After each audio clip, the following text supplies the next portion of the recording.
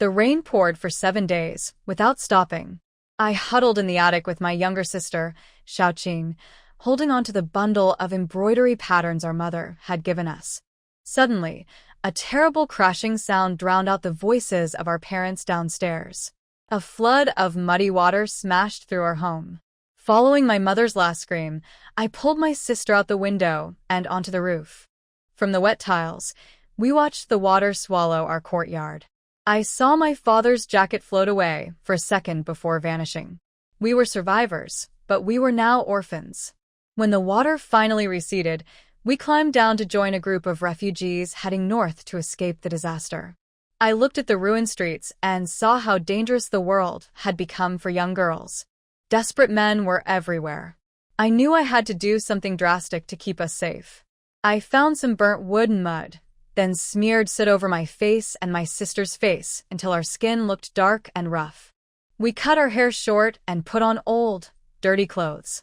I decided that we were no longer sisters, but brothers named Dayan and Dacheng. We had to be ugly to stay alive. The journey to the north was long and painful. We walked for weeks with empty stomachs, surviving on wild roots and moldy scraps. The road was filled with bandits and desperate people fighting over food. I kept a tight grip on Xiaoqing's hand and made sure we stayed in the middle of the crowd. Because I remembered some of my mother's lessons about herbs, I helped treat people's wounds, which earned us a little safety. One night, a pretty girl near us was taken away by bad men and killed. It was a terrifying reminder that my disguise was the only thing protecting us. Eventually, we crossed a ridge and saw a valley with a city wall in the distance. Smoke rose from a settlement of huts. The people around us cheered and cried, shouting that we had reached Longnan. We stood on the slope, dirty and exhausted, looking at the strange mountains. We had lost our home and our parents, but we still had each other and our embroidery skills. We were ready to face this new life together. I held my sister's hand tightly as we walked down the hill toward the refugee camp. The smell of sweat and sickness was strong, and the air was filled with the sounds of crying children and shouting guards. We saw a long line of people waiting in front of a wooden shed to register. I watched carefully, noticing that some people received food, while others were turned away. My sister was terrified, but I squeezed her hand to keep her calm. When it was our turn, I lowered my voice to sound like a boy. I told the clerk my name was Su Dayan and that my younger brother was named Su Dacheng. I lied and said our parents had died in the flood and that we were just simple farmers. The clerk asked if we had any skills. I wanted to say we were embroiderers, but I knew that would reveal we were girls. Instead, I looked down and said I could read a little and work in the fields. We were sent to a second official, a man named Clerkley, who gave us a terrible choice. He told us that because we were registered as healthy brothers, we could either take 3 days of food and leave, or we could settle in the town. If we stayed, we would get land and seeds, but we had to follow the rules. He explained that men had to perform labor service, but women had to be married immediately to men chosen by the officials. My blood ran cold. Around us, women began to weep as they realized they would be forced into marriage. I asked the clerk what would happen if we refused. He looked at me coldly and said the only other option was to walk into the desert or the mountains, where bandits and starvation waited. We stepped out of the line, shaking with fear. We were trapped. If we left, we would likely die in the wild. If we stayed and our disguise was discovered, we would be forced to marry strangers. I looked at the desperate crowd, and then at my sister. I knew I had to make a decision quickly, but both paths seemed to lead to ruin. My sister was shaking with fear. She was terrified that the officials would separate us and force us to marry strangers who might treat us badly. I felt a cold weight in my chest.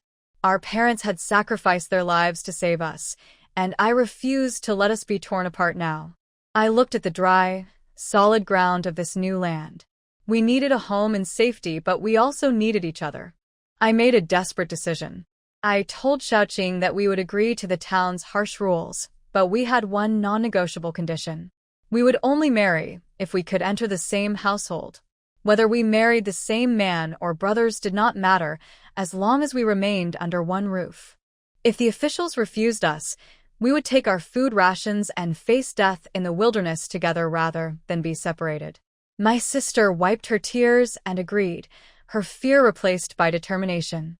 We returned to the registration tent. The clerk saw through our boy disguises and sent us to matchmaker Wang. She was a stern woman who looked at our dirty faces with judgment. I gave her our real names and told her we were 16-year-old twins. When she explained the marriage laws, I stood tall and made my request. I told her clearly that we had survived the floods and the long journey by relying on each other. We would not be separated now. The matchmaker was stunned. She called our request absurd and foolish. However, seeing the fierce look in our eyes, she realized we were serious. She sighed and agreed to write down our condition, though she warned us it might take a long time to find a family willing to take both of us. She told us to wait in the women's shelter until she found a match. I felt a huge relief as we walked toward the huts. We had taken a huge risk, but we had won a chance to control our fate. As the sun set over the distant mountains, I felt ready to face whatever came next, as long as my sister was by my side. We did not know it yet, but nearby, fate was already preparing an answer to our request. For over a week, my sister and I waited in the damp refugee huts. We survived on thin porridge and kept to ourselves, hiding behind our layers of dirt to stay safe. Just when I thought we were forgotten, an officer arrived. He told us to pack our things because matchmaker Wang was taking us to Nanshan village for a meeting.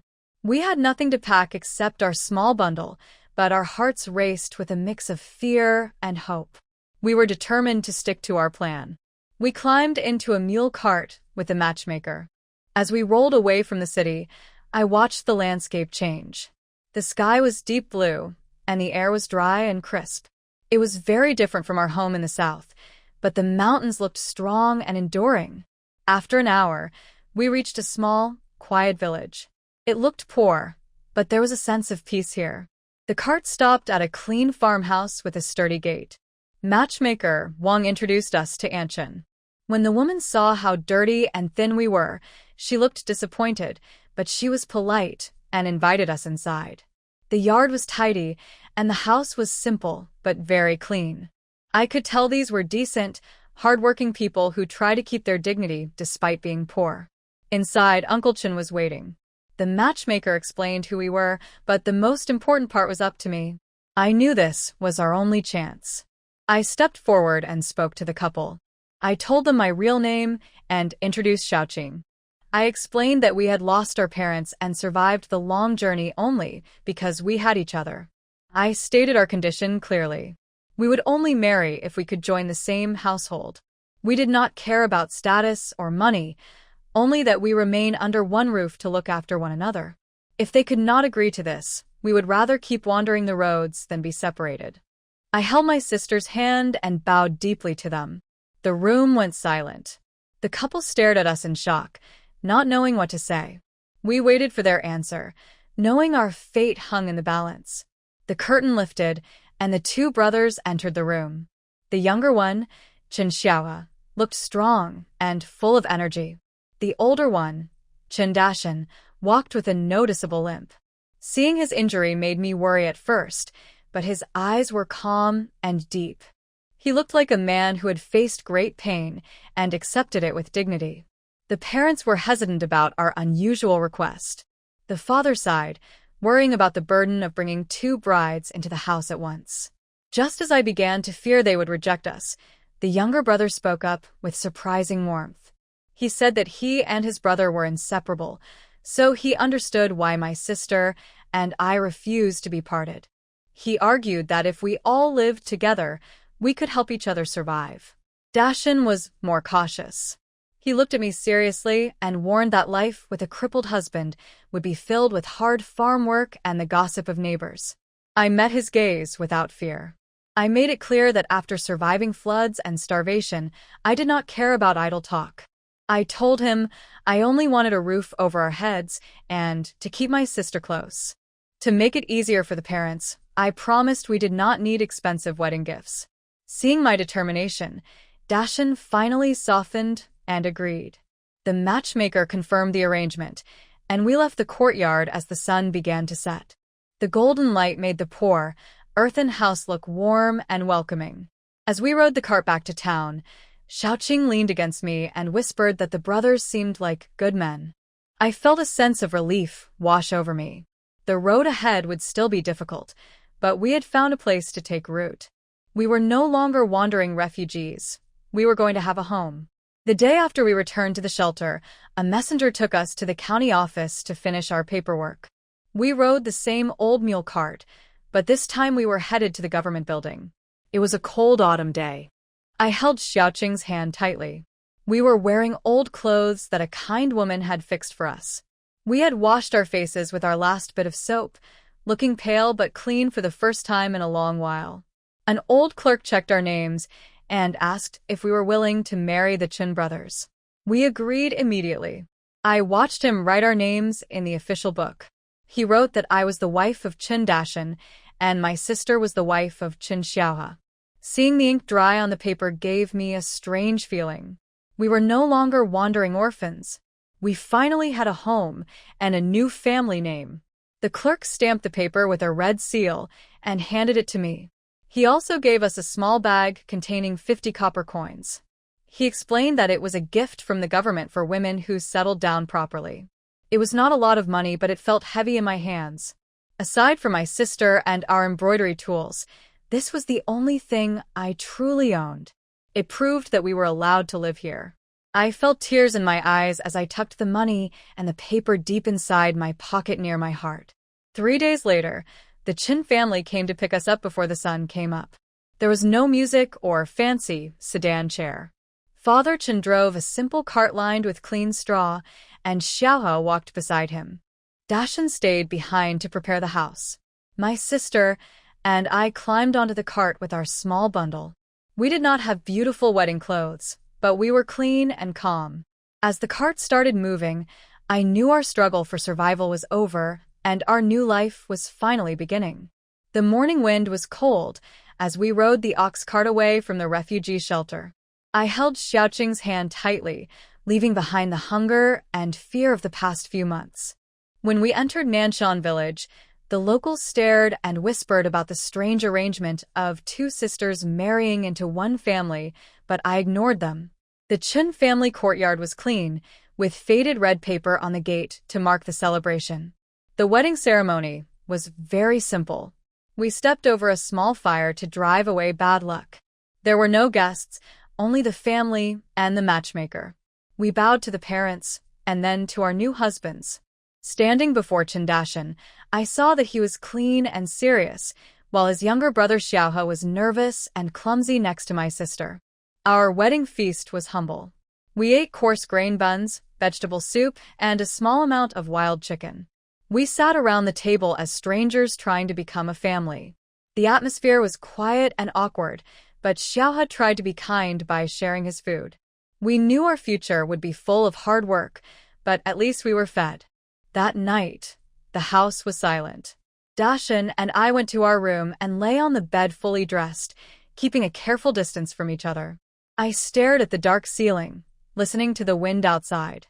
After a long time, Dashan moved closer. He reached out and gently took my hand under the blanket. His palm was rough from years of labor, but his touch was warm and respectful. He did not force anything. He just offered comfort. I let him hold my hand and felt the tension leave my body. Through the thin wall, I could hear Xiaohe talking to my sister, followed by the sound of her soft laughter. Knowing she was safe nearby brought me peace. I closed my eyes, feeling the warmth of my husband's hand. We had a home, we were together, and for the first time in a long time, I was not afraid. I woke up to the faint sound of a rooster crowing, a habit from years of light sleep while on the run. The sky was still dark. I quietly got out of bed, careful not to wake Dashan, who was sleeping beside me. As I stepped out, I met Xiaoqing, and we decided to start the day's work early to show our new family we were diligent. We went to the kitchen and managed to light the fire. The room was tidy, and we found water and kindling easily. Just as the fire began to crackle, Mother Chen walked in, surprised to see us already up.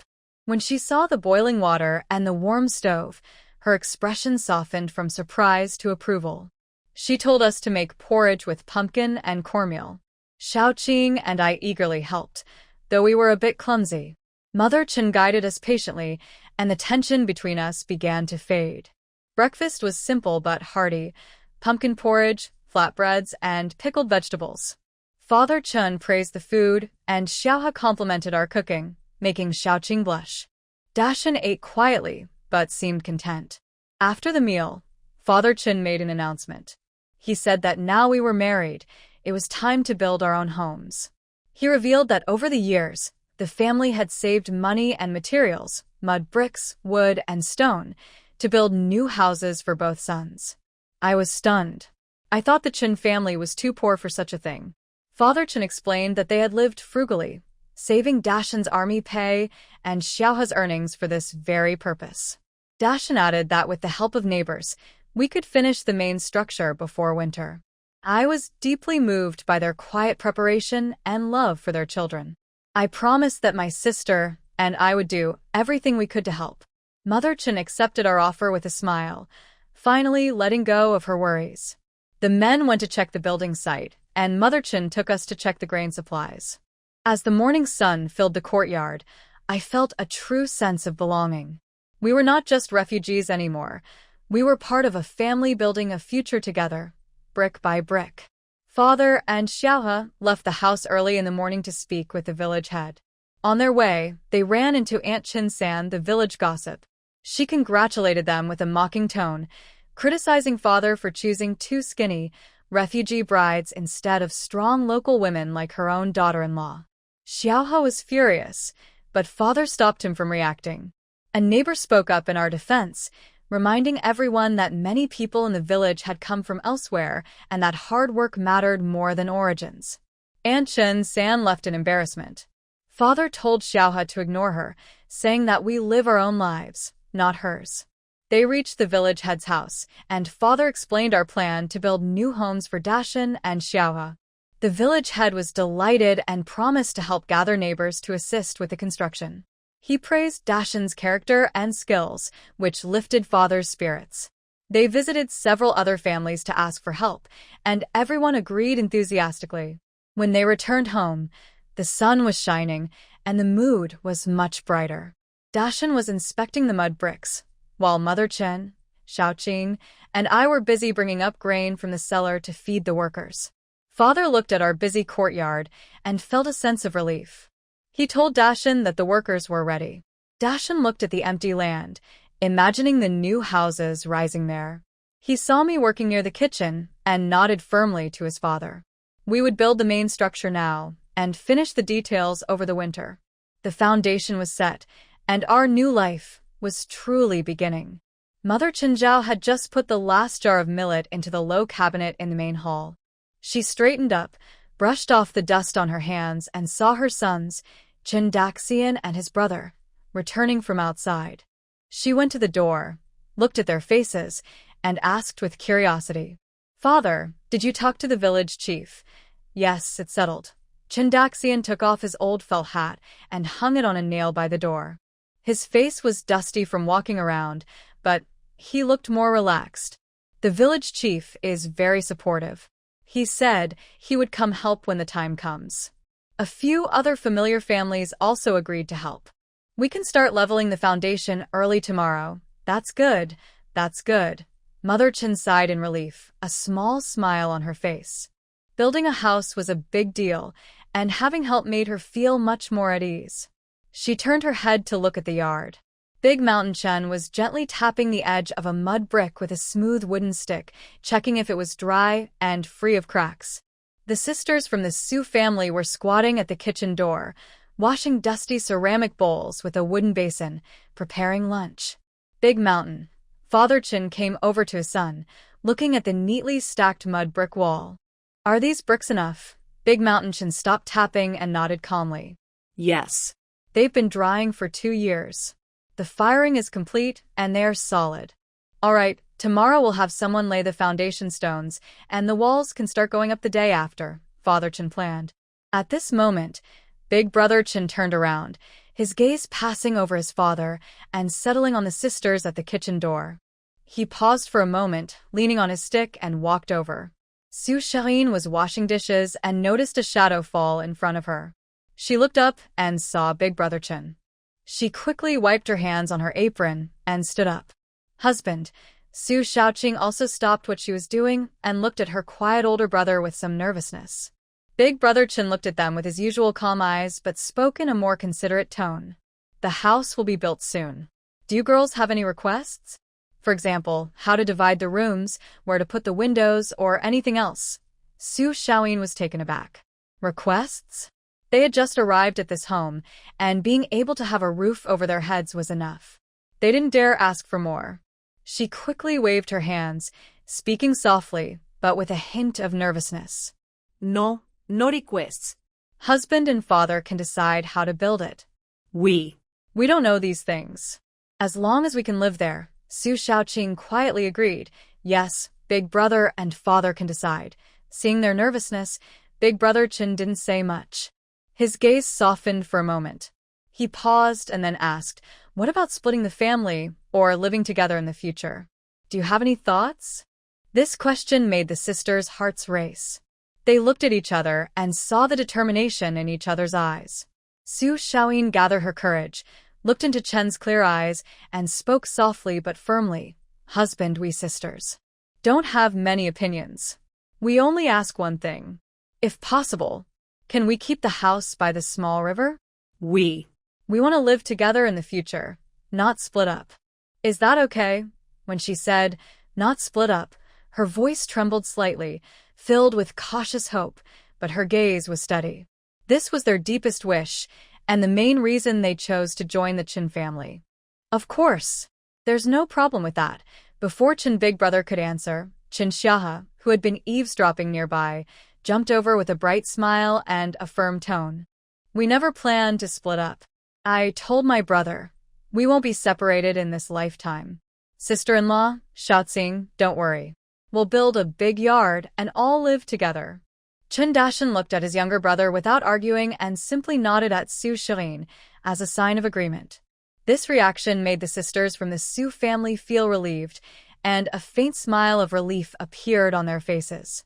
With his brother's approval, Chen Xiahe became more excited. He rubbed the back of his head and started to think eagerly. Brother, I was wondering if these mud bricks are enough to build. 7 rooms. 7? Chen Dashan frowned slightly, looked at the pile of mud bricks, and quickly estimated in his mind. Almost. Enough. But why build so many? 5 main rooms are enough for us. He thought his brother was being greedy. Chen Xiahe, however, counted on his fingers and seriously calculated. Look, brother, we need to think long-term. Big Brother and his wife get 1 room. I and Xiaoqing get 1 room. That's 2 rooms. When we have children, boys and girls will need separate rooms, right? At least 2 more rooms. That makes 4. Although our parents are living in the old house now, they will come to live with us in the future, so we need to leave 1 room for them. That's 5 main rooms. Also, a storage room should be separate, and the kitchen should be bigger than now. Add it all up, and it's 7 rooms. He explained confidently, feeling that his plan was perfect, and his face was full of hope for the future. Next to him, Chen Danian listened to his son's rapid calculations. Since the boy included the storage room and kitchen as main rooms, he couldn't help but laugh and shake his head. He reached out and gave Chen Xiahe a light slap on the back of his head. You little rascal, you're planning far ahead. Your mother and I have our own place to live. No need to squeeze in with you. If we do live together, it'll be when we're old and can't move around. Also, the storage room and kitchen are separate buildings, not part of the main rooms. Stop counting so recklessly, Chen Xiahe exclaimed in protest, holding his head and muttering sadly, I just want to think ahead. Seeing his brother's expression, a faint, almost unnoticeable smile crossed Chen Dashan's face, but he quickly regained his calm. He looked again at the pile of mud bricks and the land to the east, and made a decision in his mind. Father, Xiahe's calculations are a bit off, but I understand what he means. Chen Dashan spoke softly, but with the confidence of a family head future. His words made everyone stop and listen carefully. Using mud bricks and wood, I estimate we can build 5 spacious main rooms, plus a sturdy storage room, and a larger kitchen. That should be enough, maybe even a bit more, so we can build a wall around the yard. He paused and continued, my plan is to build 5 main rooms, all facing south and lined up side by side. The middle room will be the biggest and brightest, reserved for my parents. Even if they don't stay now, we should keep the house for them. The 2 rooms on the east side will be for me and Xiaoyin. The 2 on the west side for Xiao He and Xiao Qing. This way, everyone is in the same yard, easy to look after each other, but each family still has their own space. As for the children, he looked at Xiao He, who was full of hope, and Xiao Qing, whose face was slightly red, and his tone remained calm. That's for the future. If we have children, the 2 west rooms can be adjusted temporarily, or we can add an extra room later. For now, we will build 5 main rooms. This plan considered the parents' position and future care, as well as the independence of the 2 brothers and their families, while leaving room for future growth. It was practical and careful. Chun Daxian and Chen's mother looked at each other and saw approval in each other's eyes. The eldest son was quiet but thoughtful and organized, much more reliable than the impulsive younger son. Chun Xiao He scratched his head, thought for a moment, and then smiled. My brother has thought everything through. Just 5 rooms. Keep the middle for our parents. That's perfect. Then Xiao He and Xiao Qing will live on the west side, and my brother and sister-in-law on the east. All in 1 yard. It'll be lively. Listening to this plan, Su Xiaoyin and Su Xiao Qing finally felt at ease. 5 rooms, with the middle for the parents and 2 rooms on each side for the brothers. No splitting up, but each has their own space. It was better than they had hoped. The sisters exchanged a quiet look, both seeing reassurance and genuine hope for the future in each other's eyes. Then it settled. Chen's father declared firmly. 5 main rooms, 1 big kitchen, and a storage room. We start tomorrow, based on this plan. Dashan, since your legs are not so good, you stay nearby and give instructions, especially about the size and placement of doors, windows, beams, and rafters. Xiao He, you're young and strong, help out more. Xiao Yin and Xiao Qing, you help your mother and prepare the meals for the workers. That's very important work. Got it, Dad, Xiao He answered loudly. Yes, Dad. Su Xiaoyin and Su Xiaoqing also replied softly. Chun Dashan nodded slightly and looked again at the land ready to be dug up. The blueprint for the 5-room house was already clear in his mind. This house was not just a shelter from the wind and rain, but also the foundation of a new family. It carried his parents' hopes, his brother's bond, and the 2 outsider women's desire for stability. The sunset's last light shone on the yard, giving a warm golden glow to the silent bricks, wood, and everyone's hopeful faces. Tomorrow, the first shovels will hit the ground here. The future of the Chin brothers and Su sisters will truly begin to take shape. When the 3rd rooster crowed, the Chin family's kitchen was already lit. Su Xiaoyin opened her eyes almost at the same time as the first faint gray light through the window paper. She rubbed her eyes and sat up. The new environment made her feel tense, so she didn't sleep deeply. She quietly dressed in her old, faded clothes, and her hair was combed more neatly than before, secured tightly with a wooden hairpin. She pushed open the side room door and saw Su Xiaoqing had also woken up.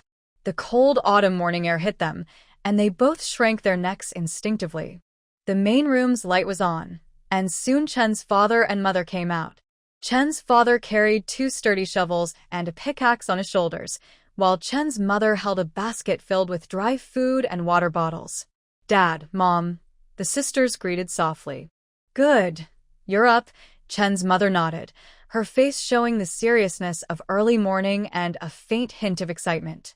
The water on the stove is warm. Go wash up quickly. There's a lot to do today, so eat well. Chun Dashan and Chen Xiaohua also came out one after the other. Chun Dashan leaned on his wooden stick, dressed in a more practical, old short coat, with his pants rolled up. Chen Xiaohua looked energetic, with bright eyes like morning stars, humming a little tune. The family quickly and silently washed up in the cool morning light, then gathered around the main table. Breakfast was simpler than yesterday, Leftover porridge heated up, with pickled vegetables and a few thicker grain pancakes that Chen's mother had made early that morning. They ate quickly, and the sound of chewing and clattering of bowls and chopsticks was especially clear in the quiet dawn. All right, Chen's father was the first to put down his bowl and wipe his mouth. Dashan Xiaohua, grab your tools and come with me to the land. Okay. Chen Xiaohua responded loudly, grabbing the shoulder pole and basket leaning against the wall. Chun Dashan didn't speak. He simply picked up a wooden stick and a roll of grass rope, used for measuring and positioning, nodded to his parents, and glanced at the sisters from the Su family who were tidying up the dishes. His expression was calm, but it seemed he paused for a moment. Then he turned around, walking steadily and slightly heavily, following his father out the door. After the father and son disappeared outside the yard gate, Chen's mother also stood up. She said to her two daughters-in-law, "Let's hurry too. There are some autumn vegetables in the garden that need to be picked and washed. Today, the workers are coming, so we can't be careless with lunch." "Yes, mother," Su Xiaoyin replied, quickly stacking the dishes. Chen's vegetable garden was behind the house, surrounded by a low fence. It wasn't big, but well kept. In late autumn, a patch of green stubbornly remained, mainly Chinese cabbage and radishes, with some cold-tolerant spinach and scallions nearby. The morning dew hadn't dried yet and water droplets sparkled on the leaves.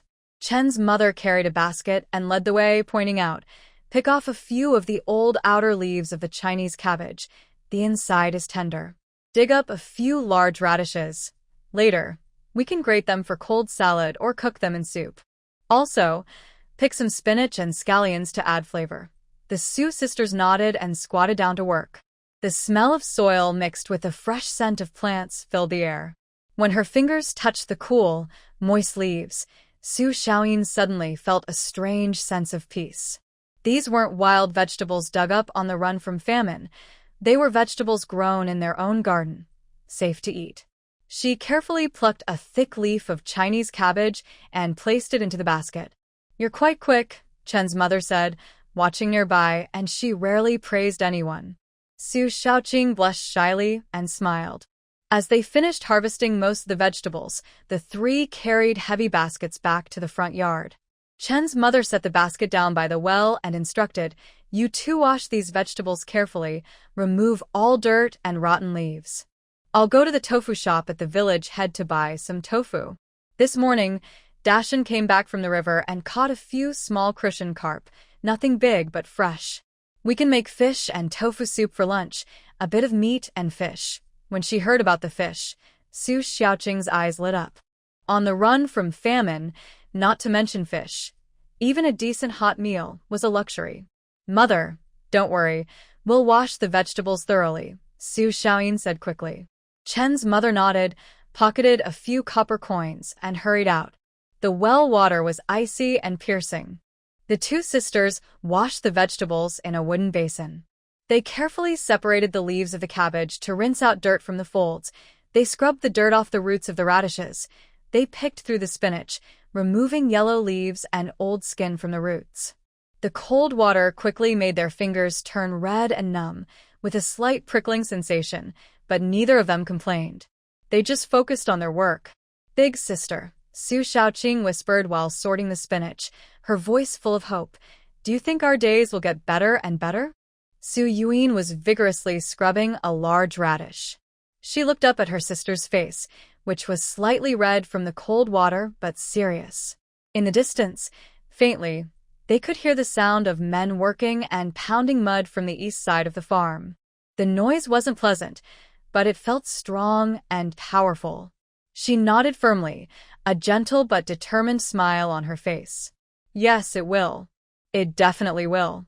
Once the new house is built and we move in, it will truly be our home." "Yes," Su Xiaoqing nodded eagerly, her eyes shining brighter. "When the house is finished, let's ask Grandma to take us to the back mountain. I heard there are mushrooms and wood ear in the fall. If we find some and dry them, they'll add a special flavor to our winter cooking." Su Yuyin was inspired by her sister's excitement and felt more hopeful. "Good idea. I think. When we passed by earlier, I saw some bamboo in the valley over there. If there's bamboo, Maybe we can find bamboo shoots, dry them, or even make pickled sour bamboo like Mom used to do. She remembered her mother Lynn's pickled sour bamboo, with its crisp and slightly sour taste.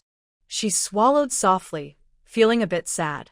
Things had changed, and she wondered if she could still make the same taste with the same skills. It seems like there really is bamboo, Su Xiaoqing said excitedly, recalling her memory.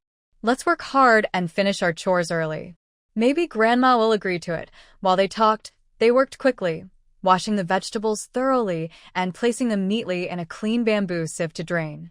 At that moment, Mother Chen returned, carrying a small bamboo basket filled with 4 blocks of fresh, white tofu, covered with a clean, damp cloth.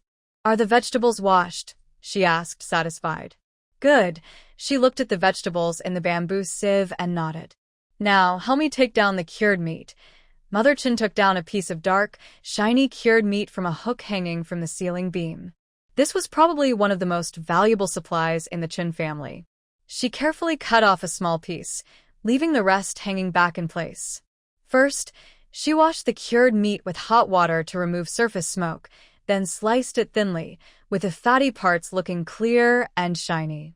The stove was relit, burning even brighter than usual. A large iron pot was filled with water. Mother Chen gave clear instructions. Xiao Yin, the fish is ready. You fry it carefully so it doesn't break the skin. Xiao Qing, cut the tofu into pieces and soak it in salt water. Fry the sliced cured meat to release its oil. It makes the cabbage taste best. Grate the radish, salt it to remove water, then mix with sesame oil and minced garlic. Spinach, add at the end when almost done cooking. The aroma of oil, cured meat, and other ingredients gradually filled the air.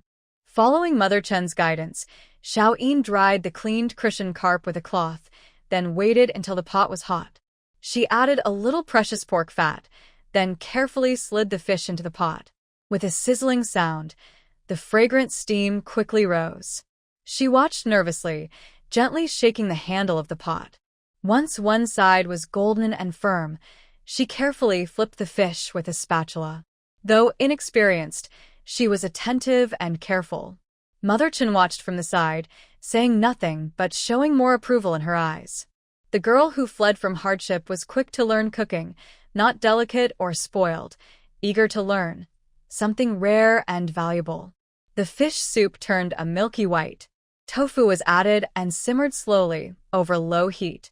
The oil from frying the cured meat soaked into the cabbage, giving off a tempting salty aroma. The grated radish was fresh and crisp. The bright green spinach was blanched quickly in boiling water and then scooped out, looking vibrant. A large pot was filled with thick, golden brown multigrain pancakes. By noon, the small courtyard was filled with delicious smells, making even villagers passing by outside sniff eagerly. Done, Mother Chen said, glancing at the sun and wiping her hands. Put it in a basin. We'll take it over. They're probably almost finished too. They packed the food into the largest ceramic basin and clay jars at home, covered them to keep warm. Mother Chen and Xiao Yin carried baskets with pancakes and vegetables on a pole, while Xiao Qing carefully held a steaming jar of fish soup. The 3 of them left the house, heading toward the East homestead. Before they reached, they heard lively voices and strong calls from that direction. The empty land, once overgrown with weeds, was now cleared and leveled. A shallow trench had been dug, filled solidly with various-sized river stones, forming the foundation. 7 or 8 strong men were working energetically, some tamping soil, others carrying bricks, and some mixing mud, busy and lively. Father Chen pointed nearby as Chen Xiaohe carried 2 baskets of mud, walking quickly with sweat shining on his forehead in the sunlight. Big Mountain Chen sat on a flat stone, holding a stick and drawing on the ground, seemingly calculating something. Occasionally, he looked up and said a word, and the man responsible for building the wall nodded and made adjustments. In just a morning, the foundation of the new house was clearly visible. The boundaries of the 5 rooms were marked clearly, with the middle room especially noticeable. The progress was faster than expected. Hey, food delivery is here. A sharp-eyed man saw them and stood up, smiling and shouting. Everyone stopped their work, wiped sweat with their sleeves, and gathered around smiling. The strong smell of cooked food spread out, making everyone's stomachs rumble with hunger. Old Chen's family. This food smells really good. Big Mountain sister-in-law, Little Clear sister, thank you for your hard work. Aunt Zhao, today's meals are hearty, and there's fish soup too. Mother Chen smiled as she called everyone to wash their hands. She said, thank you all, brothers and uncles. We don't have much at home, so just make do with this meal to fill our stomachs. We still need everyone's help this afternoon. Su Xiaoyin and Su Xiaoqing helped set out the flatbreads and vegetable bowls and served everyone soup. The warm fish soup was handed to rough, dirt-stained hands, and everyone expressed sincere thanks. Watching these honest farmers eat eagerly, their faces full of satisfaction, with sweat still on their foreheads from work, the sisters felt warm inside. Their sweat was helping to build their future home.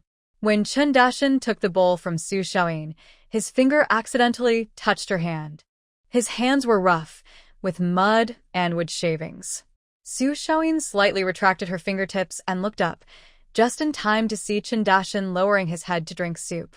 He drank seriously, his Adam's apple moving, with a dirt smudge on his forehead. Su Xiaoyin quietly withdrew her hand and turned to serve Chen Xiaohe soup. Chen Xiaohe took the bowl, grinning at her and showing a row of white teeth. Thanks, Little Clear. Sister-in-law. He almost called her Little Clear sister, quickly corrected himself, blushing, and drank his soup hurriedly. Father Chen squatted nearby, biting into a flatbread with salted vegetables. Watching the lively construction site and his wife and children busy greeting everyone, his eyes showed an uncontrollable, sweat-covered smile. The foundation was finished, and the main frame would soon rise. This simple yet heartfelt lunch gave the busy construction project a real sense of warmth and life. The Su sisters, amidst the busy work and fragrant smells, increasingly felt that they were gradually becoming part of this land, this home, and the hopeful sounds of building. In just a few days, with help from neighbors and villagers, the 5 main rooms' mud brick walls were built solidly. The heavy tile roof was also completed. Although the doors and windows hadn't been installed yet, the basic shape of a home was clearly visible. It stood firmly on the east side of the old Qin house, under the high, clear autumn sky, looking strong and bright. Next, the work was more detailed, making doors and windows, crafting furniture, whitewashing the interior walls, and leveling the yard. These tasks didn't need to be rushed, so they could be done slowly. Chen Dashan focused on the old house's yard. There, he set up a simple open shelter to store dried wood. He changed into an older, sawdust-stained outfit and sat on a low wooden stool. In front of him were simple, shiny tools, planes, chisels, saws, a marking compass, and several carving knives of different sizes. Next to him was a clay pot filled with water and some grinding stones. After finishing chores in the kitchen, the Su sisters couldn't help but stand at the door of the main hall, watching from afar. They saw Chen Dashan pick up a rough-cut piece of wood, glance at it briefly, then carefully place it on a wooden sawhorse. With his left hand steadying it and his right hand holding a plane, he leaned forward. His shoulder and arm muscles tensed slightly with each movement. He smoothly pushed the plane along the wood surface with a soft "sho" sound, creating a thin, evenly curled wood shavings that fell at his feet, carrying the fresh scent of pine. His pace was steady and precise, full of calm strength. His slightly limping leg from an injury didn't seem to affect his coordination or stability when he used his upper body. Wow, Su Xiaoqing whispered in amazement. It was her first time watching someone work with wood so closely. The flying shavings, the smooth, straight surface of the wood, and Chen Dashan's focused silhouette, as if talking to the wood in his hands, all made her feel both amazed and proud. At some point, Chen Xiaohe came over quietly. Seeing his sister-in-law and Xiaoqing watching intently, he lowered his voice proudly. My big brother is really good at this. When he wasn't injured before, he learned some skills in town. Later, he practiced on his own and became even better. In the village, whenever someone needed new furniture or repairs for farm tools, they loved to ask my older brother. His woodworking joints are strong and look nice. Once he finishes his urgent work, I asked him to make a beautiful dressing table for each of you, with a mirror. When Su Xiaoyin and Su Xiaoqing heard this, they quickly waved their hands, looking a bit worried. No need, no need, Su Xiaoyin hurriedly said. Let Dashan focus on fixing the doors and windows first. That's more important. We don't need a dressing table, really. Yeah, just having a place to stay is good enough. Those things aren't urgent, Su Xiaoqing agreed. They didn't dare to hope for a dressing table. Their biggest wish was to move into a new, windproof house as soon as possible. Chun Dashan, working under the open shed, seemed to hear their conversation. He paused his plain work, wiped a little sweat from his forehead with a rough cloth, looked over here, and after a moment of silence, he said, the doors, windows, and some necessary furniture should be made first. The dressing tables. We can think about them in winter, when we have free time. His tone was steady, but his words implied he had agreed. Just push to the back. Su Xiaoyin was surprised, watching Chun Dashan lower his head again, carefully checking the straightness of the wood. A warm feeling crossed her mind, mixed with a little worry. Did he really remember? At that moment, Chen's father carried a board and a bucket of plaster for wall work, and Chen Xiaohua also picked up a bucket filled with white plaster, ready to work on the new house. The walls needed whitewash to make the room bright. They also had to clean up broken bricks, tiles, and old mud bricks, and level the ground. There was a lot to do. Seeing her father-in-law and brother-in-law go to the new house, Chen's mother tidied up the stove. Su Xiaoyin and her sister suddenly felt a bit unsure. They helped with cooking and delivering meals during the house construction, but now they couldn't do the fine work. It felt like they had suddenly become idle. Su Xiaoyin looked at the warm glow on the back mountain in the autumn sun. She remembered her plan with her sister from a few days ago. Gathering courage, she walked over to Chen's mother, who was sewing an old shirt, and softly asked, Mom, if you're not busy today, could you take us to the back mountain for a walk? Chen's mother paused her sewing and looked up. Su Xiaoyin felt a little nervous but kept going. When we were at home, every autumn, we would go to the mountain with you to pick mushrooms, wood-ear fungi, or look for edible wild vegetables. We dried them and stored them for winter. It would be nice to see if there are any here too. Mother Chen heard this and smiled knowingly. She put down her sewing and said, Of course. I was thinking about going to pick some autumn mushrooms before we start building the house. I just forgot, because I was busy. If you two hadn't mentioned it, I might not have remembered. Wait a moment, I'll get the baskets. She quickly stood up, went to the storage room, and found 3 baskets of different sizes, along with a few small sickles. Dashan. Mother Chen called toward the shed. I'm taking Xiaoyin and Xiaoqing to the back mountain to look around and pick some mountain goods. We'll make lunch when we return. Dashan looked up, saw his mother and the 2 eager sisters from the Su family, and nodded. He simply warned, Be careful on the slippery mountain path. Got it, Mother Chen replied. She handed one small basket to Xiaoyin, another to Xiaoqing, and carried the largest one herself, holding a sickle. Let's go. We'll head to the pine forest in the back mountain. The pine mushrooms and hazelnut mushrooms are fat at this time of year. If we're lucky, we might even find some monkey head mushrooms. The sisters followed Mother Chen along a winding trail behind the house and up the mountain. The terrain wasn't very steep, but the woods were dense. Sunlight filtered through the yellowing or reddening leaves, casting dappled shadows on the grassy ground. The air was fresher than downstairs, mixed with the scent of soil, decayed leaves, and plants.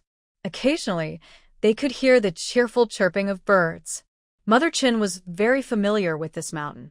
She pointed as she walked. See, under these low shrubs, in damp places, these brown mushrooms grow. They have thick caps and are called hazelnut mushrooms. They're very tasty for stews and roasts. Look, near that old pine tree's roots, there are clusters of yellow ones, pine mushrooms. Dried, they're especially fragrant. Xiaoyin and Xiaoqing listened carefully and identified the mushrooms.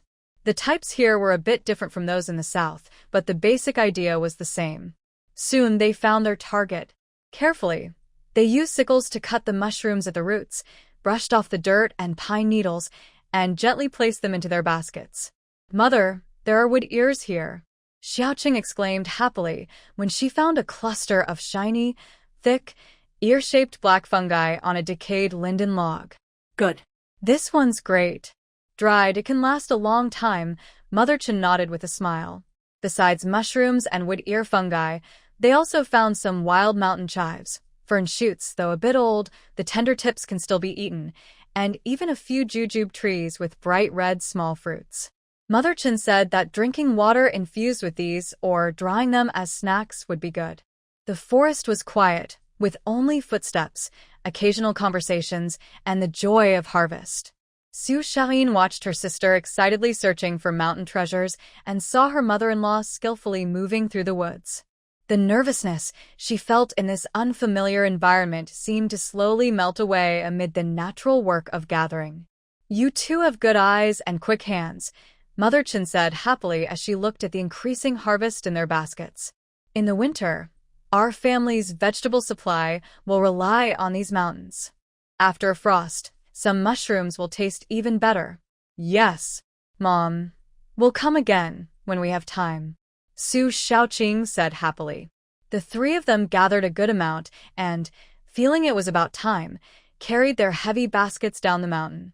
When they returned to the Chen family yard, the sun was nearly at its highest. Father Chen and Xiaohe Chen had just come back from the new house, brushing off the dust from their clothes. Seeing the mountain produce in their baskets, Xiaohe's eyes lit up. Wow. So much. We'll have a good meal tonight. Dashan Chen also came out from the open shed, holding a freshly cut window frame. He looked at Mother Chen, Su Xiaoyin, and Su Xiaoqing's baskets filled with tender mushrooms, shiny blackwood ear fungi, and various mountain vegetables. His gaze paused briefly on Su Xiaoyin's face, which was slightly red, sweaty, but bright with happiness, then silently looked away. He only said to Mother Chen, "Mom, we're back. We're back. Good harvest." Xiaoqing, first spread out these mushrooms and wood ears on the mat to dry and clean them. "The sun is good this afternoon, so let's dry them.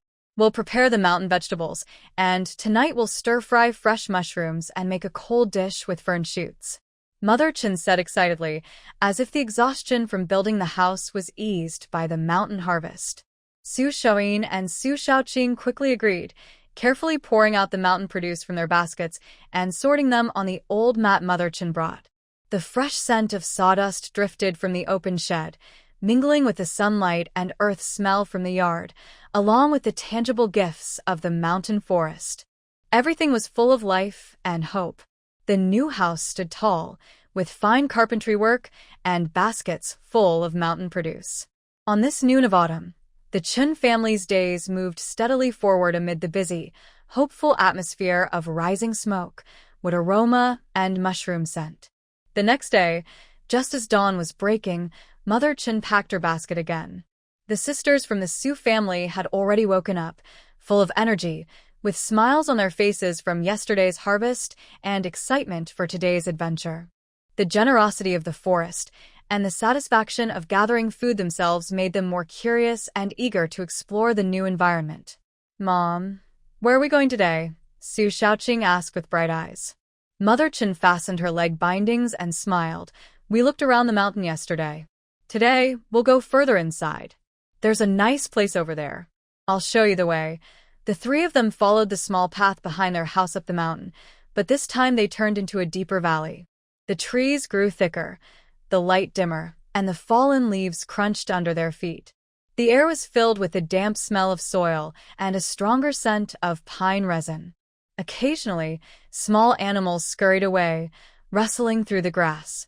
After walking a while, Mother Chen pointed to a lush, green forest on a higher slope, saying, "See that? That's a wild bamboo grove. It's been there for years, and the bamboo is tall and dense. In spring, there are bamboo shoots, and in winter, there are winter shoots. Some fancy restaurants in town buy these fresh mountain goods and pay good prices. Not many people in our village know how to gather them. They find it too troublesome." She paused, lowering her voice with a mysterious smile. "Sometimes, you can find bamboo rat holes in the bamboo forest. Those rats are fat and tender, and if you sell them at the county town's restaurants, they're quite valuable. but they're hard to catch. Bamboo forest. Bamboo shoots. Bamboo rats. Su Xiaoyin and Su Xiaoqing exchanged excited glances, both seeing the same thrill in each other's eyes. Bamboo shoots. Those were the flavors from their hometown in the south. Dried bamboo shoots, pickled sour shoots. The taste from their memories seemed to come alive again. Su Xiaoyin couldn't help but speak eagerly. Mom, when we can dig bamboo shoots, will you take us? We can dry some for bamboo shoot snacks or try pickling sour shoots. When the time comes, you can taste and see if you like it. She remembered her mother's cooking skills, feeling a bit unsure but mostly eager to do something for their new home. Mother Chen listened and happily agreed, her smile growing wider. Of course. I can't wait to taste your skills. Eating all kinds of things from the mountain is the way to live. Just then, Su Xiaoqing, walking ahead, suddenly let out a short, surprised cry, then lowered her voice with a joyful tone. Sister, girl, come here. Look at this. Su Xiaoyin and Mother Chen hurriedly walked over. In front of them, on a slightly flat area, stood a tall, sturdy tree. Its canopy was like a cover, and although it was late autumn, the leaves were thinning and turning yellow.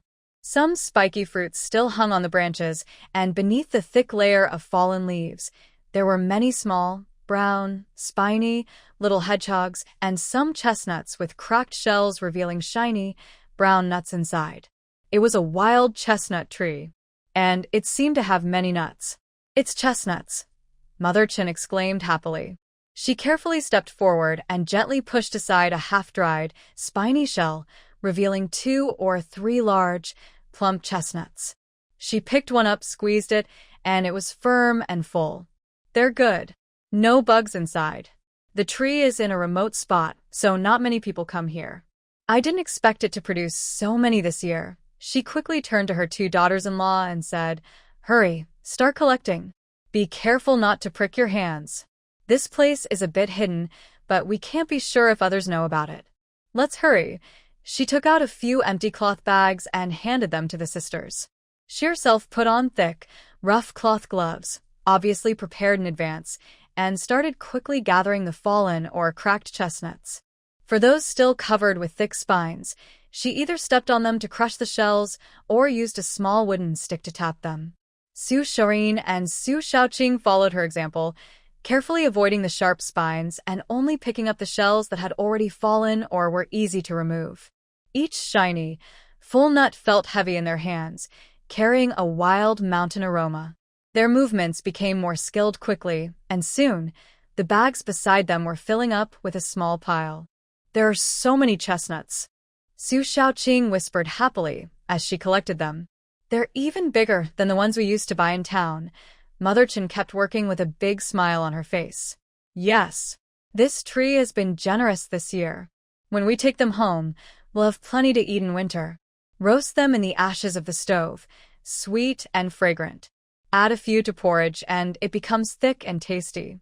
If you're willing, stew them with chicken, that flavor. You can also grind them into powder to mix into flour for pancakes, delicious and filling. Listening to Mother Chen's enthusiastic chatter, as if she could already see the warm stove and delicious food in winter, the sisters worked even harder, ignoring the occasional prick from tiny remaining spines. The 3 of them moved quickly and worked well together. Soon, the 3 cloth bags they carried were full and heavy. There were many chestnuts on the ground, especially those still wrapped in spiky shells. Su Xiaoyin straightened her sore waist and looked at the remaining chestnuts with regret. She said, Mother, there are still quite a few left. It's a pity our baskets are full of mushrooms, and the bags are also full. Mother Chen looked at the remaining chestnuts. Although she felt a little regretful, she was very open-minded. That's enough. We've already gathered a good harvest today. These leftovers can be left for the squirrels and birds in the mountains to eat during winter. We shouldn't be too greedy. Things in the mountains should be taken in moderation. She tightly tied the opening of the bag filled with chestnuts and brushed off some grass and leaves from her clothes. Today's harvest was too big. We can't carry anything else. I wanted to take you to see the bamboo forest, but now we can't go. She looked at her 2 daughters-in-law, especially at Su Xiaoyin, who had a fleeting look of longing for the bamboo forest. She said, "If the weather is good tomorrow, I'll ask Xiao to go with you to the bamboo forest. He has good eyesight and quick legs. With him there, I'll feel more at ease. You can get familiar with the path and see how things are." "Really? Thank you, mother," Su Shaoqing said happily. Su Shaoyin also nodded with a small smile. "Yes, I'll follow your arrangements." The three of them carried their full baskets of mushrooms, wood ears, and mountain vegetables, and held heavy bags of chestnuts in their hands as they headed home. The walk back felt even heavier than going out, but their mood was light and joyful. The generous gifts from the mountain weighed on their shoulders and hands, but it was the most comforting weight. Sunlight filtered through the treetops, casting dappled light on them. Mother Chen led the way, humming an unknown tune. Su Shaoqing couldn't help but whisper to her sister, "Sister, we'll see the bamboo forest tomorrow. If there are bamboo rats." Su Shaoyin signaled her sister to be quiet, but her eyes also sparkled. "Let's see first. If there are, that's Xiaohe's skill." They had already begun to see themselves as part of this family, planning and looking forward to future harvests together.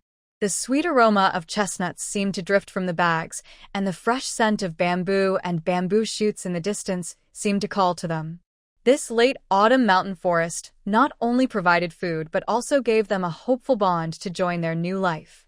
Tomorrow would be another day of adventure, exploring the mountains as a small family. "Mother, sister-in-law, Shaoqing, you're back? Wow. Such a good harvest." Chen Xiaohe just came back from the new house, covered in white dust and dirt, looking like a muddy monkey. He brushed off his clothes while wide-eyed, watching the three women coming out of the yard gate. Chen's mother led the way, carrying a big basket on her back, covered with large leaves, with various mushrooms and wood ear fungi barely visible underneath. Su Shaoyin and Su Shaoqing followed closely, each carrying a bulging, heavy-looking cloth bag and a small basket filled with mountain vegetables hung on their arms. This scene was even more impressive than yesterday's return. Chen's father and Chen Dashan heard the noise and came out of the main room and the open shed. Chen's father still held a trowel for plastering, while Chen Dashan put down a recently carved window frame. "Hurry past the handles." Chen's mother, sweaty and red-faced from exhaustion, looked happy with her harvest. Chen's father and Chen Xiaohe quickly stepped forward to take the baskets and heavy items from their shoulders. The weight of the baskets surprised Chen's father. Chen Xiaohe curiously opened the cloth bag Su Shaoqing was holding and looked inside, exclaiming, "Chestnuts. So many. Such big ones. You must be exhausted. Come inside and have some water to rest," Chen's father said, carefully placing the basket in a cool, ventilated spot at the door of the main room. The sisters were indeed very tired, especially their arms from carrying the chestnut bags, which felt heavy and sore. They followed Chen's mother into the main room, took the rough ceramic bowl she handed them, and drank half a bowl of warm water with a gulp, finally relaxing. "Today's luck is really good." Chen's mother wiped water from her mouth with her sleeve, her smile deepening. "Not only did we find more mushrooms and wood ear fungi than yesterday, but Xiaoqing's sharp eyes spotted an old wild chestnut tree on a slope. The ground was full of fallen chestnuts, many of which were big and full. We hurried to gather them, filling 3 bags. If we weren't so tired, there would still be plenty left on the ground." "Really? A chestnut tree? And so many?" Chen's father also smiled happily, bending down to look at the shiny, full chestnuts inside the bag. "That's a good find. We won't have to worry about snacks this winter." Yes, Su Shaoyin, catching her breath, also had a rosy glow and a smile after working hard. "Mother said that if we peel and dry these chestnuts, we can store them for winter. We can roast them, cook porridge, or stew chicken with them." Chen Xiaohe was already imagining the smell of roasted chestnuts and couldn't help but swallow hard. Chen's mother rested for a moment, then remembered the important matter and asked Chen's father and younger son, "How is everything over there? Has the new house been cleaned up?" When mentioning the new house, Chen Xiaohe immediately became excited and hurried to answer, "Mom, the only thing left is the doors and windows for the big brother's room. The white lime has been evenly applied, and the inside is bright. We also tested the stove and brick wall today. The chimney is clear, and it's warm inside. The yard is roughly leveled, and all the messy stuff has been cleared away. Chen's father took over and said calmly but with satisfaction, "Yes, the main frame is standing firm." Tomorrow, I plan to use the leftover gravel from building the house to lay a small path in the yard. That way, when it rains or snows, it will stay clean and dry underfoot. The yard is quite spacious, and once the frost melts in spring, I'll turn the soil, add fertilizer, and next year, it will be easier to grow vegetables at home. As for the back area, I think once I have some free time, I'll work with Xiaohe to make some mud bricks and build a sturdy livestock shed. If we get more comfortable later, raising pigs or sheep could bring in some extra income. Chen's mother nodded repeatedly, feeling reassured because the men in the family had plans. She glanced at her two daughters-in-law sitting quietly nearby, drinking water but with bright eyes watching them, and said to Chen Xiaohe, "The new house will be finished soon, and we need to tidy up the mountain goods at home. Tomorrow, Xiaohe, don't help your father lay bricks. Take your eldest sister-in-law and Xiaoqing to the bamboo forest behind the mountain. They know how to pick bamboo shoots and gather them. Go see if you can find tender shoots at this season. If you're lucky," she paused, with a hint of teasing and anticipation in her eyes, "maybe you'll even find a bamboo rat hole. Those are valuable. If you catch one, it's a good income." Bamboo rats. Chen Xiaohe's eyes lit up instantly. He rubbed his fists excitedly. "I can do that. I know how to find the holes and set traps. Leave it to me. And bamboo fungi too." Chen Xiaohe couldn't help but add, remembering he had heard before that those were very precious mushrooms. Chen's mother listened and smiled, gently patting Chen Xiaohe's arm. "You silly boy. Always dreaming of good things. Bamboo fungi are among the rarest mountain delicacies. They grow hidden and are not easy to find. How many can we find in our 10-mile radius of mountains and forests each year? Every family in the village keeps an eye out. Those are treasures that are hard to come by." Chen Xiaohe chuckled and scratched his head. At this moment, Chen Dashan, who had been silent all along, suddenly spoke. His voice was soft but clear, reaching everyone's ears. "The doors and windows are all ready. We can move to the new house this afternoon to install them." Everyone looked at him. He appeared calm and continued, "Tomorrow, I will go to the bamboo forest with you." Su Xiaoyin was slightly surprised and looked at him. Chen Dashan's gaze passed over her, then focused on the doors and windows waiting to be installed. He added, "While we're there, we can cut some suitable bamboo. The new house needs some shelves to hold things, and we can also make bamboo mats for drying mountain produce." His words made sense. They were practical for the family chores and also allowed him to take care of his younger siblings and wife in the mountains. Chen's mother immediately agreed. "It's good for Dashan to go. He knows how to pick the right bamboo. With him there, I feel more at ease." Chen's father nodded as well. "All right, then tomorrow Dashan will take Xiaohe and go with Xiaoyin and Xiaoqing to the bamboo forest. The road paving can wait. Your mother and I will stay home to pack these chestnuts and mountain goods." That was decided. Lunch was simple, just some thick noodle soup with salted vegetables. But the family sat together, talking about the progress of the new house, the mountain produce on the ground, and tomorrow's trip to the bamboo forest. The atmosphere was lively and full of hope. In the afternoon, Chen Dashan began moving the finished doors and windows to the new house one by one. Chen's father and Xiaohe helped, measuring and fixing the positions. The Su sisters followed their mother, sitting on small stools in the yard, starting to process 3 bags of chestnuts. This work required patience. They put on old cloth gloves that Chen's mother found, then gently cracked open the spiny shells of the chestnuts with their feet or a wooden mallet, carefully peeling out the brown nuts inside. Some shells had dried and cracked easily, making peeling simple. Others were still fresh and prickly, so they had to be extra careful. After peeling, they checked the chestnuts carefully, removing any that were worm-eaten or shriveled. The sun shone brightly in the yard, making it warm and cozy.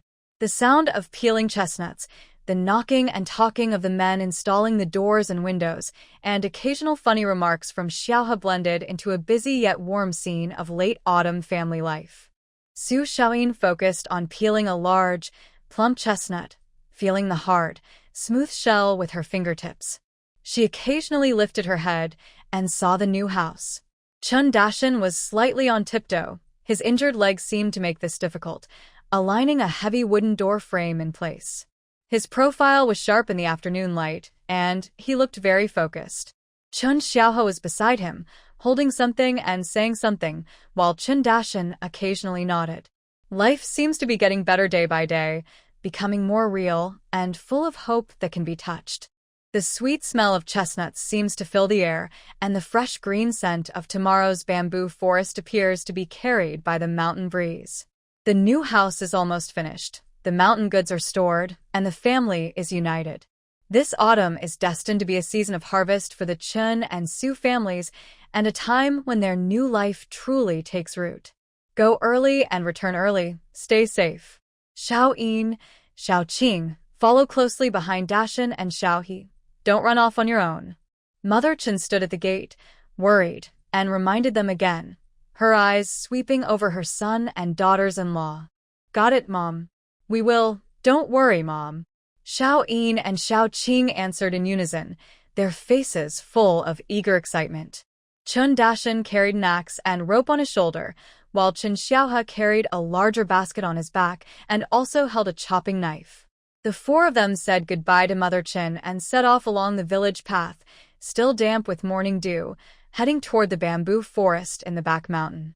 The mountain air in the early morning was especially fresh, carrying the scent of grass, trees, and earth awakening.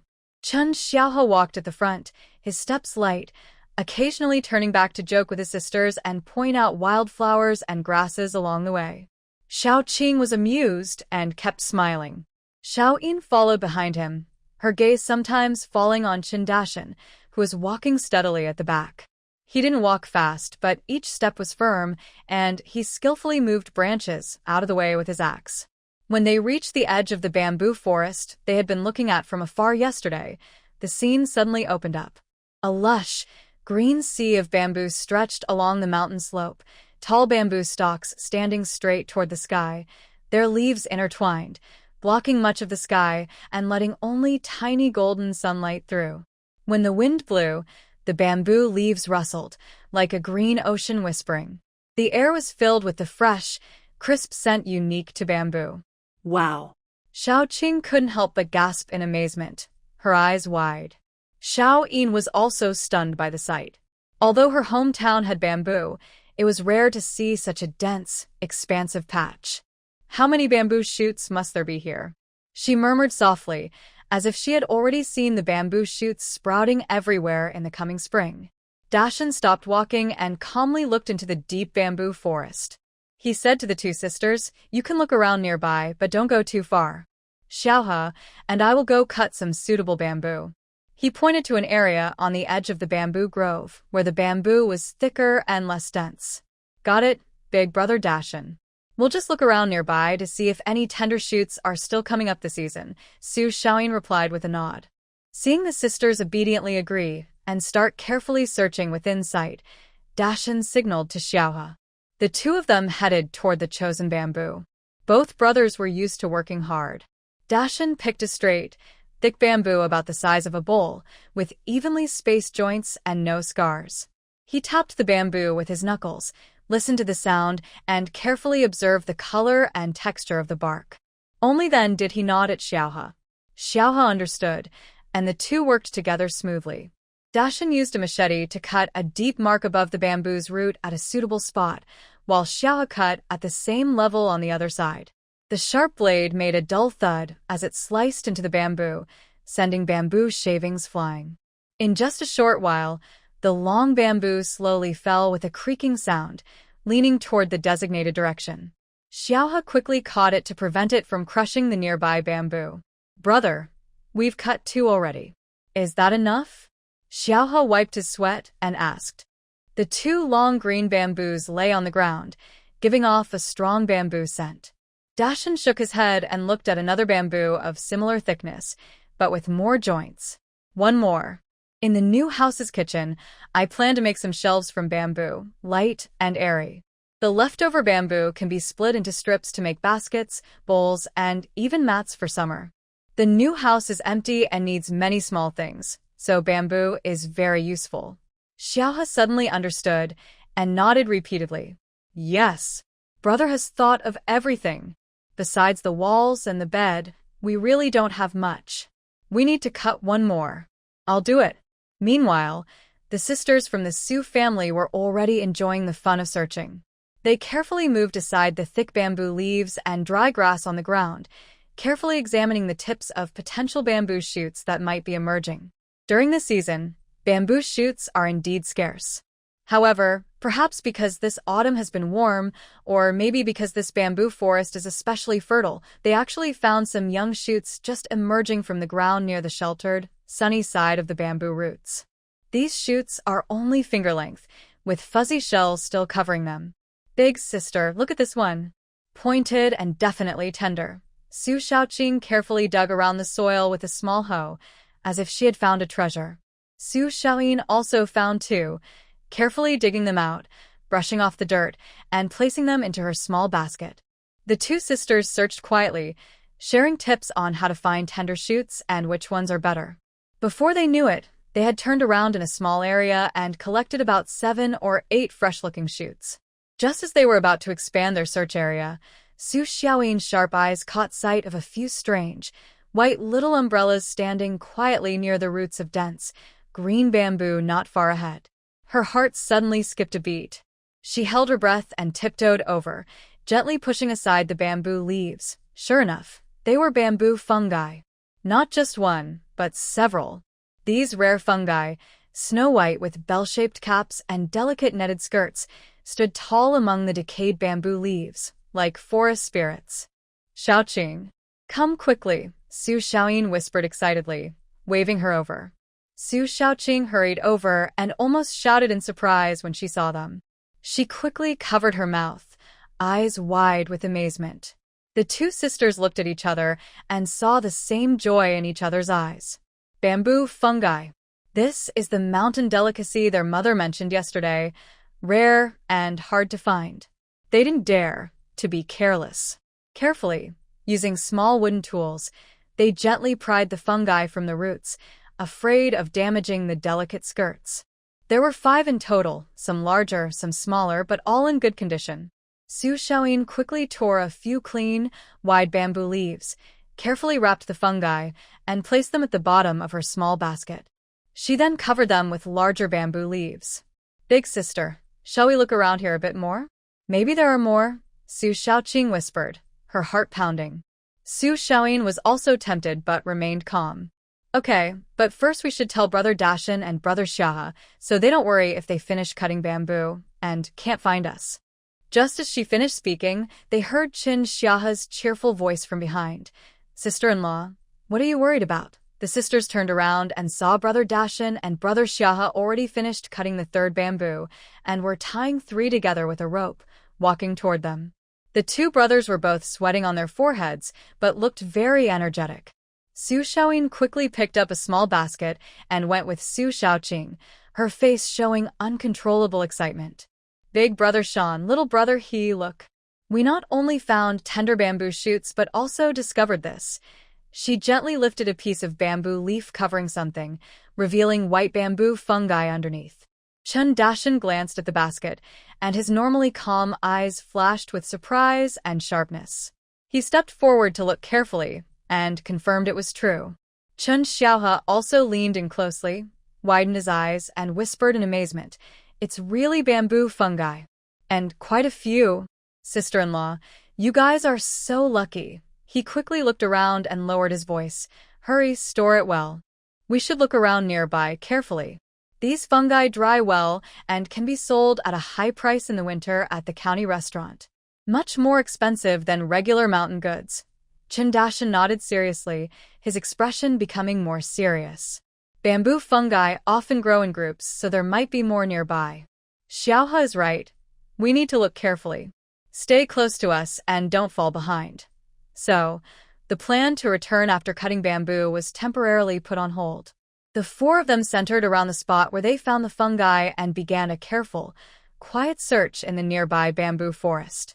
The brothers had good eyesight and more experience, especially Chindashan, who observed the condition of the bamboo roots, the thickness of the humus layer, and moisture levels, often making more accurate guesses about where the fungi might grow. The sisters were meticulous, not missing any unusual white spots or suspicious bumps. The bamboo forest was deep and shaded, with light filtering through the leaves. The four moved apart and then gathered again silently, whispering about their discoveries. Besides finding 3 smaller bamboo fungi, they also unexpectedly found a loose pile of soil and fresh bamboo roots that looked gnawed by bamboo rats. Chen Xiaohe carefully examined the hole and paw prints, whispering excitedly that there was something in the hole, but they hadn't brought special tools today, so they just noted the location to come back later. As the sun rose higher, the fog in the forest cleared. The small basket they brought was already full, containing carefully wrapped bamboo fungi, with fresh bamboo shoots underneath, along with some edible wild mushrooms and mountain vegetables they had picked along the way. That's about it. Chen Dashan looked up at the sky, estimating the time. We've already gathered more than expected. Let's carry the bamboo back and head home. Chen Xiaohe responded and, with his brother, carried the tied-up long green bamboo on their shoulders. Bamboo is heavy, but the 2 brothers walk steadily. Su Xiaoyin and Su Xiaoqing carry heavy little baskets behind them, their faces showing healthy blush from work and joy from returning with a good harvest. On the way back, Chen Xiaohe excitedly talks about how much money the bamboo rat holes and bamboo mushrooms could sell for. Su Xiaoqing quietly discusses how to cook bamboo shoots. Su Xiaoyin walks quietly, occasionally glancing at Chen Dashan, who is carrying bamboo on his shoulder, slightly leaning forward but very steady. Sunlight filters through the bamboo forest, dancing on the bamboo pole on his shoulder. This trip into the mountain not only brought back rare mountain delicacies, but also made the sisters truly feel that they are being accepted and trusted by this new family. Together, they are working for a better life. The surprises deep in the bamboo forest are like a good sign, hinting that this new family might discover more unexpected treasures on this land in the future. When they get home, the sun is already high. Mother Chun is holding a small rake made of thin bamboo branches, drying the various mushrooms and wood ear fungi they collected yesterday and this morning in the yard. The warm autumn sun slowly draws out the moisture from these mountain treasures, filling the air with a rich mushroom aroma. You're back? We've been waiting to eat lunch. Mother Chun stands up, wipes her hands, and greets them with a smile. But when she sees Chen Xiaohe carrying a heavy bunch of green bamboo on his shoulder and the small basket tightly covered in Su's sister's hands, her eyes show more curiosity. Mom. We found several tender bamboo shoots. Su Xiaoqing quickly offers the basket like a treasure, gently lifting the bamboo leaves and a few shoots. Mother Chun looks down and immediately freezes under the bamboo leaves. Isn't that a beautiful, snow-white bamboo mushroom? This. Bamboo mushroom? You're so lucky. You even found these. She lowers her voice, surprised and happy, quickly covering the basket again. She looks at her children and says, "These are valuable. They can't be left out to dry in the sun. They need to be taken to a shady, ventilated place behind the house and carefully dried. Once dried, they can be sold at the town or county restaurant in winter, and they'll fetch a good price." Mom, you don't know. Chen Xiaohe puts down the bamboo and excitedly says, "If it weren't for my sister-in-law and Xiaoqing being so careful, we wouldn't have found this treasure hidden among the dry bamboo leaves. My older brother and I also found a bamboo rat hole that looks quite fresh. I didn't bring special tools today, but I will go again this afternoon to see if I can catch one." Mother Chen smiled happily and looked at her 2 daughters-in-law, finding them more and more pleasing. These 2 girls have good eyes and are careful. They are a blessing for our family. She thought for a moment and arranged, "All right, Xiaohua, you go catch the bamboo rat this afternoon. Mom will go with you to the bamboo forest. Xiaoyin and Xiaoqing, after lunch, rest for a while. Then we'll go again. The tender bamboo shoots you brought back can be cleaned later." "Okay, Mom." Su Xiaoyin nodded happily, feeling warm inside. At this moment, Chen Dashan, who had been quietly tidying the bamboo nearby, spoke up. "This afternoon, I will stay at home and organize these bamboo pieces. The broken bamboo should be discarded, and the right sizes for the frames should be measured. Once the doors and windows are fully installed, these things will be ready, and we can move into the new house. Good. Then let's split up and do our tasks. Father Chen also came out of the house, agreed with the plan, and made the decision. Lunch was simple, but hearty. Everyone was eager for the afternoon work and ate quickly. After a short rest, Mother Chen put on her basket again, carrying a small hoe and a cloth bag. Xiaohua took the prepared bamboo rat trap and a small iron shovel.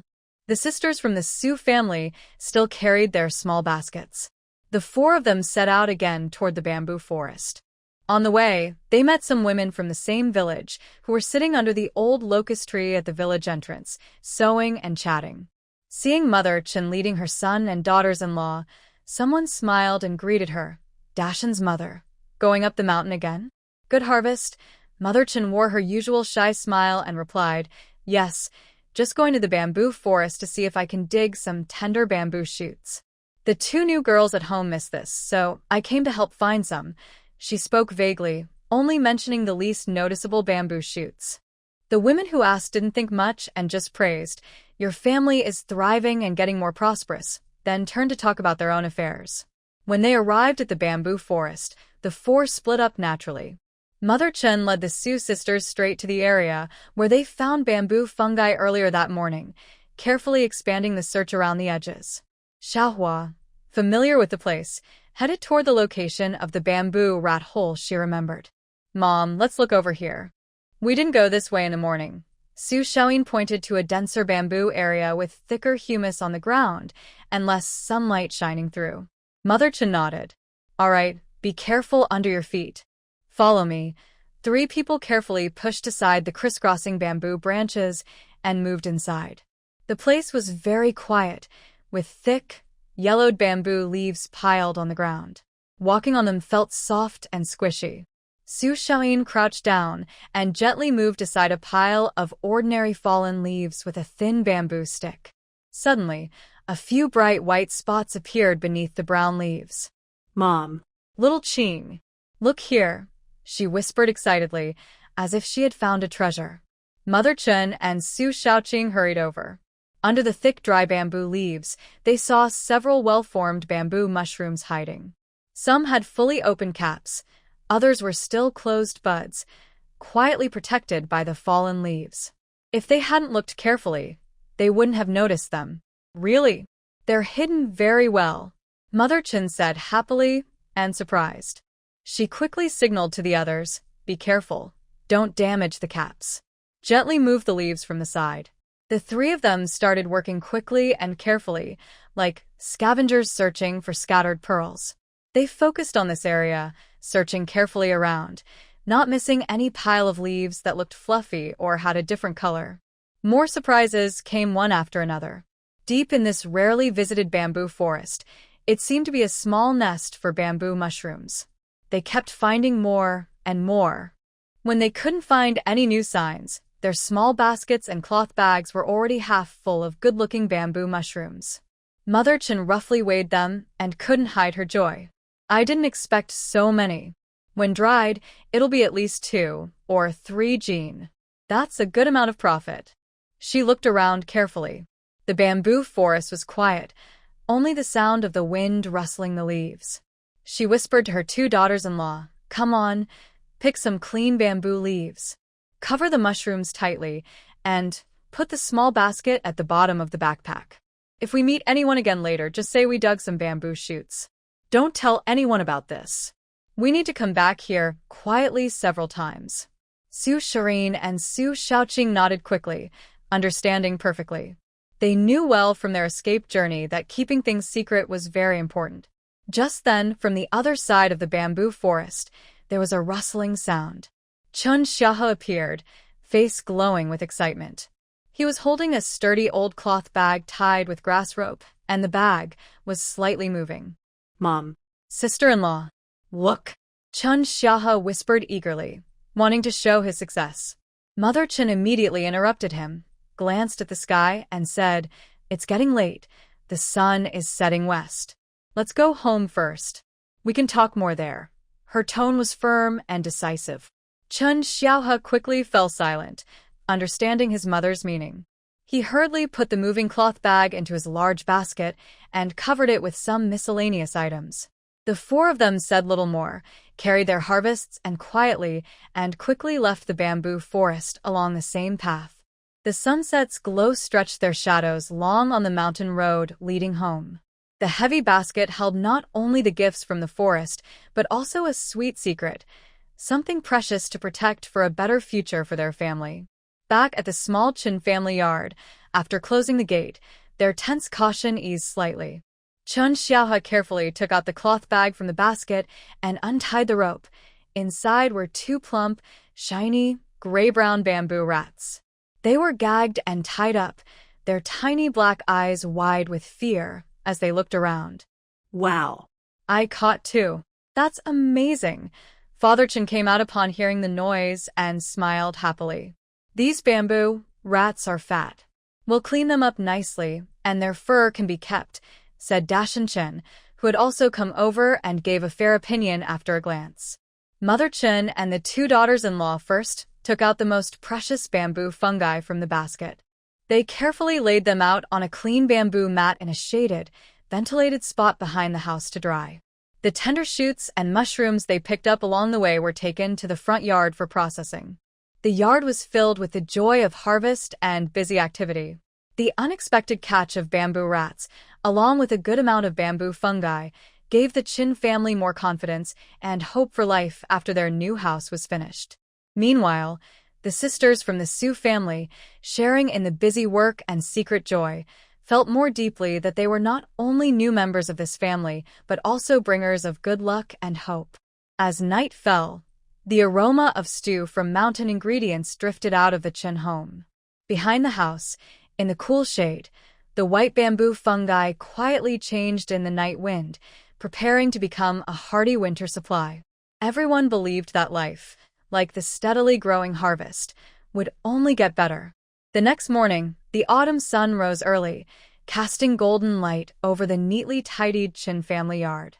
A light scent of grass and wood floats in the air, along with a faint, special aroma from the bamboo fungus left over from yesterday, carefully kept in the cool shade of the backyard.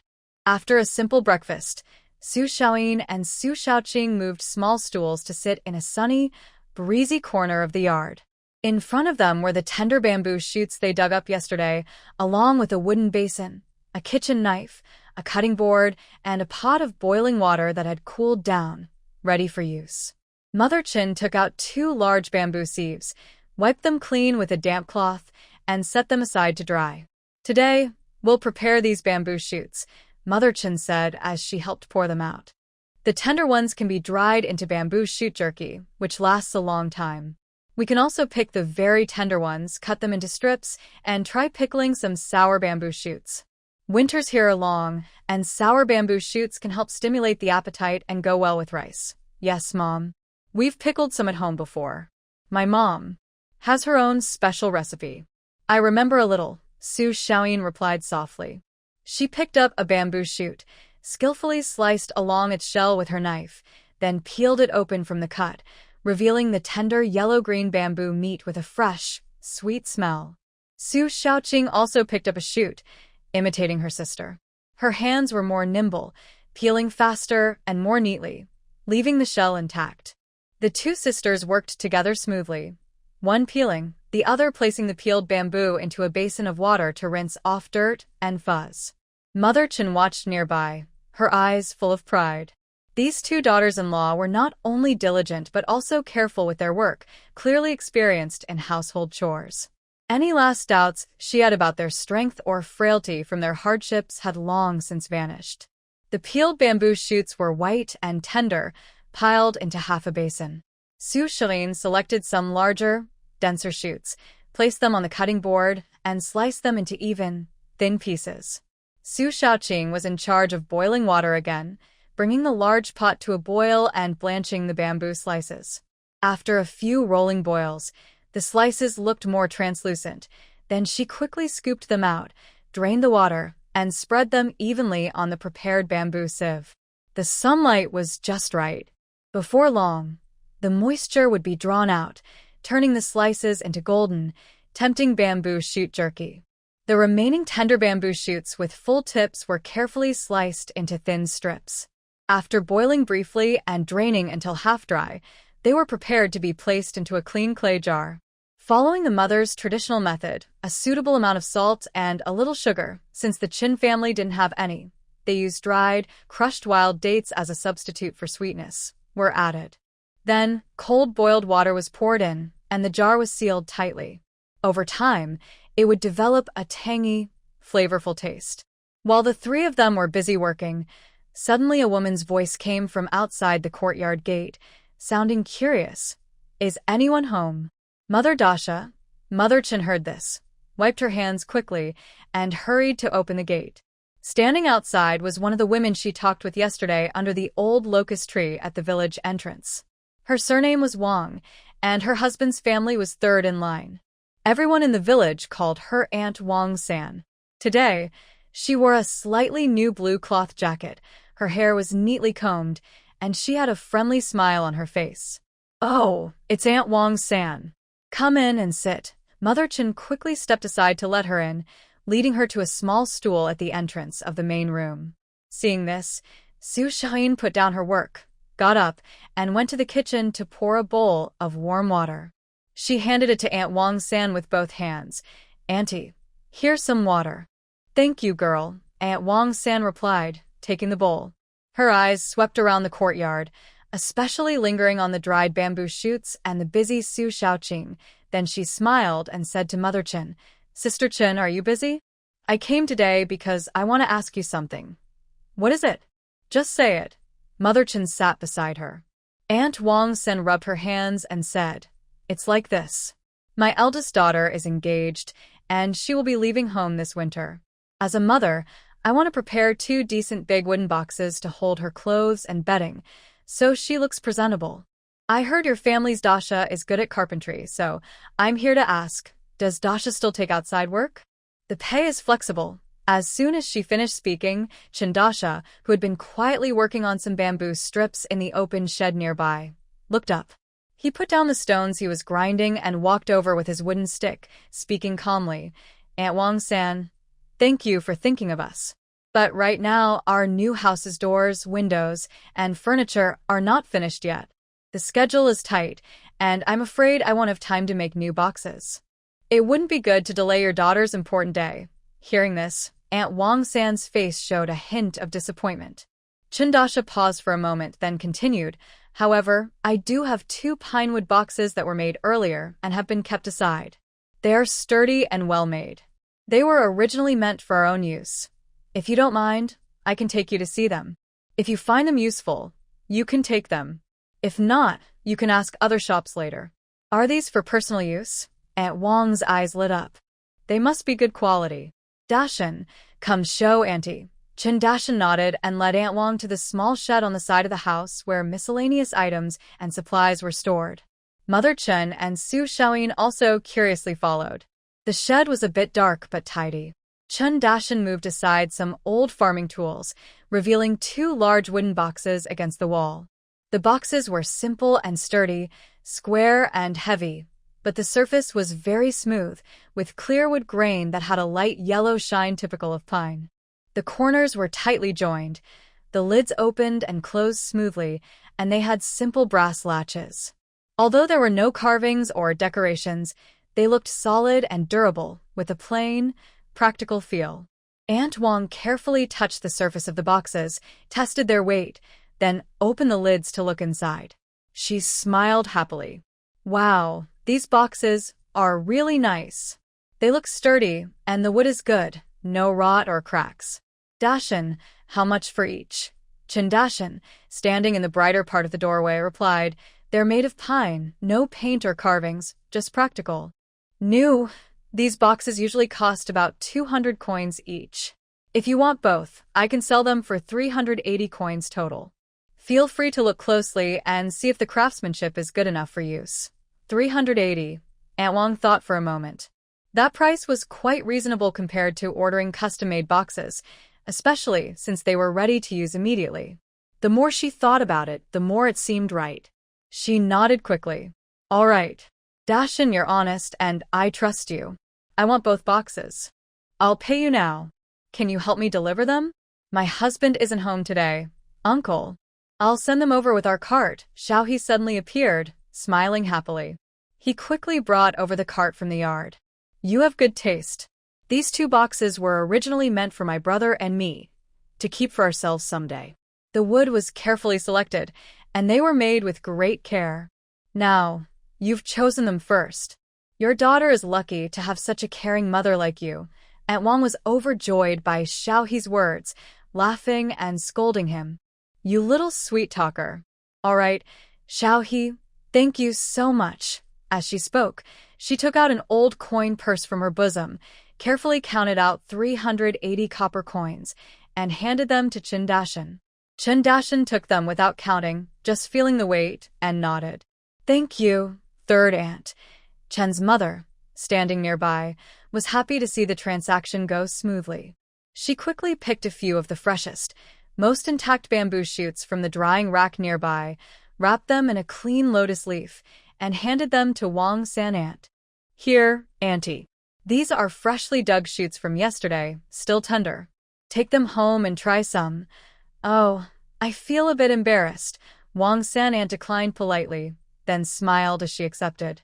Sister-in-law Chen, you all are busy. I'll head back first. I have a lot of things at home. Chen Xiaohe helped carry 2 wooden boxes onto the cart. He and Wang San aunt left together, their lively chatter and her cheerful laughter still audible as they walked away. The yard became quiet again. Chen Dashan handed the heavy string of copper coins to Chen's mother. She held the coins, still warm, and couldn't hide her smile.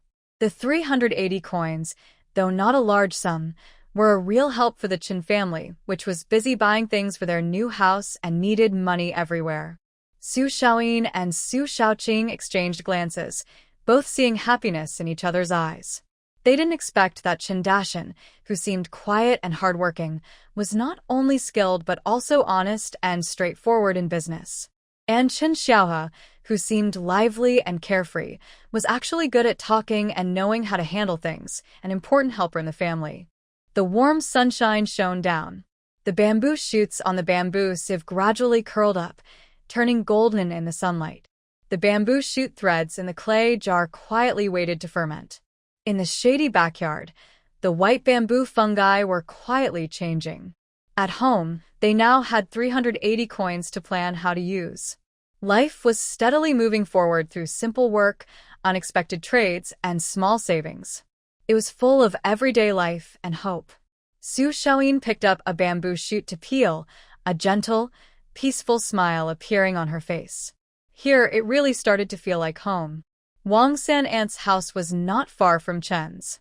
She led Chen Xiaohe, pushing the cart, along the way gathering curious and envious looks from neighbors. When they arrived home, her eldest daughter, a round-faced girl, came out of the house upon hearing the noise. This is. The young woman looked at the 2 new, sturdy wooden boxes on the cart, her eyes shining with excitement. Old girl, come and see. Your mother picked these for your dowry. Aunt Wang's face lit up with a smile as she stepped forward to touch the smooth surface of the boxes. Look at this wood and the craftsmanship. It's pine, thick and solid. When you fill it with your clothes and bedding and carry it to your new home, it will really make a good impression. Your future mother-in-law will think highly of you. The young woman stepped closer to examine the boxes carefully.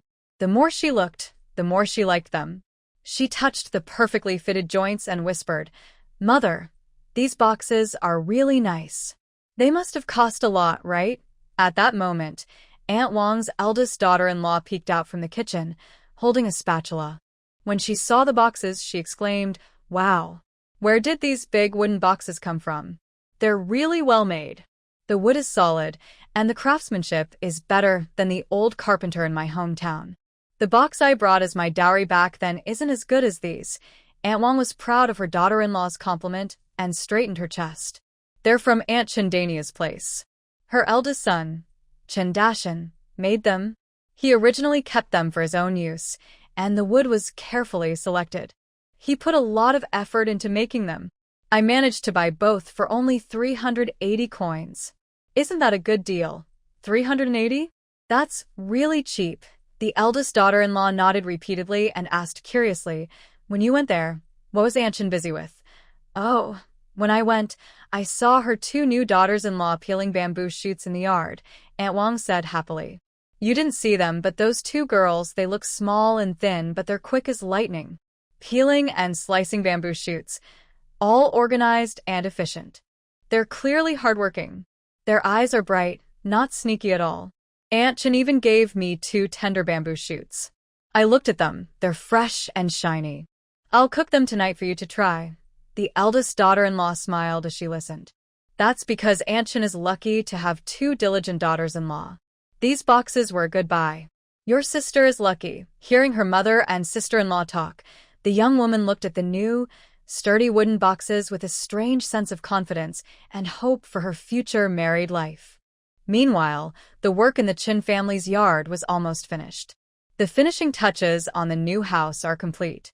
The doors and windows are secure, the walls are smooth and white, the heated Kong bed is warm, and the small path in the yard is paved with gravel, just waiting to be firmed up. Even in the shady corner of the backyard, the bamboo mushrooms have dried thoroughly after days of careful shade drying, losing their moisture and becoming light and well-formed. Mother Chin has carefully wrapped them in oil paper and stored them away. After dinner, the family gathers in the main hall of the old house. The glow of the oil lamp lights up their tired but hopeful faces.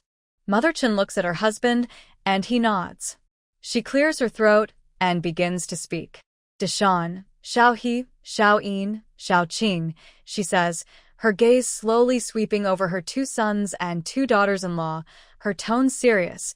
"The new house is all cleaned and ready inside and out. Tomorrow is a good day, so you should move in. From now on, it will be your own small family." There is a moment of silence in the main hall after her words. Even though they had prepared for this, when the moment of separation comes, everyone feels a mix of emotions. Mother Chin continues, "As folks from the village, we value building a family and a career. Once you start earning, you need to support your own household. In winter, during farm downtime, you can light your own fire. When spring comes and until the harvest in autumn, when there's a lot of work in the fields, we'll eat together again and work as one." She pauses and then shares the most important financial plan. "From today, the money you earn yourself, whether from farming, trading mountain goods, or like Deshan, working as a carpenter, 40% goes to the communal fund, and the remaining 60% is for your own family to use and plan. The main expenses for daily needs, social visits, and taxes are still covered by the communal fund. Your father and I can still manage, so you don't need to worry about caring for us. Focus on making your own lives prosperous. That's the best way to show filial piety." She then takes out an old money pouch, which contains the 380 coins that Aunt Wang bought the chest with today. She carefully counts out 152 coins and sets them aside. "This is what Deshan earned today. According to the rules, 40% goes to the communal fund. That's 152 coins. Next, she adds the remaining 228 coins and some scattered silver from another older pouch, dividing them into two parts. One part is 228 coins plus 2 taels of silver, which she pushes toward Deshan and Xiaoyin. The other part, just 2 taels of silver, she pushes toward Xiaohe and Xiaoqing. This 4 taels of silver are from the public funds, considered as a little starter for your new family. Each family gets 2 taels. Plus, Dashan earned some savings today, so he is a bit more comfortable. Shaha, in the future, whatever you earn will follow the same rule. I hope you take this money to plan well, either buy household items, keep it for emergencies, or find a small job to make life better." Mother Chin finished speaking and handed the silver to her 2 sons. Dashan looked at the money in front of him, paused silently, and did not take it himself. Instead, he looked at Su Xiaoyin and said softly but clearly, "You keep it." Shaha was even more straightforward. He grabbed the 2 taels of silver and quickly handed it to Su Xiaoqing, who was still a bit stunned. He grinned and said, "Xiaoqing, here. You handle the money. I'll earn the money." Both Su Xiaoyin and Su Xiaoqing were surprised. They didn't expect their husbands to give them the first big sum of money from the family so readily. It was not just money, It was a heavy trust. It meant giving the financial power of the small family into their hands as two outsiders. Su Xiaoyin's heart was pounding. She looked at Dashan, who was calm but showed firm determination. Then she looked at her parents-in-law. Mother Chen's eyes encouraged her, and Father Chen nodded slightly. Su Xiaoyin felt a bit lost. Take it, child, Mother Chen said gently. From now on, you are the lady of the house. You need to keep track of expenses, firewood, rice, oil, salt. Dashan and Xiahe are busy outside, so you need to take care of the household. Su Xiaoqing also clenched the silver, which still carried Xiahe's warmth. Her eyes welled up slightly, and she nodded seriously. Yes. Mother, we understand. Su Xiaoyin took a deep breath, calming her excitement. She carefully stored the silver and money, then pulled her sister along and bowed respectfully to her father and mother, saying, Thank you, Dad. Thank you, Mom. We will take good care of life and not let you worry. Dashan and Xiahe also said together, Thank you, Dad. Thank you, Mom. Father Chen waved his hand, with a look of relief mixed with hope on his face. All right, no need for formalities. We'll move tomorrow. Rest early. From now on, you'll have to walk your own path. The oil lamp flickered, casting the family's figures sitting together. The next morning, before dawn, Father Chen and Mother Chen had already gotten up. They moved quietly to avoid waking the four young people still sleeping in the new house. Carefully, they carried the already sorted belongings for the two small homes, several bags of food, a basket of autumn vegetables, some old household items, and fabrics and cotton prepared by Mother Chen yesterday, and neatly placed them in the yard of the new house. When Brother Chen Dashan and the sisters of the Su family woke up to the morning light and pushed open the wooden door of the new house, they saw these waiting belongings in the yard. Meanwhile, from the old house, smoke rose from the chimney, and the familiar sound of Mother Chen preparing breakfast came, but no one came out. The four quickly washed up and went to the old house. Mother Chen was busy at the stove. When she saw them, she smiled and greeted, You're up. Breakfast will be ready soon. After eating, hurry back to tidy up your own homes. Your father and I won't cause trouble. Breakfast was still eaten at the old house, but the atmosphere was a little different from usual. Father and Mother Chen spoke little, only reminding them to be careful with daily life and be kind to brothers and sisters-in-law. After finishing, Mother Chen efficiently cleared the dishes and waved her hand, saying, That's enough. There's nothing more for you here. Go back and get things ready. If anything is missing, come back in the evening. Feeling sent away from the old house in this way, Chen Xiaohua scratched his head and whispered to his older brother, Brother, I feel like Mom and Dad are in such a hurry to send us out. They didn't even come to help with packing. Chen Dashan was bending down to lift a bag of grain. Hearing this, he paused, glanced at the quiet yard of the old house nearby, and a faint smile appeared at the corner of his mouth. He whispered, Maybe they just want some peace and quiet. They've always had a good relationship. His words were calm, but Chen Xiaohua was stunned for a moment. Then he rubbed the back of his head, chuckled, and seemed to understand something. The Su sisters listened nearby, sharing a smile. The slight hesitation caused by the idea of separating the family suddenly disappeared, replaced by the simple warmth of this honest reason. All right, let's get to work, said Chen Dashan as he carried a grain sack onto his shoulder and headed toward the newly dug cellar entrance beside the new house. Chen Xiaohe quickly picked up another sack and followed. The new house's cellar was small but square-shaped, dry and cool inside, making it a good place to store winter food and vegetables. The brothers carefully moved the coarse grains and beans they had divided into the cellar and stacked them neatly.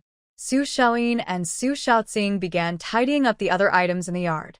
Seeing the baskets of cabbage, potatoes, and radishes still smelling of soil, Su Xiaoyin asked loudly at the busy cellar entrance, Husband, should we also move these vegetables into the cellar? Chen Dashan poked his head out of the cellar, with a bit of dust on his forehead, and replied, Yes. All moved inside. These are for us to eat during winter. Before the snow seals the mountains, if we need fresh vegetables, we can go to the old house's garden. Mother left some for us.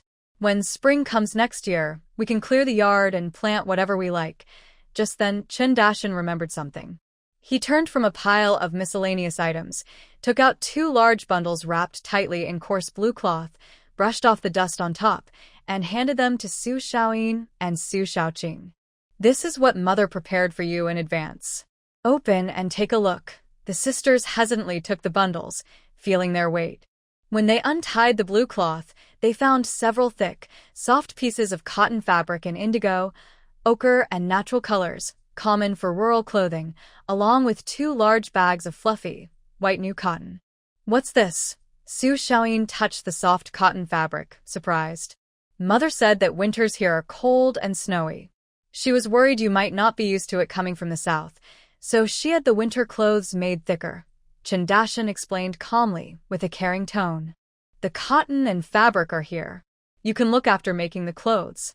The sewing kit and scissors, Mother probably packed in the bundle too. Su Xiaoqing had already opened the fabric and found a sewing kit, a thimble, and a nearly new pair of scissors. Her eyes welled up slightly, and she whispered, Mother is so thoughtful. Mother has always been like that, Chen Xiaohe said as he leaned over to look, smiling. Sister-in-law, Xiaoqing, your skills are good. I'm sure you can make warm and beautiful cotton jackets. After each person carried their own cloth, cotton, and a few old clothes back to the designated room, Chen Dashin looked around the empty new house and thought for a moment. He then said to the others, the new house is built, but we still need many things. Large furniture like cabinets and chests, I will make them slowly during winter. But some daily items are urgent and need to be bought quickly. He looked at Chen Xiaohe and his 2 younger sisters. Tomorrow, there is a big market in the county town, not too far from here. I plan for the 4 of us to go early in the morning. We can see what we need to buy and get everything at once. Hearing about the trip to the county market, Chen Xiaohe was the first to get excited. Great! We should have gone earlier. Our house needs more bowls, plates, and chopsticks, right? We can't keep using just the old ones from our parents. We definitely need to buy pickled vegetables and large jars for preserving. What would we eat in winter otherwise? We also need some pork fat to make lard for cooking. It makes food taste better. And we should stock up on salt, soy sauce, and vinegar. He counted on his fingers, realizing there were many things to buy. Su Xiaoyin softly added, Yes, if we find cheap needles and thread, we can buy some. Also, if we see good seeds for vegetables, even if we can't plant them in winter, it's good to buy some in advance. She was already planning for their vegetable garden next spring. Right, and grains. We've shared some, but we might need to buy more flour and oil, Su Xiaoqing whispered. Chen Dashin listened to their chatter and roughly made a plan in his mind. He nodded and said, All right, that's settled.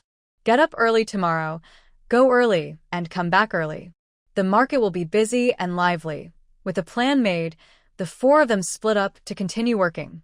The brothers tidied the cellar thoroughly and checked the firewalls and chimneys of the new house again. The sisters stored the cloth and cotton temporarily, then started cleaning the rooms, wiping the doors and windows, and arranging the simple furniture they had. Sunlight filled the new yard. Though it still lacked a lively atmosphere, it already had the structure and warmth of a home. Su Xiaoyin wiped the window frame and looked outside at the clear sky and the faint rooftops of the old house in the distance. She felt peaceful inside. Tomorrow, they would go to the market as a small family for the first time to buy things for their new home. This was not just shopping, it was like a ceremony marking the start of their independent new life. As night fell, the first oil lamp belonging to their new house was lit. The light was dim and yellow, but it illuminated each other's eyes with clear hopes for tomorrow and the future. The smell of cooked food from the old house was faintly noticeable, but this time, they knew that after the sun rose tomorrow, their own smoke from the stove would steadily rise from the new house. At dawn, the fire in Chen's new house stove was already lit. Su Xiaoyin quickly reheated last night's porridge and prepared a few mixed grain pancakes. The 4 of them ate hurriedly, then carried the empty large basket that Chen's mother had prepared the day before, locked the yard gate of the new house, and stepped out into the morning dew to head to the village entrance. Under the old locust tree at the village entrance, the ox cart for the market was already waiting. Sitting on the cart's yoke was old Uncle Chen, the experienced driver from the village.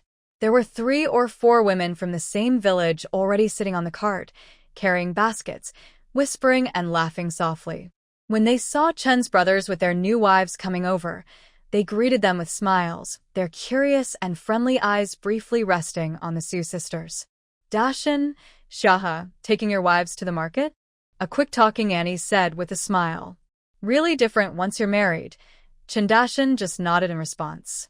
Chun Shaha cheerfully replied, Yes, Annie.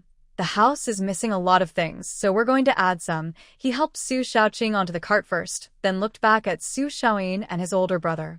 Su Shaoyin felt a bit shy under everyone's gaze, lowered her head, and, following Chun Dashin's silent signal, also got on the cart. Chun Dashin placed the basket at the back of the cart and sat on the outside. The ox cart swayed gently as it started, the wooden wheels creaking rhythmically over the dirt road, carrying the hopes of everyone on board toward the county town. The county town was much larger than the town where Nanshan village was located. The yellowish city walls could be seen from afar. Near the city gate, the road became crowded. People pulling carts, pushing handcarts, and walking on foot all came from different directions for the market. Voices, animal sounds, and the creaking wheels blended into a lively, noisy scene. Once inside the city, they found the main street where the market was held, and it was even more bustling. Stalls lined both sides of the street, stretching as far as the eye could see. Vendors shouted lively sales, colorful fabrics fluttered, dried goods were displayed, steaming pots and fragrant smells filled the air. The sounds of shouting, bargaining, and greetings among friends created a lively, bustling market symphony. They arrived not too early, so many stalls already had quite a few people gathered around. Chun Dashin is tall, and his eyes scan the busy crowd and stalls. He turns slightly and quietly asks Su Shaoyin, You ate little this morning. Do you want to buy some food to fill your stomach? He remembers she only drank half a bowl of porridge. Su Shaoyin feels a little shy, shakes her head and whispers, No need, husband. Let's buy our things first. I'm worried if we wait too long, the good stuff will be gone. Chin Xiahe with sharp ears hears this and quickly agrees.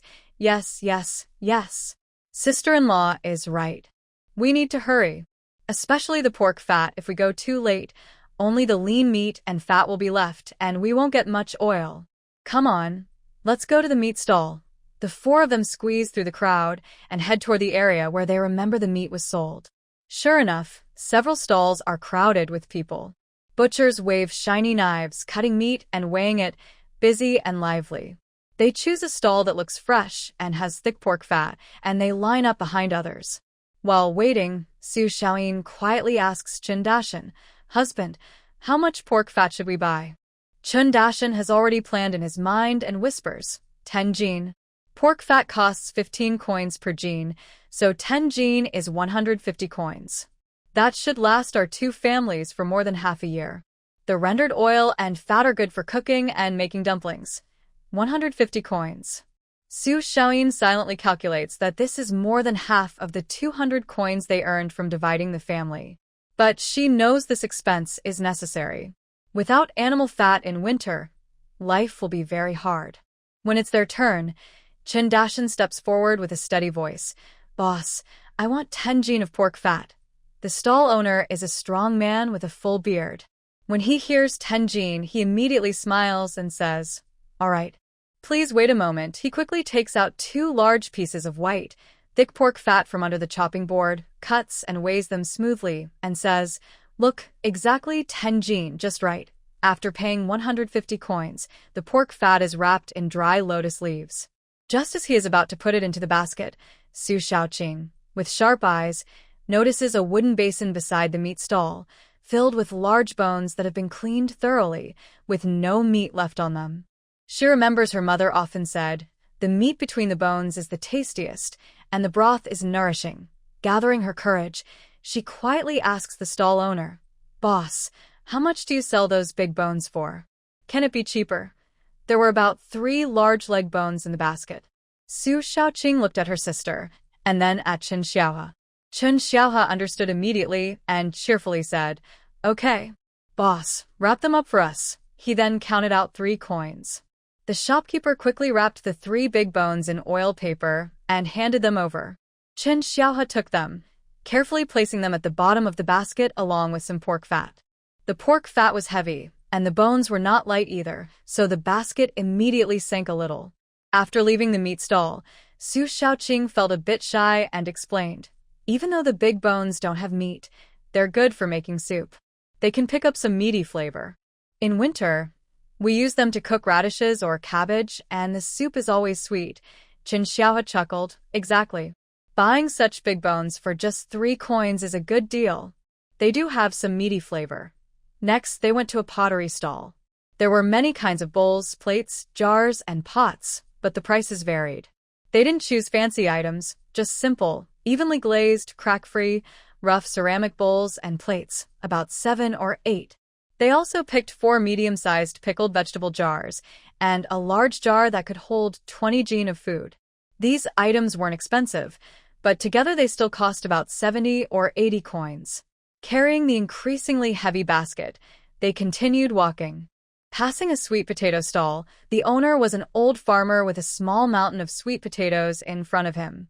Each was about the size of a fist, but the skin looked a bit dry, indicating they had been stored for a while. Chen Dashan went to ask the price, and was surprised to find it was nearly half the usual price. He squatted down, examined the potatoes carefully, and although they looked ordinary, he split one open and saw the inside was still good. "Boss, I'll take all of these. Can you give me a better price?" Chen Dashan asked. The old farmer, worried about not selling all his potatoes, quickly nodded in agreement. In the end, he bought all 100 jin of sweet potatoes for just a few dozen coins. Chen Xiaohe packed the sweet potatoes into another large hemp bag, which was now full and bulging. "Brother, now we'll have plenty of food for the winter," Chen Xiaohe said with a big smile, holding the bag. Chen Dashan nodded and looked at the sun. "Let's go to the grain shop. We need to buy some more staple grains." The county grain shop was more impressive than the scattered stalls at the market, and it had a wide variety of grains. From what they heard, this year's new brown rice cost 7 coins per jin, but there was some leftover old brown rice. The shopkeeper said it was just a darker color and still good to eat. Since the new rice was hard to sell, it was only 5 coins per jin. Regular white flour also cost 5 coins per jin. After thinking for a moment, Chen Dashan decided to buy 10 jin each of the old brown rice and white flour. Although they had some food from their family, most of it was coarse grains. They mixed these with finer grains to add variety to their meals. Once again, they spent 100 coins. Finally, they went to the general store to buy essential items like coarse salt, soy sauce, vinegar, some sewing needles, and a new kitchen knife. When they left, Chen Xiaohe was carrying a heavy cloth bag, while Chen Dashan and Su Shaoyin had full baskets on their backs. The sun was already high in the sky, and the market was still crowded and lively. The smell of food grew stronger and more tempting. Chen Dashan looked at Su Shaoyin, who was sweating at the temples but still had bright eyes, then at his excited younger brother and sister carrying heavy bags. He said, "We've bought almost everything. Let's find a place to eat something before heading back." They found a small stall at the corner of the market that sold lamb soup and baked flatbreads. The stall had a simple shelter and a few greasy square tables. They ordered 4 steaming bowls of lamb offal soup topped with chopped cilantro and 8 crispy yet soft sesame flatbreads. The hot soup warmed them, chasing away the morning chill and fatigue from their busy morning. The flatbreads dipped in the soup tasted especially delicious. Su Shaoyin sipped her soup, feeling warmth spread from her stomach to her limbs. She looked up at the lively market, at Chen Dashan quietly sharing his flatbread with her by dunking it into the soup, and at her sister across from her whispering with Chen Xiaohe about how to cook bones. For the first time, she truly felt that they had begun a real, simple life filled with the warmth of everyday moments on this distant land. As the ox cart gently carried them and their full baskets back to the village, the sun was already setting. But everyone felt fulfilled and hopeful inside. Their new home was slowly being filled with the real warmth from these heavy baskets and cloth bags. Back at their new home, the 4 of them unloaded the heavy baskets and cloth bags. Chun Dashin and Chun Shaha sorted the grains, brown rice, white flour, and sweet potatoes, placing them in the right storage areas, some in the cellar and others in the dry kitchen. The ceramic bowls, plates, jars, and pots were taken to the well for careful cleaning, removing any dirt or ashes left from cooking. Su Xiaoyin and Su Xiaoqing went straight into the newly built kitchen, still smelling of mud. Their main task was to cook 10 jin of pork fat. This was the first big job after starting the fire in their new home, and it was important because it would provide cooking oil and a rare meaty aroma for many months. They cleaned the large iron pot thoroughly, then lit a strong fire in the stove. Pork fat was cut into even small pieces and placed in cold water in the pot, then slowly heated. As the water temperature rose, the white fat began to shrink, and clear, shiny lard was gradually squeezed out and gathered in the pot. Soon, a strong, pure aroma of meat fat filled the kitchen. For the stomachs that hadn't tasted meat in a long time, this smell almost had a captivating, soul-stirring power. Qin Xiaohe helped carry things inside and was drawn by the smell, constantly approaching the kitchen door, sniffing and asking, "Big sister-in-law, can we use this fat residue to make dumplings tonight?" "It smells so good." Su Xiaoyin was carefully stirring the fat residue in the pot with long wooden chopsticks to prevent it from sticking and burning. She looked up at his words, her face glowing red from the stove fire, and smiled. "Sure. Tonight we can take out some of the fat residue, mix it with some cabbage or radish shreds, and make dumplings. The rest can cool down and be stored. It's cold now, so it keeps well. We can save it for winter cooking. Stir-frying or stewing with a little fat makes everything taste better." She paused, then looked at her younger sister helping peel garlic nearby and suggested, "Xiaoqing, should we call our parents over tonight to eat together? It would be a way to warm up our new house and bring some good luck." "Good idea." Su Xiaoqing immediately nodded, her eyes curved with happiness. "Mom even gave us some chickens and ducks today." Hearing this, Qin Xiaohe raised both hands in agreement. "Yes, yes. Call our parents. Let them taste sister-in-law and Xiaoqing's cooking." In the evening, Chen's father and mother were invited to the new house by their son and daughter-in-law. The main room was lit by an oil lamp. Although the furniture was simple, everything was clean and tidy. The windows were bright, and the warm aroma of cooking oil lingered in the air, mixed with the steam from the freshly cooked dumplings, making everyone feel warm inside. The dumplings were filled with cabbage and fat residue. The fat was finely chopped, mixed with sweet cabbage, a little pork fat, and salt for seasoning. No extra spices, but very tasty. The wrappers were made from mixed grains and white flour, not very thin but chewy.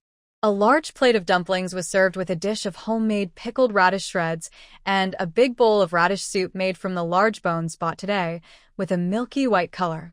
Chen's mother picked up a dumpling and took a bite. The fragrant, roasted aroma of the fat, the sweetness of the cabbage, and the wheat aroma of the wrapper blended in her mouth. She chewed carefully, a contented smile on her face, then looked at her 2 sons and 2 daughters-in-law, nodding and saying, Your dumpling filling skills are good. The saltiness is just right, and the fat residue is fragrant. You've been living alone, and this is the first proper meal, yet you still thought to invite us old folks over.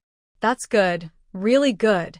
This feeling of comfort in these words is more soothing than the taste of dumplings." Father Chen ate several bites quietly, then picked up a bone soup and took a big sip, sighing with steam. "This soup is also fresh. The bones weren't bought in vain." The atmosphere at the dinner table was warm. Mother Chen remembered what happened this afternoon and put down her chopsticks. She said, "By the way, this afternoon I looked for 2 healthy hens laying eggs and 2 ducks in the village for both of your families. Later, you can bring them back and find a corner in the backyard to enclose them. Feed them well. If you're diligent this winter, maybe they'll lay eggs now and then, adding some meat to your meals. When spring comes and the weather warms up, you can raise more chicks and ducklings." This was a happy surprise. With live poultry, there's hope for a steady supply of eggs and meat. The sisters from the Su family quickly thanked her. Mother Chen then asked about their market day's gains. Quick-witted Chen Xiaohe listed what he bought: pork fat, brown rice, white flour, ceramic bowls and plates, pickled vegetable jars, large jars, cheap sweet potatoes, and salt and vinegar seasonings. After hearing this, Father Chen told Chen Xiaoa, "There's no work in the fields this winter. Your older brother is making furniture at home, and you shouldn't be idle either. Those bamboo you cut down, break the reeds carefully, and weave useful things. Baskets, small vegetable carriers, bamboo mats for drying large and small baskets, and crates. These household items are needed. When you get skilled, it'll be easier to use them yourself, and if you make more, they'll be sturdy and nice looking. Maybe you can even sell some for a little extra money." "All right, Dad, I got it," Chen Xiaohe happily agreed. He already liked working on these crafts. Mother Chen thought more carefully. "You still need some ingredients to make the meat stew more flavorful. Later, I'll go back and share some cinnamon, Sichuan pepper, and dried chili from our stored supplies. These things are also in the mountains, but they take effort to find. When spring and summer come next year, remember to go pick some and dry them for storage. Also, I prepared 2 large jars for pickled vegetables, already cleaned and left to dry in the backyard corner. There's also a small hand crank stone grinder, which is convenient for grinding beans or rice flour." She paused, looking at her 2 daughters-in-law with pride and hope. "And one more important thing. I've also prepared a loom for weaving cloth. Since our land is remote, buying fine cloth is expensive, but we grow a lot of hemp flax. We can spin our own thread and weave hemp fabric. It's a bit rough and stiff, but durable and sweat-absorbent, perfect for working outdoors.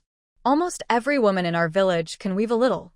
During the long winter, when you have free time, you 2 sisters-in-law can try weaving some cloth. Save it for making summer clothes next year, or for other uses." When Su Xiaoyin and Su Xiaoqing heard this, their eyes lit up. Weaving. They were very familiar with this work. In their hometown in Jiangnan, women often did weaving and embroidery. But later, due to a disaster, they stopped. "Mother, we can weave cloth," Su Xiaoyin quickly said. "You've prepared everything. In winter, we will weave more to keep at home." Su Xiaoqing also nodded firmly. Seeing that both daughters-in-law agreed without hesitation and that their eyes showed real understanding, not just politeness, Mother Chen felt even happier. She was about to say, "That's good," when she saw Su Xiaoqing seem to gather courage, lift her head, and ask clearly, "Mother, in the county town, are there embroidery shops or fabric stores that buy embroidery work?" Embroidery work? Mother Chen was surprised for a moment, then quickly realized and showed a look of amazement. "You still know how to do embroidery?" Most women in their village could sew and mend, maybe embroider simple flowers or leaves on handkerchief corners or shoes. Their skills were rough, suitable for personal use, and no one thought of selling them. Mother Chen's own sewing skills were average, and embroidery was even less skilled, so she never considered it. Seeing her sister-in-law ask, Su Xiaoyin softly explained, "Mother, our mother, used to be an embroidery worker in an embroidery shop. We learned some basic skills from a young age. Our embroidery was rough, just enough to make handkerchiefs, pillowcases, or small embroidered pictures. When we were at home, we sometimes embroidered to exchange for small coins to help with the family expenses." She spoke humbly, but the words embroidery worker and help with family expenses already made Mother Chen feel excited. Mother Chen looked at her 2 daughters-in-law, who were thin but honest-looking, diligent, and quick with their hands. She thought about how careful and skillful they had been these days. Her initial surprise quickly turned into joy. She patted her thigh and said decisively, "Yes. There's an embroidery shop in the county town, and there's also a large fabric store that takes embroidery work. Our village folks find it troublesome, and their skills are average, so not many go. But I heard that the Jinxiu fabric store in the county offers fair prices. Some people from nearby towns or counties even send their work there. Since you have the skill, what are you waiting for?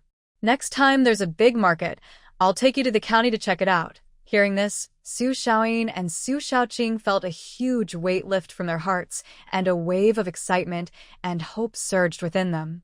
Embroidery is their deepest connection to their past life.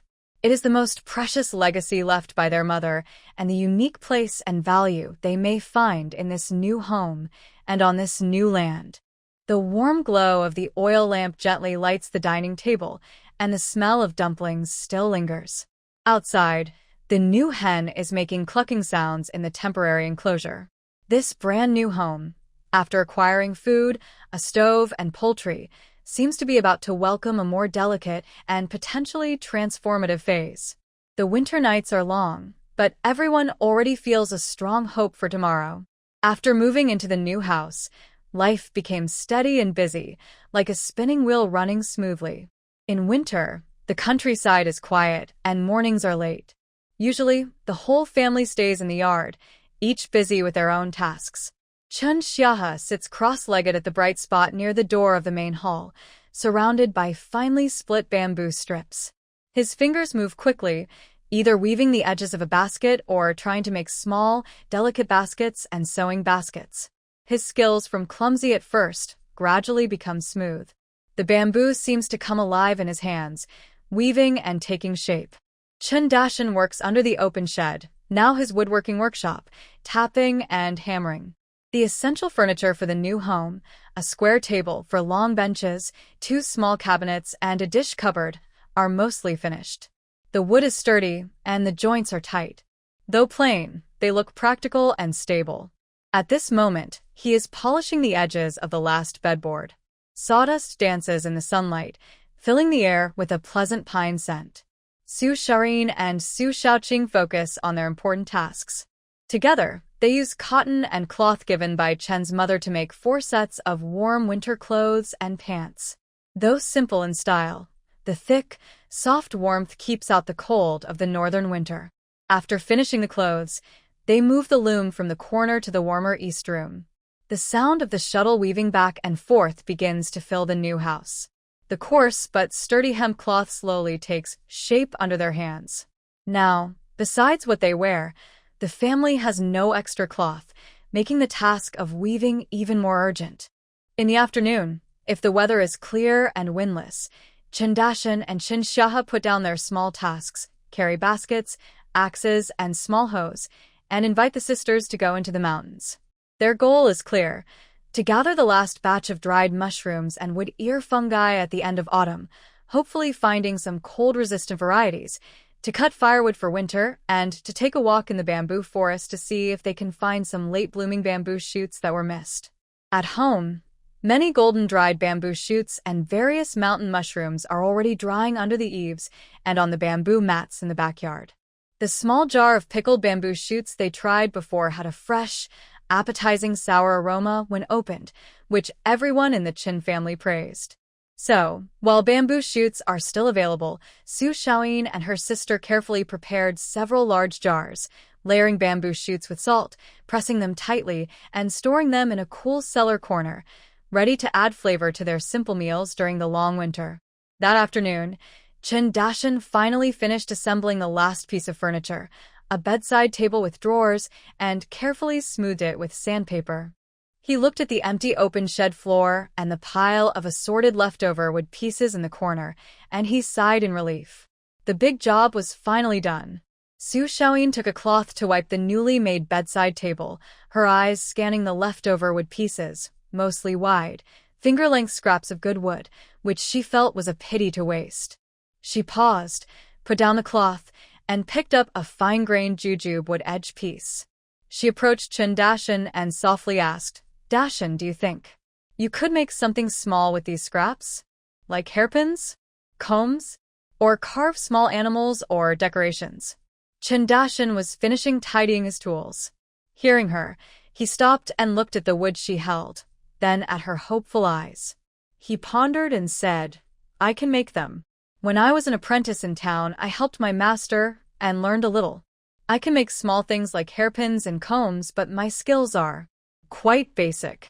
Not as fine as those specialized craftsmen. Carving is even rougher." He always spoke honestly and straightforwardly. "But my sister and I both think your craftsmanship is really good." Su Shaoqing, who had come over unnoticed, said with bright eyes and a bit of encouragement in her tone, "These wood pieces are so nice. It's a pity to throw them away. Let's try making a few. Nothing too complicated, simple hairpins, smooth combs, or carve some cute little rabbits or fish. Next market day, we can see if we can sell them." The more she talked, the more she believed it was possible, her tone full of excitement. If we can't sell them, we'll just keep them for ourselves. It's not a loss. If only we could sell these items, even at a lower price, it would be a good source of income. Winter is so long, and there's nothing to do. We could make a batch now, and take them to the market when the fair comes around. Chun Xiahe was also drawn in and quickly got excited, saying, "That's a good idea. Big Brother's skills are definitely good. Look, I've almost mastered my bamboo weaving. I can make tiny, delicate baskets, about the size of a plate, to hold snacks or needles and thread. They look nice. I can also make small bamboo boxes with lids. Later, we can sell these along with the small wooden items Big Brother makes. Oh, and I just remembered." He ran inside and brought out several smooth, polished bamboo cups he had tried making before. These are good for drinking water or wine, lightweight and not hot to hold.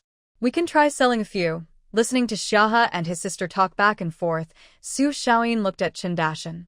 Although he didn't immediately agree, his gaze lingered on the scrap pieces, clearly thinking. He was unconsciously rubbing the grain of a piece of wood. She knew he was interested. "Dashan," Su Xiaoyin said softly but encouragingly, "let's just give it a try. Like Xiaoqing said, if we can't sell them, we can keep them for ourselves or give them as gifts. If we can earn a few coins, it will help with household expenses, buy some lamp oil, salt, or vinegar." Next market day, Mother was planning to take us to the county to visit the fabric shop, so we can look around then. Chen Dashan looked at his wife's clear eyes, his brother's excited face, and his sister's hopeful expression. Finally, the usual tight line of his lips loosened slightly.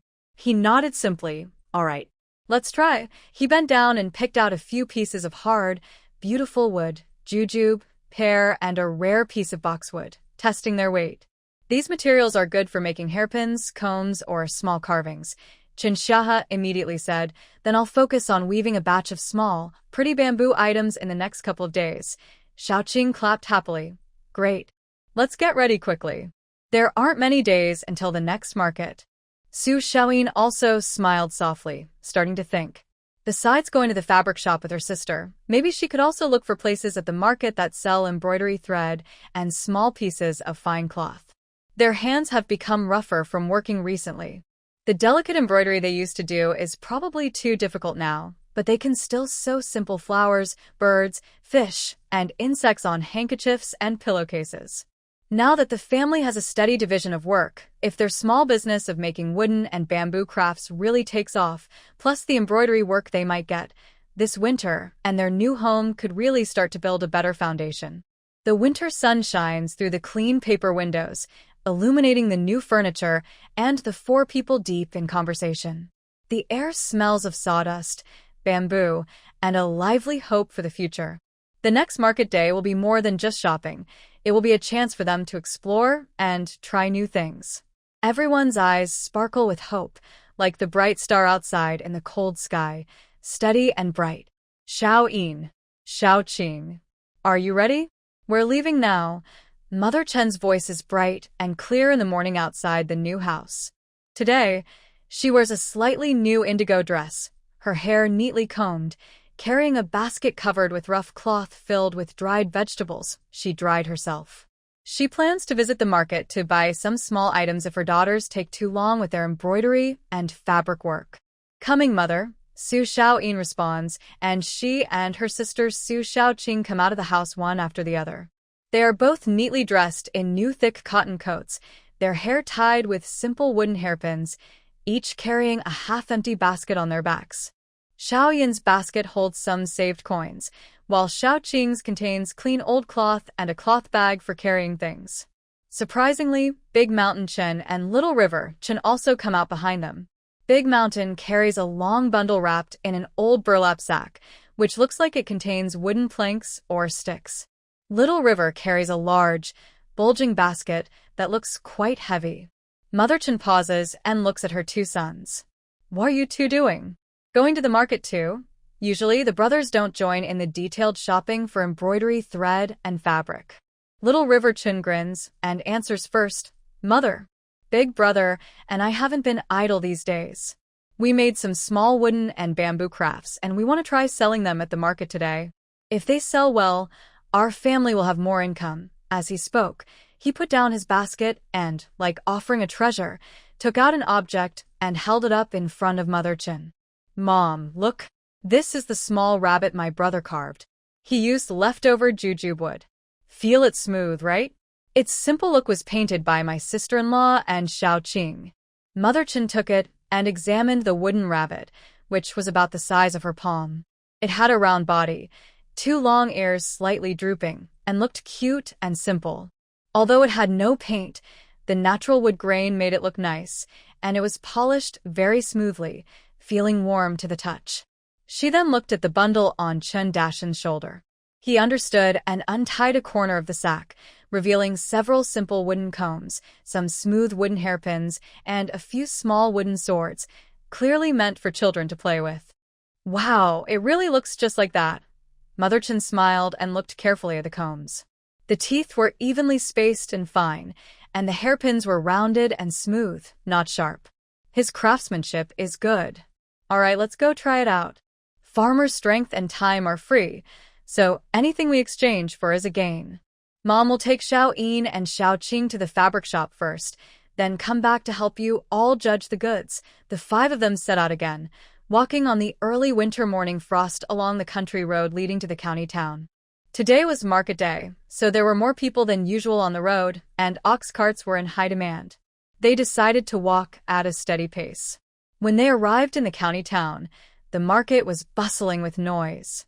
Mother Chin was familiar with the place and led her 2 daughters-in-law straight to the splendid embroidery shop she mentioned. The shop wasn't big but was tidy, with some finished embroidery pieces hanging inside, mostly curtains, door hangings, pillowcases, and neatly stacked embroidered handkerchiefs. A woman in her 40s, dressed in a neat blue cotton robe, was behind the counter, fiddling with an abacus. Seeing customers enter, she looked up and smiled professionally. Ladies, are you here to look at embroidery or buy fabric and thread? Mother Chin stepped forward to greet her and explained they wanted her daughters-in-law to try some embroidery work. The shopkeeper sized up the modestly dressed but calm and poised sisters from the Su family behind Mother Chin, then asked her assistant to bring out samples of different embroidery styles and price lists for them to see. Xiaoyin and Xiaoqing carefully examined the samples, paying attention to the stitching, color choices, and how finished they looked. They also quietly asked about the wages for different embroidery types, getting a rough idea in their minds. They might find it difficult to do large, highly detailed embroidery work with their current skills, but making simple handkerchiefs, pillowcases, or small children's bibs should be manageable. The pay isn't high, but steady work can provide a good extra income.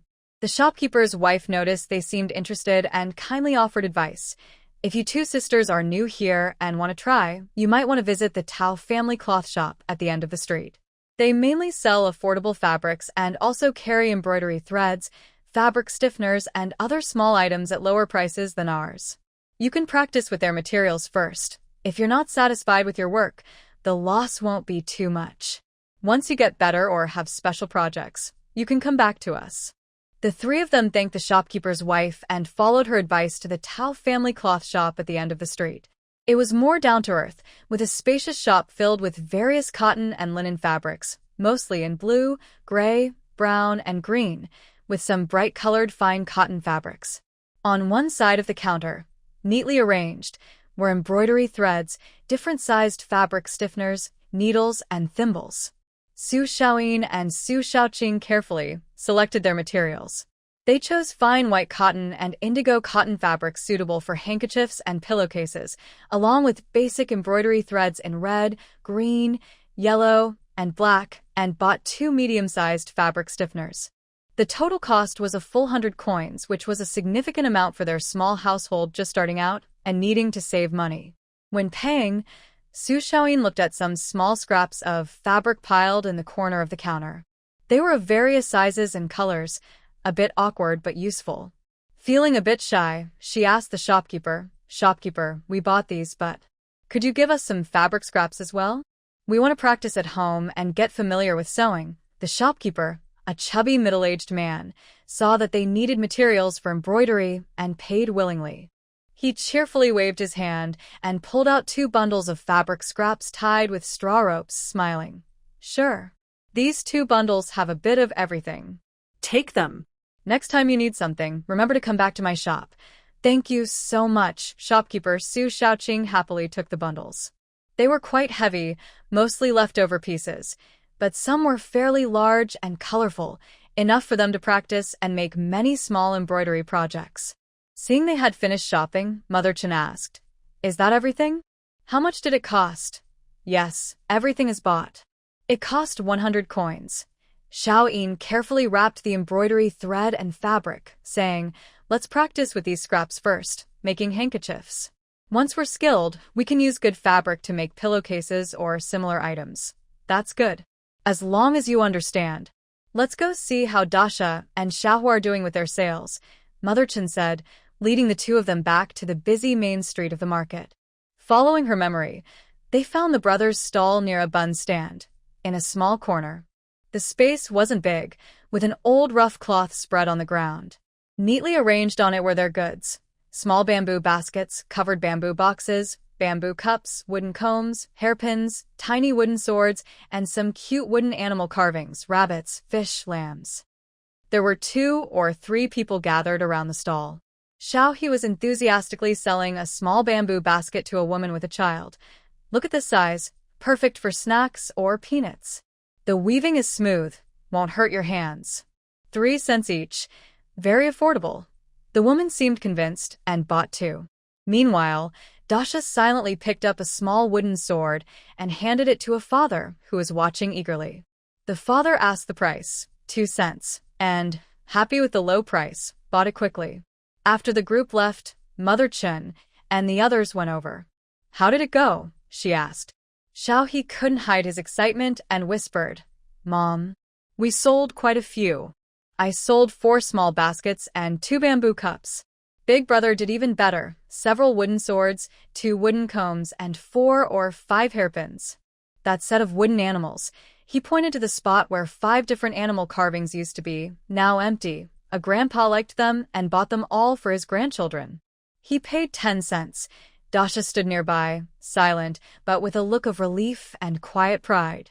Most of his previous work was practical and large, but these small, not so practical toys surprised him. They were actually popular. "Wow, that's really great," Mother Chen said happily, glancing at the remaining items on the stall. "Not much left now. Looks like your way of doing things works. Keep at it when you go back. Come back for the big market days whenever you have time." As the sun rose higher, the market reached its busiest point. The brothers sold the remaining small items one by one, leaving only 2 combs and a bamboo box. By noon, the 5 of them packed up their stall and found a noodle shop near the market. Each of them ate a bowl of hot vegetable noodle soup as a reward. On the way back to the village, their steps were lighter than before. In the basket, the purchased embroidery threads and leftover bamboo and wood items replaced the emptiness from earlier.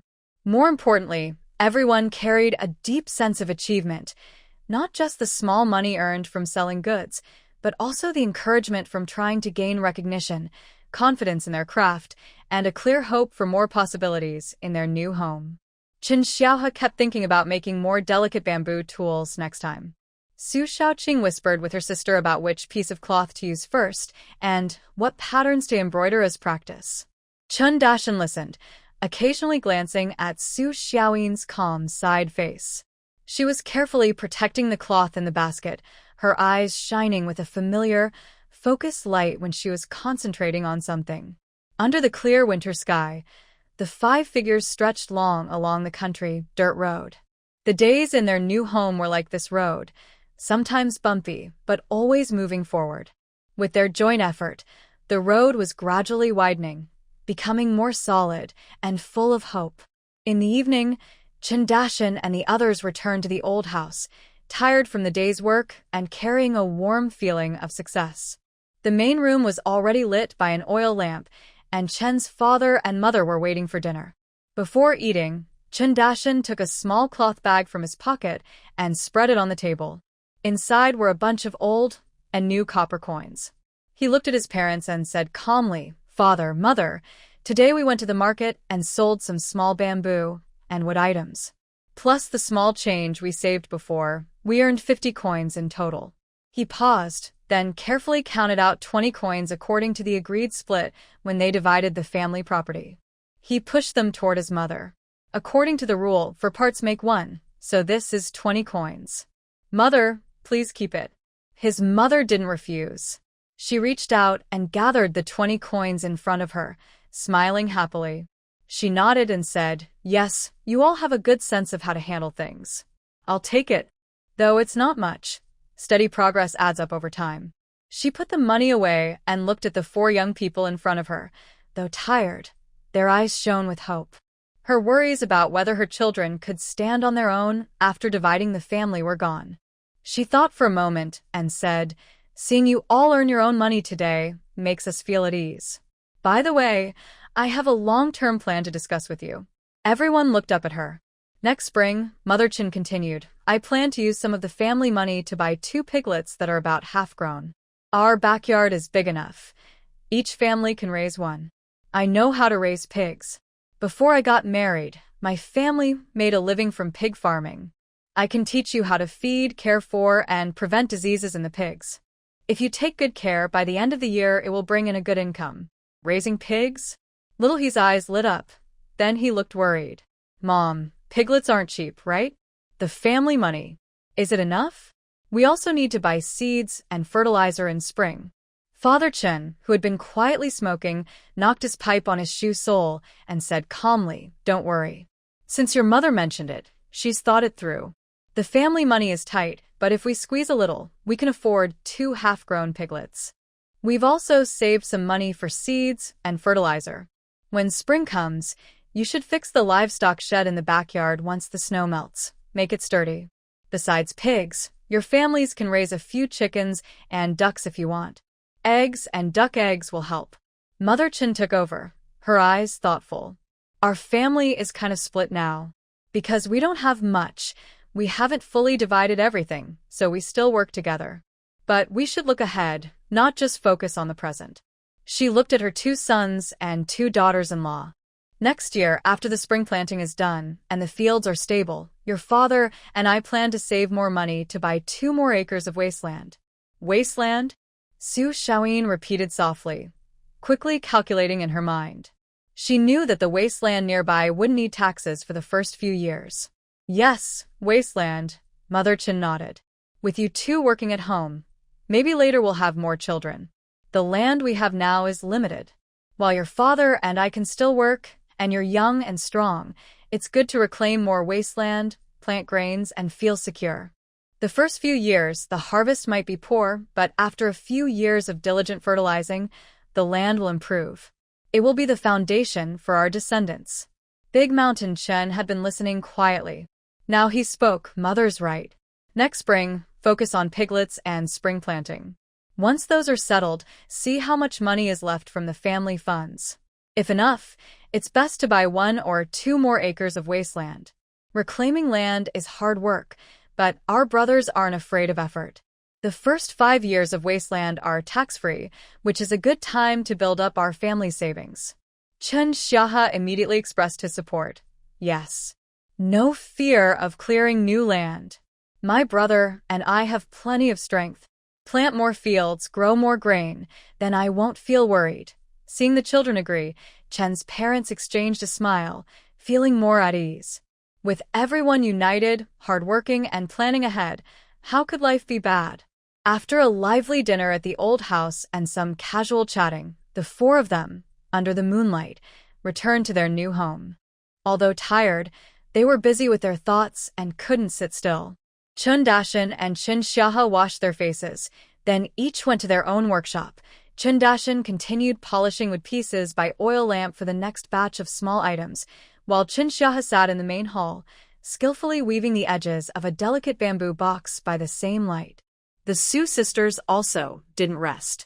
They carried the 2 bundles of precious cloth scraps they had collected during the day from Tao's fabric shop to the east wing. Using the oil lamp and moonlight outside, they carefully sorted the fabric.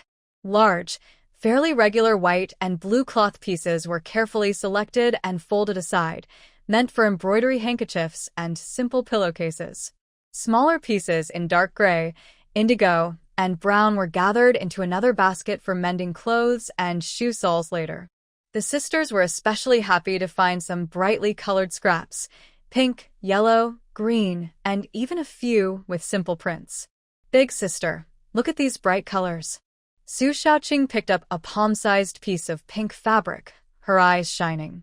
And some with tiny flowers. These are too small for making other things, but we can try making hairbands. Girls use them for their hair, and they'll look better than plain fabric strips. Maybe we can sell a few at the market and earn some coins. Su Shaoyin also picked up a piece of yellowish-green fabric, nodded, and said, "Yes, good idea. We must find ways to use all these scraps, no waste." The sisters whispered and sorted the fabric scraps carefully, their minds filled with tangible plans for the coming winter. When they finished tidying up and prepared to rest, Qin Dashan and Qin Xiahe also stopped their work. The brothers looked at each other, and Qin Dashan took out two small, round, rough clay jars from his pocket. Qin Xiahe chuckled and also took out two identical jars from behind him. The brothers approached their wives and handed over the jars. "Here." Qin Dashan spoke briefly and clearly, placing the clay jar on the edge of the Kong beside Su Shaoyin. Xiao Chen scratched his head and shyly explained, "Well, it was Big Brother's idea. He reminded me that since you'll be doing embroidery for a long time, your fingers might get cold or cracked from rough work, so you need to put something on them. I bought this today at the market. It's the cheapest hand oil, clam oil, to keep your skin moisturized and prevent cracks. It costs just a few coins per jar, not expensive. You can use it first, and when it's gone, we'll buy more." Su Shaoyin and Su Shaoqing were both surprised as they looked at the small, rough clay jar. Of course, they knew what it was. Back in the south, their mother also used similar things during winter sewing. But since fleeing from hardship, just surviving was enough, they had no time to care about such small details. Shaoyin Su picked up the jar, still warm from Qin Dashan's palm, gently opened the lid, and a faint, simple scent of wax and herbs drifted out. Inside was a white, creamy paste that looked a bit rough, but it was real kindness in a jar. "Thank you, husband," Su Shaoyin whispered, unconsciously rubbing her fingertips against the cool jar wall, feeling warm inside. Su Shaoqing also tightly held her small jar, her nose a little sore, and nodded hard. "Thank you, Brother Xiaohe." "Thank you, Big Brother." Qin Dashan responded with a then turned to blow out the oil lamp in the main room. Xiaohe Chen chuckled and urged, "Hurry up and try some." After applying, "Go to bed early. Tomorrow we have to keep working." As night deepened, the new home's small courtyard became completely quiet.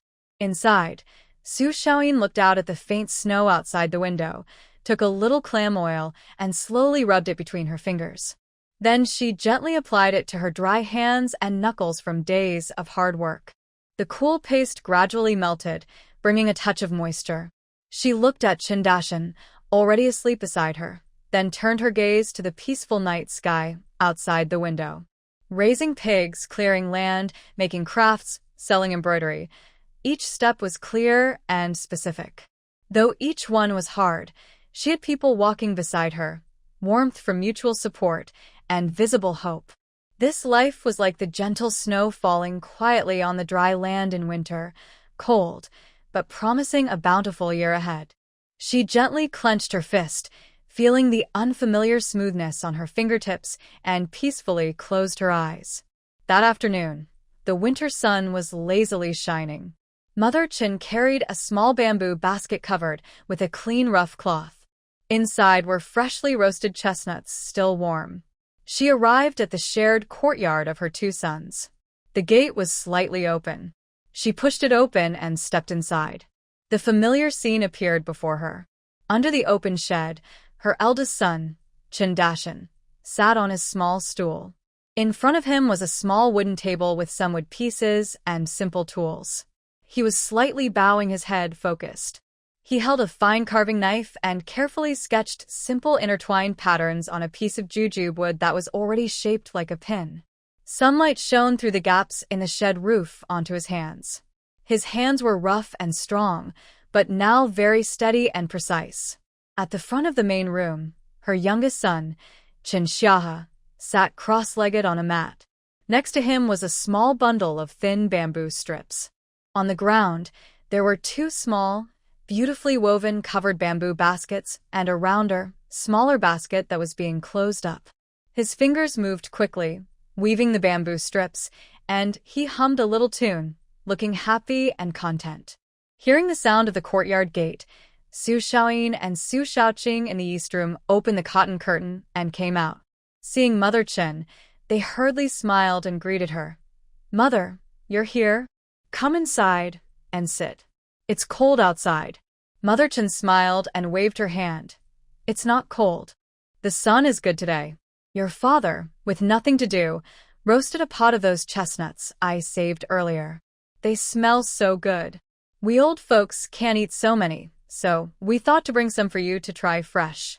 She handed the bamboo basket to Su Xiaoyin. Su Xiaoyin lifted the cloth, and immediately, a sweet aroma of caramel and fresh chestnuts filled the air. Inside the basket, the roasted chestnuts were perfectly done, with their shells slightly open, revealing shiny, golden chestnut meat. Just looking at them made people's mouths water. "Oh, Mother, we've been thinking about these for days. We've been so busy we didn't have time to make them ourselves. You've really helped us out," Su Xiaoqing said happily, her eyes shining at the chestnuts. Su Xiaoyin also smiled and said, "Yes, thank you, Mother and Father, for thinking of us. Come inside quickly and have some hot water." They entered the main room. Su Xiaoqing quickly poured some hot water into a few bowls. Mother Chen sat down, looked around at the simple but carefully tidied house, and her gaze fell on a bamboo basket filled with sewing supplies in the corner.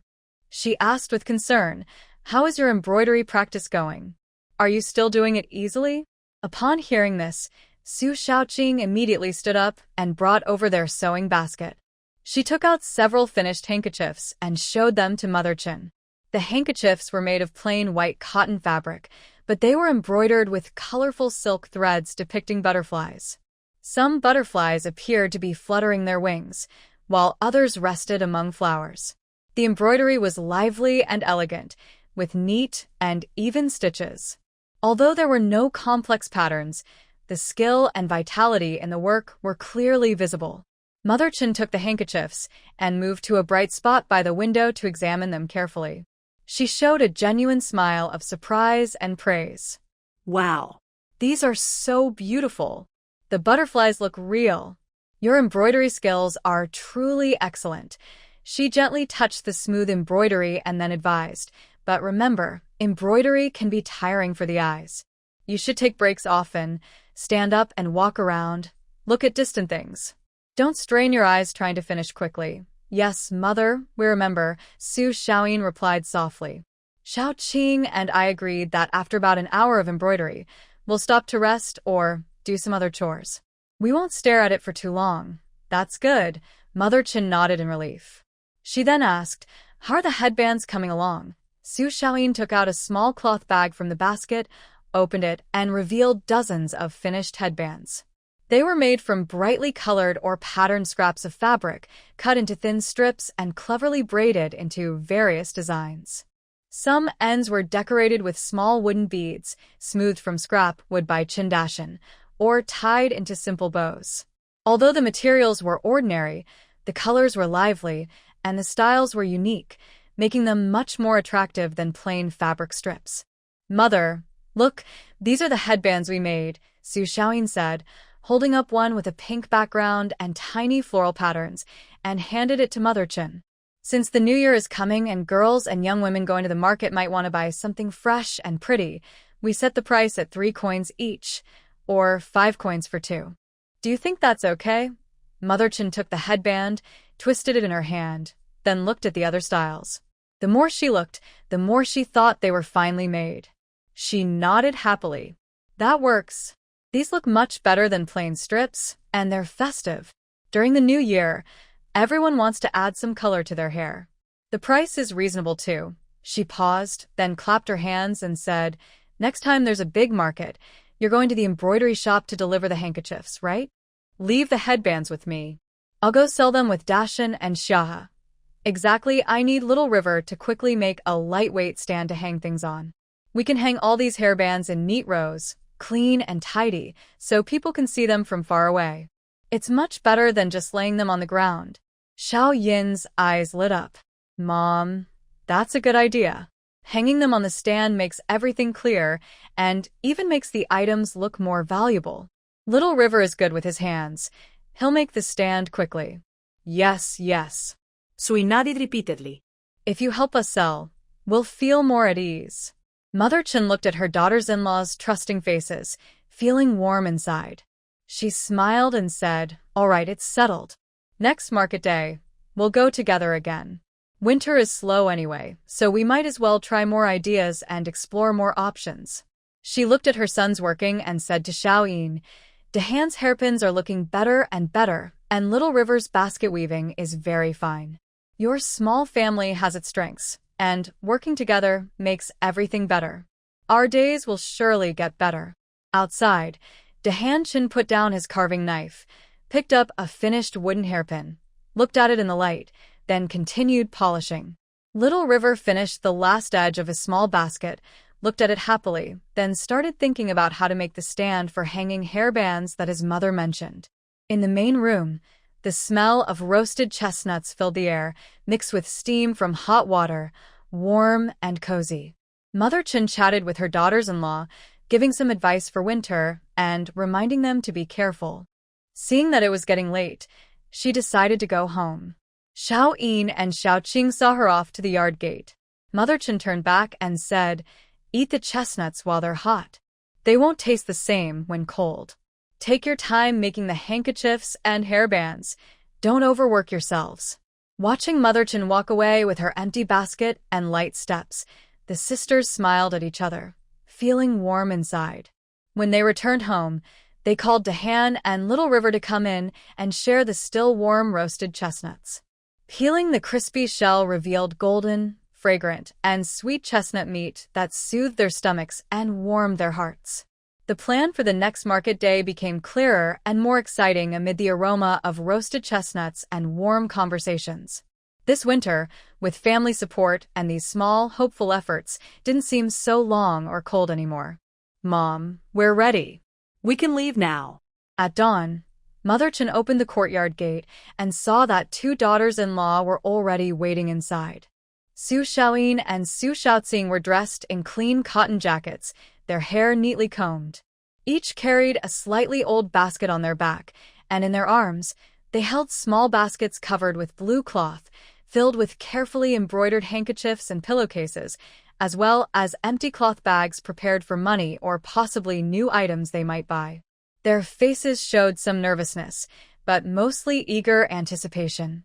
Brother Dashan and Brother Xiahe soon came out of the house. The brothers had tidied up well today. Dashan carried a heavy bundle tied with hemp rope, containing newly made wooden tools and unsold bamboo items. Xiahe carried a larger basket, filled with goods, water pouches, and some dry food. Mother Chen carried a basket with a few warm grain cakes, ready to eat if they got hungry on the way. The five of them set out again on the familiar dirt road leading to the county town. The winter morning was cold, but walking quickly made them gradually warm up. Along the way, they occasionally met villagers going to the market, exchanged nods, and Xiahe cheerfully greeted everyone as uncle and auntie, making the atmosphere lively. When they reached the county town, the market was crowded with people, and the sounds and smells mixed together. Dashan looked around steadily and quickly chose a good spot near the street entrance, with good foot traffic. Next to that spot was a stall run by an old man selling rough ceramic bowls and plates, with various pottery displayed on the ground. Dashan stepped forward politely and bowed to the old man, who was smoking a pipe. "Grandpa, sorry to bother you. We'd like to borrow a small piece of empty space next to you to set up a few small items to sell. We won't take up much space or interfere with your business. Would that be okay?" The old man looked up, glanced at the people behind Dashan and at the bamboo and wooden items in their bundles, which didn't seem to conflict with his ceramic ware. He nodded gruffly and said, "Sure, set up. Just don't block my stall." "Thank you, Grandpa," Shaha quickly said. They immediately started cleaning the empty space, then took out an old, washed-out hemp cloth from their bundles and laid it on the ground. Unlike before, when they just placed things randomly, Dashin had also brought 2 flat wooden boards to put under the cloth, making the stall look neater. Wooden animal carvings, hairpins, combs, small wooden swords, woven bamboo baskets, covered baskets, and bamboo cups are neatly arranged on a piece of cloth, clearly organized. The most noticeable item is a newly made, about half-a-person tall simple bamboo rack standing nearby. Chen Xiaohe made it a few days ago. A few thin bamboo sticks are crossed and tied in a grid shape, with thin strips laid across the top for hanging items. At this moment, the brightly colored, delicately styled hairbands made by the Su sisters are carefully hung on the horizontal strips of the bamboo rack. As the breeze blows gently, they sway like small flowers blooming in a winter market, attracting attention. The stall is set up. Chen's mother looks around and nods with satisfaction. Yes, this looks much better now. Seeing that everything is in place, Su Xiaoyin and Su Xiaoqing say to Chen's mother, "Mom, we're going to the embroidery shop now. We'll come back after selling everything. Go ahead, be careful on the way. When you're done, just come straight back," Chen's mother advises. She then stands behind the stall, ready to help greet customers. The sisters carry small baskets and walk through the busy crowd toward the Jinxiu cloth shop. As they get closer to the street where the embroidery shop is, the surroundings seem a bit quieter. When they step into the clean and tidy shop again, the shopkeeper woman is behind the counter, fiddling with a hand warmer. She looks up when they come in. "Two young sisters-in-law, are you here to look at embroidery pieces or?" The shopkeeper recognizes them from their previous visit and speaks more gently. "Shopkeeper, we're here to sell embroidery. Please take a look and see if you're interested." Su Xiaoyin steadies herself and steps forward, gently placing her small basket on the counter. Su Xiaoqing helps lift the blue cloth cover, first taking out 4 square, neatly folded handkerchiefs. The handkerchiefs are plain white cotton, embroidered with scenes like magpies landing on plum blossoms, orchids with butterflies, small fish playing in water, and simple floral patterns. The colors are elegant, and the stitches are even. The last items are a pair of pillowcases with a dark blue background, embroidered with a mandarin duck playing in water, seen using colorful silk threads. The ducks look cute and clumsy, the water ripples shimmer, and although the embroidery isn't as intricate as larger pieces, the composition is full and auspicious, showing a warm, homely touch. The shopkeeper puts down the hand warmer, picks up the handkerchiefs, and examines their front carefully in the light at the door, then flips them over to check the back for loose threads. Her gaze lingers on the stitches and colors for a moment, and she nods slightly. She picked up the pair of pillowcases again and looked at them for a while. Her fingers brushed over the embroidered surface, feeling the smooth silk threads and the neat pattern. "The craftsmanship is really good," the shopkeeper lady said as she put down the embroidery. She looked at the sisters and spoke kindly. "The stitching is solid, and the color choices are elegant. It's clear you have a good foundation. But your hand is a bit inexperienced, probably because you haven't done embroidery for a while. The lines could be smoother." Su Xiaoyin felt a little nervous, knowing the shopkeeper was telling the truth. She quickly nodded. "You have good eyes. We haven't practiced for some time. It's okay. With more practice, you'll improve," the shopkeeper said as she started to give a price. "This handkerchief, based on our standard with its quality and size, costs 19 coins. 4 of them would be 76 coins. These pair of pillowcases with the water-splashing mandarin ducks are well embroidered and have a nice design. Although small, they are complete. I can give you 50 coins each, so a pair is 100 coins. How does that sound? 19 coins for each handkerchief. 100 coins for a pair of pillowcases." The price was even better than what they had expected. Su Xiaoyin and Su Xiaoqing looked at each other and saw the surprise in each other's eyes. "The shopkeeper's price is fair. We are willing to sell," Su Xiaoyin said calmly, keeping her composure and respectfully. The shopkeeper took out her account book and made a note. Then she counted out the coins from a small box under the counter. 4 handkerchiefs for 76 coins, 1 pair of pillowcases for 100 coins, total 176 coins. Here, check the amount, she paused and added. Next time, if you have more work, you can try embroidering larger designs like small landscapes, flowers, birds, or children's bibs and belly bands. The wages will be higher. You can also use brighter, bolder colors, which are more popular during festivals. Thank you. We will remember your advice, Su Xiaoqing said happily as she took the heavy string of coins. The sisters carefully counted the coins to make sure they were correct. After thanking the shopkeeper again, they carefully put the money into their pockets. Then they carried their empty baskets and left the embroidery shop. Standing at the door of the shop, the winter sun shone warmly on them. Su Xiaoyin quickly calculated in her mind. Last time, they spent 100 coins on fabric and embroidery thread. With the remaining fabric at home, they could make 2 more pairs of similar pillowcases, using less fabric for the handkerchiefs. As for the hairbands, they used fabric scraps given by the shopkeeper, so almost no cost. This trip cost 176 coins. Although it wasn't a large amount of money for this small family just starting out and needing funds everywhere, it was definitely a big encouragement. Big sister, where are we going now? Should we go straight back to the stall? Su Xiaoqing asked, her face flushed with excitement. Su Xiaoyin thought for a moment. Let's go see the stall first and check how Mom, Big Brother, and Lil He are doing with their sales. I also don't know if anyone has bought the hairbands. After seeing the situation, we can decide whether to go to the Tao family fabric shop to add some things. The 2 girls walked quickly back, passing through the busy market. Soon, they saw their small stall decorated with colorful hairbands, standing out clearly. From a distance, they saw 2 or 3 people gathered in front of the stall. Mother Chen was holding a small woven basket, talking to a woman, while Little He was helping. Big Mountain was standing quietly nearby, watching the stall carefully. As they approached, they heard the woman smiling and nodding as she paid for the small basket.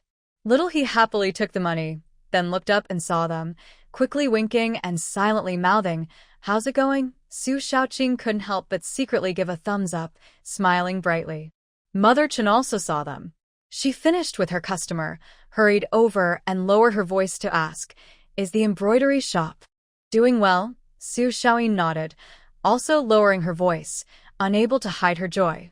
"Yes, we sold 4 handkerchiefs, a pair of pillowcases, for a total of 176 coins. Hearing this, Mother Chen's eyes lit up. She clapped her hands and said, "Great. Really great.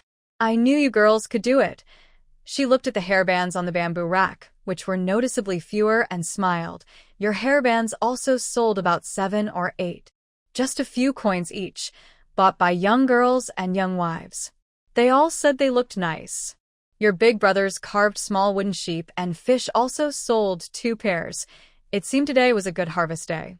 The sunshine was just right, shining on everyone's smiling faces and on the small stall decorated with colorful hairbands and wooden crafts, warm and full of hope. As the sun gradually set, the lively market began to quiet down. Many vendors started packing up, preparing to close and go home. Mother Chen looked at the few remaining goods on her stall. Only 2 or 3 wooden and bamboo items left, and just a few hairbands hanging on the bamboo rack.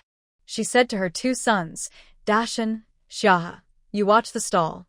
Pack up these last few things neatly. I'll take Xiaoyin and Xiaoqing to look around and see if we can find some good New Year's supplies at a bargain." Mother, you go ahead. We'll take care of this," Xia replied cheerfully. Mother Chen carried the mostly empty basket, with Xiaoyin and Xiaoqing walking on either side, joining the slowly thinning crowd still searching for last-minute deals. First, they went to the meat section. Most of the meat stalls had already closed up. Only one remained. The chopping board was empty, except for a large pig's head that had been scraped clean, a well-washed pig's offal, liver, lungs, intestines, tied with grass rope, and 2 large bones that had been shaved smooth, all placed in a wooden basin nearby. The stall owner was a burly butcher, slowly wiping his greasy knife, ready to finish for the day. Mother Chen approached and carefully examined the pig's head and offal. She asked, "Boss, if I take all these leftovers, can you give me a better price?" Seeing business still coming in, the butcher quickly became friendly. "Madam, if you can take all of these, I'll give you a good deal." Look at this pig's offal, cleaned up nicely. Usually, it costs at least 15 cents, but I'll sell it to you for 12. The pig's head is thick with meat, especially around the ears, usually worth at least 120 cents. And I'll give you these 2 big bones for free, no charge. How about that? Mother Chin thought for a moment. The pig's head and offal took some effort to prepare, but they made a hearty New Year's dish, and the offal could be boiled into a big plate. She looked hesitant and bargained, "Boss, since everything's gathered here and it's mostly leftovers, how about this? The pig's head and offal for 120 cents in total. If that's okay, I'll take everything, so you can go home early." The butcher hesitated, looked around, seeing no one else, and stomped his foot. All right. "Since you're quick to decide, madam, 120 cents it is. Next time you buy meat, remember to come find me." He quickly wrapped the pig's head and offal separately with dry lotus leaves and grass rope, tied the 2 big bones together, and handed everything over. Mother Chin carefully took these heavy, oily treasures and placed them at the bottom of the basket.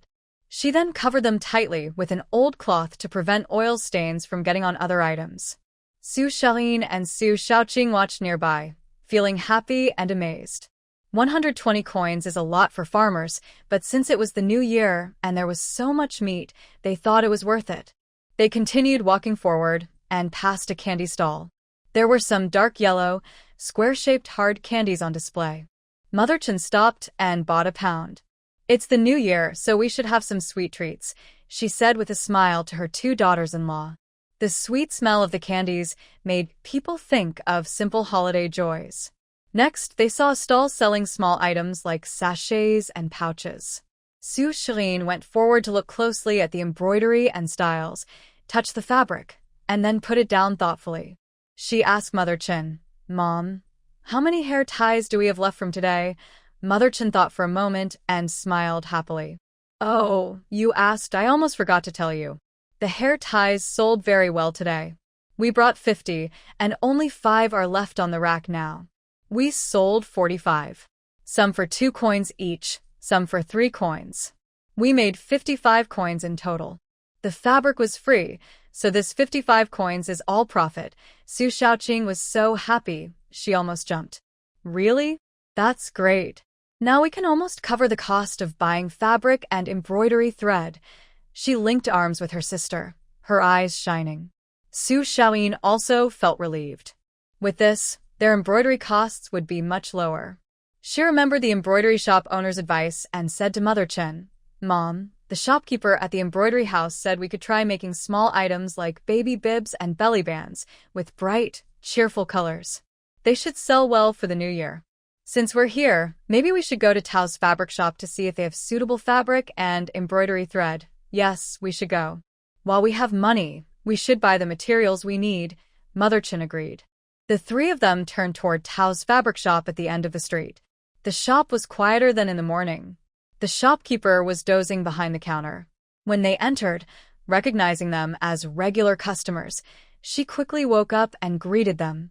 This time, Su Xiaoyin and Su Xiaoqing had clear goals. They carefully chose several brightly colored, festive embroidery threads: bright red, peach pink, deep blue, and gold. They chose a piece of soft, bright red cotton fabric to make a child's belly band. After much hesitation, Su Xiaoyin finally decided to buy a finer, more evenly colored moon-white cotton cloth, which was more expensive than the plain white fabric they used before. She planned to try embroidery on slightly larger and more detailed patterns like small flowers and birds, hoping to sell them for a better price. When calculating the costs, the shopkeeper tapped the abacus and said, "Embroidery thread costs 35 coins, red fine cotton 40 coins, moon white fine cloth 80 coins, totaling 155 coins. 155 coins. That was 55 coins more than last time." When Su Xiaoyin paid, her hands trembled slightly, almost unable to hold the money. This was nearly half of what they earned from selling embroidery today. But thinking of the shopkeeper's advice and the potential for higher earnings, she firmly handed over the money. Carrying the new, expensive fabric and embroidery thread, the 3 of them left the cloth shop. Their hearts felt heavy, but more than that, They were full of hope and determination to do well. When they returned to their stall, Chen Dashan and Chen Xiaohe had already packed everything up. The last few small bamboo and wooden items and hairbands had been sold, leaving the stall empty. Chen Xiaohe happily counted the copper coins from today's sales, while Chen Dashan quietly bundled the wooden boards, hemp cloth, and bamboo racks. "Are they all sold?" their mother asked. "Yes, all sold, mother." Chen Xiaohe waved the string of coins. "The last 2 little wooden horses made by my brother were bought by an old man with his grandson. And not a single hairband left. Good. Pack up and go home," their mother said with a wave of her hand. The 5 of them carried their belongings and headed home. The setting sun stretched their shadows long, and their baskets were heavy with goods and hope. In their arms, they held the coins earned today and plans for tomorrow. Although spending a lot on fabric made them feel a bit pained, thinking about the hairbands, embroidery, and better sales in the future replaced that worry with stronger hope. The winter evening wind was cold, but everyone's heart was warm. The journey home seemed shorter. They knew that once they arrived, under the warm glow of the oil lamp, they would count today's earnings and expenses, plan how to pickle pig heads and braise offal, and discuss which red fabric to embroider into a belly band first. This small family, growing richer through their joint efforts, was about to welcome their first truly special and hopeful spring festival. As night deepened, the village ahead was dotted with tiny lights, seeming to silently call home those returning. When I returned to the old house, it was almost completely dark. The main room was lit by an oil lamp. Father Chen was sitting there repairing an old basket. Hearing the sound of the gate, he put down his work, stood up, and poured each of us a bowl of hot plain water. "You're back? Probably all frozen, right? Drink some hot water to warm up." Father Chen handed the bowl over, glancing at our faces and the bulging baskets on our backs, with a look of concern. Chen Xiaohe took the bowl, drank a big gulp, and exhaled a cloud of white breath, looking excited. "Dad, "We did really well today. Almost everything in the baskets, bamboo baskets, wood carvings, hair ties, sold out. We packed up the stall completely." Mother Chen put down her basket, rubbed her shoulders, which were a bit sore, and smiled. She walked to the table, took out a small cloth bag, and asked Chen Dashan and Chen Xiaohe to take out the money they earned today. She then turned to the inner room and took out a somewhat old but very clean blue leather ledger and a bald feather pen, something her father had bought long ago when he occasionally helped the village with bookkeeping. Now it was the family's household account book. Under the dim glow of the oil lamp, Mother Chen sat down, opened a new page in the ledger, licked the tip of the pen, and looked serious. "Come, let's count today's earnings." She looked at her youngest son. "Xiaohe, how much did your bamboo craft sell for?" Xiaohe quickly pushed the money forward. It was mostly small copper coins. He had already counted it. "Mom, I have 55 yuan.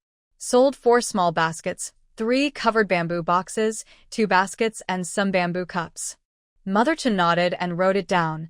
"Xiaohe's bamboo crafts, 55 yuan. Dashan, what about yours?" Chen Dashan pushed his share of the money over, neatly arranged. 105 yuan.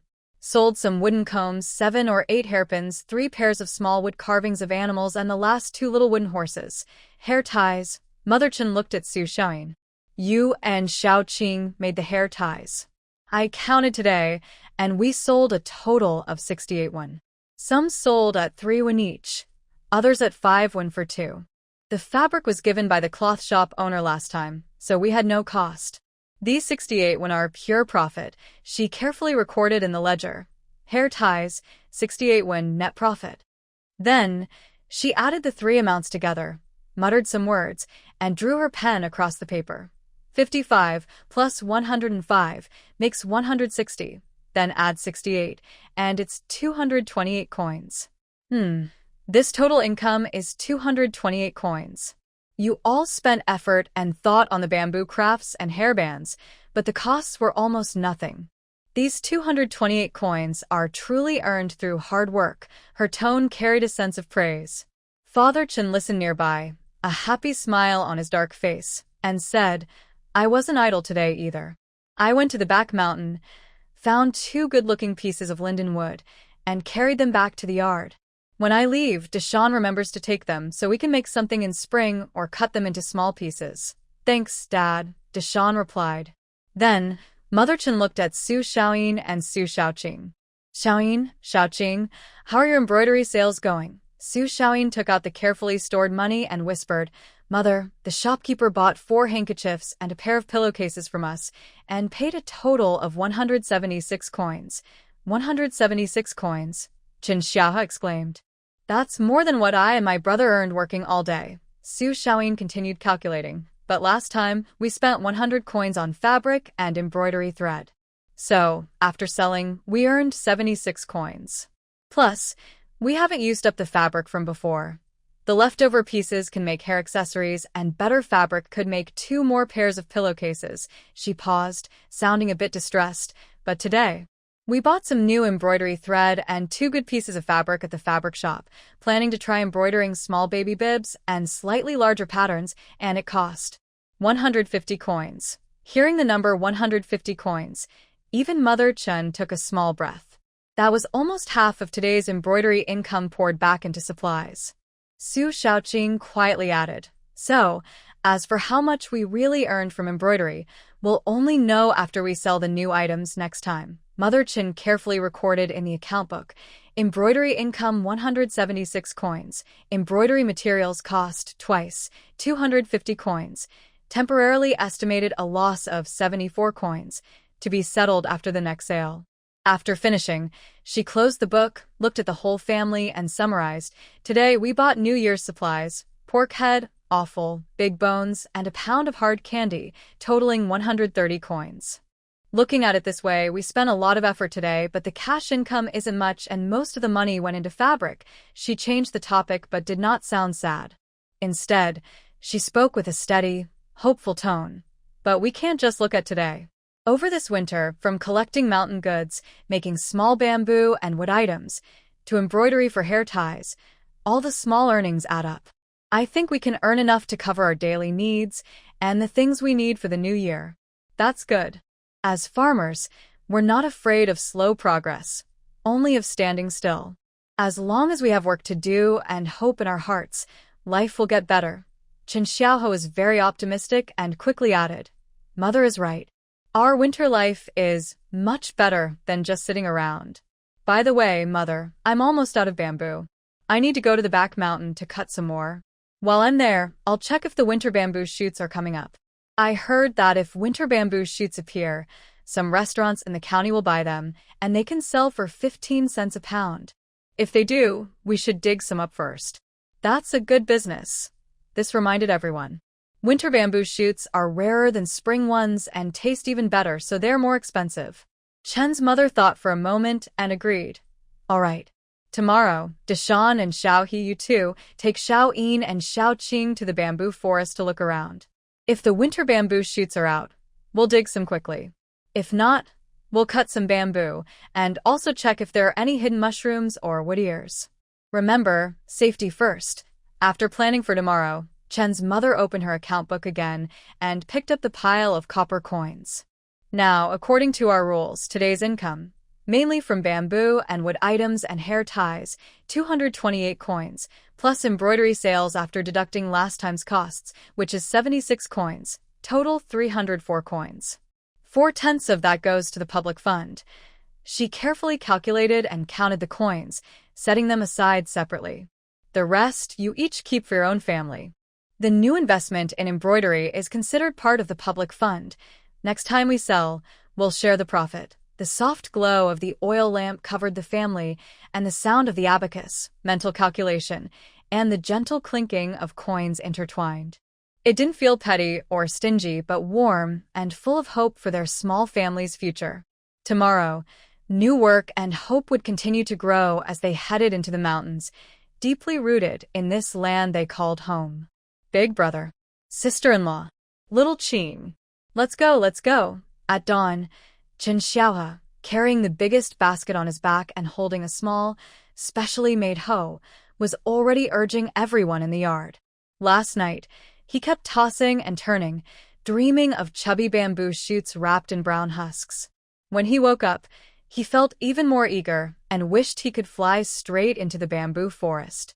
Hearing his excitement, the others quickly packed up.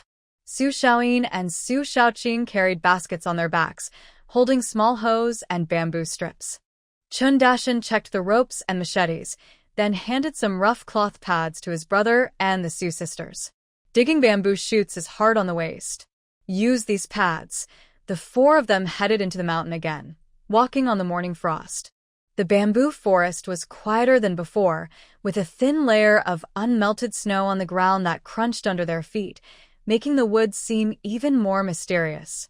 Cold air seeped into their clothes, but everyone carried a fire of hope in their hearts. Split up and look for them.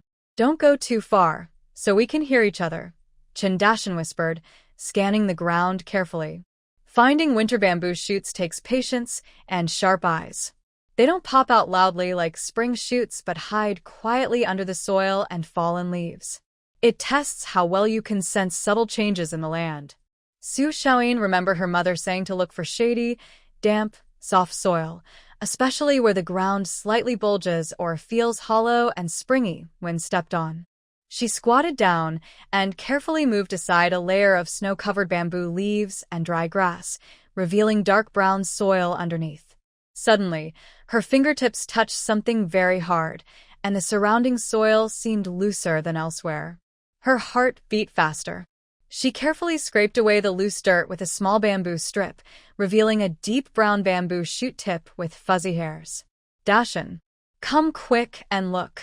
Is this a winter bamboo shoot? She whispered nervously, unsure. Chun Dashan hurried over, squatted down to examine it closely, then gently pressed the surrounding soil with his hand. He nodded confidently. Yes, it's a winter bamboo shoot. The color and firmness of the husk show it just sprouted, so it's very tender. He took the small hoe from Su Xiaoyin. Let me do it. We need to dig along the bamboo's direction, careful not to hurt the stalk or break the shoot. He dug very carefully, clearing away loose soil and stones around it, then slowly followed the bamboo's underground path, digging inch by inch. Winter bamboo shoots grow deep, making them harder to dig out than spring shoots. When they finally pulled out the whole shoot, it was as thick as a grown man's arm, wrapped in a thick brown husk, heavy in their hands. Great job, Su Xiaoqing came over, smiling happily. With their first success, everyone felt more confident. Chun Xiaohe couldn't wait any longer and ran to another sunny, gentle slope to search. Su Xiaoqing also learned from her sister, carefully noticing small changes on the ground. However, winter bamboo shoots were really hard to find. The whole morning passed as the four of them spread out, carefully searching around the bamboo forest's edge. Each person barely filled a basket. The baskets were heavy on their shoulders, and their backs ached from bending for a long time, but seeing the muddy treasures inside made their tiredness turn into happiness.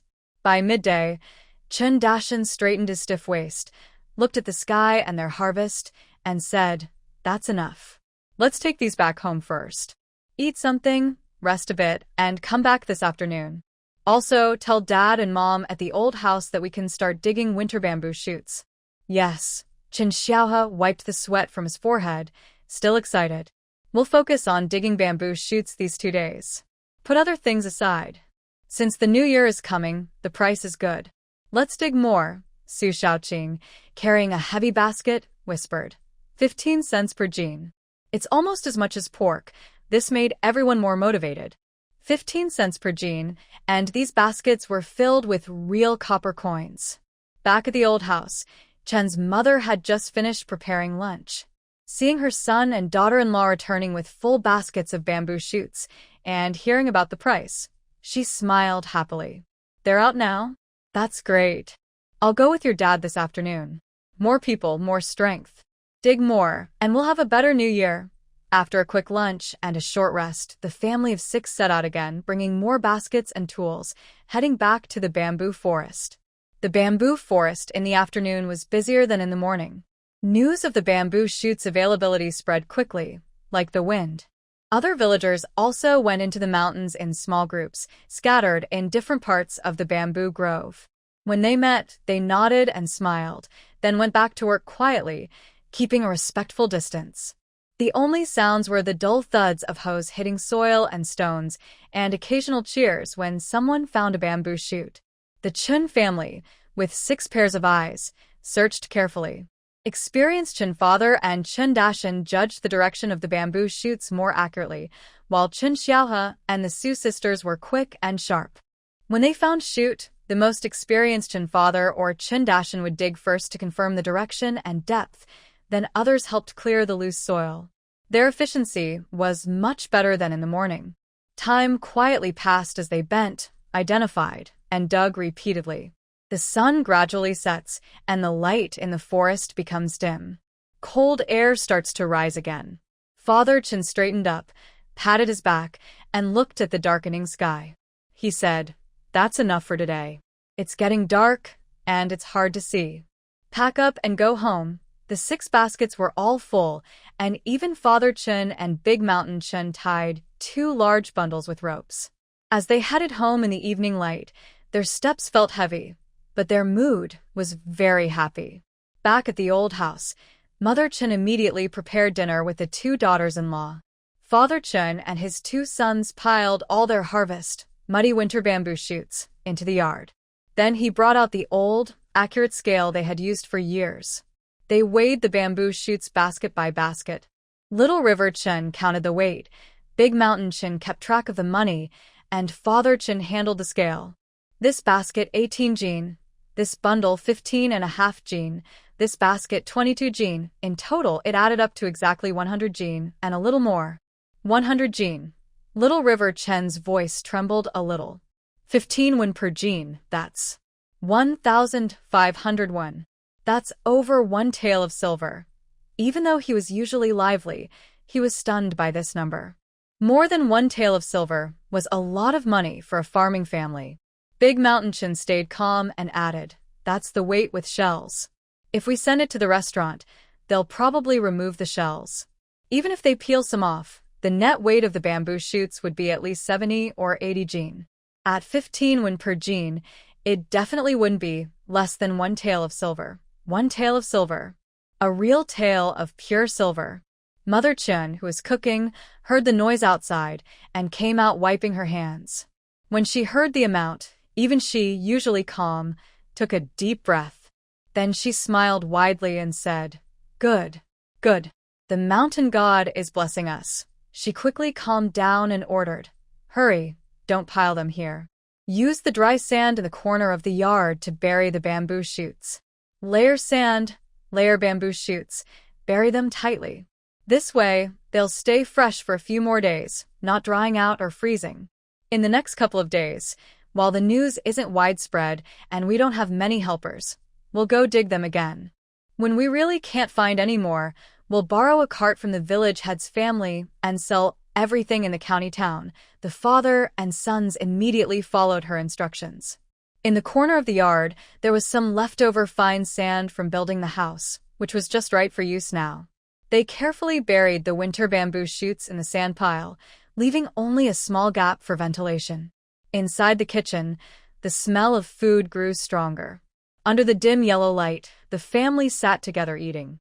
Though tired, everyone's eyes sparkled with hope. The conversation focused on the winter bamboo shoots, planning where to find more tomorrow, estimating how many they could dig, and dreaming about what they could buy after selling them. Su Xiaoyin ate her food quietly, listening to everyone talk, while calculating in her mind. If they could earn a little more silver after giving some to the government, their small family could have a good share. With the savings from embroidery and selling small items, maybe. In spring, besides buying a piglet, they could save some money for other things. Outside, the north wind brushed past the eaves, making a faint whistling sound. But the winter bamboo shoots, carefully covered with sand, remained quietly fresh and valuable despite the cold. For the Chun family, this winter felt especially full and hopeful because of these unexpected gifts from the deep bamboo forest. They knew that tomorrow's work in the bamboo forest would be a race against time and others, but all the effort was worth the heavy harvest they looked forward to. "Dashan, there's one here." Su Xiaoyin's low, excited voice broke the silence in the bamboo forest. Chun Dashin immediately put down the tool he was using to check the ground and hurried over. Su Xiaoyin pointed to a shady slope where the ground's dead leaves and loose soil slightly bulged, with tiny cracks along the edge of the dirt. Chun Dashin squatted down, brushed the soil with his hand, then gently tapped the ground with a small hoe. The echo sounded a bit hollow. He nodded, showing a hint of approval. It's a winter bamboo shoot, buried pretty deep. He signaled Su Xiaoyin to step back, then skillfully started digging with the hoe, following the predicted direction of the bamboo shoot. Soon, a thick, brown-shelled winter bamboo shoot, as thick as a child's arm, was carefully pulled out. Su Xiaoyin sighed in relief, smiling happily. She turned around to search carefully for the next possible treasure spot.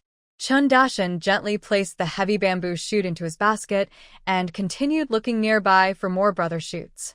This scene kept repeating over the next 3 days. The Chun family seemed like tireless treasure hunters. They went into the mountains at dawn and returned only after dark, covering almost every corner of the bamboo forest, both sunny and shady areas. The family worked well together. The most experienced Father Chun and Big Brother Chun Dashin handled difficult decisions and digging. Sharp-eyed and active Chun Xiaohe and the Su sisters searched large areas and did initial cleaning. Mother Chun stayed at home to manage logistics and carefully buried the freshly harvested winter bamboo shoots with sand to keep them fresh. Their harvest decreased each day. After a surprising 100 jin on the first day, they barely reached 110 jin on the second day, and dropped to only 80 jin on the third day. By the morning of the fourth day, the 6 of them searched all morning but only found a few scattered jin. It seemed the bamboo forest had been thoroughly searched and no more winter bamboo shoots could be found. That's enough, said Mother Chun when they returned home at noon. She looked at the pile of sand-covered spoils in the yard and the meager 5 jin they found today. She decisively called a stop. Searching further is a waste of effort. Let the mountain rest. Let's tally everything. In the main room, even during the day, the oil lamp was lit to see better. Mother Chun took out her blue leather account book, and Father Chun and the 2 sons checked the notes they had recorded over the past few days. First day, exactly 100 jin, Mother Chun wrote down. Second day, 110 jin. Third day, 80 jin. Today morning, 5 jin. She added the numbers with her pen. Total is 295 jin. This number made the whole family hold their breath. Mother Chun continued calculating. This is the weight with shells. When we send it to the restaurant, they will remove the outer shell and trim the roots, which will reduce the weight. Even if we assume 20% loss after peeling, we should still have at least 230 to 240 jin of clean bamboo shoots. At 15 coins per jin. She silently calculated, her eyes shining brighter. We could sell it for over 3 taels of silver. Plus the bamboo rats we caught and smoked, and those precious bamboo fungi. I think we could even get 4 taels of silver. 4 taels of silver. For this rural family just starting to catch their breath, it was like a huge sum of money. It could cover most of next year's seed and fertilizer costs, or help complete several important family plans. Mother Chun suppressed her excitement and began making arrangements. Old man, this afternoon, take Xiaohe and go to Li Zheng's house to borrow a bullock cart. Tell them we dug some mountain produce and plan to sell it in the county tomorrow to buy some New Year supplies. Be polite. She looked at Chun Dashin again. Dashin, this afternoon, take out the dried bamboo rat we smoked and also check the dried bamboo fungus that was sun-dried earlier. Pick out the best-looking ones and wrap them separately with oil paper. The ones that are not so good, also wrap separately. Xiao Yin and Xiao Qing, you keep working on the embroidery. I'll make the hairbands. Hurry up, the last big market before the New Year is coming, and we can't miss it, she then said to Chun Xiaohe. Arrange the small wooden horses, small cats, and hairpin combs your older brother made. Have your father take them tomorrow. If the winter bamboo shoots sell well, you two can set up these little items in the county town. See how many you can sell. After assigning the tasks, everyone had clear goals. For the next half day, the Chun family yard was busy and happy. Chun Dashin carefully sorted the dried bamboo fungus by size and completeness, treating it like a treasure. The Su sisters sewed quickly, and a cute carp pattern gradually appeared on the red belly bands. Mother Chen wove bright-colored scraps of cloth into more complex hairbands. Chen Xiaohe polished the small bamboo and wooden items he and his brother made, then organized them neatly. The next morning, before dawn, Father Chen and Xiaohe set off in a borrowed ox cart. On it were 295 jin of winter bamboo shoots preserved in moist sand, 3 sturdy bamboo rats in cages, 1 smoked to a shiny black with a special aroma, and 2 packages of carefully wrapped bamboo fungus, one with 3 jin of top-quality pieces, the other with smaller, lower-quality bits. The ox cart creaked as it entered the county. They headed straight to the largest and supposedly most upscale restaurant, the Liang family restaurant. But when they explained their purpose, the waiter at the door waved dismissively. "Go away. We have regular suppliers for our vegetables. We don't take scattered mountain goods from outsiders. Who knows if they're clean?" Feeling rejected, Xiaohe was a bit discouraged. But Father Chen remained calm and simply said, "Let's try another place." They found another restaurant, slightly smaller but well-regarded, called Wang's Restaurant. The owner was a sharp-looking man in his 40s named Wang. When Father Chen explained, Wang was more polite but also honest. "Brother, I won't lie to you. We have fixed suppliers for our ingredients. Unless it's rare, seasonal mountain delicacies, we usually don't take other mountain goods." When Chen Xiaohe heard this, he quickly and carefully took out the best-looking bamboo fungus from the basket and opened a corner of the oil paper. "Shopkeeper, please take a look at this." Shopkeeper Wang casually glanced at it but was immediately drawn in. He stepped forward to examine it carefully, then picked up a single mushroom to look at its full shape in the light. His face showed surprise. Wow. "This is top-quality bamboo fungus. Hard to find at this time of year. It looks really good." He looked up at Chen's father. "Do you have anything else?" Seeing that there was a chance, Chen's father nodded confidently and signaled Chen Xiaohe to bring out the other items. When he saw the 3 lively, chubby bamboo rats and the well-smoked, shiny bamboo rat jerky, the shopkeeper's eyes lit up even more. Especially when Chen Xiaohe and the helper pulled the winter bamboo shoots out of the sand, peeled off the outer layer, revealing the tender, white bamboo shoots inside. Wang nodded repeatedly. "These winter bamboo shoots are good. Full and healthy, no frost damage, very rare." He immediately asked the helper to bring a scale and weighed everything on the spot.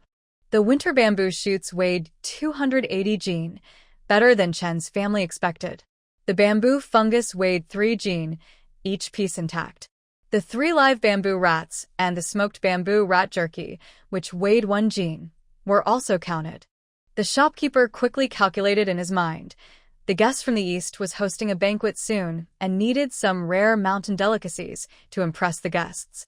These items came just in time. He offered a fair price. "Winter bamboo shoots. Market price is 15 coins per jin. Since yours are good quality, I'll pay 15 coins. 280 jin is 4,200 coins, which is about 4 taels and 2 qian of silver. The bamboo fungus. Good stuff. At 200 coins per jin, 3 jin is 600 coins. The 3 bamboo rats, 100 coins each, total 300 coins. The smoked bamboo rat jerky, 110 coins per jin. All together, 5 taels and 10 coins of silver." He paused, looked at Chen's father, who was simple and nervous, and said, "Honest brother, your things are good, so the total is exactly 5 taels of silver. Here's 10 coins for you. 5 taels. Exactly 5 taels of pure silver."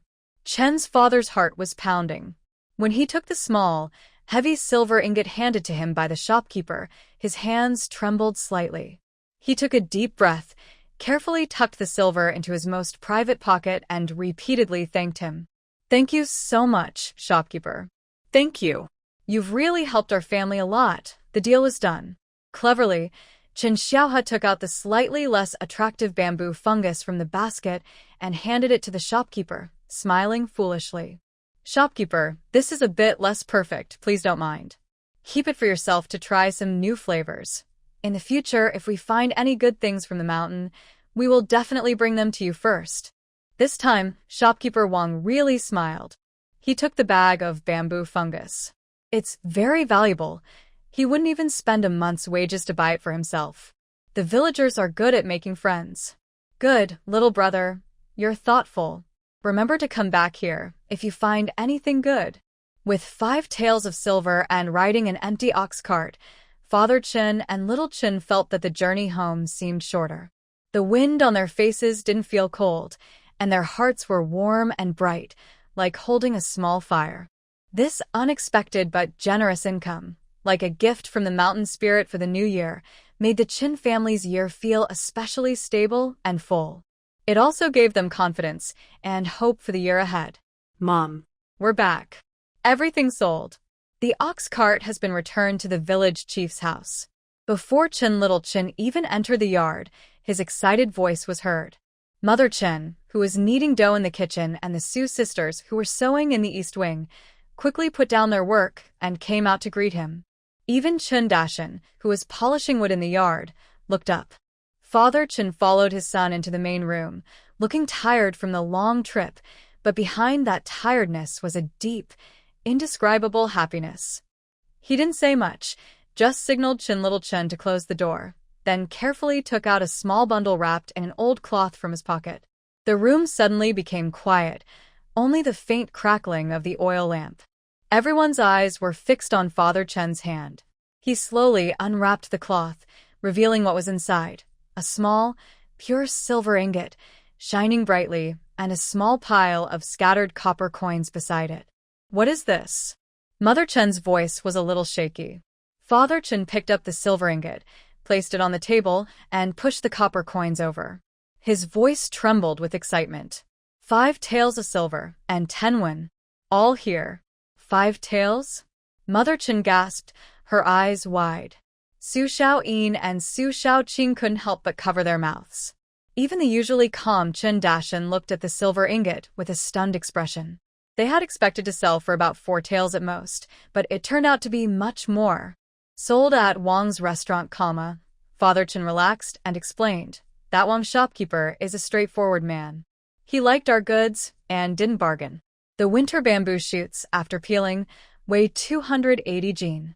The bamboo fungi, live bamboo rats, and smoked rats dried were all paid at the higher market price. He remembered Wang's surprised expression when he saw the bamboo fungi and added, he also said that if we find any rare mountain goods in the future, we can send them to him. Little River Chin interrupted proudly. I gave the slightly damaged bamboo fungi to Wang. He was so happy, kept saying we're honest. Mom, I think next spring, we might be able to sell the spring bamboo shoots directly to him. Mother Chin listened and nodded repeatedly, unable to hide her smile. Good job. Worth it. That's how relationships should be built.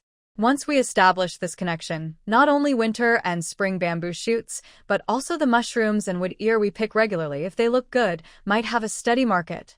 That's a long-term benefit. She picked up the heavy silver bar, weighing it in her hand. The cold touch made her heart feel warm. She looked at everyone in the room, cleared her throat, and said seriously, this 5 taels of silver is the result of our whole family working together in the mountains, sweat and effort, digging it out from the soil. As we agreed before, it's split evenly. 2 taels 5 qian go to Gongzhong, and the 2 families of Big Mountain and Little River each get 1 tael 2 qian 5 fun. She pointed to the 10 won copper coin. This 10 won is just a small change, also for Gongzhong for daily small expenses. Then she asked Chin Dashin to bring the small scale and scissors. Carefully, she cut the silver bar into 2 parts, weighing out 1 piece of 2 taels 5 qian, and split the rest evenly into 2. The sound of the scissors cutting the silver was very clear in the quiet hall, each snip seeming to cut into everyone's hearts, but it was a joyful trembling. Su Xiaoyin took the small silver piece and a few copper coins handed over by Chin Dashin, converted as change. The coldness and weight in her palm made her feel like she was dreaming, but soon, a strong sense of security and happiness flooded her. She looked up at Chin Dashin, who was also looking at her, with the same wave of emotion, deeper and more profound. Su Xiaoqing tightly held her own share, her face flushed with excitement. She looked at Chin Xiahe, who winked at her. Chin Dashin carefully stored his family's silver and money, then said, Mother, in a few days, there will be the last big market before the new year. We have many things this time. Hair ties, embroidery, wooden and bamboo crafts, and maybe some leftover mountain products.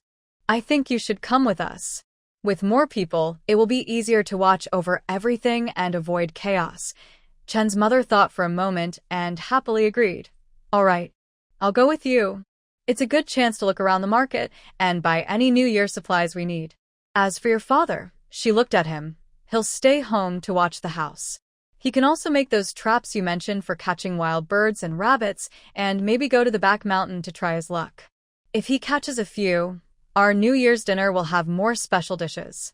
Chen's father smiled kindly and nodded. Yes, I'll make the traps at home. You all go ahead and enjoy yourselves.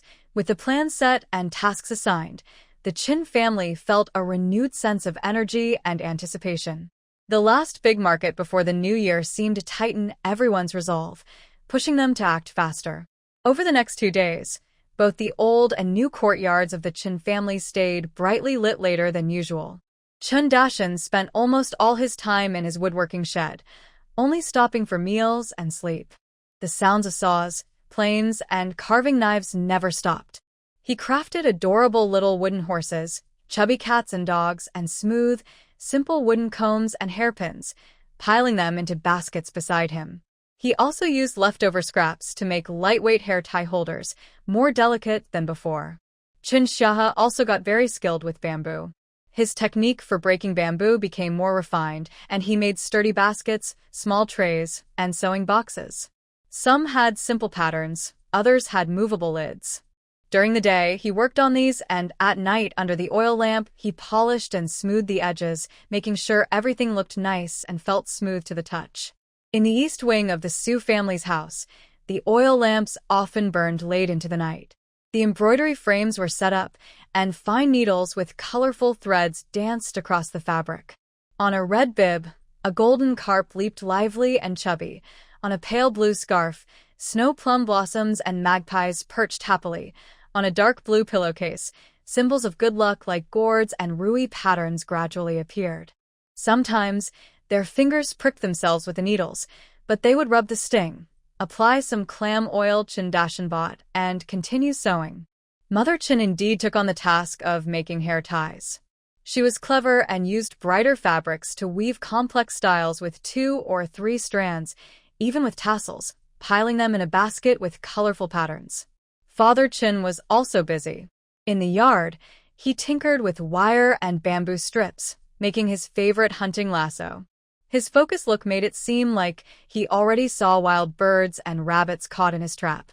The cold wind of December howled outside, but inside the Chin house, the warmth of shared hope and busy work filled the space. The lamps burning late into the night not only lit their tasks but also brightened their path toward a prosperous and hopeful new year. Everyone was determined to make the last big market before the New Year a success, hoping for a bright start for their warm little home. Have you packed everything? This is the last market before the New Year. We need to leave early to get a good spot. We brought a lot today, so we should spread out the stalls, Mother Chin said, already ready and standing in the yard. She wore a neat, dark blue cotton jacket, her hair combed neatly, carrying a large, well-covered basket filled with her handmade hair ties and some small items. Okay, Mom, Little Chin responded loudly. He and Big Chen had already moved the 2 biggest baskets onto the cart, filled with bamboo and wood products. Su Xiaoyin and Su Xiaoqing also carried small baskets with embroidery and cloth bags for money, hurrying out. Big Chen checked the door lock and finally carried the new, lightweight wooden stand that could be taken apart. The family set out just before dawn, braving the coldest part of the night. On the way, they saw many neighbors heading to the market, greeting each other quickly, all eager to sell their goods and buy New Year supplies at the last big market before the holiday. In the city, the market was busier and noisier than usual. The air was thick with the smell of food, spices, animals, and crowds. Shouts of sellers filled the air, almost deafening. Big Chin looked around carefully and quickly chose a good spot near the street corner where there was good foot traffic. Luckily, they arrived early, and the spot was still empty. The old man selling pottery nearby had just packed up his stall. Quick, right here, Big Chin whispered, and everyone moved into action. Chun Xiaohe quickly helped his older brother assemble the simple wooden stand, crossing and fixing several sticks, with smooth bamboo strips laid across the top. Chen's mother neatly spread an old, faded coarse cloth as a table cover. Chun Dashan and Chin Xiaohe carefully arranged the bamboo baskets with lids, bamboo cups, and those charming wooden animal carvings, smooth combs, and hairpins on the cloth, organizing everything neatly. Chen's mother took the colorful, delicate headbands brought by the Su sisters and carefully hung each one on the horizontal bar of the wooden stand. As the morning light appeared, shining on these bright and colorful items, they looked especially eye-catching.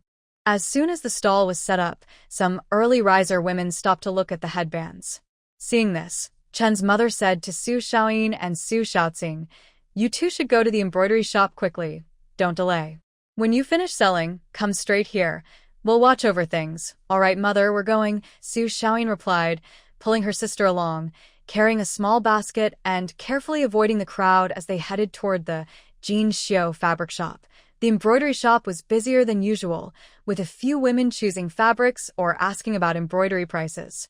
The shopkeeper's wife was busy greeting customers. When she saw the Su sisters, she nodded slightly in greeting. The sisters quietly waited nearby. After the customers in front had left, the shopkeeper's wife smiled and came over. "Mrs. Chun, you're here. Are you just looking at samples, or—" "Shopkeeper, we're here to sell embroidery works," Su Xiaoyin said, placing her small basket on the counter and lifting the cloth cover. Inside, neatly folded, were 5 handkerchiefs, 2 pillowcases for brightly colored children's bibs, and 2 small bibs. The patterns on the handkerchiefs looked more lively than before. The duck and fish scene on the pillowcases was full and well-balanced, with harmonious colors. The most eye-catching were the bibs, made of bright red and pink fabric, embroidered with chubby golden carp, cute lotus root dolls, and flying bats, symbolizing good fortune. The stitches were fine, with bold, festive colors, full of lively holiday spirit. The bibs had simple cloud or flower patterns, looking clean and adorable. The shopkeeper's wife picked up a handkerchief, examined the stitches carefully on both sides, then looked at the pillowcases, bibs, and bibs again, showing clear appreciation. "Wow, your skills have improved a lot in just a short time. Look at the eyes of this carp, so lively, and the feathers of the ducks, with layers now. It seems she worked hard to practice her skills." She put down her embroidery and thought to herself, "Yes, my craft has improved since last time. I will charge 20 coins for each handkerchief, so 5 handkerchiefs will be 100 coins. These 2 pairs of pillowcases have nice colors and matching patterns, perfect for the many weddings at the end of the year. 1 pair costs 120 coins, so 2 pairs are 240 coins. The embroidered belly bands are festive and detailed, 35 coins each. 4 of them total 140 coins. The bibs are 25 coins each, 2 for 50 coins. In total, she quickly calculated in her mind, 530 coins. What do you think, 530 coins? That's over 300 coins more than last time. Su Xiaoyin and Su Xiaoqing felt very happy inside, but they tried to stay calm on the outside. Su Xiaoyin respectfully said, "The shopkeeper's prices are fair, we agree." "Good." The shopkeeper's wife happily recorded the bill, took out 5 strings of full copper coins from the money box, and counted out 30 loose coins, handing them to Su Xiaoyin. "Here is your money. As the new year and spring approach, the demand for cheerful pillowcases, belly bands, and children's clothes is high. If you have time, you can make more of these. If you want to do larger embroidery projects, choose auspicious symbols like blooming flowers or abundance, which will cost more. Thank you for your advice. We will remember it." The sisters from the Su family thanked her in unison and carefully stored the money. The heavy weight in their hands made them feel very secure. After leaving the embroidery shop, the sun was already high and the market was bustling with people. The sisters didn't go shopping right away, but headed to their own stall first. They needed to check the situation there, help sell their goods, and then go to the fabric shop before the market closed to buy more embroidery materials. From afar, they saw their stall decorated with colorful hair ribbons crowded with people. Mother Chen was eloquently explaining how to wear the ribbons to 2 young women. Chen Xiahe was holding a small wooden horse, making a baby in her arms giggle happily. The baby's mother seemed hesitant. Big Mountain Chen stood calmly nearby, watching the goods and the crowd. Seeing Su Sharin and her sisters return, Mother Chen gave a quick glance with a questioning look. Su Shaoyin nodded slightly and smiled. Mother Chen's eyes lit up with a smile, and she turned to promote her products more enthusiastically. Miss, look at this pink peach-colored ribbon with small flowers. It matches your skin tone. Perfect for the new year. 2 for 5 coins, a good deal. Seeing this, Su Shaoqing immediately squeezed into the back of the stall to help Chen Xiahe greet customers. Su Shaoyin carefully placed the money she carried into the back basket behind Chen Dashan, then joined in. She picked up a wooden comb and introduced its material and craftsmanship to a woman who asked. This was the last big market before the new year, and the buying was very lively. Bright, festive headbands were most popular among young women and wives, and they were cheap. By midday, more than half of the wooden racks were empty. Cute small wooden carvings and woven bamboo items also attracted many adults with children, and many were sold. Wooden combs and hairpins sold more slowly, but still had some sales. As the sun moved west, the crowd at the market began to thin out. At the Chin family stall, most of the goods had been sold, about 70 or 80%, and only a few headbands remained. The family stood there tired and thirsty, but seeing the empty baskets and the growing money pouch, their exhaustion was replaced by joy from a good harvest. Almost done. Let's pack up. We should buy some things and then go home, Chen's mother said as she looked at the sky. The family quickly packed the remaining goods and took down the wooden racks. Su Shaoyin and Su Shaoqing told Chen's mother they were leaving and went back to Tao's fabric workshop. They used part of the money earned today to buy embroidery threads and some fabric suitable for festive embroidery, preparing to work more during the new year. On the way home, the cart carried not heavy mountain goods or supplies but New Year's gifts and the family's heavy feelings of harvest and happiness. As dusk fell and the cold wind blew, everyone felt warm and bright inside. The new home they built together, step by step, was about to welcome its first truly prosperous, united, and hopeful new year. Today's lively market was like a perfect rehearsal, promising that the coming year would be even better. Back at the old house, the oil lamp in the main room was lit a little brighter, dispelling the winter night's cold and illuminating the happy glow on each family member's face.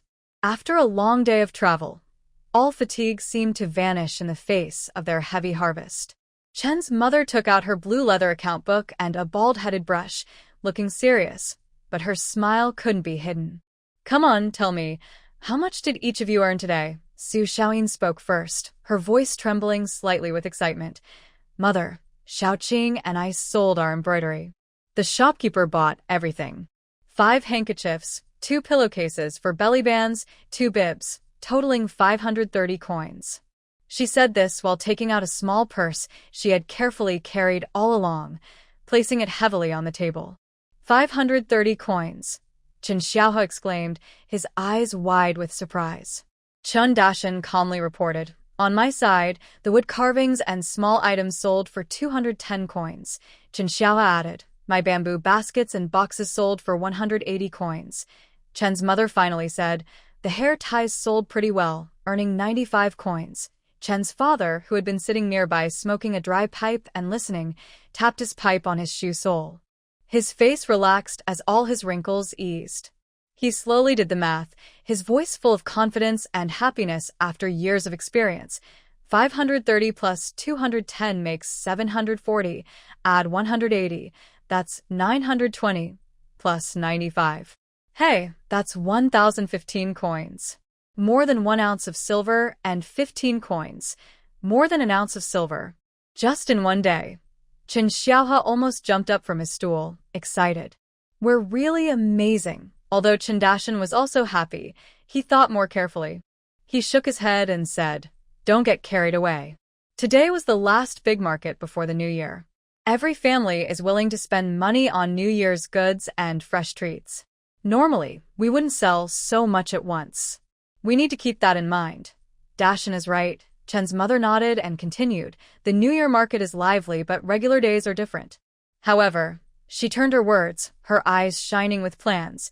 Xiaoyin just mentioned at the market that the shopkeeper suggested, after the New Year and before spring planting, there are many good days. Many families will have celebrations, so we should keep embroidering festive patterns. That's a steady way to earn, Su Xiaoyin quickly agreed. Yes, mother. The shopkeeper said that embroidered pillowcases, belly bands, and meaningful small embroidery pictures will sell well after the New Year. The embroidery materials we brought today, fabric and thread, are almost used up, and we don't have much left. So before the market closes, mother, you can go with us again to Tao's fabric shop. She hesitated a little before continuing. This time, we spent 245 coins on embroidery, thread, and fabric. But the shopkeeper, seeing that we are regular customers and buy a lot, gave us 2 big bundles of fabric scraps. I looked through them. There are several pieces big enough to make handkerchiefs, and the remaining bits are bright in color and pattern. They're perfect for making more hair ties, Chen's mother added. Business selling fabric has been good lately, and the shopkeeper is happy. Those 2 bundles of scraps seem even better than last time. We usually make more crafts, whether embroidery, hair accessories, or small bamboo and wood items, and save them. When spring comes and farm work slows down, or before big festivals like Dragon Boat Festival, Mid-Autumn Festival, or New Year, we sell some at the market. Especially during festivals, people are willing to spend money to celebrate and feel happy. She spoke kindly but firmly to her 2 daughters-in-law and shared a decision she had discussed with Mr. Chen. Xiaoyin, Xiaoqing, I have something to tell you. Your father and I have decided that next spring, you won't need to work in the fields with your sisters. You can focus on other things. Both Su Xiaoyin and Su Xiaoqing were surprised. They wanted to say, "We can do it," but Mother Chen raised her hand to stop them. "Let me finish," she said confidently. "Your hands are for embroidery, not for farming. We've worked hard to improve them recently, making them less rough and more delicate. If you go back to working in the fields, all the progress we've made will be lost. Now that we have more ways to make money from embroidery and selling things, we can't afford to lose that. The heavy farm work can be handled by your father, your brothers, and me," she paused and added, "but the chores at home, doing laundry, cooking, feeding the chickens, ducks, and pigs if we buy piglets, and tidying the yard and vegetable garden, those are your responsibilities. During busy farming times, preparing 3 meals a day and fetching water and food is not easy. We all have different jobs, but no one has it easier than others." Father Chen, smoking a dry pipe, nodded and said, "Your mother is right. We have enough people now, and we should use our strengths where they matter. Selling embroidery can earn more than working a few more acres in the fields, and it's better for the future." Chen Dashan and Chen Xiaohe also nodded in agreement. Seeing her daughters-in-law understand, Mother Chen continued with a longer-term plan. "Now that we have some extra money, we are better off. Your father and I have discussed it. After the spring planting is done and the farm work is steady, your father will go to the government office to ask about buying some wasteland with public funds." "Wasteland?" Xiao Qing asked softly. "Yes, wasteland." Mother Chen looked out the window at the dark night, as if she could already see the lively scene of clearing and planting next year. "The government won't collect taxes on wasteland for the first 5 years. Our family has grown in number, and maybe soon we'll have more children. Relying only on this small piece of land makes us uneasy, taking advantage of the current tax-free period. You and your father can work the land. The mountains and rivers still have strength.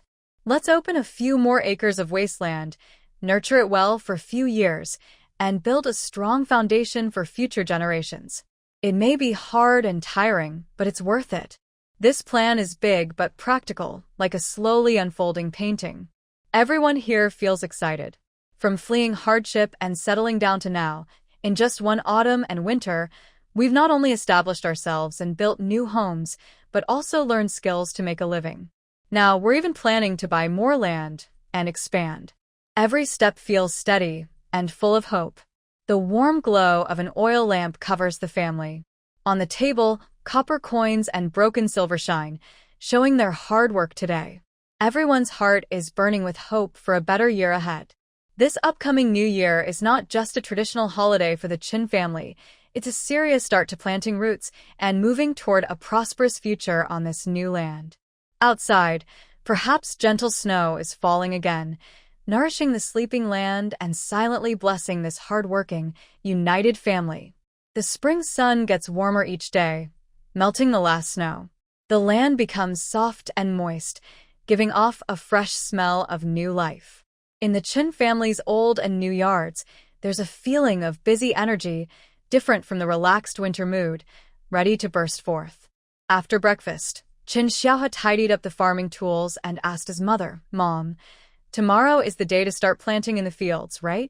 What are we planting this year?" "You and Dad need to plan." Chen's mother was draining soaked wheat seeds. Hearing this, she straightened up, wiped her hands with an apron, and went to the main hall.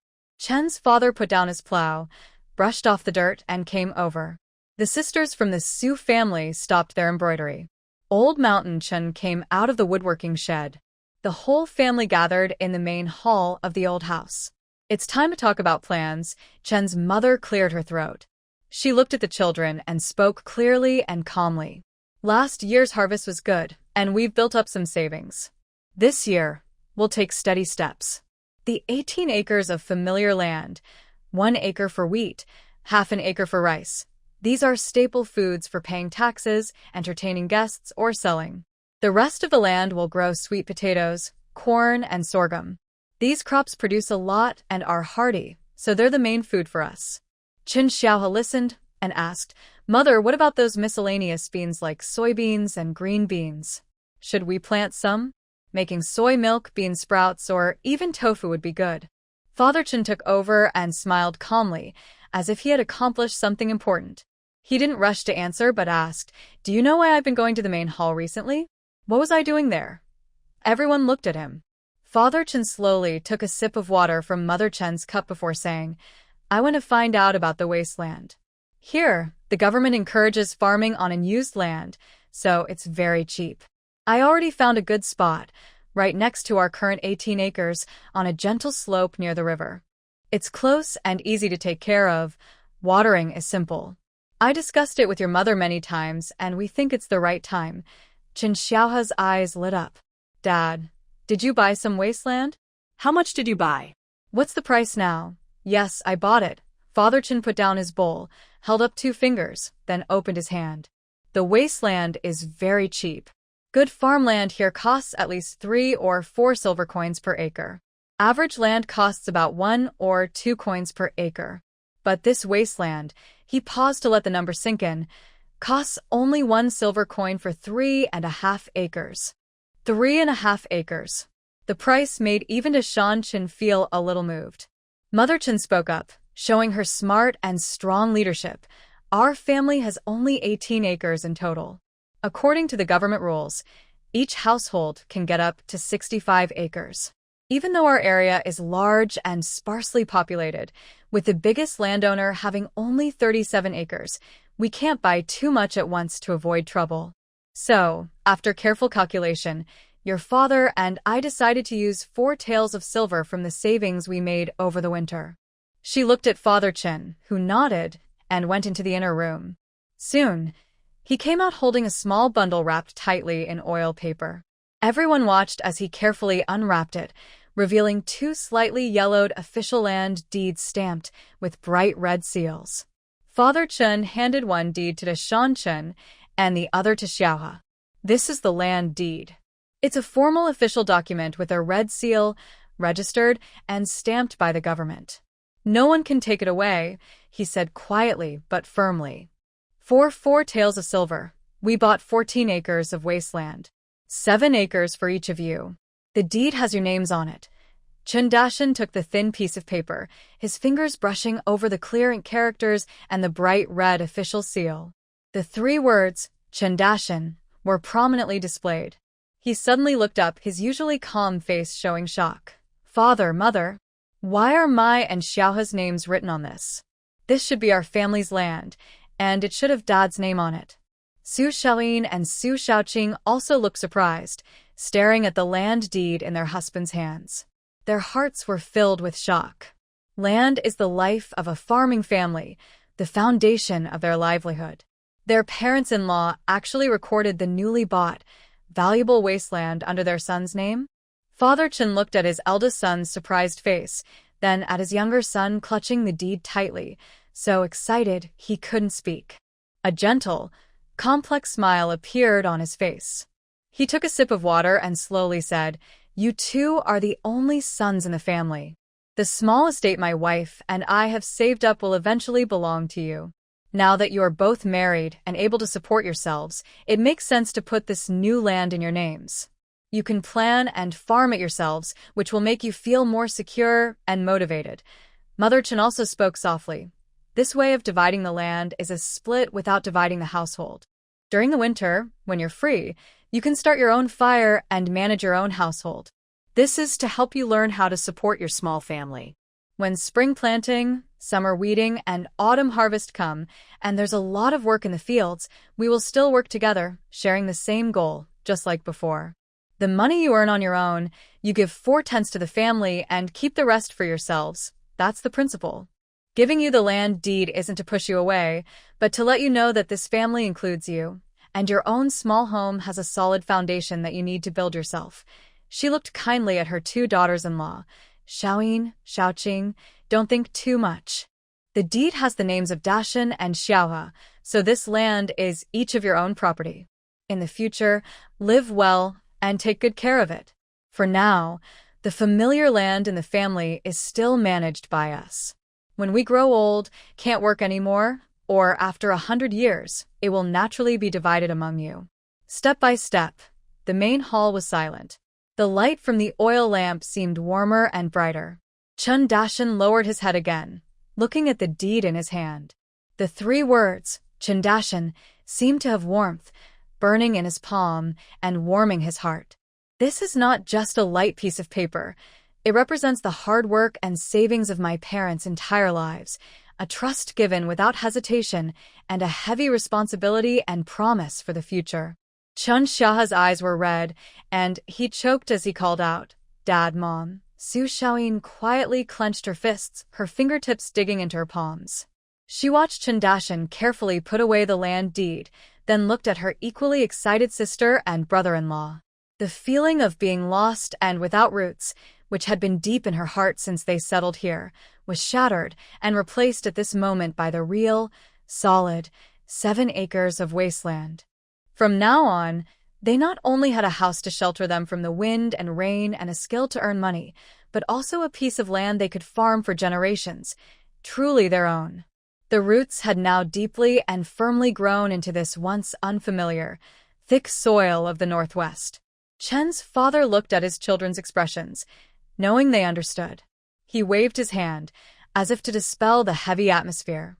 "All right, keep the land deed safe. This is a big, happy event for our family. Starting tomorrow, we'll plant the spring crops, focusing on the fertile land first. After this busy period, our whole family will go and clear that 14 acres of wasteland. It might be hard at first and the harvest small, but after a few years, it will be good land. Yes." Chen Xiaohe wiped his eyes and regained his energy. "Let's start clearing the land. We have people, we have strength. No fear." The spring sunshine was just right, shining through the clean window paper onto the family. The land deed was carefully stored away, but the trust and promise tied by blood, along with the blueprints of fields, sweat, and harvest, were deeply imprinted in everyone's heart. After experiencing the hardships of fleeing famine, settling down, and saving through cold winters, this spring marked a crucial step toward a stronger, broader future. Outside, the spring breeze brushed the courtyard walls, bringing the scent of awakening earth and the distant sounds of other farmers preparing for spring planting. "Dad, Mom, mealtime. Today, Xiaoqing and I went to the back mountain to pick mushrooms. They're so fresh. You too, try some." Su Xiaoyin carried a steaming large ceramic basin of mushroom soup from the kitchen, followed by Xiaoqing holding a big plate of yellowish mixed grain bread and a small dish of homemade salted vegetable strips. In the main room, Chen's father and mother, who had just tidied up the farming tools and washed off the dirt from their hands, along with Chen Dashan and Chen Xiaohe, all sweaty, gathered around the square table. Mother Chen took the soup bowl handed by Su Xiaoyin, leaned in to smell it, and a warm aroma mixed with the special fresh scent of mushrooms wafted toward her. She carefully blew on it, took a small sip, and the hot soup slid down her throat. She squinted happily and said, "Yes, this is the taste. Bright and fresh. Delicious." The first batch of mushrooms this spring is truly different. Su Xiaoqing was busy dividing the corn buns and cheerfully said, "Mom, it's not just the mushrooms. Today we went to the back mountain and took a detour to the bamboo forest. Guess what? The bamboo shoots are coming out. They're dense and more than last fall. My sister and I dug a small basketful this morning and tasted the fresh ones. We plan to go again this afternoon when there are fewer people and dig more. Mom, do you think we should dry the bamboo shoots or pick the best ones to try selling in the county town?" Father Chen was eating a corn bun with pickles. Hearing this, he looked up and asked, "Are there many bamboo shoots growing? If there are, we should pick the straight and firm ones. Maybe we can sell some money. Last winter, bamboo shoots sold pretty well. Spring shoots are cheaper, but there are more of them." Su Xiaoyin filled a bowl of soup for Uncle Chandashan and said, "Dad, there are quite a few. The area we saw has many spots where the soil has been pushed up. I think everyone in the village is busy planting in spring now, so they don't have time to dig bamboo shoots. The bamboo forest must be less crowded. If we hurry, we can get a good amount." Mother Chen thought for a moment and quickly made plans. Since their spring planting was going well, she said, "Our land will be ready for planting this afternoon after a few more hours. The remaining 14 acres of new land can wait a bit. Let your dad and Xiaohe take their time to prepare it." She looked at Uncle Chandashan and said, "Tomorrow morning, Dasha, you, me, Xiaoyin, and Xiaoqing will go to the bamboo forest together. While we have the chance, we'll dig more bamboo shoots. When we bring them back, we'll pick the best ones and go to the county town the next day or the day after to see how much they're selling for. If the price is good, that's great. If not, we'll dry some bamboo shoots or pickle sour bamboo shoots at home. We won't waste anything. They're good for winter dishes." Everyone agreed with this reasonable plan. After a quick lunch, Father Chen, Mother Chen, Uncle Chandasha, and Xiaohe rested briefly, then carried their farming tools and went back to the fields, determined to finish planting the last row before sunset. Su Xiaoyin and Su Xiaoqing quickly tidied up the dishes, wiped the stove until it shined, and didn't rest. Each carried a large basket on their back and a small basket for mushrooms, then headed back to the bamboo forest in the back mountain. In the afternoon, the bamboo forest was even quieter than in the morning. Sunlight filtered through the fresh, light green bamboo leaves, creating dappled shadows. Besides a few distant bird calls, only the sisters' light footsteps and the sound of hoes touching the soil could be heard. They skillfully dug in the area where they found bamboo shoots earlier. Spring bamboo shoots are easier to find and dig than winter ones. Soon, their baskets were filled with fresh, muddy harvests. "Big sister, come look." Su Xiaoqing suddenly lowered her voice, full of surprise and excitement, waving toward a shady, damp spot with thick fallen leaves nearby. Su Xiaoyin hurried over and looked in the direction her sister pointed. She saw several clusters of pure white mushrooms with bell-shaped caps and delicate net-like skirts growing among the thick, dry leaves at the roots of the bamboo. They were bamboo fungi, and not just one, but several clusters growing together. Their hearts raced. Winter bamboo fungi are rare, and they didn't expect to find them in spring. They looked at each other, both seeing huge surprise and a bright hope of making money in each other's eyes. They immediately put down their digging tools and carefully searched the area. Their experience told them that bamboo fungi usually don't grow alone. Sure enough, in nearby damp, shady places rich in organic matter, they found more. These spring bamboo fungi looked tender and thick, with more complete and elegant skirts than those in winter.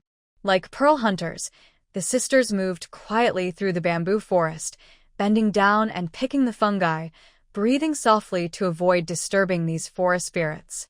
They carefully wrapped the freshly dug bamboo shoots with large, clean bamboo leaves, and their small baskets were full. They stopped only when they could no longer fit the white bamboo fungi in the baskets. Looking up at the sky, they saw the sun setting in the west, and the forest was starting to get dim. "Oh no! We were busy looking for bamboo fungi and digging bamboo shoots, and now it's getting late. The sky is darkening, Su Xiaoqing exclaimed. Hurry, pack up and go home. Dad and Mom should be coming back from the fields. Su Xiaoyin quickly responded, carrying her heavy basket, and with her sister, hurried back happily on their way home. After hurriedly returning home, the old house was still quiet. Father Chun and Mother Chun had not yet come back from the fields. The sisters sighed in relief and immediately divided their tasks. Su Xiaoqing was responsible for handling the most precious bamboo fungi. She carefully took the delicate, white mushrooms out of the bamboo leaf wrapping, gently brushed off the dirt and tiny decayed leaves from the roots with a soft brush, treating them as if they were fragile porcelain. Then she placed them in a cool, ventilated spot behind the house, spreading them out on a clean bamboo mat to dry carefully. Next, she quickly started to prepare the spring bamboo shoots in her basket, peeling off the old outer shell to reveal the tender white inside, ready for blanching later. Su Xiaoyin went straight to the kitchen. She had already prepared mixed grain dough in the morning, so now she kneaded the dough and made pancakes. She also took down a large bone from the beam, which Mother Chun had told her to save earlier that morning. She chopped it up and put it into a big pot with water and ginger slices, bringing it to a boil, skimming off the foam, then lowering the heat to simmer. Meanwhile, she washed the tender bamboo shoots she had peeled, cut them into chunks, and waited for the bone broth to be ready before adding the bamboo shoots to stew. She also started a small fire to blanch the wild vegetables she had gathered earlier, preparing to season them with minced garlic, salt, and a little fragrant sesame oil for a cold salad. The bone and bamboo shoot soup in the pot began to bubble, filling the air with a rich aroma. Outside the courtyard, the sounds of Father Chun, Mother Chun, and the others talking and putting away farming tools could be heard. Dad, Mom, Dasha, Xiaohua, you're back. Wash your hands quickly. The meal will be ready soon. We got back a bit late from the bamboo forest today. Su Xiaoyin peeked out from the kitchen, her face showing a mix of apology and busy red cheeks. Mother Chun was washing her hands at the well, smiling as she said, "No rush, no rush. The work in the fields is done and we just got home. Let me help you." She rolled up her sleeves to go into the kitchen. Father Chun, along with Dasha and Xiaohua, also didn't rest. After washing his hands, seeing that there was still some daylight left, he took a bucket and a ladle to water the early spring vegetables they had planted in the corner of the yard. The chives had sprouted tender green tips, and the scallions looked lively.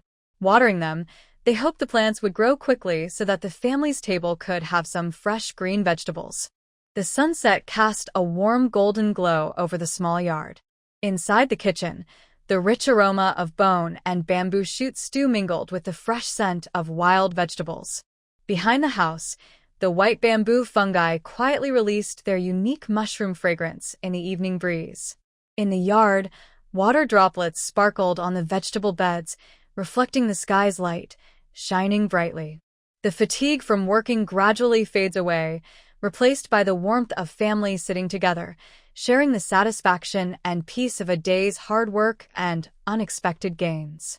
The gift of spring is reflected in the rising smoke from cooking and the warm glow of lamps, turning into real, nourishing flavors and hope for life. This spring bamboo shoot is so tasty, fresh and lively. After eating radish and cabbage pickles all winter, my mouth almost lost its taste. But this spring freshness really wakes me up. Chen Xiaohua took a big sip of bamboo shoot soup, then picked up a piece of cold marinated bamboo shoot and put it in his mouth, chewing loudly with a happy face. Chen's mother looked at him with a mix of annoyance and amusement. She scolded, "Of course, it's delicious. If it weren't, the city folks wouldn't spend money to buy it. Spring bamboo shoots are only available in season, and there's no shop like this in the village." Su Xiaoqing also tasted a small piece of bamboo shoot, thinking of the surprise in the afternoon. Her eyes sparkled as she looked at Chen's mother.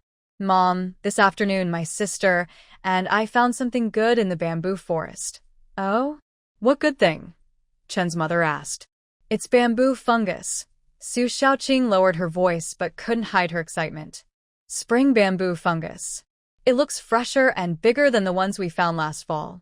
We've already carefully dried them behind the house. Bamboo fungus? They grow in spring too. Chen's mother was both surprised and happy, pausing with her chopsticks. That's rare. We need to hurry. While others in the village are busy planting, they haven't noticed yet. We should try to get more. Tomorrow, as soon as it's light, we'll go to the bamboo forest. That was decided. The next morning, just as dawn broke, the Chen family split into two groups. Chen's father took Chen Xiaohe to tend the recently planted land and plan the reclamation of 14 acres of wasteland. Chen Dashan accompanied Chen's mother, bringing the sharp-eyed and quick-handed Su sisters, heading back to the bamboo forest in the back mountain. Before the dew evaporated, the air in the bamboo forest was fresh and sweet. The four of them divided their tasks clearly. The Su sisters, with their experience from last time and keen observation skills, mainly searched for the snow princess hidden beneath the thick leaf litter. Chen Dashan and Chen's mother focused on large-scale digging for spring bamboo shoots. Both were skilled farmers, swinging their hoes quickly and accurately, choosing shoots with firm shells and tender yellow tips. Mom. Come look. There's another small patch over here. Su Xiaoqing's voice was full of excitement. Soon after, Su Xiaoyin also made a discovery somewhere else. Mother Chen heard the sound and went over. She watched her daughters-in-law carefully pick out several white, thick, and fresh bamboo fungi from beneath the fallen leaves. Her smile grew wider. Good. Quite a few. Plus what we picked yesterday and dried. I think we have at least 1.5 pounds. Su Xiaoyin searched nearby carefully, then straightened up and wiped the light sweat on her forehead. That's all for now. We've looked everywhere nearby and haven't found anything new.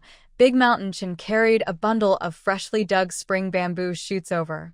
Looking at the precious bamboo fungi, he said calmly, "That's already quite a lot. Before you all came, our family would wander in the bamboo forest all year, and it was rare to find a few. These things depend on luck and who has sharp eyes and a careful heart." After finishing the bamboo fungi harvest, the four of them focused entirely on digging bamboo shoots. The spring shoots seemed to have stored energy from a long winter, sprouting eagerly everywhere. They worked hard, only hearing the dull sound of hoes hitting the ground and the crisp crack when the shoots were pried up. Baskets were filled one by one and piled up beside the bamboo forest. At noon, they returned to the old house. The yard was almost filled with piles of spring bamboo shoots, like a small mountain. Mother Chen looked at the abundant harvest and started planning. This afternoon, let's go dig again. Take advantage of this momentum and see how much we can get. Tomorrow, we'll pick the best ones and take them to the county town to test the market. If the price is good, that's great. If they can't sell or the price is too low, we won't lose much.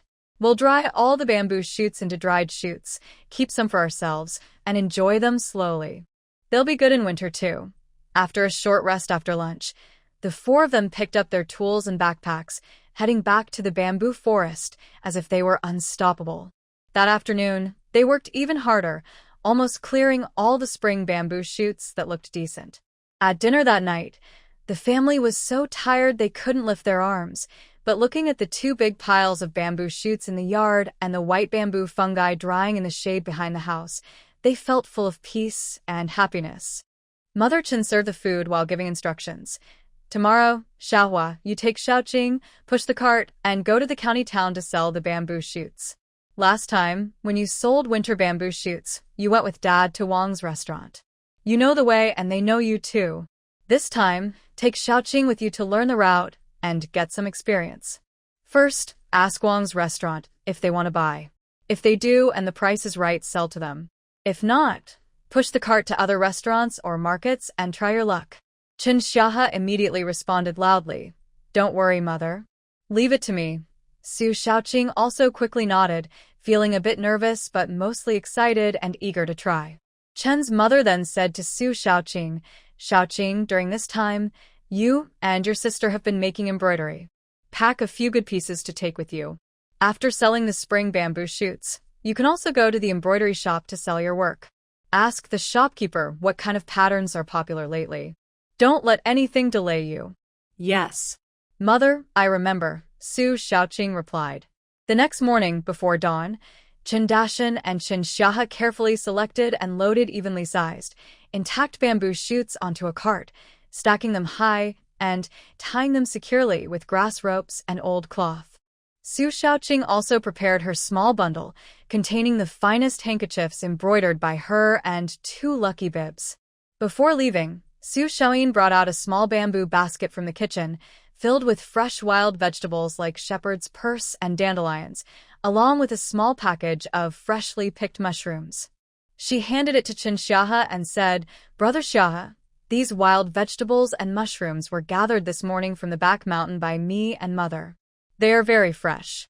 Since the market has few new vegetables now, and the city probably doesn't have many fresh ones either, tell the shopkeeper at Wang's restaurant that these are some wild treats from our own harvest. Let him try some." Giving a gift is never wrong. Chinshaha took the basket, chuckling, "My sister-in-law is so thoughtful." In the morning light, Chinshaha pushed the heavy cart while Su Shaoqing carried her bundle and basket, walking alongside. They set out along the dirt road toward the county town.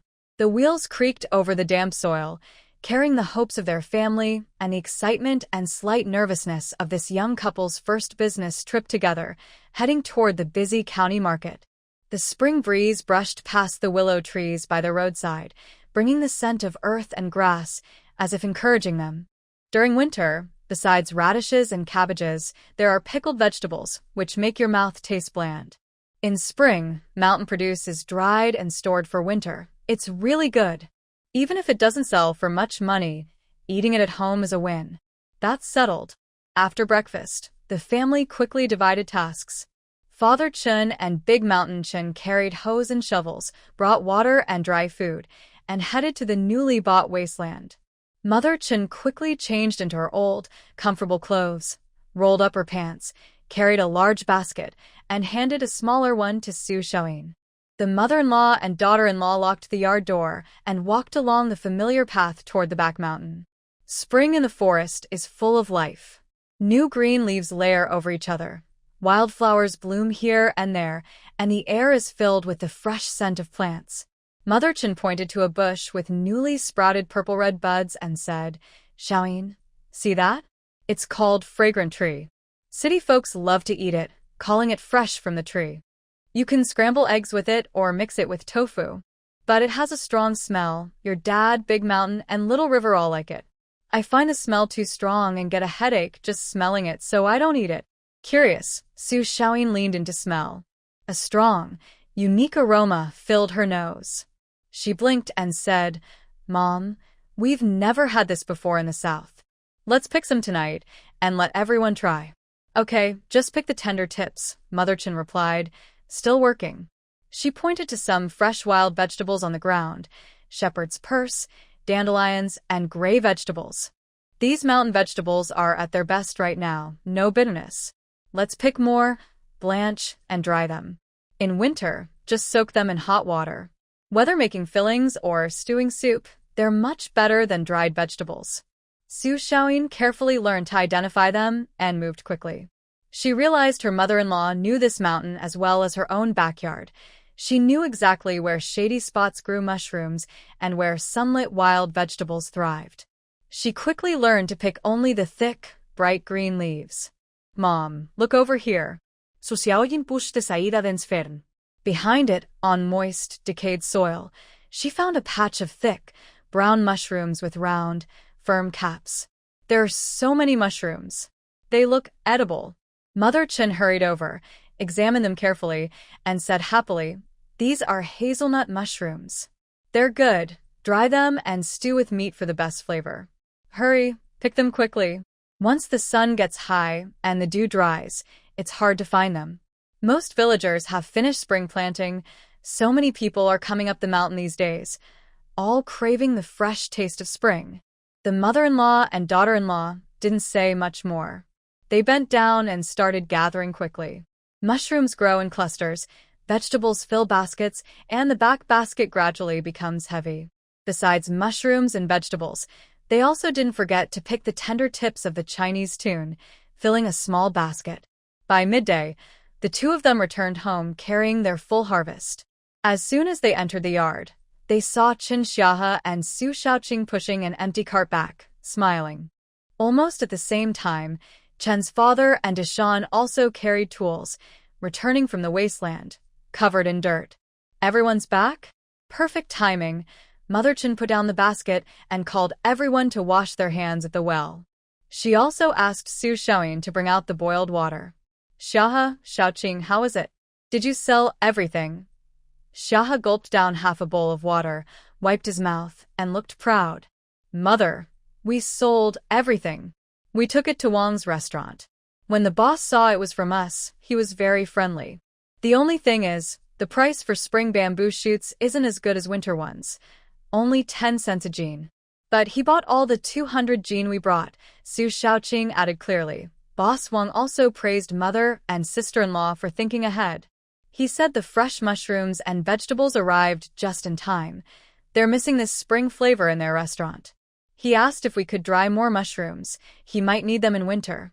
As for bamboo fungus, the old price still stands. He'll buy if we have some. Anything else? Xiahe asked eagerly. Boss Wang also asked if we could pick Chinese tune.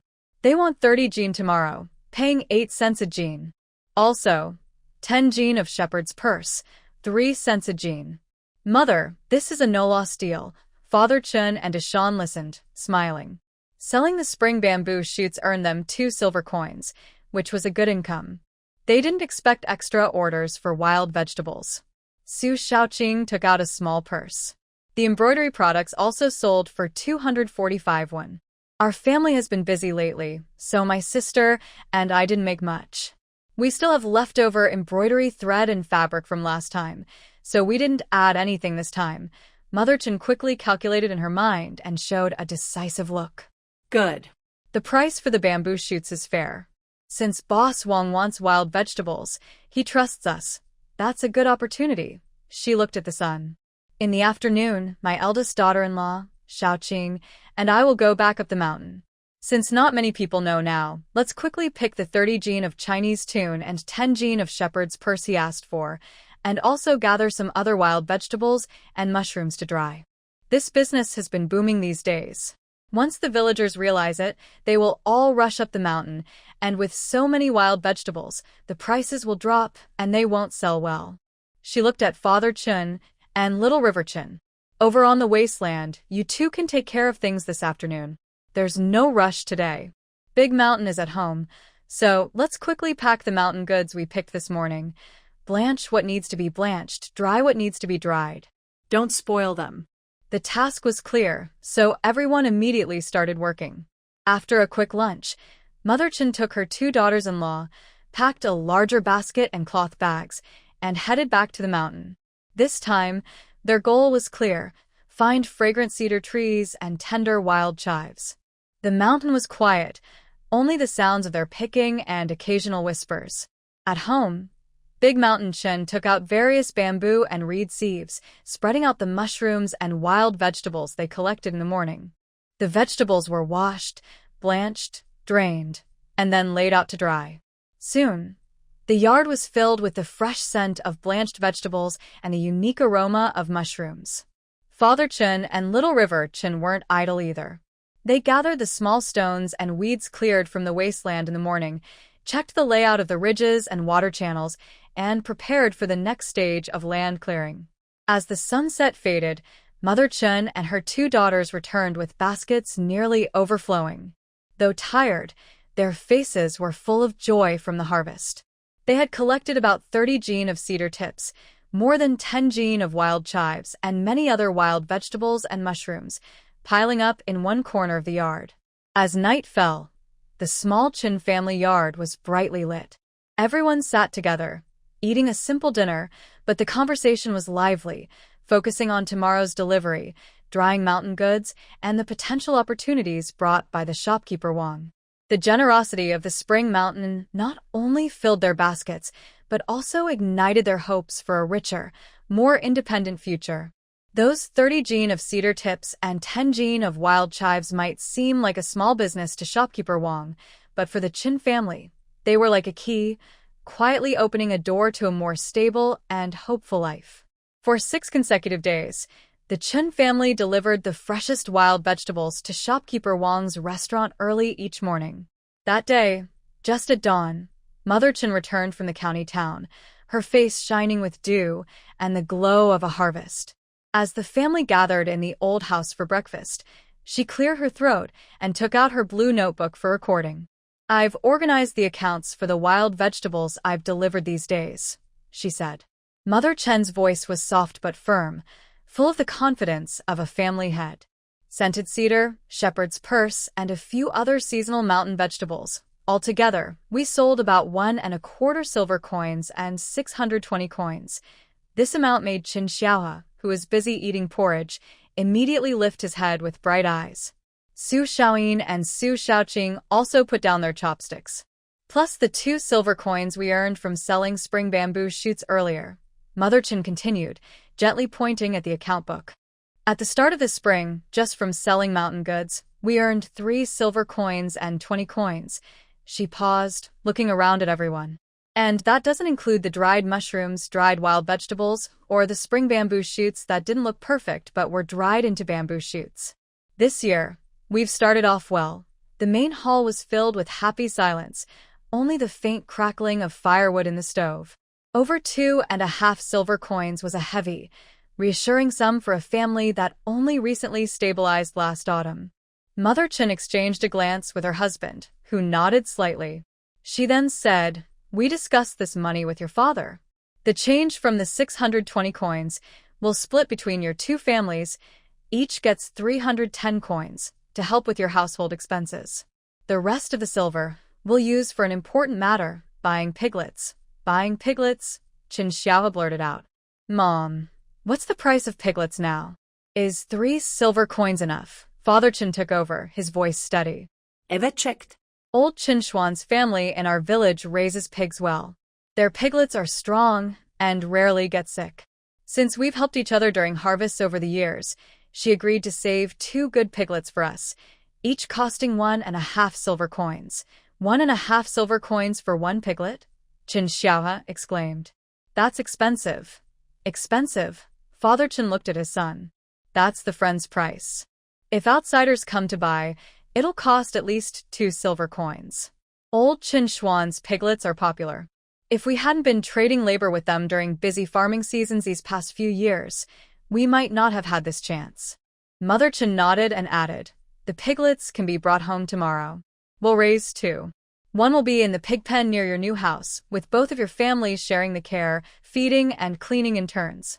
When it's ready to sell at the end of the year, the money will be split evenly. The other will stay at the old house, where your father and I will look after it. At year's end, we'll slaughter it, half for our New Year's celebration and making cured meats, and the other half to sell. This way, we have some steady income, and we will also have enough meat to eat during the new year." She looked at her 2 sons and said, "Today you don't need to do anything else. Just thoroughly clean both the old and new pig pens. Repair what needs fixing, add fresh soil where needed, and make everything spotless. We're waiting for the golden nuggets to arrive." Qin Dashan replied calmly, "Okay, after breakfast, Xiaohe and I will go take care of it." His mother remembered something else and said, "By the way, the chicks, ducklings, and goslings that the village chief's family hatched this year are doing well and growing strong. I'll go back later to buy some more. Spring is here, and it will bring some liveliness to the yard. Soon, we'll have fresh eggs and duck eggs regularly." Qin Dashan thought for a moment and said, "Mom, about the chicks, Xiaohe and I will raise 20 at our new house. 1 rooster and 19 hens. This way, we'll have plenty of eggs at home, and by the end of the year, we can also enjoy fresh chicken meat. The ducks and big geese will be raised at the old house, near the small creek. When they grow bigger and can go into the water, they can help catch fish and shrimp for extra food. We'll raise 10 ducks and 4 geese, which will also help guard the house." This plan was well thought out, and his mother was very pleased. "All right, just as you say. I'll go to the village chief's house now. If I go too late, someone might take the best ones. I'd better hurry." She didn't even bother to eat carefully, grabbing a pancake to put in her pocket, and hurried out the door. Father also put down his bowl and chopsticks and said to his 2 sons, "Then we should get going too." Dashin and Xiao He will clean the pig pens, and I'll go check out the wasteland nearby. Su Xiaoyin and Su Xiaoqing quickly got up, tidied the dishes, and cleaned the stove. After making the house neat and tidy, the sisters packed their baskets, took small hoes, and prepared to go up the mountain. Mom and big brother Dashin are busy, so we can't just sit around, Su Xiaoyin told her sister. Even though wild vegetables on the mountain aren't worth much now, if we pick more and dry them, we can store them for winter. It'll save us a lot of money on dried vegetables.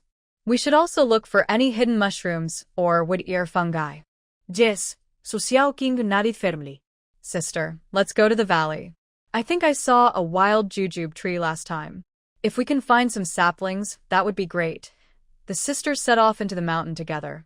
After a few days of gathering, the spring forest had fewer obvious wild vegetables, but careful searching still yielded many fresh, tender finds. They focused on those with thick leaves suitable for drying and also picked edible mushrooms and wood ear fungi whenever they found them. Their baskets gradually filled up. On a sunny hillside, Su Xiaoqing, with sharp eyes, pointed at a bush and said, "Sister, look, is that a jujube tree?" The two of them walked over and saw a few small trees with twisted branches. Their leaves shone shiny green in the sunlight, and faintly on the trunks, you could see the dried jujube remnants from last autumn. Sure enough, they were wild jujube trees. Two of them looked quite young, only about 5 or 6 years old, with trunks as thick as a child's arm. This jujube tree isn't big. It would be great if we could move it to our yard to plant, Su Xiaoqing said, touching the rough bark with a hopeful look. When it bears fruit in autumn, we can pick the jujubes to eat and dry some for snacks in winter. Su Xiaoyin also felt a little excited but was cautious. Moving a tree is a big thing. We need to ask Dad and Mom first and also see what Big Mountain and Little River think. If it's possible, that would be wonderful. In the afternoon, when the sisters returned home with their full harvest, Mother Chin was already back with some poultry chicks she bought. The old yard was temporarily fenced with old bamboo to hold several small enclosures, each with fluffy, chirping chicks, waddling ducklings, and a few longer-necked, louder goslings. It was lively and busy. "You're back," Mother Chen was bending down, adding crushed rice and fine vegetable leaves to the chick feed. "The chicks are all bought. We'll count them as Big Mountain said. For now, they stay in the old yard. I'll take care of them for a few days. When they grow bigger and stronger, you can take 20 of the chicks back to raise." Su Xiaoyin and Su Xiaoqing put down their baskets and came over to look. The little creatures, covered in yellow fluff and gray feathers, huddled together, pecking at food and drinking water, full of lively energy. "Mom, we found some wood ear mushrooms on the mountain. They're drying behind the house," Su Xiaoyin reported, hesitating a bit. "And we saw a few wild jujube trees up there, 2 of which aren't very big. We were thinking maybe we could move one to our yard to plant. When it bears fruit, it would be a harvest too." Mother Chin straightened up, wiped her hands, and asked, "How big are the trees?" "If they're old and have deep roots, it might be hard to move them. If the roots are damaged, they won't survive. They're not big," Su Xiaoqing quickly gestured. "They look about 5 or 6 years old, with trunks about this thick." She made a small circle with her hands. Mother Chin thought for a moment. It might be worth a try. But moving a tree is tricky. It depends on how deep the roots are and choosing the right time. When your dad and the others come back tonight, we can discuss it together. If it can be done, that would really be a good thing. There is a fruit tree in the yard, which looks cheerful. In the evening, Chen Dashan and Chen Xiahe cleaned the pig pen thoroughly, covering the ground with fresh, dry soil and straw. Father Chen also returned from the wasteland with more detailed information about the terrain. The family enjoyed a lively dinner together, sitting in the main hall, talking about what they saw during the day and their plans for the future. When Su Xiaoyin brought up the idea of transplanting the jujube tree again, Father Chen, smoking a pipe, pondered and said, "Wild jujube trees are hardy, so they are not hard to keep alive. The tree is about 5 or 6 years old, and the roots probably aren't too deep yet. It's spring now, sap is flowing, so transplanting should be easy to succeed. Tomorrow, I'll go see exactly where that tree is growing and check the soil. If it's suitable, I'll pick a cloudy day, bring some soil clumps and carefully dig it up to plant here. Chun Dashin also said, the corner of the east wall of our new yard gets sunlight and the soil is rich. If Dad thinks it can be moved, let's plant it there. I'll dig the hole first thing tomorrow and get ready. Everyone agreed with his plan. As they looked out the window at the growing night and listened to the faint chirping of young birds in the yard, each person felt a clear hope for the future. There were piglets about to be penned, poultry gradually growing, land being cultivated, and perhaps a jujube tree rooted in the family yard, symbolizing sweetness and peace. Life was gradually becoming richer through these small, steady efforts and plans. After Father Chin saw the plan for transplanting the jujube tree, he decided to go ahead. Early the next morning, he took his youngest son, Chin Xiahe, carrying a hoe, an iron shovel, and a few soaked old cloths. They went to the sunny slope at the back of the mountain. The father and son carefully dug around the chosen wild jujube tree, trying not to damage the main roots. They also carried a large soil clump, wrapped carefully in damp cloth to protect the roots and soil, and together they lifted the tree back home. In the corner of the east wall of the new yard, Chin Dashin had already dug a deep, wide hole for the tree, just as his father had said the night before. The bottom of the hole was lined with a layer of ash mixed with soil from the kitchen, which was believed to make the ground fertile.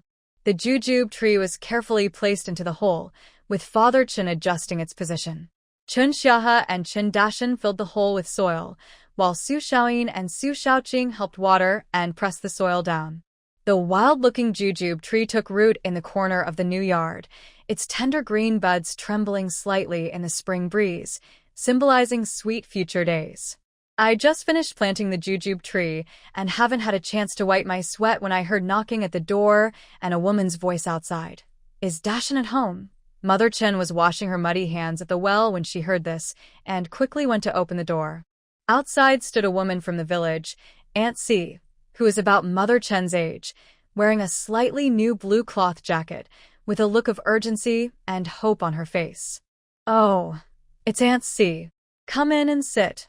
Mother Chen hurriedly invited her into the yard. Aunt Si didn't bother with formalities and looked around the yard. Seeing Dashin, who was tidying up tools, her eyes lit up. Dashin, I finally found you. I need your help with something urgent. Dashin put down his shovel and came over. Aunt Si, just tell me what you need. Well, Aunt Si rubbed her hands nervously. My eldest son is engaged, and they're getting married after the harvest. The new house needs some decent furniture to make it look good, right? I heard you're a good carpenter, and your work is sturdy and durable. I'm here to ask if you're available to help. Do you have time to take on some work? Hearing this, Dashin thought for a moment and asked, Yes, I have time. What kind of furniture do you want? Will the wood come from your side, or should I prepare it? When do you need it? But I should tell you up front, my skills are limited. I only make practical items. I don't do fancy carvings, so the furniture probably won't have many decorative details. Aunt Si immediately waved her hand and smiled. Oh, no need for fancy carvings. We villagers just want sturdy and durable furniture. Too many decorations can hide dust. As for the wood, she looked a bit embarrassed. The good wood we saved before is almost used up from building the new house a couple of years ago. The remaining pieces aren't very good. You'll need to bring the wood from your side. Just pick the strong ones. She counted on her fingers. I was thinking of making 2 big camphor-wood chests for the bride to store clothes and bedding, a small bed table for the couple to eat and drink tea on, a big table in the main room with long benches, and could you make a lightweight little cart? It would be convenient for carrying grain or other things around the house. Dashin quickly estimated the wood and time needed. The leftover wood from building the house, plus a few good pieces his father had recently found, should be enough. He said, Aunt Si, I can provide the wood for these pieces. I'll use good quality wood to make sure they're sturdy. But it will take some time, about 20 days to finish everything. Do you think you can finish on time? Yes, I can finish. After the busy season, it will be fine. Auntie nodded repeatedly. Chun Dashin then quoted a price. 2 large camphor-wood boxes, a bed table, a main hall square table for long benches, and a small cart. The cost of the woodwork is included. I will charge you 1.25 silver coins. Does that sound good? This price was clearly fairer than what Annie expected. She immediately smiled happily. Yes. That's perfect. I knew you were honest. To tell the truth, the big box for Wang Laosan's daughter's dowry was made by you, right? I went to see it myself. The wood and the joints, they are really excellent. Her daughter will be proud in her new home. I came because of your good skills. She then took out an old coin purse, carefully counted out a silver coin, and handed it to Chindashan. This is a deposit of 1 silver coin. Keep it for now. The remaining 5 coins, I will send to you when the work is done. Chindashan took the money and nodded. All right, I will start preparing. Come back in 20 days to see the finished work.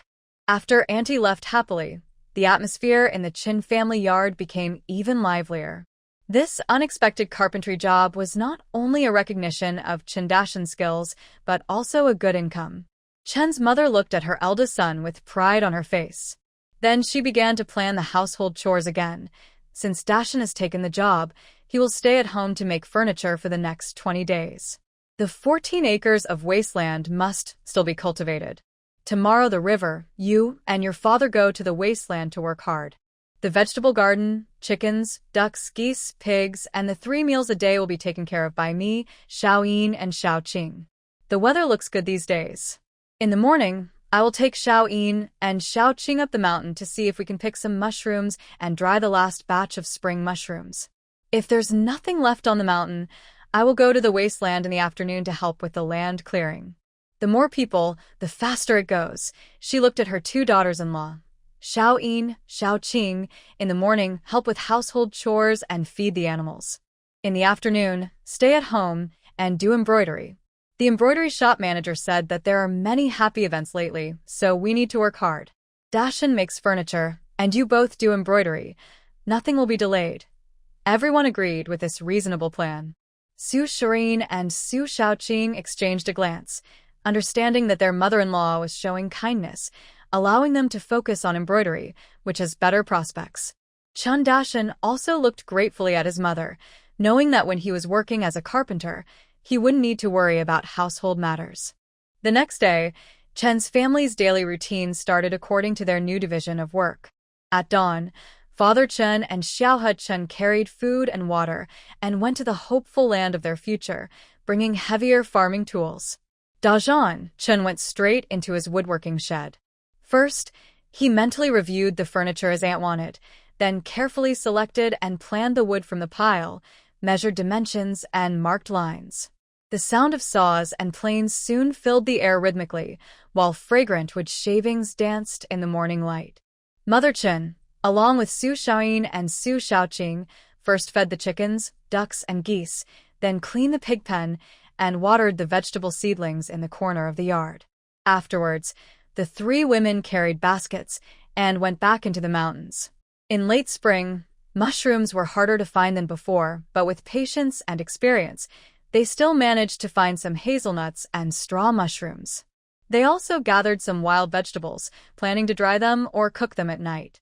At noon, after a quick meal, Mother Chen rolled up her sleeves and told her 2 daughters-in-law, "There aren't many mushrooms left on the mountain, so I won't go this afternoon.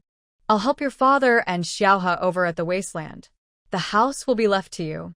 Su Xiaoyin hurriedly replied, "Mother, don't worry. We'll take care of everything at home." In the afternoon, only the steady sounds of sawing and planing and the quiet sewing in the east wing remained in the yard. Su Xiaoyin and Su Xiaoqing sat in a bright, tidy room. The red cloth on the loom was gradually filled with colorful silk threads, outlining auspicious patterns like mandarin ducks, twin lotuses, and lucky cloud motifs. Occasionally, they paused to rub their eyes, listen to the steady sounds of work from Dajan Chen outside, exchange smiles, and then focus again on their sewing. Sunlight streamed in through the window, illuminating the floating dust and the calm, focused faces of the sisters, as well as their increasingly skilled fingers. Inside the woodworking shed, Dajan Chen's forehead beaded with sweat, but he remained focused. Rough pieces of wood gradually revealed the shape of furniture in his hands. That spring day in the small courtyard was filled with the solid sounds of hard work and the silent weaving of hopes for a better life. As spring's busyness gradually wound down and summer's heat had yet to fully arrive, it was a good time for farmers to rest briefly and plan ahead. After dinner, the family gathered as usual in the old house's main hall, under the light of an oil lamp, sharing their progress and future plans. Dajan put down his water bowl and looked at his father. "Dad, how's the clearing of the wasteland coming along?" "I have finished making the furniture for Aunt 4, just need to do the final polishing and waxing. The day after tomorrow, I can invite her to see the goods. If there are no problems, the carpentry work will be considered done." Father Chin was using a thin bamboo stick to pick out the leftover ashes from the stove. He nodded upon hearing this, with a face darkened by long sun exposure and a look of satisfaction. "Almost there. We've cleared most of the big stones and old tree roots. The ground has been roughly turned over. This year, we don't have much manure, so we need to focus on the cultivated land first to ensure a good harvest. The wasteland, in the first year, we don't expect much grain from it. We'll plant some soybeans and green beans, which can grow in poor soil and still produce some harvest. Next year," he paused, showing confidence, "we'll raise pigs and have plenty of chickens, ducks, and geese. We won't be short of fertilizer like this year. When the time comes, we'll add enough manure to the wasteland and let it rest for a couple of years. It will become good land." Big Mountain Chin pondered and said, "That makes sense. Dad, when you have free time, Xiaohe and I will go deeper into the back mountain to look around. If we find some rich, dark humus soil, we can carry some back and spread a thin layer on the wasteland to boost its fertility. That would be great." Mother Chin chimed in from the side. "The black soil in the mountain is much better than our yellow land. Even if one person carries 2 baskets back, spreading it on the land will help." Xiaohe couldn't hold back anymore and excitedly added, "Once the wasteland is ready, my older brother and I will go cut some good wood. His carpentry skills are now well known. Maybe in the future, someone will come to order furniture. We need to be prepared." Mother Chin looked at her younger son approvingly. "Xiaohe is right, we should be prepared. But," she turned her tone and looked at Xiaohe Chun, "after the wasteland is done, you can't stop your bamboo weaving skills. I'm thinking, not far from the Dragon Boat Festival, we can go to the big market and sell some bamboo baskets, bowls, and those small decorated boxes you've been working on. People will want them. During the festival, visiting relatives and friends, it's good to have nice things to show." Su Xiaoyin also softly added, "Mom, Xiao Qing and I used some fabric scraps from the cloth shop a few times ago to make new, more delicate hairbands. We can try selling those too." Xiao Qing's eyes lit up, and she remembered something. She said, "Oh right, Mom, a few days ago I went up the mountain and saw many wildflowers with buds. I think they'll bloom fully soon. Should we pick some and dry them?" Later, they put the items into small cloth bags to make fragrant pouches. During the Dragon Boat Festival, people wear them to repel mosquitoes and ward off evil spirits. This would probably be more popular than just selling hairbands, and they could sell them at a higher price. Fragrant pouches? Mother Chin thought for a moment and liked the idea. "That's a good idea. When the wildflowers bloom fully, I'll go pick some. We won't make too many, just to try." The family discussed their plans for the upcoming Dragon Boat Festival, sharing ideas and looking forward to the next harvest season. At this time, Father Chin cleaned his pipe and remembered something. He said to his 2 sons, "By the way, your second uncle's family, Chun'ermu's family at the west end of the village, is building a new house. The construction will start in a few days, and I need to go help. Dasha, you two should find time to lend a hand. Last year, when we built our house, Uncle Ermu's family worked very hard, and we should return the favor." Dasha immediately replied, "Second uncle's house? Is Little Tree getting married?" "Yes," Mother Chin added with a smile. "That kid Little Tree has found a girl from the neighboring village. She's hardworking. They plan to get married after the autumn. Their old house is too small to live in, so they bought a piece of land next to it to build 3 new rooms for the young couple. Your dad already agreed, and we need to send some people to help." He cheerfully said, "Of course. Dad, don't worry. Big brother and I will definitely go. We'll do the digging, mud mixing, and brick carrying. Those are heavy jobs, and we'll handle them." Dasha nodded as well. "If Uncle Ermu needs help with the carpentry, I can try to assist." "Good, as long as you all know what to do," Father Chin said happily, feeling proud. In the countryside, that's how it works. Helping each other makes life easier. The oil lamp flickered gently, casting the family's shadows on the earthen wall, making them look calm and steady. A gentle early summer breeze drifted in through the open window, carrying the faint sounds of chicks and ducklings in the makeshift coop in the backyard. Life was like the newly planted jujube tree outside the house, still young but firmly rooted, stretching its branches and leaves, soaking up the sun and rain, quietly waiting for the season to bloom and bear fruit. The Chun family sat together under the lamp, talking about the wasteland, skills, markets, and relationships. Though each topic was small, together they painted a lively and hopeful picture of rural life. Tomorrow will be another day of hard work at each person's job. But with clear goals and family support, work is not just tiring. It is a steady step toward a richer future. As night falls and lights dim, everyone's hope for a better life shines brighter in their hearts.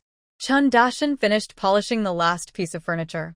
He lightly applied homemade wood wax to each item. The boxes, tables, and stools, with their clear wood grain, now looked shinier and more polished, showing a simple, sturdy beauty that was durable and strong. Aunt Four came to Chen's house on the agreed day. As soon as she entered the yard, her eyes were drawn to the new furniture in the main room. She walked around the two solid, heavy camphor wood chests, opened the lids to look inside, tested the stability of the bed table, and checked the sturdy main table. She also touched the smooth surface of the 4 long benches. Her face lit up with a smile, and her wrinkles relaxed. Dashin, you did such a good job. It's really wonderful. Aunt Four kept nodding and praising. She gently stroked the surface of the chests with admiration. Look at this wood, this craftsmanship, so strong. Plus, it's waxed and shiny. Placed in the new house, it really shows face. When the bride's family comes to see it, they'll know we truly value our daughter and spent money on it. She looked more and more satisfied. She took out 5 cents in silver from her pocket and handed it to Chin Dashin. All right, no flaws at all. Dashin, this is your payment. Count it yourself. And I'll trouble you and your brother to help carry these to the new house. My old arms and legs can't do it. Chun Dashin took the silver, didn't count it carefully, but put it in his pocket and nodded. As long as Aunt Four is happy. Wait a moment, I'll call Xiao He. We'll take these over right away. Hearing this, Chin Xiaohe came out of the house. The brothers found some rope and a shoulder pole, carefully tied each piece of furniture securely. They carried and hoisted them, with Chin Dashin checking the small cart's wheels before pushing it steadily. The brothers walked through the village, heading toward the new house Aunt Four had built. Along the way, many villagers watched them. The new, impressive furniture and the brothers' calm, confident manner became topics of conversation. Hey, isn't that Dashin? Sending furniture to Aunt Four's house? These chests are really well made. I heard Dashin is a good carpenter. Looks like it's true. The legs of this table are very thick and sturdy. Wow. It's made of camphor wood, which resists insects. Fourth Aunt really knows how to choose good materials. When my son gets married someday, I'll have to ask Dashin to make a couple of pieces like this. I think it looks great. His craftsmanship is just as good as the artisans in town. The villagers' comments were quiet but clear enough for Chin Dashin and Chin Xiaohe to hear. Chun Dashin looked calm, but his steps were more steady. Chun Xiaohe couldn't help but straighten his back, smiling proudly. His older brother's skills were recognized, which made everyone happier than earning money. The furniture was safely delivered to Fourth Aunt's new house and arranged just as she wanted. Fourth Aunt pulled Chin Dashin and Chin Xiaohe aside and insisted they take a small bag of her homemade roasted pumpkin seeds. After many thanks, she finally saw them off. Soon, it was time to start building the new house for Second Mu. Before dawn, Father Chin took Chin Dashin and Chin Xiaohe, carrying their shovels, hoes, and other tools, and headed to the west end of the village. Mother Chin also took Su Xiaoyin and Su Xiaoqing, carrying a basket filled with fresh vegetables from their garden, to help prepare meals. Many villagers had already gathered at Second Mu's construction site. The sound of digging, the dull thuds of tamping soil, and the hearty laughter of men filled the air, creating a lively scene. Father Chen immediately joined in with his two sons. Chen Dashan, strong and capable, chose the heaviest tasks. Chen Xiahe ran around, handing out tools and moving stones, very clever. Over on the women's side, Second Mu's wife was busy and couldn't stop moving. When she saw Mother Chen and the two daughters-in-law coming, she looked relieved and hurried to greet them. "Big sister-in-law, you're here. Today, we have many hands. I can't manage everything alone. Come help me." Mother Chen smiled and said, "It's no trouble. Building a house is a happy event. We should come to help. Last year, when we built our house, you all helped a lot. Just tell me what to do." Second Mu's wife was not polite. She took Su Sharin and Su Shaoqing by the hand and led them toward the kitchen. "Niece-in-law, help Aunt wash these baskets of vegetables and peel and cut these radishes." This morning, Uncle Second Mu went to the river and caught a few small fish. Nothing big, but fresh. "Sister-in-law, your cooking skills are good. Help me make some fish soup and also prepare a batch of pancakes. We'll feed everyone at noon. My cooking is just okay, so I don't want to waste anything." "All right, I'll make the fish soup. I promise it will be creamy and bright." Mother Chen rolled up her sleeves and efficiently started cleaning the still lively crucian carp. Several women busily prepared vegetables, cooked, and chatted while working in the kitchen. Chen Ermu's wife watched Su Sharin and Su Shaoqing work quickly and quietly, then thought about the current situation of the Chen family. She couldn't help but lower her voice and ask Mother Chen, "Sister-in-law, can I ask you something quietly? Your family, is it officially divided now, or not yet? It looks like you're still one family, but also like two separate households." Mother Chen scraped the fish scales without looking up and said casually, "Our family has a weak foundation. Even if we do divide, there's not much to split. So we discussed with her father, and it's considered a half division, but not separate households. During spring, summer, and fall, when farm work is busy, everyone works together and eats together, as if we're still one family.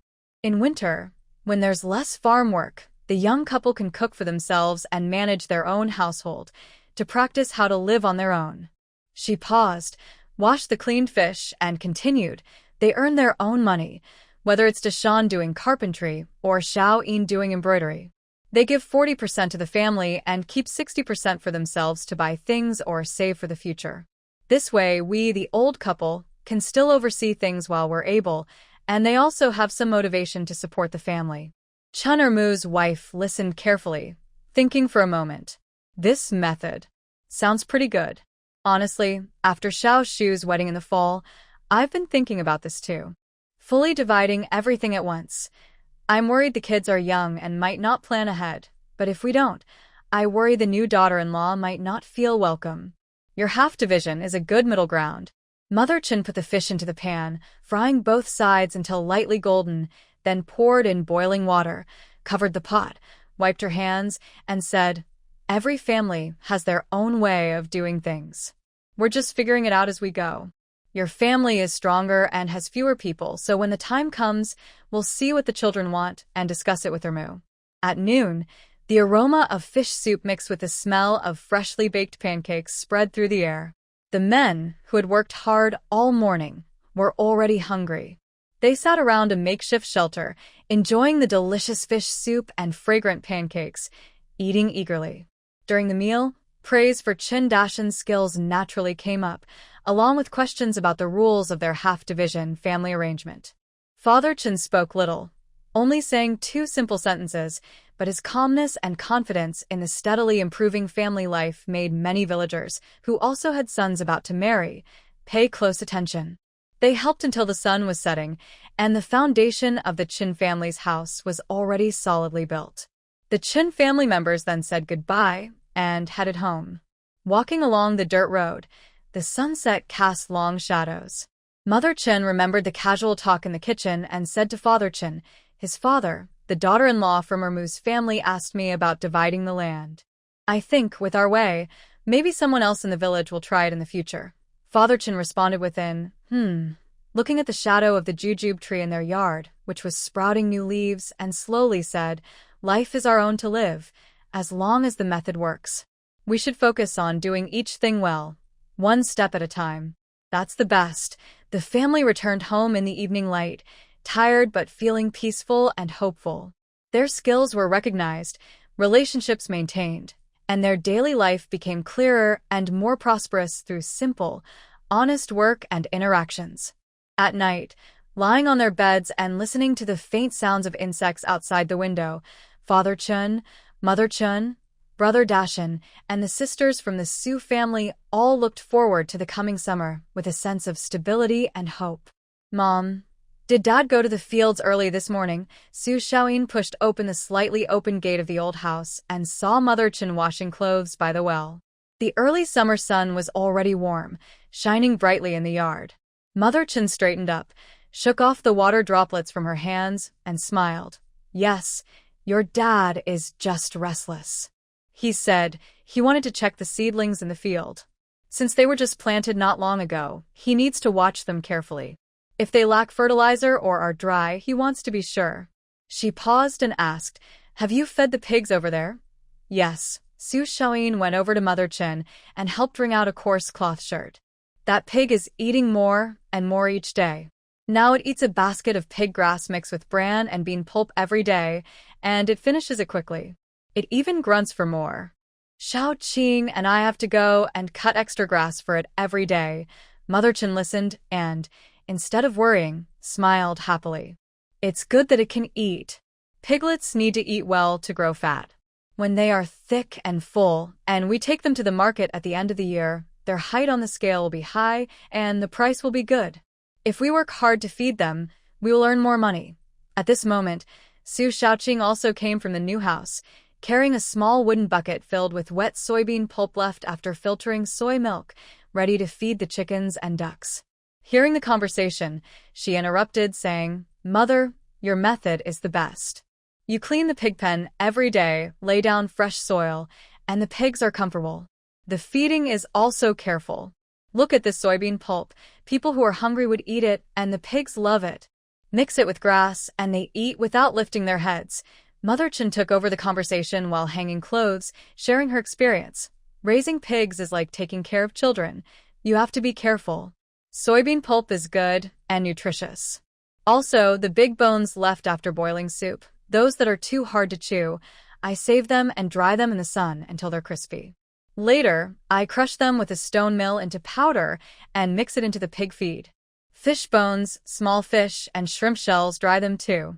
Pigs eat these not only to grow meat but also to stay healthy. Remember, these animals have some human sense. Keep the pig pen clean, and they'll be happy. When they're happy, their appetite improves and their meat grows faster. Su Xiaoyin sincerely admired. Mother, you really have a good way. If you hadn't taught us step by step, we wouldn't be able to raise pigs so smoothly. Mother Chun showed a hint of nostalgia on her face, speaking gently. This method was taught to me by my mother before I got married. It's a secret skill. Thanks to this, my family used to raise several big pigs every year and sell them for good money. That's how we managed to live a little better. She quickly pulled herself out of the memory and remembered something, saying, Oh, last night, Dashin mentioned that the Dragon Boat Festival is coming soon. Do you want to go up the mountain to pick some fresh mugwort? We can sell it at the market. There's plenty of it on the mountain and it costs nothing. Even if we don't sell it all, drying it for summer use, like repelling mosquitoes or boiling water for bathing, is also good. Su Xiaoqing's eyes lit up. That's a good idea. Mugwort is needed during the Dragon Boat Festival for warding off evil and bad luck. We can bundle it into small bunches and sell it cheaply. Surely someone will want it. Mother Chun thought for a moment and agreed. All right, let's get up early on market day and go pick mugwort first. Xiaoyin and Xiaoqing, prepare your hairbands and sachets. Dashin and Xiaohe, gather your bamboo and wood carvings. Let's go together and sell whatever we can. At noon, the sun was blazing. Father Chun returned from the fields with his 2 sons. All 3 were covered in sweat, with mud on their pant legs and shoes. Surprisingly, Chun Dashin was holding 2 plump wild rabbits with gray fur. The rabbits had clear signs of being hit on their necks. Chen's mother was coming out of the kitchen with dishes when she saw this and exclaimed, Huh? Didn't you go to the fields? Where did these rabbits come from? Chen's father put down his hoe, smiled warmly, and took a damp cloth from Su Shaoqing to wipe his face. He explained, "We were working on the wasteland over there, digging the ground when suddenly 2 rabbits jumped out of the grass. They seemed to be a pair, and got startled. Luckily, Dashin was quick. He hit one with his hoe and knocked it out. Xiaohe was clever too. He picked up a stone and threw it, hitting the other on the head. Hey, tonight we can have some meat." Chen's mother looked at the 2 rabbits. Though happy, she was also careful with their plans. "That's good, but these rabbits look quite fat. We can stew one tonight and try it. The other one, we'll clean and rub with salt, then hang it in the kitchen beam to smoke. It should keep well. When we're tired from farming or have guests, we can take it out to eat. Even though we don't eat much meat, we've always had good bone broth, and we still have some meat on hand." Chen Xiaohua was already craving meat. He immediately said, "Mom, bone broth is tasty and good for health, but nothing beats the real smell of fresh meat." "I'm really looking forward to tonight's rabbit." Chen Dashin also smiled and said, "Bone broth is indeed good. I've noticed that everyone in the family looks healthier and more rosy than at the start of spring. When we go to the market, if we find cheap pig bones, we can buy some and make more soup. After boiling, we can dry the bones and grind them into powder to feed the pigs. Nothing goes to waste." Hearing this, Chen's mother felt relieved. "It's good that you all have plans. Life is built little by little. Now everyone stop standing around. Wash your hands and get ready for dinner. We still have work this afternoon. Dashin will handle the rabbits. Clean the skins carefully, salt them well, and hang them in the kitchen to smoke. In winter, your wife can use the skins to make warm ear covers. For lunch, they had simple mixed grains, stir-fried greens, and a dish of pickled vegetables." Because they looked forward to the rabbit meat in the evening, the family ate happily. Afterward, Chen Dashin went to the well to clean the rabbits, carefully rubbed the skins with grass ash, and hung them in the shade to dry. Su Shaoyin and Su Shaoqing helped Chen's mother wash dishes and feed the chickens, ducks, and geese. In the afternoon, Chen's father rested for a while before heading back to the fields with his tools. Chen Dashin also went along, while Chen Xiahe sat in the shade, beginning to weave the last few small, delicate bamboo boxes and baskets for the Dragon Boat Festival market. Su Shaoyin and Su Shaoqing returned home. One took out a half-embroidered Dragon Boat Festival 5-toxin belly band, and the other started organizing dried wild chrysanthemum petals and mugwort fragments, preparing to fill sachets. In the yard, the little pig was snorting and napping in a clean pen, while the chickens, ducks, and geese wandered in their own areas searching for food. The relocated jujube tree in the corner was now much greener, gently swaying in the breeze. Life was like the early summer sunshine, bright and warm, filled with the sweat of hard work and the hope of harvest. The 2 unexpected wild rabbits seemed like a small reward from life for the diligent, making the upcoming Dragon Boat Festival even more flavorful and full of simple joy.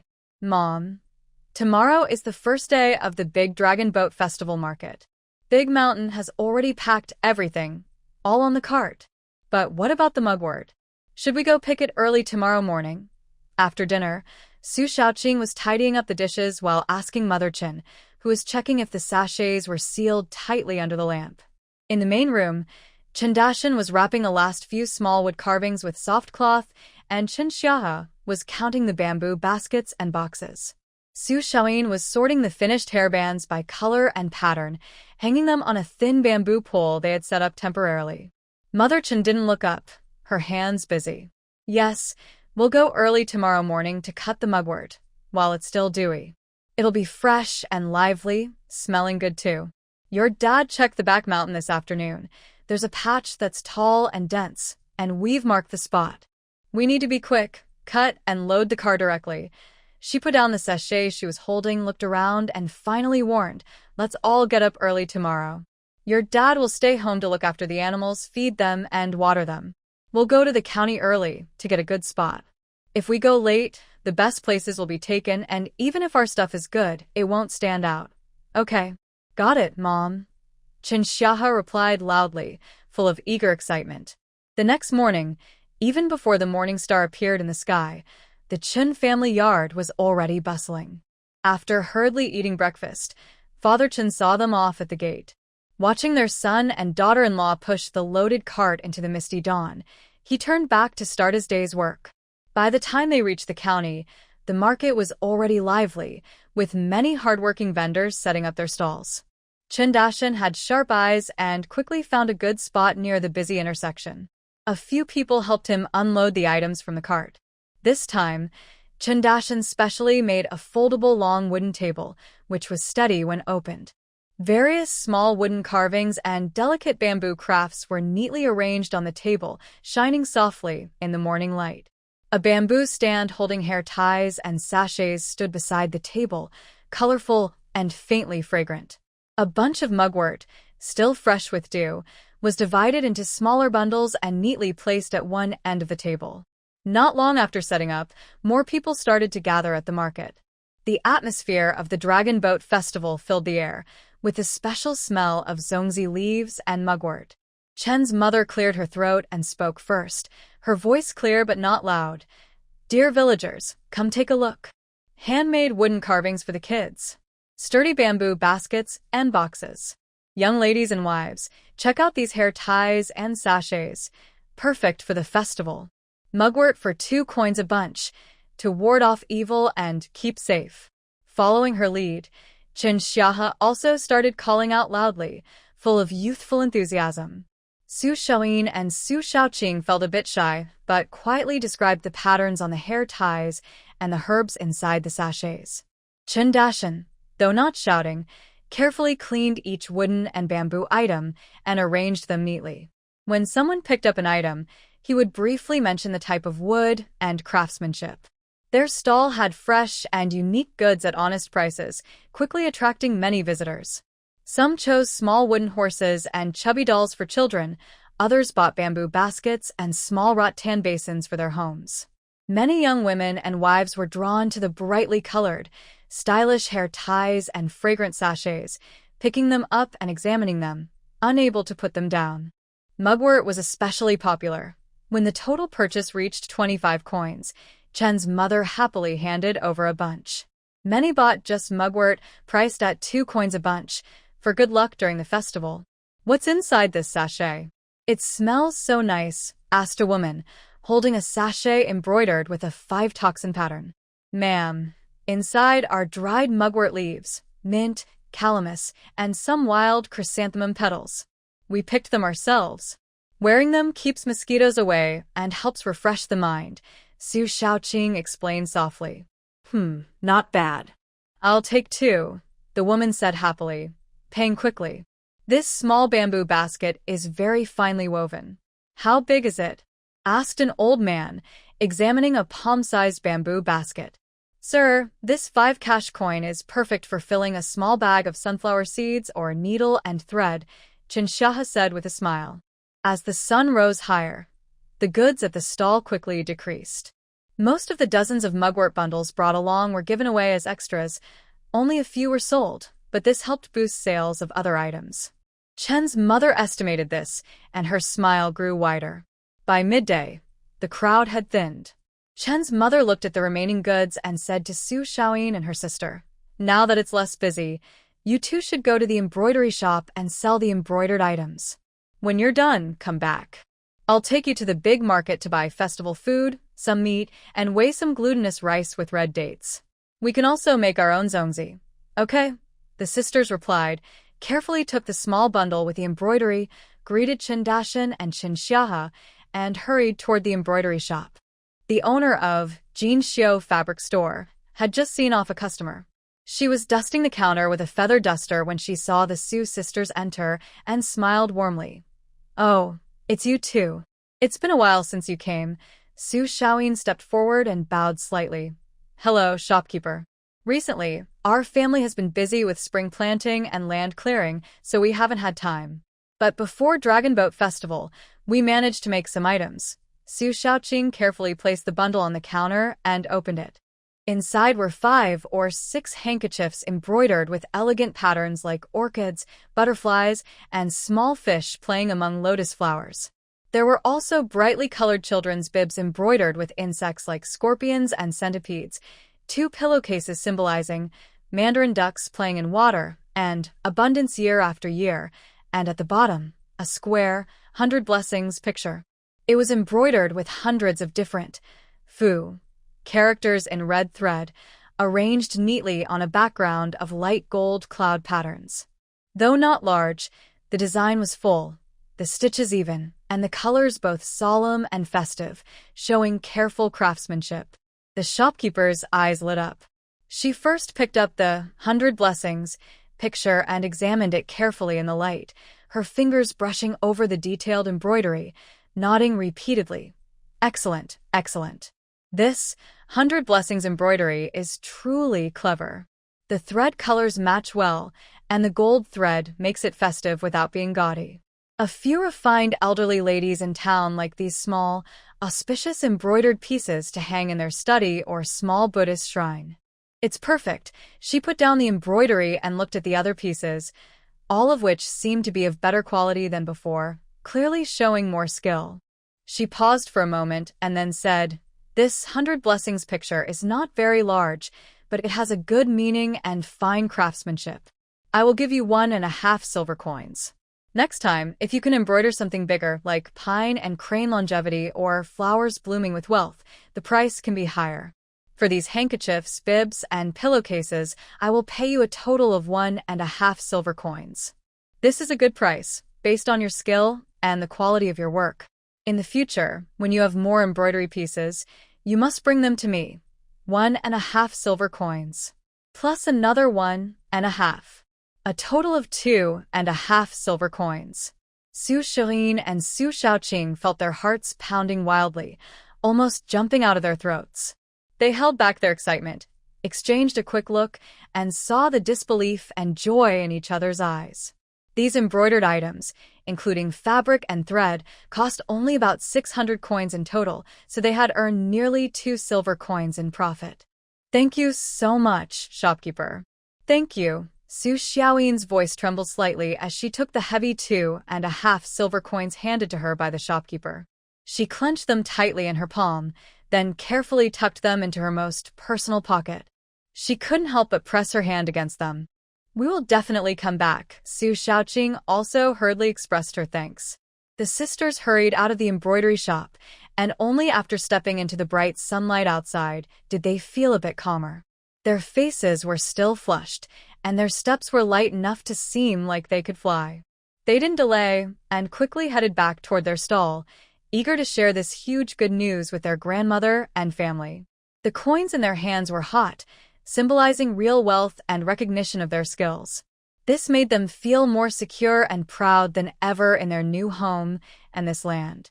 The warm wind of the Dragon Boat Festival brushed their cheeks, bringing the aroma of various foods from the market and filling them with hope for a bright future. Mom.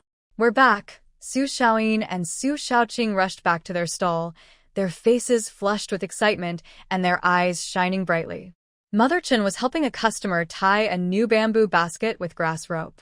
When she saw their expressions, she guessed what had happened. After the customer left, she lowered her voice and asked, "Did you sell everything?" "It looks like." "The price was good." The sisters nodded vigorously. Su Shaoqing couldn't help but lean close to Mother Chen and whisper quickly, "Mom, we sold for 2.5 silver coins." Mother Chen's hand trembled slightly, almost dropping the copper coins she had just received. 2.5 taels? She forced herself to stay calm, but a smile was already spreading across her face, and the lines around her eyes were filled with happiness. "Good." "Very good." She patted her 2 daughters-in-law on the hands, not asking any more questions. It wasn't the time for a detailed talk, as they were still at the market. Looking at the sun, it was already past noon. The crowd at the market had thinned considerably, and most vendors were starting to pack up and go home. Mother Chen made a quick decision. She told her 2 sons-in-law, who were packing up the remaining goods, "Dashin, Xiahe, watch the stall. Pack up the rest of the items. I'll take Xiaoyin and Shaoqing for a walk, find some bargains, buy some festive food, and we'll be back soon." "All right, Mother, go ahead," they replied calmly. Mother Chen slung her large basket over her shoulder and led her 2 daughters-in-law, familiar with the way, toward the meat section. By this time, most of the good meat at the stalls had been sold. They arrived at a familiar stall, where only a piece of pork belly about a jin in weight remained on the chopping board. It was a good mix of fat and lean. Next to it, in a wooden basin, were a few large bones that had been shaved clean. "Madam, how much for this pork belly and the bones?" Mother Chen asked. The woman selling meat was cleaning her knives. Seeing that she was a regular customer, she replied cheerfully, "Sister Chen, that's all that's left. The pork belly is 15 won per jin. The bones are cheap, take them all for 3 won. Oh, and I almost forgot," she added, pulling out a set of cleaned pig offal from under the chopping board. "I also have some offal. If you want, I can sell it cheaply. 8 won for everything, including the bones." Though offal was tricky to prepare, it made a hearty dish when cooked well. Mother Chen thought it was a good deal and nodded.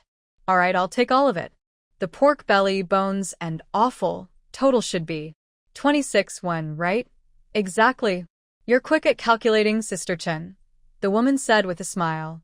She quickly wrapped the meat and bones in dry lotus leaves and tied the offal with grass rope. Mother Chen paid and carefully placed these meaty items at the bottom of her basket. Next, the three of them bought 5 jin of glutinous rice and 2 jin of red dates, preparing to make zongzi, rice dumplings, at home. Passing by a fabric shop, Su Xiaoyin remembered that her embroidery thread and cloth were almost used up. She told Mother Chen, "Mother, I need to buy more embroidery thread and fabric." The shopkeeper gave a good price this time. "I want to buy more now, so I can do more embroidery during the farm slack season." Mother Chen knew that embroidery was now a steady and profitable part of their household income. Without hesitation, she said, "Buy what you need. Don't hold back." The three of them entered the fabric shop, where the familiar shopkeeper greeted them. Su Xiaoyin carefully selected some colorful embroidery threads and chose 2 pieces of fine, good quality fabric, 1 moon white and 1 indigo, ready to make more detailed patterns. She also bought 2 packs of new embroidery needles. As usual, the shopkeeper generously gave them 2 large bundles of fabric scraps in different colors. In total, they spent 720 coins. Although this was a lot, considering the 2.5 silver coins they just earned, Mother Chen paid happily. After shopping, their basket was heavy. The 3 returned to their stall.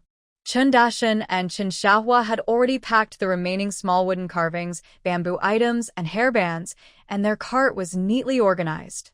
"Mother, we still have some stock at home," said Chen Dashan as he prepared the cart.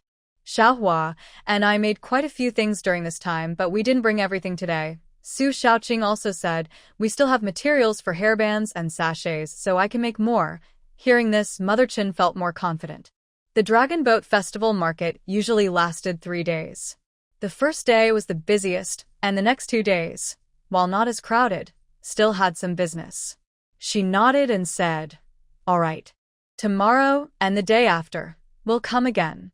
Selling even a little is better than nothing. The family pushed their cart, full of harvest and hope, heading home.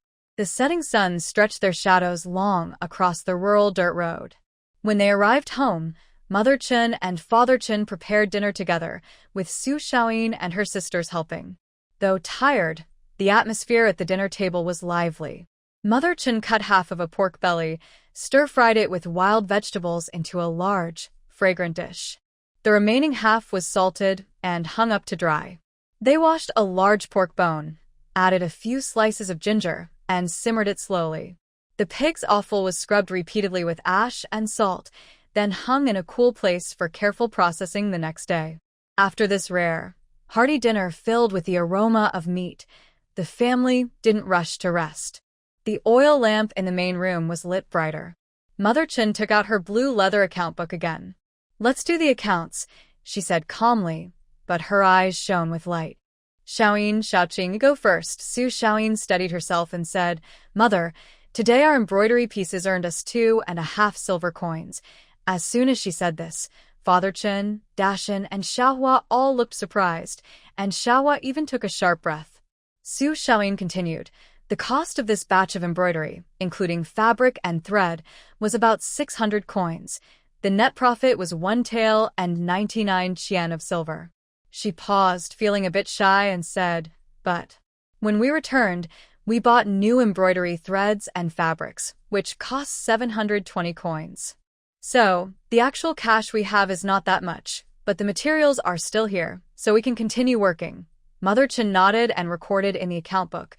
Embroidery sales earned 2 taels and 5 chien, with costs of 600 coins, leaving a net profit of about 1 tael and 99 chien, not including the cost of new materials, which are considered inventory.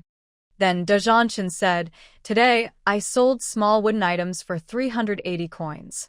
There was almost no cost, just effort." Xiaohachin reported, "I sold woven bamboo products for 300 coins. That was also labor." Mother Chin finished, hair ties and sachets sold for 365 coins.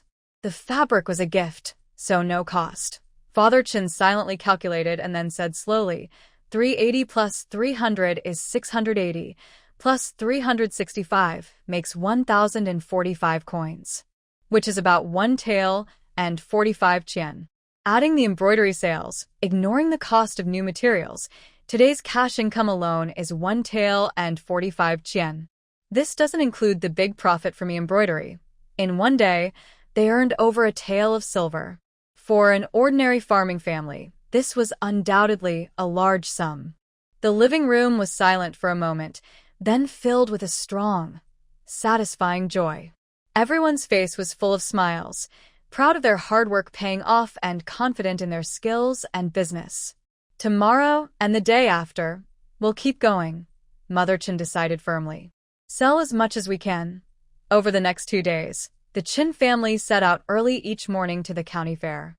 As Mother Chin predicted, the crowd and sales were smaller than the first day, but their stall, with unique goods and fair prices, still attracted many customers. On the second day, they earned about 600 coins, and on the third day, around 500 coins. After the 3-day fair, they returned home. Mother Chin carefully reviewed the accounts. On the first day, cash income was 1 tael and 45 chien. On the second day, 600 coins. On the third day, 500 coins. In total, over these 3 days, we earned 2 taels and 145 coins, she said, with a faint hint of excitement. Plus the embroidery sales, minus the cost of new materials, our net profit was about 1 tael, 7 chien and 8 fun. This Dragon Boat Festival, our family earned nearly 4 taels of silver. 4 taels of silver. A soft gasp of surprise echoed through the room. This is almost equivalent to half a year's total income for the whole family in previous years. Moreover, this money came easily. Compared to hard farming under the sun, it feels more like a reward earned through clever ideas and skills. Father Chin smoked a dry tobacco pipe, and his face behind the smoke showed deep happiness. Good. This is really great. Our way of doing things has been the right choice. Big Mountain Chin calmly said, Dad, Mom, although earning this money is easy, it's also because of good timing and our previous savings. In the future, we need to keep steady, don't lose our skills in carpentry, bamboo weaving, or embroidery, and keep paying attention to mountain products. Steady water flows far. Big Mountain is right. Mother Chin agreed. Earning money is good, but we can't become careless. The land that should be cultivated each year can't be left idle, and the livestock must be fed every day. These crafts are extra work during our free time and are the foundation for a better life. Starting tomorrow, we need to go back to the fields and feed the pigs. After this busy period, we can think about what to sell at the next market. Everyone nodded in agreement. After great joy, they had clearer plans and a down-to-earth mindset. The warm glow of the oil lamp covered the family, and the numbers in the account book seemed to dance with golden light. This Dragon Boat Festival, for the Chin family, was not just about earning money, but also about gaining confidence, direction, and finally seeing a solid, bright dawn after facing storms together. Outside, summer insects began to chirp, and moonlight shone on the quiet yard. The shadow of the jujube tree reflected on the paper window, lush and vibrant, as if silently sharing in this harvest joy. This rain really poured down. It's so loud. The ditches are full. Little River Chin leaned on the windowsill, watching the rain curtain pouring down from the eaves, feeling satisfied like a farmer hoping for rain, but also eager to act after the rain. The summer thunderstorm came quickly and left just as fast. Soon, the clouds cleared, and the sun shone again. The sky was clear and blue after the wash, and the air smelled fresh with the scent of wet soil and plants. The intense heat was also eased quite a bit. Su Shaoqing pushed open the door of the side room, took a deep breath of the cool after-rain air, and turned to her sister at the hall door, who was mending shoes. "Sister, the rain has stopped. Tomorrow, let's ask Mom to go up the mountain and take a look. After such a big rain, mushrooms in the woods must be popping out. We can pick some, stir-fry fresh mushrooms tonight, and dry the rest. In winter, we can add a handful to stews. Wouldn't that be wonderful?" Su Shaoyin stopped sewing, looked at the wet yard, and was tempted. Sure, mushroom stew is the freshest. If we're lucky and find some wood ear mushrooms, that would be even better. They dry them, soak them, and they taste good in salads or stir-fries. Chindashan, fixing the handle of a hoe nearby, heard this and smiled as he joined in. Wood ear mushrooms are rare, much harder to find than mushrooms. But after rain, mushrooms are definitely plentiful. You have good eyes, pick more. Chinshaha jumped over from the window, excited. I made a few long-neck fish traps from thin bamboo strips. The opening is small, the belly is big. After rain, the river rises, and fish and shrimp are active. I'll go to the river soon to try my luck and see if I can catch some small fish and shrimp for dinner. He then turned to Chen's father. Dad, those traps you made before, should we go see them on the mountain? After rain, animals come out more. Maybe we can catch some wild chickens or rabbits. Chen's father, sitting on the doorstep, was sharpening an old sickle in the light. He nodded and said, Yes, the rain has stopped, but the mountain paths are slippery. Be careful when you go up. I'll check the traps this afternoon. Catching more meat is good. Our family has more oil now than before, but we still don't get many chances to eat meat. They made plans and prepared. Su Shaoyin and Su Shaoqing packed their baskets, put on straw hats to keep rain off, and found a sturdy stick to poke through grass and look for animals. Chen's mother came out from the inner room, changed into a more practical old outfit, and carried a bigger bamboo basket. Mom, are you ready? Let's go, Su Shaoqing called. Okay, let's go. Chen's mother looked at the sky. This rain was heavy. The thick leaf litter on the mountain will make mushrooms grow in clusters. We should pick more, dry them carefully, and store them for winter. Dried mushrooms in stews or soups taste different from fresh ones, and they are a rare delicacy. The three of them left the house, walking along a clean path washed by rain toward the mountain. Su Shaoqing thought happily, Mom, if we dry a lot of mushrooms this winter, maybe we can pick the best-looking ones and ask at the county restaurant? Manager Wang buys mountain goods, right? If he wants them, our family will have more income. Even if we can't sell them, we can still eat them ourselves without losing. Chen's mother listened and agreed. That's a good idea. It costs nothing but some effort to go up the mountain and dry the mushrooms. In winter, when vegetables are scarce, dried mushrooms might really fetch a good price at the restaurant. All right, this year we should pay more attention and only display the best specimens, carefully keeping them safe. As we joked and talked, we entered the forest. After the rain, the woods looked different. The leaves shone with a bright green, and the ground was wet. Stepping on it, the soft, decayed soil sank slightly, forming small pits. The air was filled with the fresh smell of plants and a unique scent of fungi starting to grow. Mom.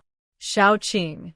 Come look over here. Su Shaoyin spotted a cluster of plump, round, yellow-brown mushrooms growing in the shady moss and fallen leaves near the roots of an old oak tree. They looked fresh and tender. Oh, those are hazelnut mushrooms. They're quite big. Mother Chen quickly walked over, squatted down, carefully pinched one from the root, and put it into her basket. The ones just coming out are the best. Keep looking nearby. These tend to grow in groups. The mother-in-law and daughters-in-law immediately spread out but stayed within sight of each other. They lowered their heads and carefully searched around the tree roots, grass, and fallen logs. Sure enough, like opening a treasure chest, various mushrooms appeared one after another. Clusters of grayish-white straw mushrooms hiding among the grass, bright orange-red, red mushrooms, with white spots on their caps growing under pine trees, and thick, fleshy porcini that felt soft and meaty to the touch. They only picked those they recognized and were sure were edible, handling them gently to avoid damaging the mycelium. What surprised them even more was discovering a thick, shiny black fungus called wood ear on a piece of semi-rotted linden wood, washed clean by the rain, looking like soft black ears. Wood ear. There really are wood ears, Xiaoqing whispered excitedly, carefully plucking them and placing them on a clean broadleaf in her basket. This is a real find. Their baskets and bamboo containers gradually became heavy. Besides mushrooms and wood ears, they also collected plenty of fresh pig grass along the way, filling the empty spaces in their baskets. Our pigs are really getting more and more able to eat. Su Xiaoyin wiped the sweat from her forehead and smiled. Now, anyone going up the mountain should bring some snacks for them. No matter how much you feed, they'll finish it all. Nothing left. Mother Chen also smiled. Eating well is a blessing. It means they're healthy and gaining weight. Haven't you seen how attentive the mountain and the small river are?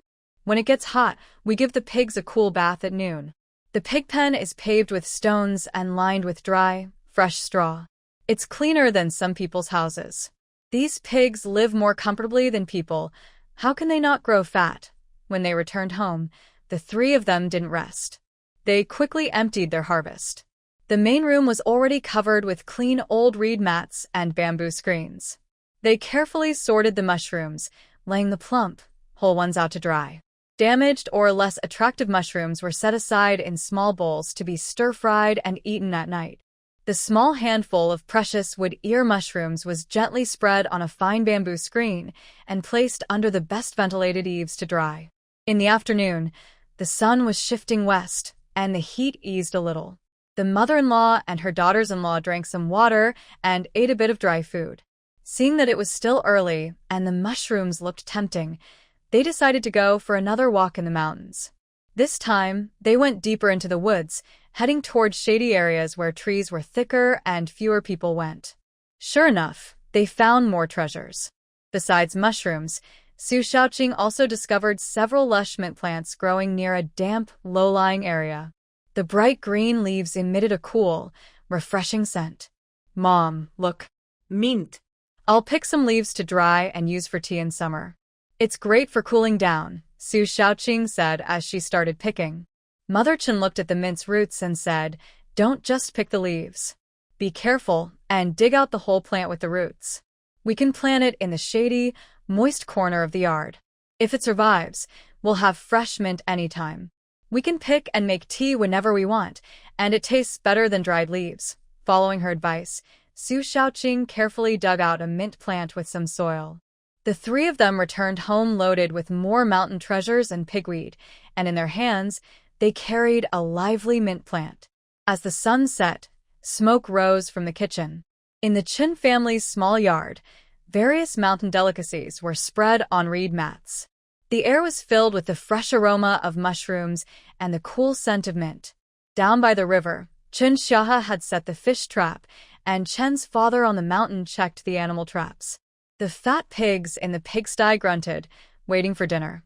The newly planted mint in the corner swayed gently in the evening breeze. This summer after rain felt especially full and peaceful, as if even the air was filled with confidence and hope for a better future. The fish soup made yesterday with small fish and shrimp was delicious, but also quite greasy. Chen Xiahe was drinking his morning porridge and thinking that fish soup was fresh, but it used a lot of oil. Today, I need to go back to the river and set some more fish traps. If I can catch more small fish and shrimp, I'll dry them and store them for later. From now on, when cooking soup or stews, just grab a handful and toss it in. It will add flavor without using much oil, which is definitely good. Mother Chen was handing out pickled vegetables when she heard this and asked, "Are you three going to the fields today?" Father Chen swallowed his porridge and nodded. "Yes, we need to go. The rain was good, the crops are growing fast, and the weeds in the field are also growing wildly. We must go pull the weeds quickly, or they will compete with the seedlings for nutrients and water. The harvest in autumn will be smaller if we don't." He paused and looked at his youngest son. "Xiaohe, if you have time tonight when you come back, weave a few more bamboo mats. Today, your mother, your eldest sister-in-law, and Xiaoqing are going up the mountain to pick mushrooms. The beans, eggplants, and cucumbers in the field have ripened these days. We can't eat them all, so your mother plans to dry some for winter. We might not have enough mats. Xiaohe replied cheerfully, okay, Dad. I'll start weaving when I get back tonight. It will be enough. I'll also think about making some lightweight drying racks for mushrooms and vegetables so they dry well and get good ventilation. Dashin also chimed in, Xiaoyin, when you go up the mountain, help me keep an eye out for good, straight, and sturdy trees. I need to prepare some wood for future work. Got it, Brother Dashin. Su Xiaoyin nodded to show she understood. After breakfast, the family split into two groups. Father Chen, Dashin Chen, and Xiaohe carried hoes, wore straw hats, and headed to the fields along the damp, muddy ridges. Mother Chen, Su Xiaoyin, and Su Xiaoqing, with the biggest baskets on their backs and small baskets for mushrooms and small hoes for digging bamboo shoots, headed toward the back mountain again. The forest after the rain was truly a treasure.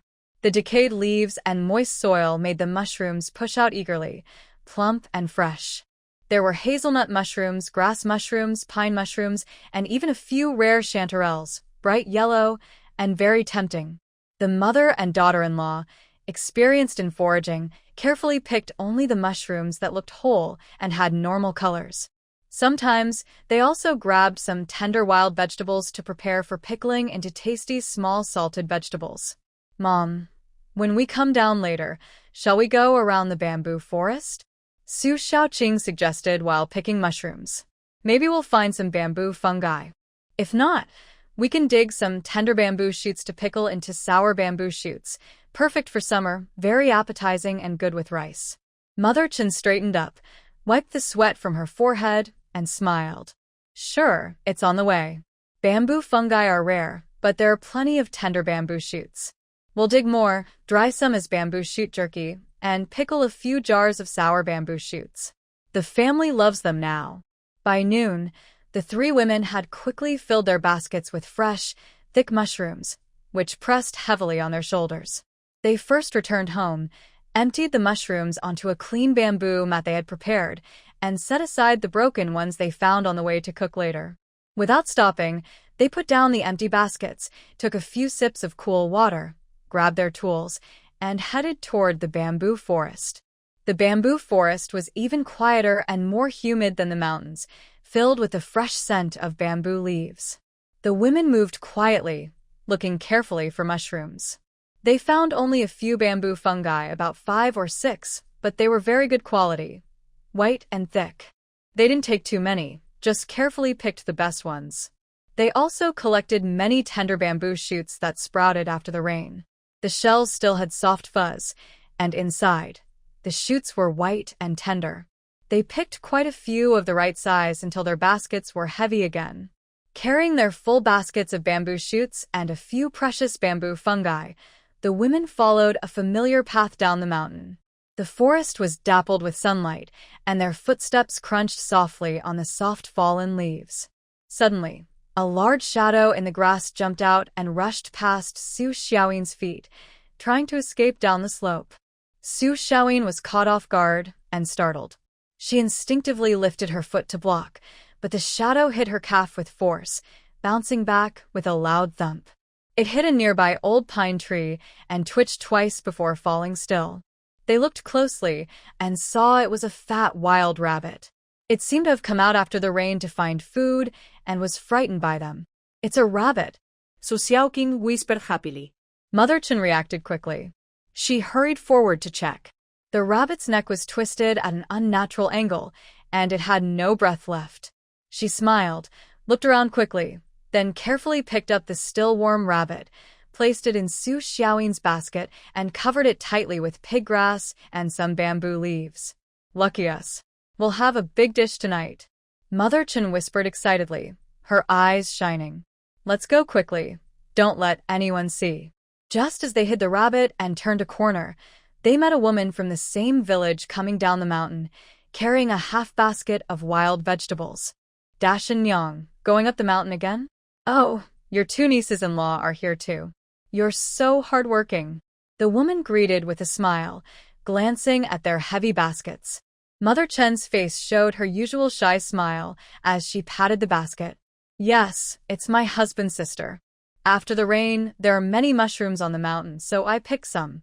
I also went to the bamboo grove to dig a few tender bamboo shoots. We can pickle them for a sour snack in summer. That's right. The bamboo shoots are the tenderest now. Your family is really busy, either working in the fields or going up the mountain. I heard you often sell fine wooden and bamboo crafts in the town. Life is getting better and better. The woman spoke with a tone of envy. Farmers are just hard-working people trying to make a living. Mother Chen modestly responded and exchanged a few more words before leading her two daughters-in-law to walk home faster. Until they reached their yard and closed the door, the mother-in-law and daughters-in-law finally relaxed and smiled at each other. Mother Chen took out the rabbit, weighed it, about 3 or 4 jin. Today is really lucky.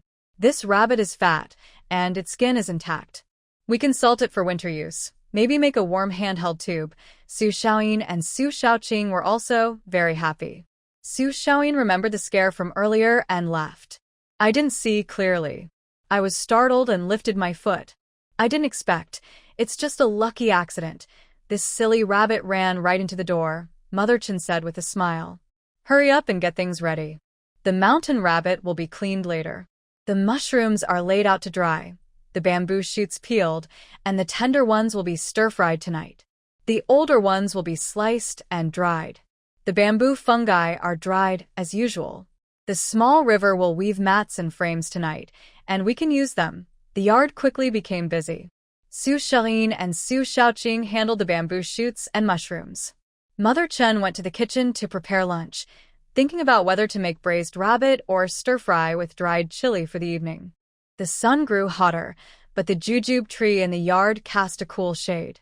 The mushrooms laid on the bamboo mat slowly lost their moisture, and the fresh mountain aroma gradually settled. The freshly peeled bamboo shoots shone with a milky white glow on another bamboo sieve. The wild rabbit, an unexpected gift from the mountain, was about to become a delicious dish for dinner. Although summer work was tiring, these surprises from the forest and the family's teamwork made the effort feel fulfilling and sweet with hope.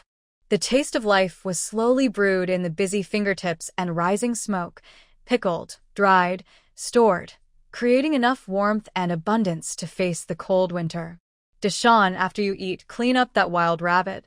Cook half tonight and carefully smoke the other half to keep for later, Mother Chen said as she tidied up the dishes. The wild rabbit that Su Xiaoyin accidentally kicked this morning is now lying in a bamboo basket in the corner of the kitchen. Chen Xiaohe's eyes lit up as he moved closer to Su Xiaoyin and gave a thumbs up. Big sister-in-law, you're really amazing. You kicked the rabbit with one kick.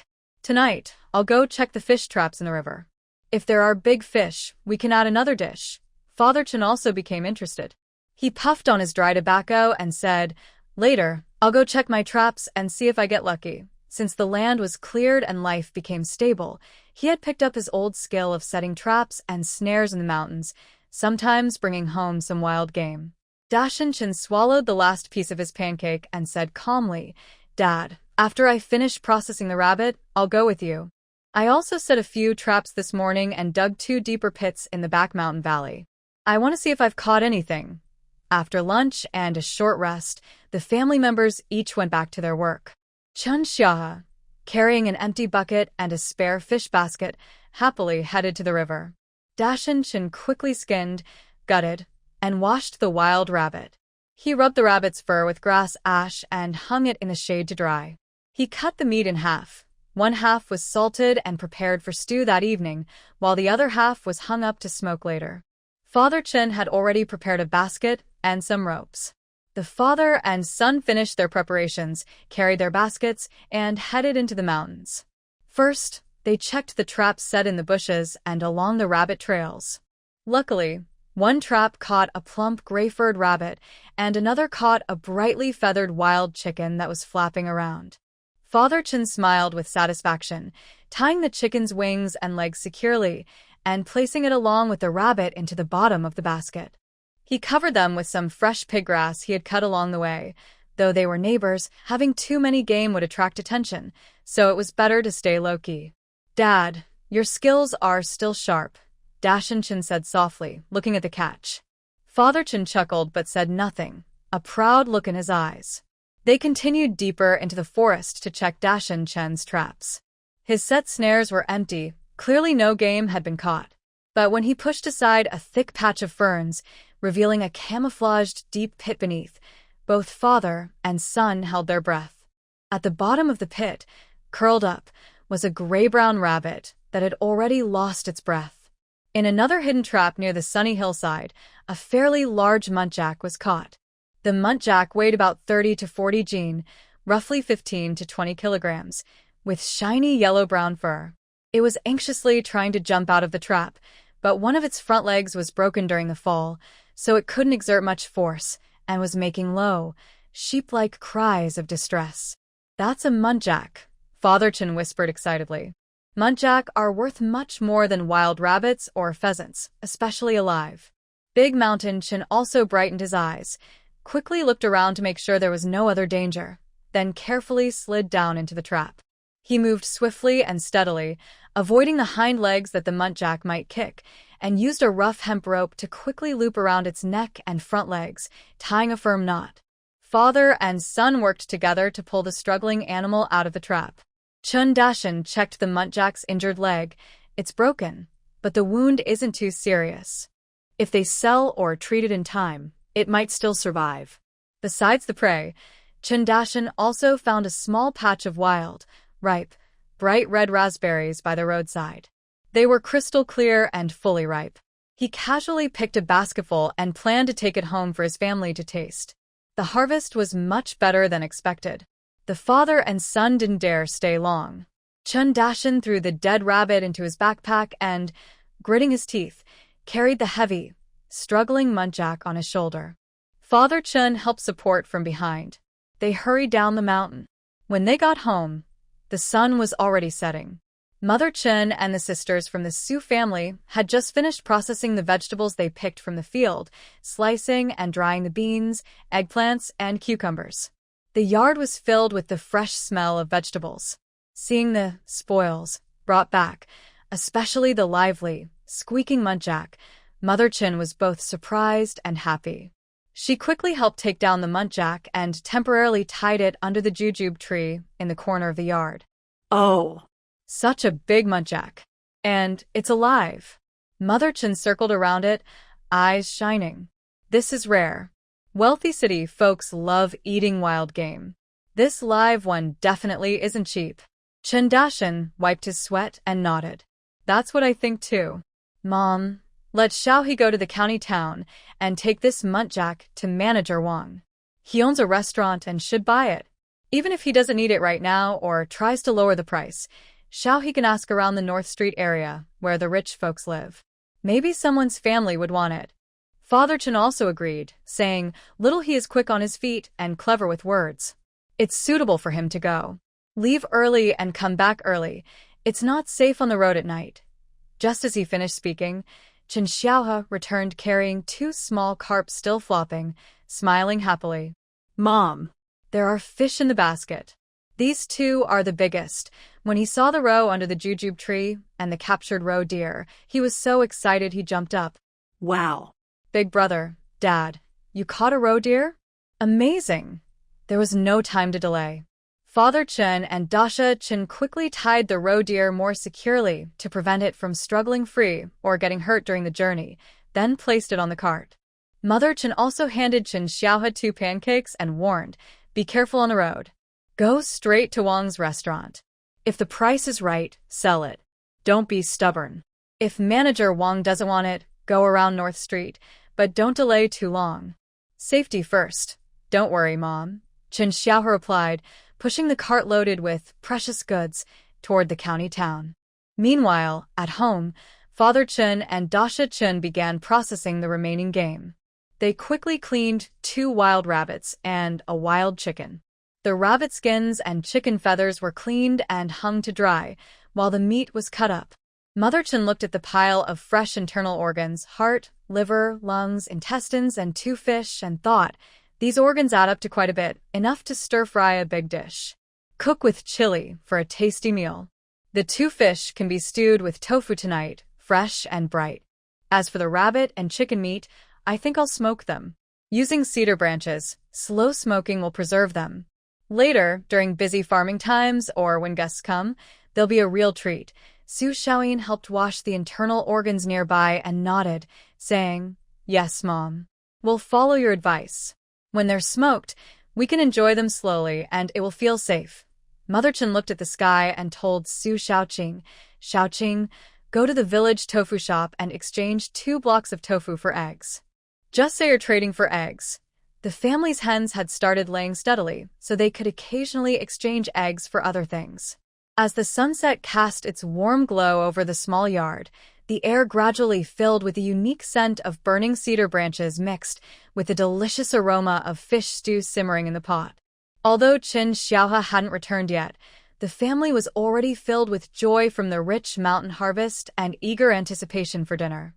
The jujube tree stood quietly nearby, its branches gently rustling in the evening breeze, as if celebrating the good luck of this hard-working family. When it was completely dark, familiar footsteps and the squeak of a cart came from the village entrance. Soon after, Qin Xiaohe's tired but excited voice rang out, "Mom. Big brother. I'm back." Mother Chen, who had been watching outside, immediately put down her sewing and hurried to the gate. Under the glow of the oil lamp, Qin Xiaohe, sweaty and smiling happily, pushed an empty cart. "Finally back. Did you have any trouble on the way?" Mother Chen asked as she helped push the cart into the yard. She looked them over and saw that their clothes, though dusty, were neat, which eased her worries. "Don't worry, Mom. Everything's fine. Smooth sailing." Qin Xiaohe set down the handle, wiped his face with his sleeve, and his eyes sparkled in the dim light. "Mom, guess how much that deer sold for today?" Qin Dashan, who was washing at the well, straightened up and thought for a moment. Deer meat isn't very rare. Usually, a restaurant in the county town would pay about 20 coins per jin. That deer wasn't very fat, with its skin and internal organs removed. It probably weighed around 35 or 36 jin. So, it's about 700 coins. Qin Xiaohe chuckled proudly. "Big brother's right. That's the usual price. But today, I got lucky." He lowered his voice, as if sharing a secret. "When I pushed the cart into the county, just before reaching Wang's restaurant street, I met a well-dressed man who looked like a steward. He saw the fresh deer on our cart, with its skin and fur intact, and stopped to ask the price. He said their master was hosting friends from the city today and wanted some wild game. When I told him the price, he didn't hesitate. Offered a tael of silver right away. Said it was a tip, and asked me to deliver the deer directly to their estate." 1 tael of silver? Even calm Qin Dashan was slightly moved. That was nearly 300 coins more than expected. "Exactly," Qin Xiaohe said happily. "I quickly delivered it. On the way, I talked a bit more with the steward. He said their master loved wild game like this. If I find more bamboo fungus or other fresh wild animals like deer, wild chickens, or rabbits, I can just deliver them directly to their back door. Just look for Steward Joe." I agreed right away. Mother Chen's face lit up with a smile. She patted her younger son's arm. "Good. "Xiaohe, you handled that very cleverly. Although Wang Family Restaurant is good, it's always helpful to know more roads. From now on, the way up the mountain will be even easier. All right, stop standing around. We're just waiting for you to start eating. You must be very hungry, right?" In the main room, the oil lamp was slightly brighter. Early in the morning, Su Xiaoqing had prepared a big bowl of mixed grain rice for her husband. On the table, there was a large plate of cleaned and stir-fried offal with chili, red and green peppers, smelling very fragrant. There was also a big bowl of milky white crucian carp and tofu soup sprinkled with green scallions. Plus, a small dish of wild vegetables dressed with sesame oil. Although not very fancy, the combination of meat and vegetables, steaming hot, was a delicious treat after a long day's work. Qin Xiaohe was very hungry. He picked up his bowl and ate a big mouthful of rice, then took a bite of spicy stir-fried offal, sweating on his forehead, and kept saying, "Delicious. So tasty." The food at home, is the best. The family sat together, eating and chatting about daily matters. Chun Dashin asked about the last bit of the abandoned land. Chen's father said it was all cleaned up, and the weeds were pulled out. Su Xiaoyin quietly told her sister that she had embroidered a few more handkerchiefs today. After eating, Chen's mother tidied up the dishes, but didn't let everyone rest immediately. She took out an old wooden box used for holding money and lit the oil lamp again. Xiaohe, you've worked hard on this trip. The road was long, but you did a good job, Chen's mother said, counting out 10 copper coins and handing them to Qin Xiaohe. This 10 coins are your pocket money for running errands. Keep it for small expenses. Qin Xiaohe felt a little shy, but still took it happily, smiling. Thank you, mother. Chen's mother then picked up a silver ingot weighing about 1 tael, weighing it in her hand. 1 tael of silver from selling a deer. According to the rules, a quarter of it goes to the public funds, which is 400 coins, she said, counting out the copper coins and putting them into the public fund bag. She then pushed the remaining 6 coins, about 600 coins, to Chun Dashin. Dashin, this is the income from your hunting trip. Keep it. Chun Dashin didn't refuse. He took the silver and nodded. He knew this was his parents being fair, and also recognizing their small family. Chen's father sat nearby, watching his wife and children distribute the silver money. Feeling warm inside, he sighed slowly and said, Our family's days are getting better and better. In the end, it's because everyone's hearts are in the same place and working together. People are afraid of having different minds. Chen's mother closed the wooden box and gave her husband a look. What are you sighing about? Everything's fine. Dashin and Xiaohe have been close since they were young, and they've never had a fight. Little Yin and Little Qing are sisters, and there's no jealousy between them. They speak openly about everything. Their younger generation is confident and united, so their future will only get better and better. Chun Xiaohe listened curiously and couldn't help asking, Dad, is there something going on? Did something happen in the village again? Father Chen smoked a dry pipe, and the smoke curled under the light. He slowly said, It's at Wu Fuku's house at the east end of the village. Actually, it's not far from our family. Big Mountain Chen looked up and asked, Wu Fuku's family? They only have 3 brothers, right? The oldest and second are married, and the youngest seems to be planning to marry after the harvest. What's the fuss now? Mother Chen joined in, with a tone of resignation and understanding. It's because the youngest is about to get married. The oldest and second daughters-in-law have been arguing lately. They feel the other is favored, and they're losing out. A few days ago, they almost fought over small things. Now, both want to settle the family matters before the new daughter-in-law moves in, or they're afraid things will get worse. The house is chaotic, like a mess. She shook her head. Because of this, I heard the young bride's family is upset too. They think the family isn't harmonious and might not want to go through with the marriage. Your father, seeing others' troubles, feels our family is lucky. The main room grew quiet, only the faint crackling of the oil lamp. Outside, summer insects chirped, making the room feel peaceful. Qin Xiaohe scratched his head and muttered, Why make things so complicated? A family fighting like this. Su Xiaoyin and Su Xiaoqing looked at each other and saw relief in each other's eyes. They had escaped hardship together, relying on each other, and they treasured this rare peace and family love. Their mother was wise, their husband kind, and now they were sisters-in-law, more reassuring than any amount of money. Big Mountain Chin paused and then said, Dad, Mom, don't worry. Our family won't be like that. His words were few but heavy, like a big stone settling in everyone's heart. Father Chen looked at his steady eldest son, then at the lively but honest eyes of his younger son, and finally at the 2 obedient, diligent daughters-in-law with honest eyes. The worries caused by others' family troubles gradually faded, replaced by the comfort and harmony of their own home. All right, go to sleep. Tomorrow will bring new work. Mother Chen blew out the extra oil lamp, leaving only a faint glow from the stove that lit the road. Everyone went back to their rooms. The small courtyard of the Qin family was quiet under the night, with only the occasional sounds of chickens, ducks, and geese from the backyard. But within this silence, there was an invisible strength called family harmony that nourished life more than gold or silver.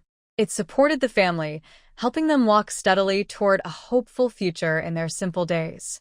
In the distance, faint sounds of arguing from another house could be heard, but soon the night wind carried them away, making the peaceful small world of the Chin family even more precious.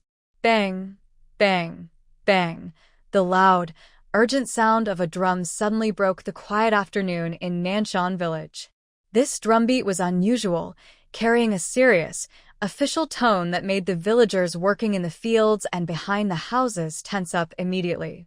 The village head, bent over, led the way holding an old bronze gong. Behind him, two officials dressed in dark blue uniforms with simple swords at their waists followed, looking serious and walking with the authority of officials. The three of them went straight to the old locust tree at the village entrance, where villagers usually gather for meetings.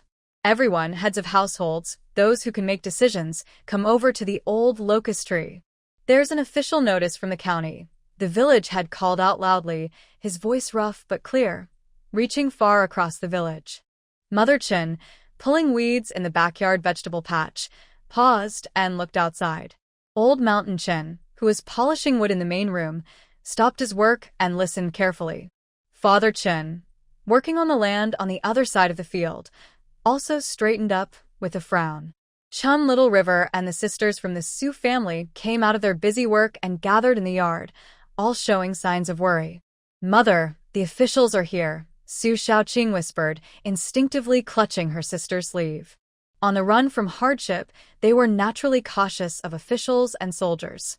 Mother Chin steadied herself, brushing dirt off her hands. Let's go see. Mountain Little River, your father probably went to the field over there. Let's go too. When the Chin family arrived at the old locust tree, many people had already gathered under it, mostly men and older women from different families, all looking serious and whispering to each other. The air was filled with unease. Seeing most people had arrived, the village head cleared his throat and nodded to an older official beside him. Official, everyone is here. Please make your announcement. The constable stepped forward, looked over everyone, and spoke loudly and clearly, without emotion, by order of the magistrate. To ensure smooth flooding this summer, we need to recruit workers to clear the sediment from the upper reaches of Qing River inside the county. The work will last 1 month. According to the law, every registered household must send one man aged between 16 and 50 to serve. Registration starts tomorrow, and everyone must gather outside the north gate of the county town early the day after tomorrow, on time, without delay. Upon hearing this, the crowd immediately began to murmur. Forced labor, or cleaning the river, that was one of the hardest and most tiring jobs. The constable, used to such scenes, raised his voice to quiet the noise. If anyone is unwilling or unable to serve, they can pay silver instead. Each person must pay 2 taels of silver. 2 taels of silver. Many families could not save that much in a year. More sighs and gasps sounded. Those willing to serve will be provided with 2 meals a day by the government and must bring their own bedding and luggage. They will also receive 15 coins a day as wages. After the work is done, the wages will be paid together, the constable added. This was probably the only piece of good news. At least there was money involved. After the constable finished speaking, the village head quickly stepped in, trying to soothe and urge. Everyone, listen carefully. Whether you go or pay the silver, each family should decide quickly. Those who choose not to go must hand over 2 silver coins to me by noon tomorrow, and I will submit them to the authorities. Those who go, be sure to be ready early the day after tomorrow. Now, everyone disperse and discuss. The crowd buzzed with discussion, their faces showing different emotions as they left. The Chun family silently followed the others, their hearts heavy like a stone. Back home, they closed the courtyard gate, and the atmosphere in the main room was very heavy. Father Chin was the first to speak, his voice dry but firm. This year, I will go for the forced labor. Father, both Chin Dashin and Chin Xiaohua shouted almost at the same time. Father Chin waved his hand to stop them. Listen to me. Dashin, your legs are fine for normal work, but for clearing the river, walking through water and mud, Your old injury can't handle it. Xiaohua, he looked at his younger son, you're still young and your body isn't fully grown. Doing such heavy work for a month could cause health problems. I am older, but I am a farmer and still have strength. Besides, the government is paying wages this year, 15 coins a day, which adds up to about 450 coins in a month, a good extra income. There's not much urgent work in the fields right now, just watching the crops and weeding. You two can take turns going to check on the seedlings. Mother Chen's eyes were a little red, and her lips moved as if she wanted to say something, but in the end, she said, Maybe we should contribute some silver? 2 taels of silver. This year, we earned some from selling mountain goods and crafts, and we can spare it. Father Chen shook his head firmly. No. That is our family's hard-earned savings. We need money for farming, and the children will need more money in the future. We should save these 2 taels of silver if we can. I'll go, even if it's tiring. It's okay. I've done manual labor before when I was young. I know what I'm doing. Big Mountain Chin knew that once his father made a decision, it was hard to change. He stayed silent for a moment and said, Since you've decided, Dad, we'll listen to you. But this month, Xiao He and I will take good care of the house and the fields. Don't worry. Xiao He Chen also said quietly, Dad, be careful outside. Don't push yourself too hard. Everything was settled. Over the next 2 days, the Chen family's atmosphere was quiet but orderly. Mother Chen counted out 100 coins from the family savings, sewed them into a small bag with old cloth, and tucked it into her husband's bag. Keep this close. If the food is really bad, or if you get a headache or fever, buy some food or medicine yourself. Don't suffer. Su Xiaoyin and Su Xiaoqing weren't idle either. They took down the rabbit they had smoked earlier, carefully removed the meat, soaked some dried mushrooms and added pig fat, soy sauce, salt, and a few spices they could find. They slowly cooked everything into a big jar of fragrant, shiny, red-brown meat sauce. After cooling, they carefully packed it into a few clean, boiled bamboo tubes and sealed them tightly. Dad, this lasts a long time. When you eat, scoop some out and mix it with rice. It'll help you eat more, Su Xiaoyin whispered. Father Chen watched his wife and daughter-in-law busying themselves for him. His throat tightened a little, and he gave a heavy, On the morning of departure before dawn, Father Chen carried a small bundle. Inside were the most worn-out bedding, a few change of clothes, and the heavy hopes of his family. The Chen family saw him off at the village entrance. All right, go back now. Father Chen waved his hand. He turned and strode toward the county town.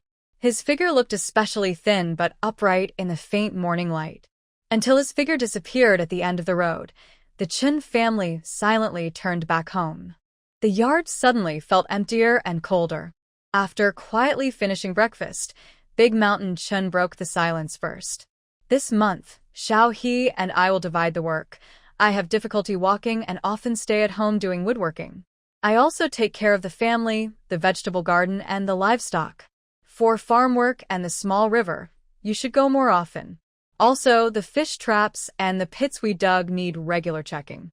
If you can catch some wild animals or fresh fish, try to prepare them and find a way to send some to Dad to help him recover. Chun Shaha immediately nodded. Okay, brother, I will handle the farm work and mountain tasks. Su Xiaoyin also spoke. Mom, now the chickens, ducks, and geese are laying eggs. We can save the eggs and try making tea eggs that last a few days. The duck and goose eggs can be salted. When the time comes, I'll send some to Dad every few days. Working outside is hard, and just eating official meals isn't enough. We need some oil, salt, and flavor. Mother Chen listened to her son and daughter-in-law's careful plans. Seeing their worried but determined expressions, her heavy worries and sadness were eased by a warm, comforting feeling. She nodded and looked at everyone. All right, we'll do as you say.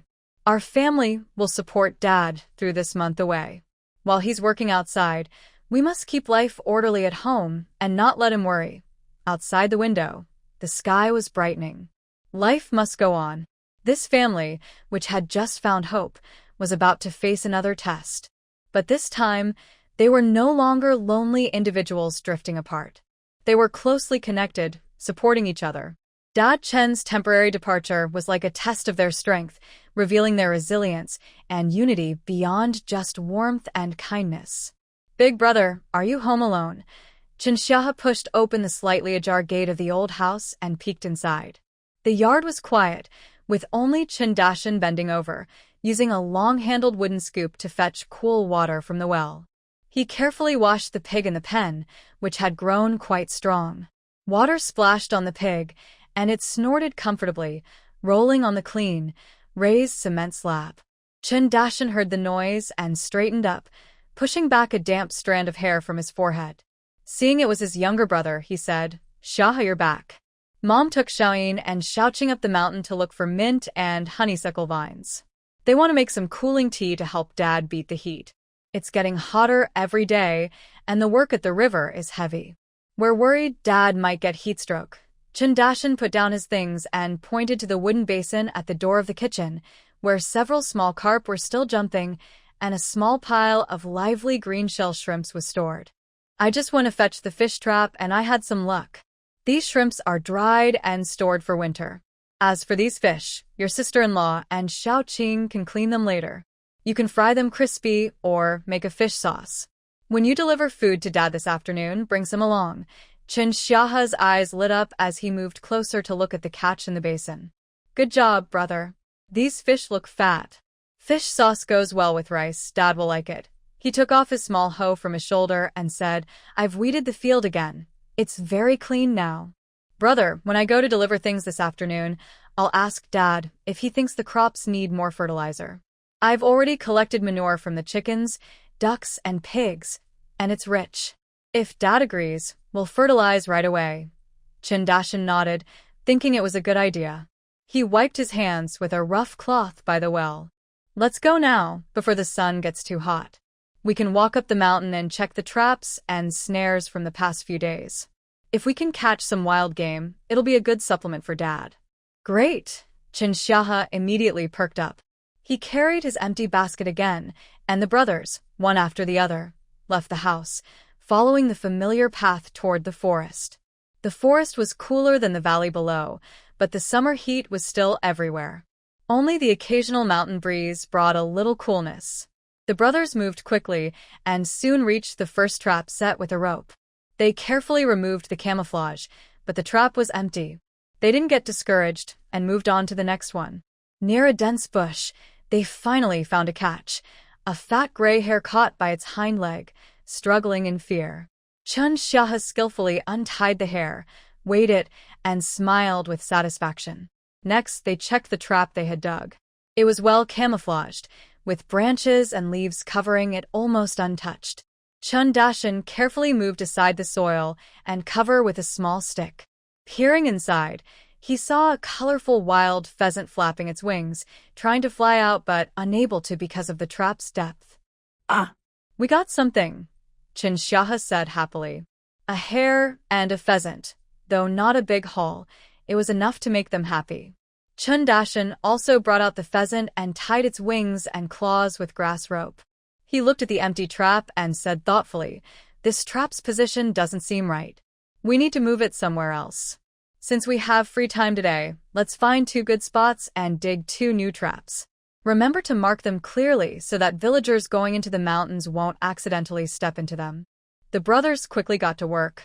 They wandered through the forest and chose 2 spots near animal trails, avoiding damp, low areas. They dug 2 new traps of suitable depth and width, carefully camouflaged them, and carved small, recognizable marks on an inconspicuous but easy-to-spot tree trunk with a small knife.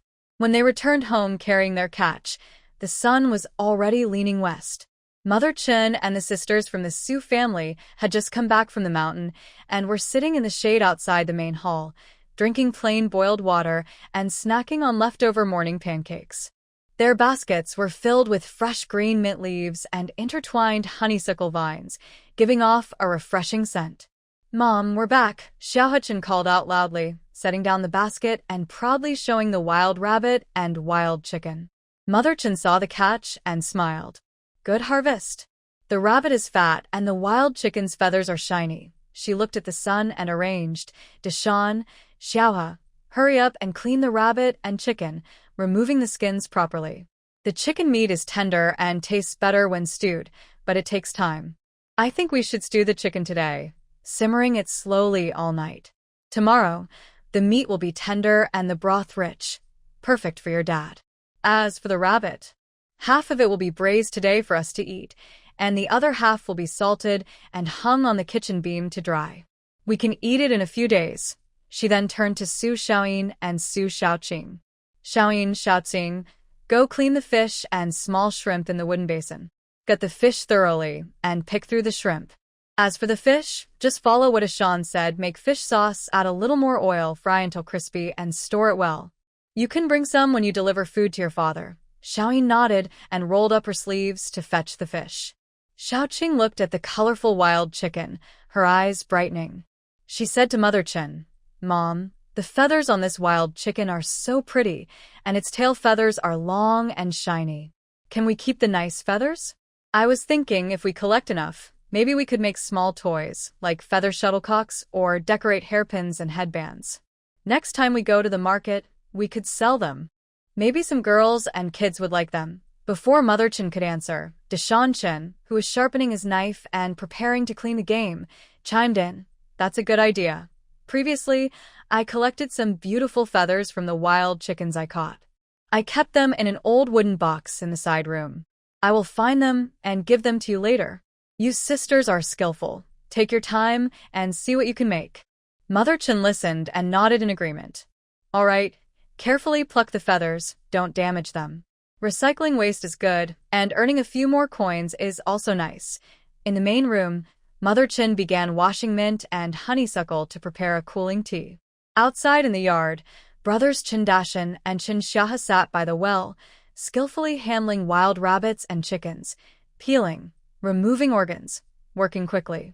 In the kitchen, Su Xiaoyin cleaned and cut the fish into small pieces, marinating them with salt and a bit of homemade sauce. Su Xiaoqing carefully picked out impurities from tiny shrimp. In the small Chen family yard, everyone was busy with their tasks. The air gradually filled with the cool scent of mint, the blood smell of wild animals, soon washed away by well water, and the smoky aroma from the fire in the stove. Mother Chen efficiently transferred the freshly cooked fish sauce into a sturdy, clean wooden box, sealed it tightly, wrapped it with a clean damp cloth, and handed it to Xiahe, who was waiting nearby. "Take this to your father while it's still hot. Don't delay on the way. Go early and come back early. The sun is strong, and you should be careful." "Yes, I understand, Mother." Xiahe took the still slightly hot wooden box, carefully placed it in a bed of dry grass in his basket, then checked the nearby bamboo tube filled with cooling tea and a few grain cakes. Only then did he lift his basket and rush out the door. Mother Chen didn't waste the leftover tiny shrimp. She cracked 2 eggs into a bowl and beat them, rinsed the shrimp lightly to remove any fishy smell, boiled water in a pot, and slowly poured in the egg mixture, creating tender yellow egg drops. She added the shrimp and a pinch of salt, making a simple yet flavorful shrimp and egg flour soup. With some salted vegetable pancakes she had made earlier in the morning, this was the family's lunch. Sitting around the small square table in the main room, Su Xiaoyin and Su Xiaoqing picked up their bowls of soup. After taking a sip, they both slightly frowned. The shrimp in the soup usually didn't smell strong, but today the fishy smell was especially sharp, making them feel sick. They forced themselves to drink another sip, but the smell grew worse, causing a wave of nausea. They both turned their heads and coughed twice. "What's wrong? Does the soup taste off?" Mother Chen, holding a pancake, put it down and looked at her 2 daughters-in-law with concern. Su Xiaoyin put down her bowl, her face turning a little pale.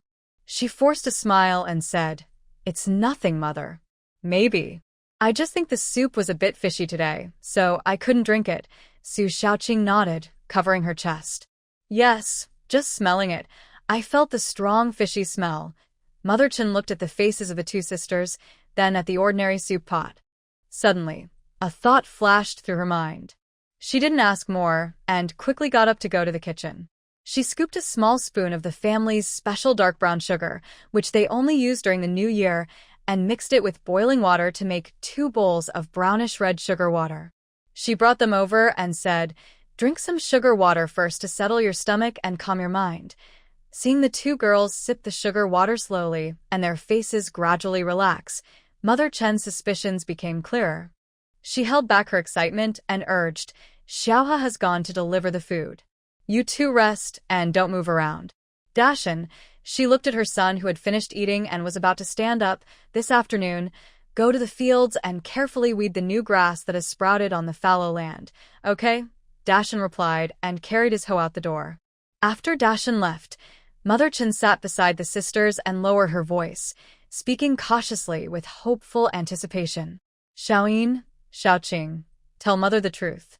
Have you too had your period this month?" Su Xiaoyin's face suddenly turned red. She exchanged a glance with Su Xiaoqing, both feeling a bit shy. Xiaoyin whispered, "Mother, Xiaoqing and our periods have been irregular since we were young. Sometimes they only come once every 2 or 3 months, and I can't remember the exact days. Recently, I've been busy and haven't paid attention." Hearing this, Mother Chen's suspicions grew stronger. She made a quick decision. "Come on, Mother will take you to see Dr. Li in the village. Just say you're going to buy some herbal medicine to prevent heat stroke and prepare some for your father." She found a suitable excuse to avoid spreading rumors before everything was confirmed. The 3 women, mother-in-law and daughters-in-law, tidied up and then left the house. On the way, they greeted familiar village women. Mother Chen followed her prepared story, saying they were going to Dr. Li to get some heat relief medicine for the old man working in the fields. The villagers believed her and praised the Chen family for being thoughtful. They arrived at Dr. Li's small herbal shop at the east end of the village. Dr. Li was an old man with white hair and a kind face. Mother Chen exchanged a few polite words and then explained her purpose politely. Dr. Li understood and asked Xiaoyin and Xiaoqing to sit down one after the other. He extended 3 fingers, placing them on their wrists, closed his eyes, and carefully examined their pulses. The room was so quiet that the sound of cicadas outside the window could be heard. Mother Chen stood nearby, her palms sweating with nervousness. After a moment, Dr. Li withdrew his hand, stroked his gray beard, and smiled. He cupped his hands toward Mother Chen and said, "Congratulations to the Chen family, congratulations. Your 2 young ladies are both expecting.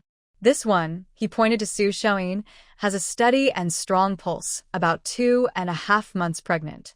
This one," he pointed to Su Xiaoqing, "has a slightly floating but clear pulse, about 2 months pregnant. Your family is about to have double happiness, adding a new member soon." "Really?"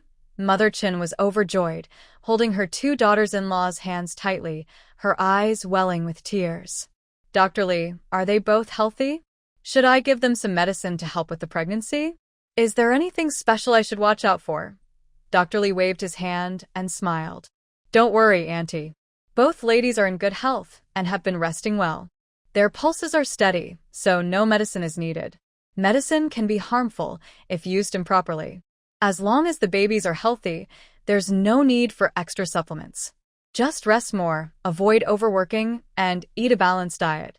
Be especially careful during the first 3 months. After that, once the pregnancy is more stable, there should be no problem. Come back in a couple of months and I'll check again." "Thank you, Dr. Li." "Thank you so much." Mother Chen kept thanking him, paid the consultation fee, and secretly took some herbal medicine to soothe heat and summer discomfort as a cover. Then she led her 2 still somewhat confused and shy daughters-in-law home quickly. On the way back, all 3 looked happy, unable to hide their joy, and even the summer heat seemed to lessen a bit. In the evening, Chen Xiaohe returned after delivering dinner, and Chen Dashan came back from the fields carrying a hoe, both covered in sweat and dirt. The family sat around the table for dinner. The meal was more plentiful than usual, with pickles, leftover shrimp and egg drop soup from noon. Mother Chen specially served clear soup to the sisters, and a plate of stir-fried greens. As they finished eating, Mother Chen put down her chopsticks, cleared her throat, and looked at her sons with unprecedented seriousness and happiness. Her gaze slowly swept over the 2 boys. "Dashan, Xiaohe, I have big news to tell you." Both Chen Dashan and Chen Xiaohe looked up, curious. "This afternoon, I took Xiaoyin and Xiaoqing to see Dr. Li, Mother Chen said with a smile. He checked their pulses and said, Xiaoyin has been pregnant for 2.5 months, and Xiaoqing for about 2 months.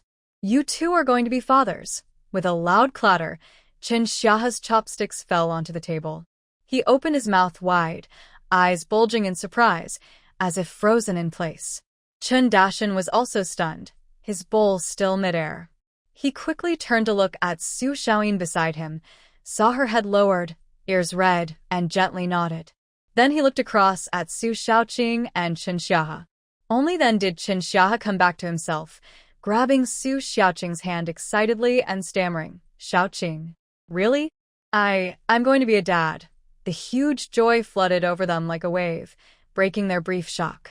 The brothers' faces lit up with unbelievable and happy smiles. Although Chen Dashan didn't show his feelings openly like his brother, his fingers holding the chopsticks turned slightly white, and his eyes shone brightly. His gaze at Su Xiaoyin was full of gentle pride and a little nervousness about becoming a father. Great. Great. This is wonderful. Although Chen's father was not here, the house was filled with an unprecedented happy atmosphere. Chen Dashan took a deep breath to steady himself and said to Chen Xia, Xia, tomorrow when you bring the chicken soup to Dad, tell him about this. Let him be happy too, Chen's mother said. Keep the chicken soup for Xiaoyin and Xiaoqing to drink. They need to nourish themselves now. Just take the rabbit meat to Dad. As the old saying goes, pregnant women eating rabbit meat, their babies will have rabbit lips. We prefer to believe it's true. From now on, they shouldn't eat rabbit meat anymore. She looked at her 2 daughters-in-law with a very gentle tone. From today, you two are not allowed to do heavy chores anymore. Washing clothes, carrying heavy things, let Dashan and Xia do those. Just rest and take good care of yourselves. If you want anything, just tell Mom. Chen Dashan immediately nodded and said seriously, Yes, Mom. From now on, Xia and I will go to the mountain more often, set traps and fish more. We'll bring back wild game, fish, and shrimp. Xia, don't stop your fish traps. If they can't eat fresh fish, we'll dry it into fish jerky for later. Also, save eggs and duck eggs. Chen Xia nodded eagerly, like a chick pecking at grains. Got it. Brother, I'll go set more traps early tomorrow.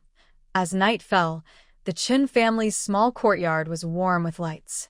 Although Dad was not home, the joy of this double happiness eased everyone's worries about him. Instead, it brought a stronger hope for inheritance and the future. Mother Chen looked at the 2 young couples about to become parents. Seeing their hopeful eyes and strong support for each other, her worries about her husband's service faded with the joyful atmosphere. Life has its ups and downs, but as long as family members stay united, even difficult days can be endured with hope. Especially with such a happy event of welcoming a new family member. The early morning light shone softly through the new paper on the window, filling the room with warmth and brightness. Su Xiaoyin opened her eyes and instinctively touched her still flat belly, where a tiny life was quietly growing.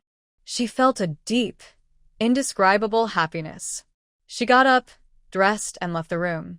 She saw her sister, Su Xiaoqing, had also woken up and finished her chores. The sisters exchanged shy smiles, both feeling the tenderness of new motherhood. At this moment, Mother Chen carried a simple clay tray into the room, her face full of a gentle smile and love. Xiaoyin, Xiaoqing, hurry up and eat the eggs while they're hot. Now that the chickens and ducks are laying eggs, you each need a boiled egg every morning. It's important for your health and the babies. On the tray were 2 smooth, white boiled eggs steaming hot, next to 2 bowls of fragrant chicken soup with floating, plump mushrooms, filling the air with a delicious aroma. Mother, this is so precious. Su Xiaoyin felt a bit uneasy. Eggs in the countryside were valuable enough to exchange for salt or thread. Usually only children and the sick ate them every day. What's precious or not?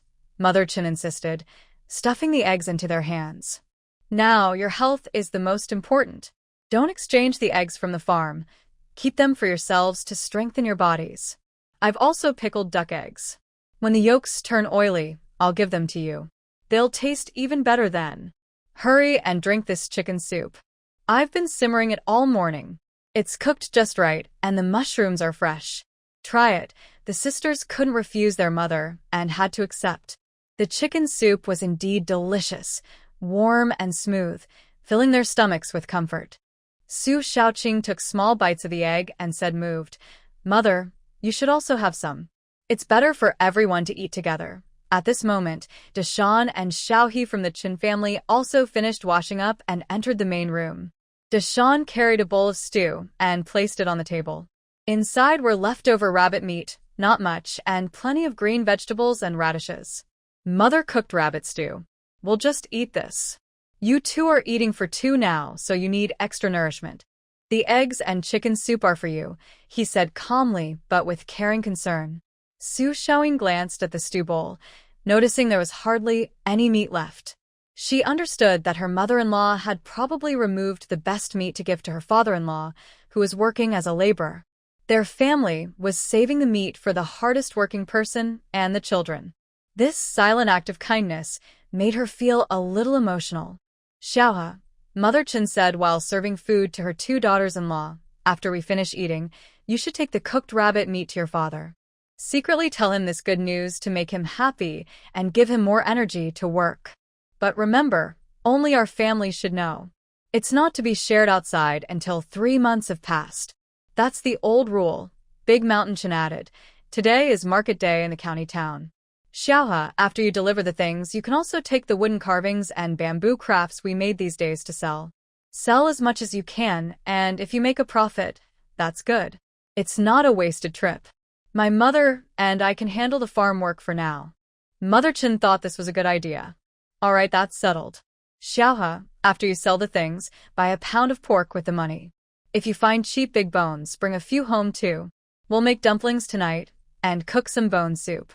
I think ever since spring started, our family's habit of drinking bone soup has made everyone look healthier and stronger." Su Shaoyin remembered what her mother had said before and softly said, "Our southern hometown also says that bone soup is very nourishing. If a child is growing slowly or someone has strained a muscle or bone, they should drink more bone soup to recover quickly." Mother Chen nodded repeatedly. "That's true. Your health is your foundation. When we go to the market, we'd rather buy fewer other things and always bring back a couple of big bones to make soup. When the whole family is healthy and rarely gets sick, that's the best. It saves money on medicine and can buy more meat." Breakfast ended amid lively plans and the warm aroma of chicken soup. The family immediately started to act. Xiaohe carefully wrapped the jar containing rabbit meat and family keepsakes, then placed it in a basket. She and Big Mountain Chen also packed the small wooden carvings and bamboo baskets onto a cart and tied everything securely. He pushed the cart, creaking as they left the village, heading toward the river workers' area. Big Mountain Chen carried his hoe and went to tend the 14 acres of farmland that was beginning to turn green. He weeded, applied fertilizer, using the newly composted livestock manure from their farm, and checked the seedlings' growth. He was thinking that when his father returned and saw how well the crops were growing, he would be very pleased. Mother Chen carried a large basket and a small hoe, waving to her daughters-in-law who wanted to follow her. "You two are not allowed to go anywhere today. Just stay at home and rest, do some embroidery. I will handle the mountain matters." After saying this, she cheerfully headed towards the back mountain, thinking about picking more mushrooms and digging tender fern shoots to add fresh mountain flavors to the family. Su Shaoyin and Su Shaoqing were ordered to stay at home, but they felt warm inside. They knew this was the best care from their family. The sisters tidied up the main room, then took out embroidery hoops and colored threads, sitting under the bright window. Their fingers brushed over the smooth fabric, threading needles, and slowly, images of magpies landing on plum and lotus giving birth to a noble child began to take shape. They agreed to finish these 2 small, lucky-themed embroidery pieces quickly while their bodies were still comfortable, then exchange them at the embroidery shop for money. Before giving birth, they planned to work together on 2 more detailed, medium-sized embroidery pieces, both for their small family and for the upcoming baby, to build confidence. In the yard, chicks chirped and pecked at food, while ducks and geese played in a makeshift pond. The jujube tree in the corner grew denser and greener, gently swaying in the early summer breeze. That morning, the Chun family's days flowed quietly with thoughts, work, and silent hopes. Father Chun, working at the distant river construction site, was about to receive meat and good news from home. Little Chun, he at the market, was earning small but steady coins for the family. Mother Chun in the mountains was searching for natural gifts. Big Mountain Chun was sweating in the fields, working for future harvests, and at home, two embroidery pieces filled with love and hope were slowly taking shape under skillful hands. Everything gathered into a strong, warm force, supporting the family as they moved steadily toward a brighter, more complete tomorrow. As the sun reached midday, the heat began to rise. Mother Chun, with a nearly full basket, beads of sweat on her forehead, came down the small path from the back mountain and pushed open the yard gate. The jujube tree in the yard cast a small shade. The Su sisters sat on small stools under the tree, carefully sorting embroidery threads. Mom is back, Su Xiaoyin, quick-eyed, saw her mother-in-law and hurriedly put down her work, standing to greet her. It's hot. You should rest. She turned to the kitchen, scooped a bowl of cool well water from the water jar, and handed it to Mother Chun. Mother Chun took the bowl, drank most of it quickly, and then relaxed. She carefully set down the basket on her back and took out a small basket lined with wide leaves. She handed it to her two daughters-in-law and said, "Here, these are from the mountain valley. They're called trayberries, raspberries, and there are some goat's milk berries, honeyberries. They're sweet and sour, just right for your taste now. Try some." The basket held a small pile of bright red and golden wild fruits, smelling fresh from the mountain air, looking very appealing. Su Xiaoqing happily took the basket, pinched a shiny red raspberry, and put it in her mouth. Her eyes immediately curved into a crescent shape. So tasty, sweet and sour, not greasy at all. She picked the biggest one and offered it to Mother Chun. "Mom, you try too." Mother Chun smiled and waved her hand. "You eat first. I've already had some." She then poured the mushrooms from her basket into a large bamboo sieve, preparing to dry them in the sun. "Found these this morning, and they look good. Don't touch them. Just sit and enjoy the fruit. I'll handle the drying." Su Xiaoqing didn't want to wait. She quickly helped organize the mushrooms and said, "Mom, for lunch, we'll mix some wild mountain vegetables and reheat that little bit of rabbit meat we kept from this morning. It'll be a simple meal.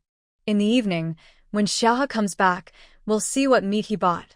Just then, Chen Dashan returned, his pants rolled up high, with some muddy water on his calves. He carried a wet fish basket. He nodded to his mother and wife, then placed the fish basket beside the well platform. "Caught some, not many, a few small crucian carp and some shrimp."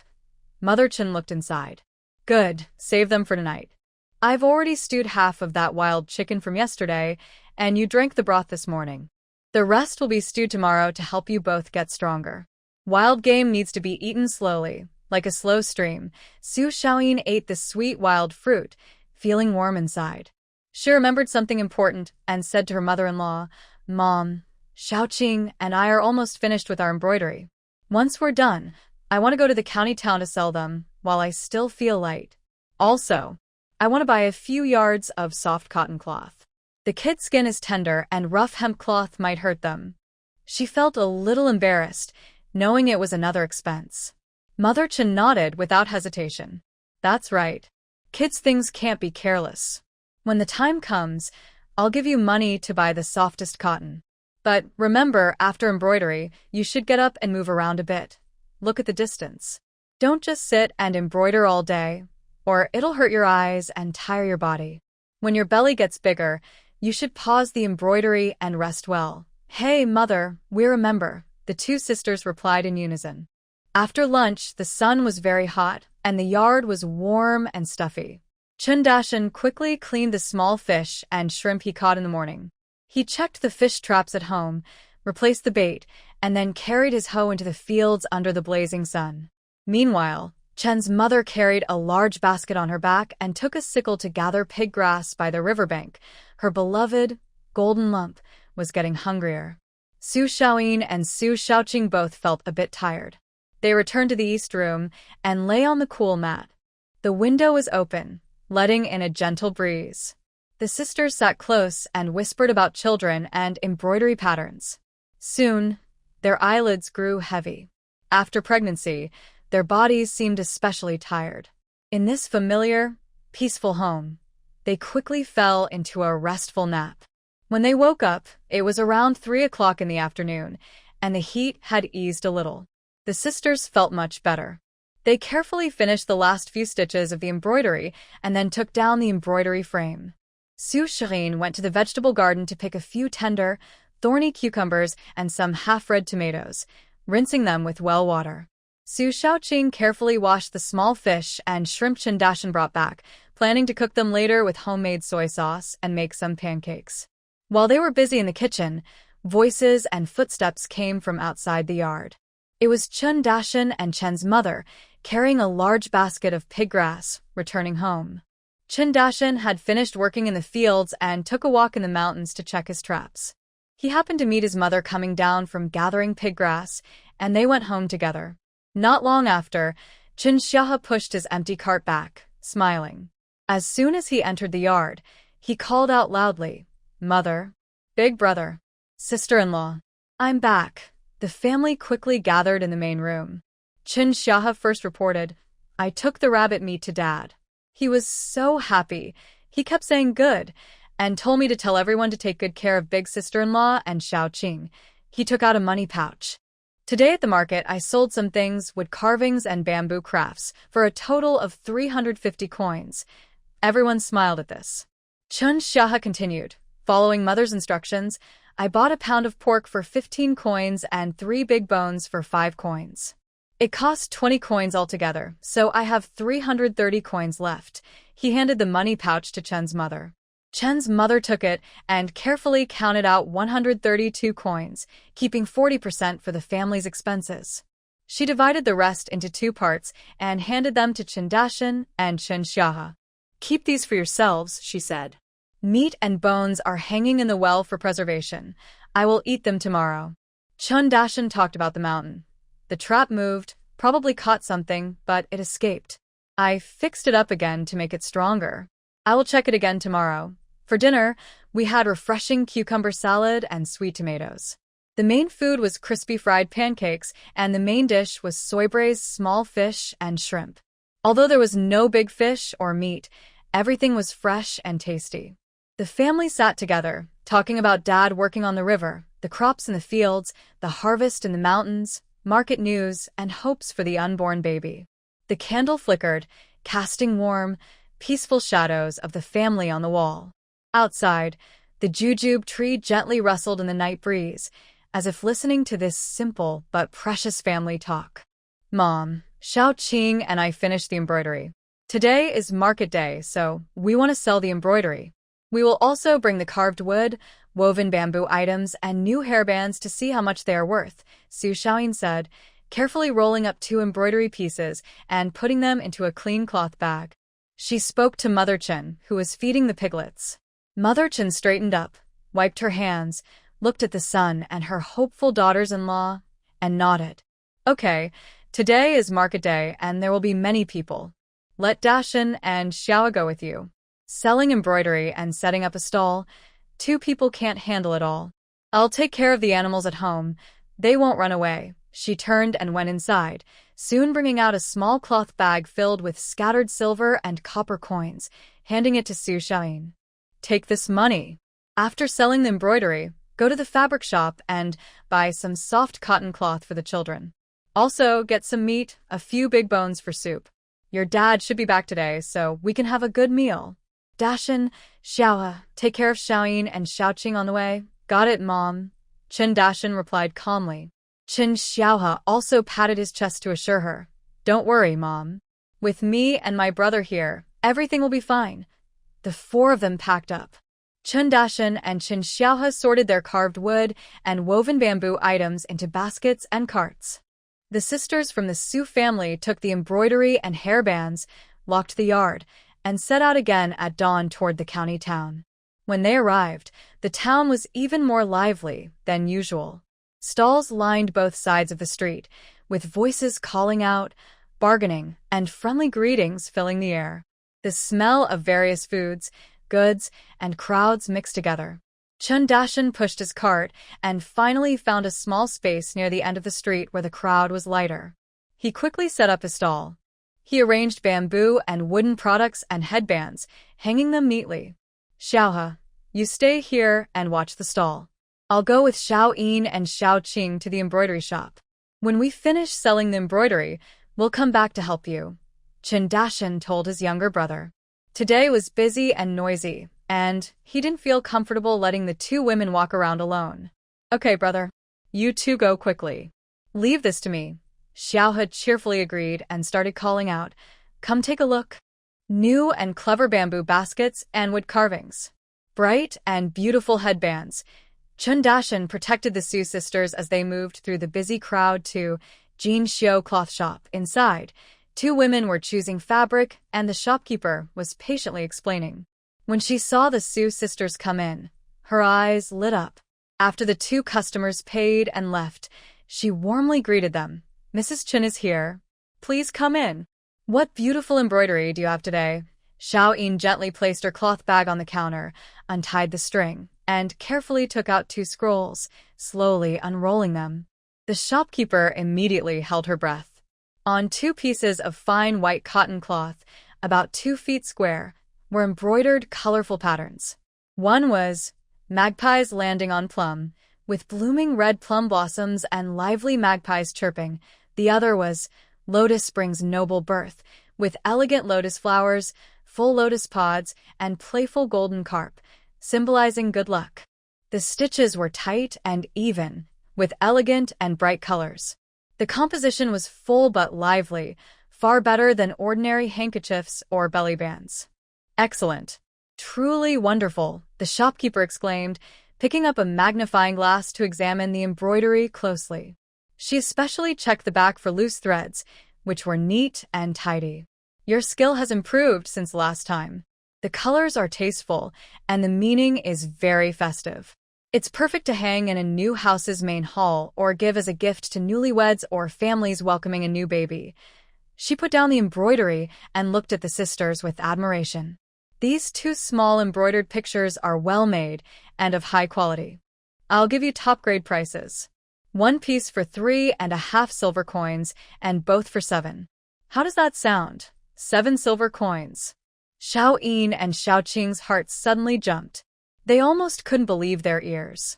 They suppressed their excitement and exchanged glances, both seeing the joy in each other's eyes. These two embroidery pictures took nearly a month of hard work. They didn't even have time to make a handkerchief or a small apron. The cost of good embroidery thread and fine cotton fabric alone was 700 coins. Now, they can sell for 7 taels. They earn a net profit of 6 taels and 300 coins. The shopkeeper's price is fair, and we agree, Su Xiaoyin said calmly, trying to stay composed. Good.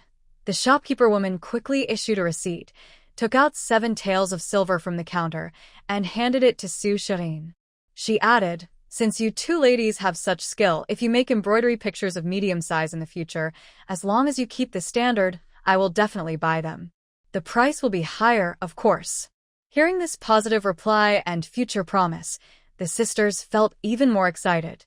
Carefully, they stored the silver, thanked the shopkeeper again and again, then followed Chun Dashin, who had patiently waited nearby, out of the embroidery shop. Back at their stall, Chun Xiaohe was busy. 2 small woven baskets had been sold, a pair of wooden carved toy horses was bought, and many hairbands had been sold. Seeing their return, Chun Xiaohe grinned and asked softly, Sister-in-law, how is it? Su Xiaoqing secretly made a 7 gesture with her hand. Chun Xiaohe's eyes widened in surprise, almost shouting out loud, but he quickly covered his mouth. His smile couldn't hide on his face. The 4 of them looked after the stall together, and things sold even faster. As the market day was ending, only a few bamboo and wooden items and hairbands remained. Chun Dashin looked at the sky and said to Chun Xiaohe, Xiaohe, go to the meat market and buy a few big bones and cut some meat. If there's lard, buy some too. It's getting late, so good stuff might be scarce. See how it goes. Chun Xiaohe nodded, put the money in his pocket, and hurried to the meat market. Most stalls had already sold most of their meat, leaving only a few scraps. Chun Xiaohe spotted a good piece of pork belly, about 1.5 jin, on the chopping board, with 3 large, bony bones in a wooden basin nearby. He asked the butcher the price. The butcher was packing up and, seeing someone interested, offered a good deal. "Boss, do you have lard?" Chun Xiaohe asked. The butcher hesitated, then took out a thick, white slab of lard wrapped in oil paper from under the counter, weighed it, and said, "This piece weighs about 5 or 6 jin. It was meant for our own cooking. Since you're quick and took all the remaining bones and meat, I'll give it to you. Let's settle at 70 coins. Chun Xiaohe was very happy and quickly paid for the meat, bones, and the precious pork belly. He carefully wrapped them and put them into a large basket he brought. He hurried back to the stall. Meanwhile, Chun Dashin had sold the last few small items and packed up his cart. Seeing Chun Xiaohe return with a full load, he said, "Let's go to the fabric shop. After shopping, we should go home. If we're late, Mother will worry." The 4 of them went to Tao's fabric shop. Su Xiaoyin and Su Xiaoqing felt more confident this time. They bought various embroidery threads and needles, several soft cotton fabrics to make clothes and diapers for children, and some red and colorful fabrics for festivals. Altogether, they spent about 1.5 silver coins. When paying, Su Xiaoyin's hands trembled slightly, but thinking of the 7 ounces of money in her arms and a bright future, she felt more determined. "Shopkeeper," Su Xiaoqing pointed to some bundles of cut fabric scraps stacked in the corner of the counter. These scraps were of better quality and brighter colors than the ones they sent last time. "Can we buy these? We want to make some small things." Seeing that they were now important customers, the shopkeeper hesitated for a moment and said, "These scraps are leftover pieces, but they are good fabric. People often ask about them. If you want, I'll sell them for 10 coins. Take both bundles." 10 coins for 2 large bundles of good fabric scraps. That was such a good deal. The sisters quickly agreed, paid the money, and carefully tied up the fabric scraps. As the sun set, the market's noise gradually faded away. Chun Dashin pushed his cart filled with an empty basket and miscellaneous items. Chun Xiaohe carried the heavy meat basket. The Su sisters held their new fabrics and scraps. The 4 of them walked home under the golden evening glow. Their steps were light, and their hearts were filled with great joy and hope. The 7 ounces of embroidery silver, today's earnings from selling small items, their hopes for future embroidery business, and the tangible meat, oil, and fine cloth in their arms, all made this summer market a harvest for the Chin family. It was not just silver and goods, but also immense confidence in the bright future of this new family. The distant village's rising smoke seemed to welcome their full return. "Mother, we're back." Chun Xiaohe pushed open the courtyard gate, his voice cheerful and full of happiness. Inside, Mother Chun sat on a small stool, peeling vegetables. Father Chun sat nearby on a bamboo chair, holding a dry tobacco pipe, but not lighting it, just smiling as he watched his wife busy at work. Hearing the sound, both of them looked up. "Father, you're back," Chun Xiaohe exclaimed happily.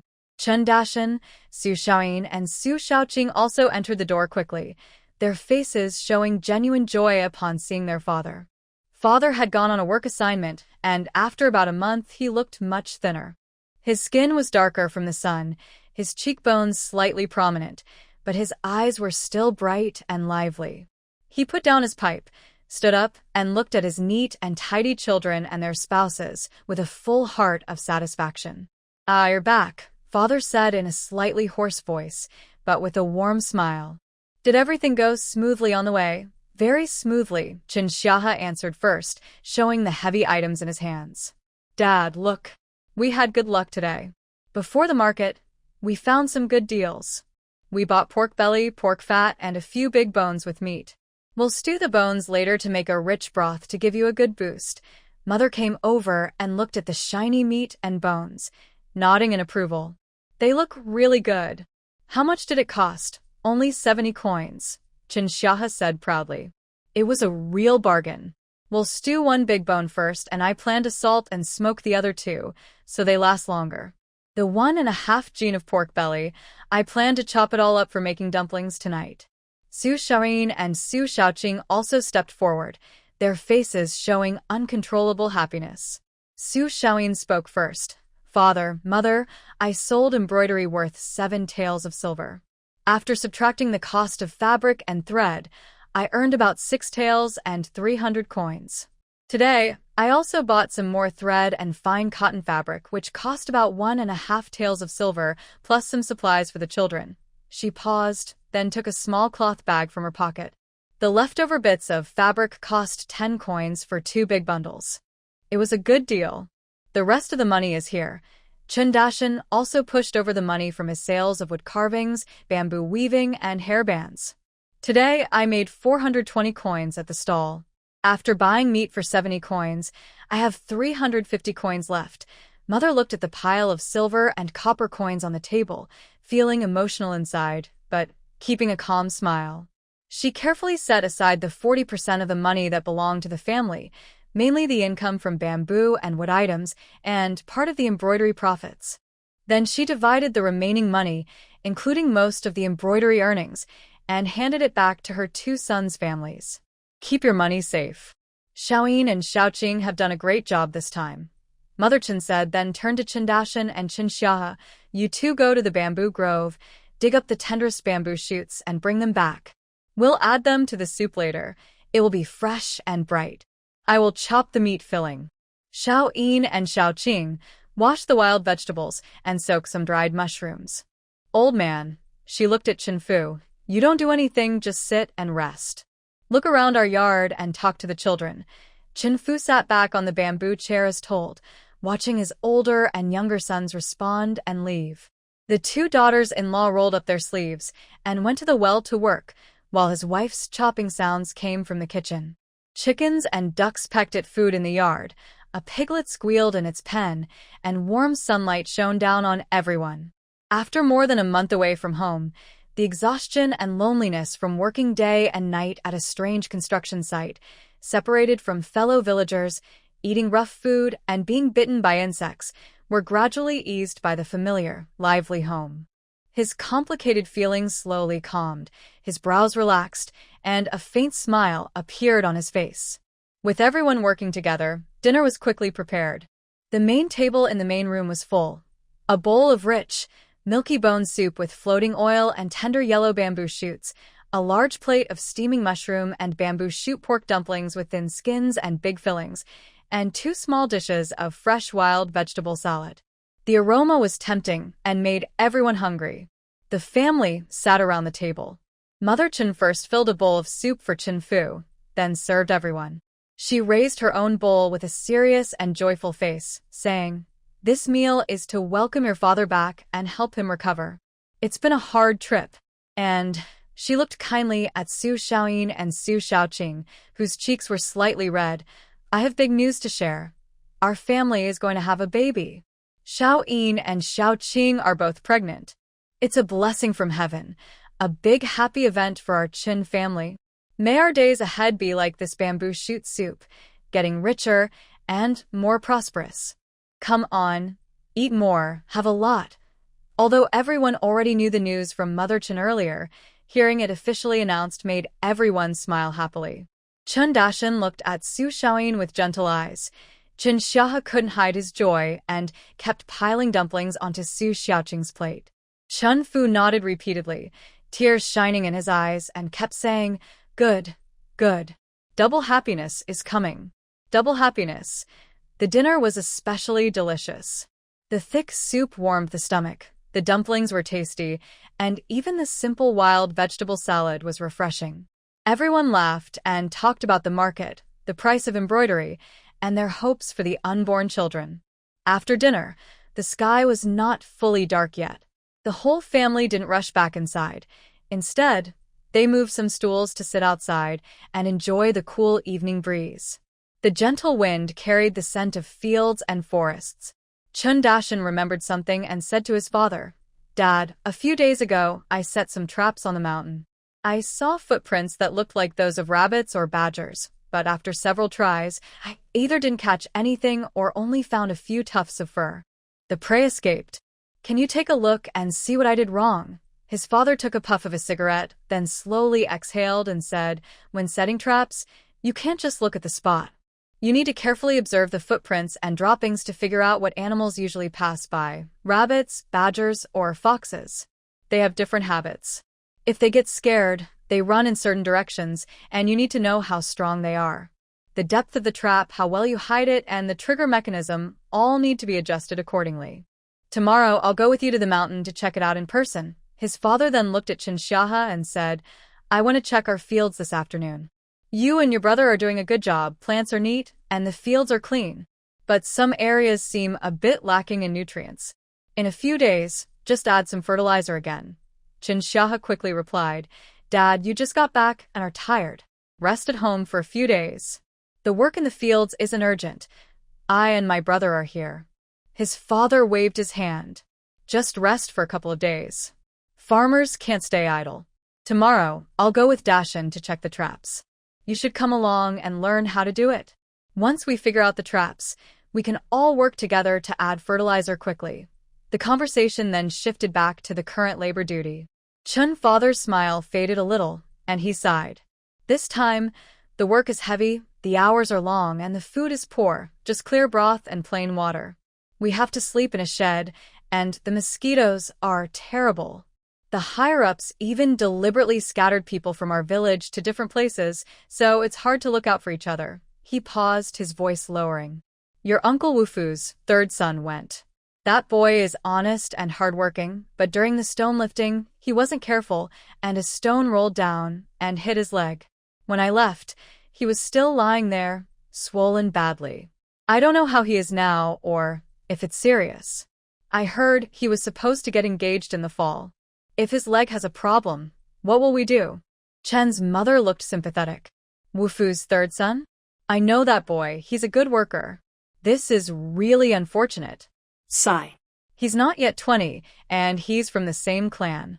We've helped each other with spring planting and autumn harvest before. Old man, will you go see him tomorrow? Chen father nodded. Yes, I should go see him. My wife, tomorrow please pick 20 eggs and pack some brown sugar. I will carry them over to take a look. It's good to help out a little. We are neighbors and kin, it's not easy. As night falls, the stars begin to shine. In the yard, the family chats for a while, planning tomorrow's work, dreaming of the harvest and the upcoming new life. Although life is often hard and full of surprises, at this moment, the warmth of family, hope for the future, and the strength to support each other are like the steady shining stars in the night sky, lighting their simple yet powerful path. The evening breeze is cool, but it cannot blow away the warmth and vitality in the yard. My wife, I will take the eggs and tell Mu that we will go together to visit Wu Fu's family. After saying this, Chen father picks up a small bamboo basket he prepared earlier, filled with 20 eggs cushioned with clean straw, and heads outside the yard. The basket is light, but his intention is heavy. Chen Dashin and Chen Shaha also prepare to go out. Chen Dashin says, Mother, Shaha, and I will go to the river to lower the fish traps. Today we changed to a new spot, and Shaha also adjusted the trap opening to try to catch more fish and shrimp. When Dad comes back, let him rest at home. After we finish, we'll come back and go to the fields with Dad. Chen Mother, who is tidying the thread on her loom, nods and says, Go ahead, be careful on the way. When your father comes back, I'll tell him. The father and sons leave one after another, and the yard becomes quiet. Only the rhythmic sound of the loom and the faint noise of Su Xiaoyin and Su Xiaoqing sorting embroidery threads and whispering about thread colors remain.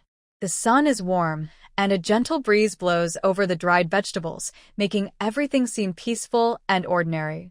Chen Mother sits in front of the loom, her hands moving the shuttle back and forth, but her mind drifts with the crossing threads. After more than an hour, she feels her back and waist ache, so she stops working and stretches. She turns to see inside the East Room, where her two daughters-in-law are still focused on their embroidery, their expressions serious, and the tiny needles occasionally flash silver in the sunlight. She walks to the window, gently taps the window frame. Su Xiaoyin and Su Xiaoqing look up when they hear the sound. recognizing their mother-in-law, and smile knowingly. Su Xiaoying calls out, "Mother, we will finish this and then get up to stretch." This is a silent understanding among the mother-in-law and daughters-in-law. Whenever they work on embroidery for more than an hour, Chen mother always reminds them to rest their eyes. The two sisters put down their sewing and sat on a small bench in the yard. Mother Chen brought out a small ceramic bowl from inside, filled with clean wild fruits that Chen Xiaohe had brought back from the mountains the day before. The fruits were bright red and looked very tempting. The three of them ate the sweet and sour wild fruits and chatted casually. Su Xiaoqing looked at the son and asked curiously, "Mom, Dad, Big Brother, and Xiao have been gone for so long. Why haven't they come back yet? It shouldn't take this long to check the fish traps." Mother Chen also frowned slightly and looked toward the gate. "Yes, it's been quite a while. Your dad isn't the type to chat with others for long. Usually, he just drops off some things and says a few words before coming back." Could something be wrong? She suddenly felt uneasy. Could something have happened? Just then, the gate creaked open, and Father Chen, along with his two sons, entered. They looked a bit serious. Hearing his wife's last words, Father Chen asked, "Did something happen? Who are you talking about?" Seeing that they returned safely, Mother Chen relaxed a little, but then looked worried again at her husband and son's expressions. "We were worried about you. You said you'd be back soon, but it took so long. Did something happen?" Young and energetic Xiaohe spoke first. "After we finished checking the fish traps, we headed back. On the way, we saw several people running toward Uncle Wufu's house, shouting that something was wrong there.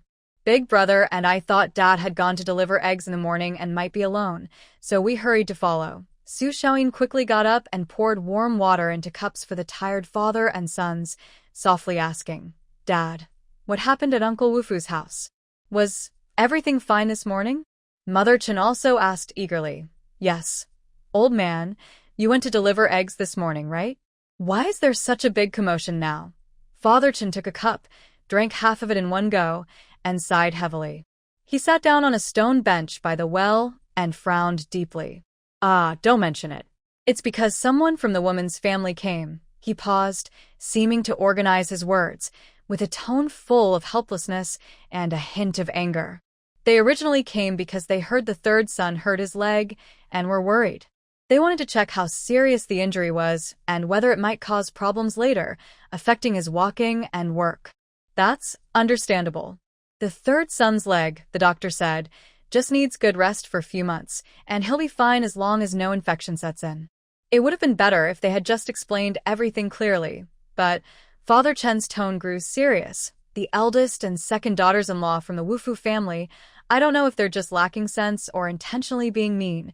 They openly spoke harsh words in front of their own family. They complained that the younger brother hasn't been able to work these past few months, only eating without earning money, a burden. They even said, what if he becomes lame? Wouldn't he be a burden on the whole family for life?" Their words were full of disdain. Su Xiaoqing couldn't help but whisper, "How can they say such things? That's just adding fuel to the fire." "Not just adding fuel," Chen Xiaohe interrupted angrily. When the girl's family heard this, they looked furious. They haven't even married in yet, and the two sisters-in-law are already so mean. If their daughter married in, wouldn't she be bullied to death? The girl's parents looked upset right then, even hinting at breaking off the engagement. Father Chen nodded and continued. Then those two foolish women, seeing things going badly, didn't hold back. Instead, they added more oil to the fire, saying things like, "It's better if they don't marry, so we won't have to pay for a new house, and the materials meant for the third son's house could be used for their son in the future." It was like they were tearing their own family apart. Uncle Wufu was so angry he was trembling, almost fainted from the rage. The third son was lying in bed, listening to these words, tears welling up in his eyes. He was both angry and anxious. His wound might even burst open from the stress. Mother Chen shook her head repeatedly. What a tragedy. Are those words coming from his own sister-in-law? For a few bricks and wood, they're willing to give up their brother-in-law's lifelong happiness and the family's reputation. We and a few others who arrived quickly tried to mediate, at least to calm down the girl's family and invite them into the main hall, Father Chen said, rubbing his forehead. looking very tired. They left a stern warning that Wufu's family must give a satisfactory explanation, or the girl definitely wouldn't marry in. After persuading the girl's family to leave temporarily, we looked at Uncle Wufu's defeated face and the third son's hopeless expression and felt uneasy. But honest officials can't settle family disputes. We could only say a few words, but ultimately couldn't resolve the conflicts in their household. After a while, seeing that we couldn't help much, we decided to leave. The yard fell silent. The loom stopped, and the embroidery needles were put down. The sunset cast a golden glow over the yard, but couldn't lift the heavy feeling in everyone's hearts. The chaos in the Wufu family reflected people's scheming and weakened family bonds, making the Chen family cherish their own harmony even more. Mother Chen sighed and stood up, saying, "It's no use worrying about other people's affairs. We have to live our own lives. It's getting late and you all want to go to the fields, right? I'll prepare lunch. Xiao Yin, go get the tofu we bought this morning. Xiao Qing, pick some greens from the backyard. I'll go gather some firewood. Old man, you two go quickly and come back soon." Everyone responded and moved, filling the yard with a familiar busy atmosphere, replacing the quietness. At noon, the sun was shining brightly, but the vegetable garden in the yard was lush and lively. The chives had been harvested once, with new tender green leaves. The cucumber vines climbed the trellis, with yellow flowers and small cucumbers hanging. Eggplants and peppers also bore fruit, showing signs of vitality even before fully ripening. The green beans grew wildly, with bunches of tender pods hanging on the lush vines. While tidying up the dishes, Su Xiaoyin looked at the nearly overgrown garden and said to Mother Chen, who was mending shoes, "Mom, look at these vegetables in the garden. They're growing very well. We've been eating a lot these days, but we can't finish them all. Some of the beans and cucumbers are almost ripe. Why don't we pick some and dry them into vegetables for winter? It would be a good food to keep." Mother Chen put down her sewing, walked to the eaves, and carefully looked at the garden under the shade. She nodded and said, "That makes sense. Summer vegetables grow so fast, and it would be a shame to waste them. Drying them into vegetables for winter, you can soak them in water, stew meat, or make fillings. Okay. Tomorrow morning, before the dew dries and the sun gets too hot, we'll pick all the vegetables, wash them, cut or blanch as needed, and dry a batch." She thought for a moment and added, "We need bigger bamboo trays or screens to dry the vegetables. Our families aren't big enough. I'll tell Xiaohe to make a few more large bamboo baskets with breathable holes so the vegetables dry well." Su Xiaoqing, who was organizing embroidery threads nearby, smiled and said, "Xiaohe is really good at making bamboo baskets now. The last one he made with a lid fits perfectly, lightweight, sturdy, and great for storing things." Mother Chen also showed a happy smile. "That boy is clever and skillful. Making baskets suits him well." At lunchtime, the family sat together in the cool main hall to eat. Father Chen finished the last bite of rice in his bowl, put down his chopsticks, and talked about the afternoon plans. "The few acres of mature land at home are still fertile, so we don't need to work on them for now. But the new 14 acres of wild land are poor, so they need more fertilizer. This afternoon, Big Mountain and Little River, with baskets and shovels, will go to the shady slope in the back mountain to dig up some rotten fallen leaves and black soil. When they come back, we'll mix it with the manure we have, and while the weather is good, spread a layer on the wild land." Big Mountain Chen and Little River Chen both nodded in agreement. The harvest from the wild land affects the family's income for the next few years, so the father and sons are very careful about it. After lunch, they usually rest a little. Mother Chen saw that the two daughters-in-law looked a bit tired and urged them, "You two go to your room and rest for a while. You'll be more energetic for embroidery this afternoon. I'll go to the back mountain to gather pig feed. Our piglets are getting hungrier every day, and they almost miss their afternoon meal." Su Xiaoyin quickly said, "Mom, it's hot. You rest too. We'll go get the pig feed later. It's okay. I want to stretch my muscles too. You rest." Mother Chen waved her hand, picked up the basket and an old sickle from the corner of the wall, put on her straw hat, and went out. Su Xiaoyin and Su Xiaoqing couldn't persuade her, so they had to go back to their room for a nap. When the sisters woke up and got up, The sun was already leaning west. The yard was quiet, and Father Chun and the others hadn't come back from the mountain. Mother Chun was also nowhere to be seen. They washed their faces with cool water to wake up, then sat by the window to continue the embroidery they hadn't finished in the morning. Colorful silk threads moved across the white fabric, gradually outlining intricate and beautiful flowers and birds. This was their first attempt at a medium-sized embroidery piece, more complicated than a handkerchief or pillowcase, but it carried more hope. After a while of embroidery, they paused silently, got up to walk around the room, or stood at the door to look at the distant mountain path for a moment, both to relax their eyes and to think about the family members working outside. "Big sister, it's hot tonight, and I don't have much appetite. Let's use the fresh cucumbers and green onions from the garden to make a tangy, spicy salad. We can also cook some mung bean soup to cool down," Su Shaoqing suggested. "Good idea," Su Shaoyin nodded. "The mung bean soup needs to be simmered now. It has to be cooked slowly on low heat to become smooth." The sisters immediately started preparing. Su Shaoqing went to the well to fetch water, washed a small bowl of mung beans, and put them into a clay pot. She added enough water, brought it to a boil on the big stove, then reduced the fire and let the pot simmer slowly at the edge of the stove. Su Shaoyin went to the vegetable garden and picked a few tender, thorny yellow cucumbers, a handful of fresh green onions, some bright red small peppers, and also plucked 2 heads of new garlic from the garlic bunch hanging under the eaves. She took the vegetables to the well platform, carefully washed them clean. She flattened the cucumbers and cut them into pieces, chopped the green onions, and minced the peppers and garlic. All of these were placed into a clean bamboo basket. After thinking for a moment, she tied the basket with a string and hung it in the cool well water to soak. This way, the vegetables would stay fresh and crisp until dinner. The mung bean soup was slowly giving off a bean aroma on the stove. The sisters also went to the backyard to check on the animals. The medium-sized piglets were sleeping sprawled in the pen, making a few grunting sounds when they heard the noise, then went back to sleep. The chickens, ducks, and geese were hiding in shady spots, looking lively, and their food and water in the troughs were still enough. They felt a little relieved, as summer is the most dangerous time for animals to get heatstroke or fall ill. The sun was setting further west, tinting the clouds at the horizon with a faint golden-red color.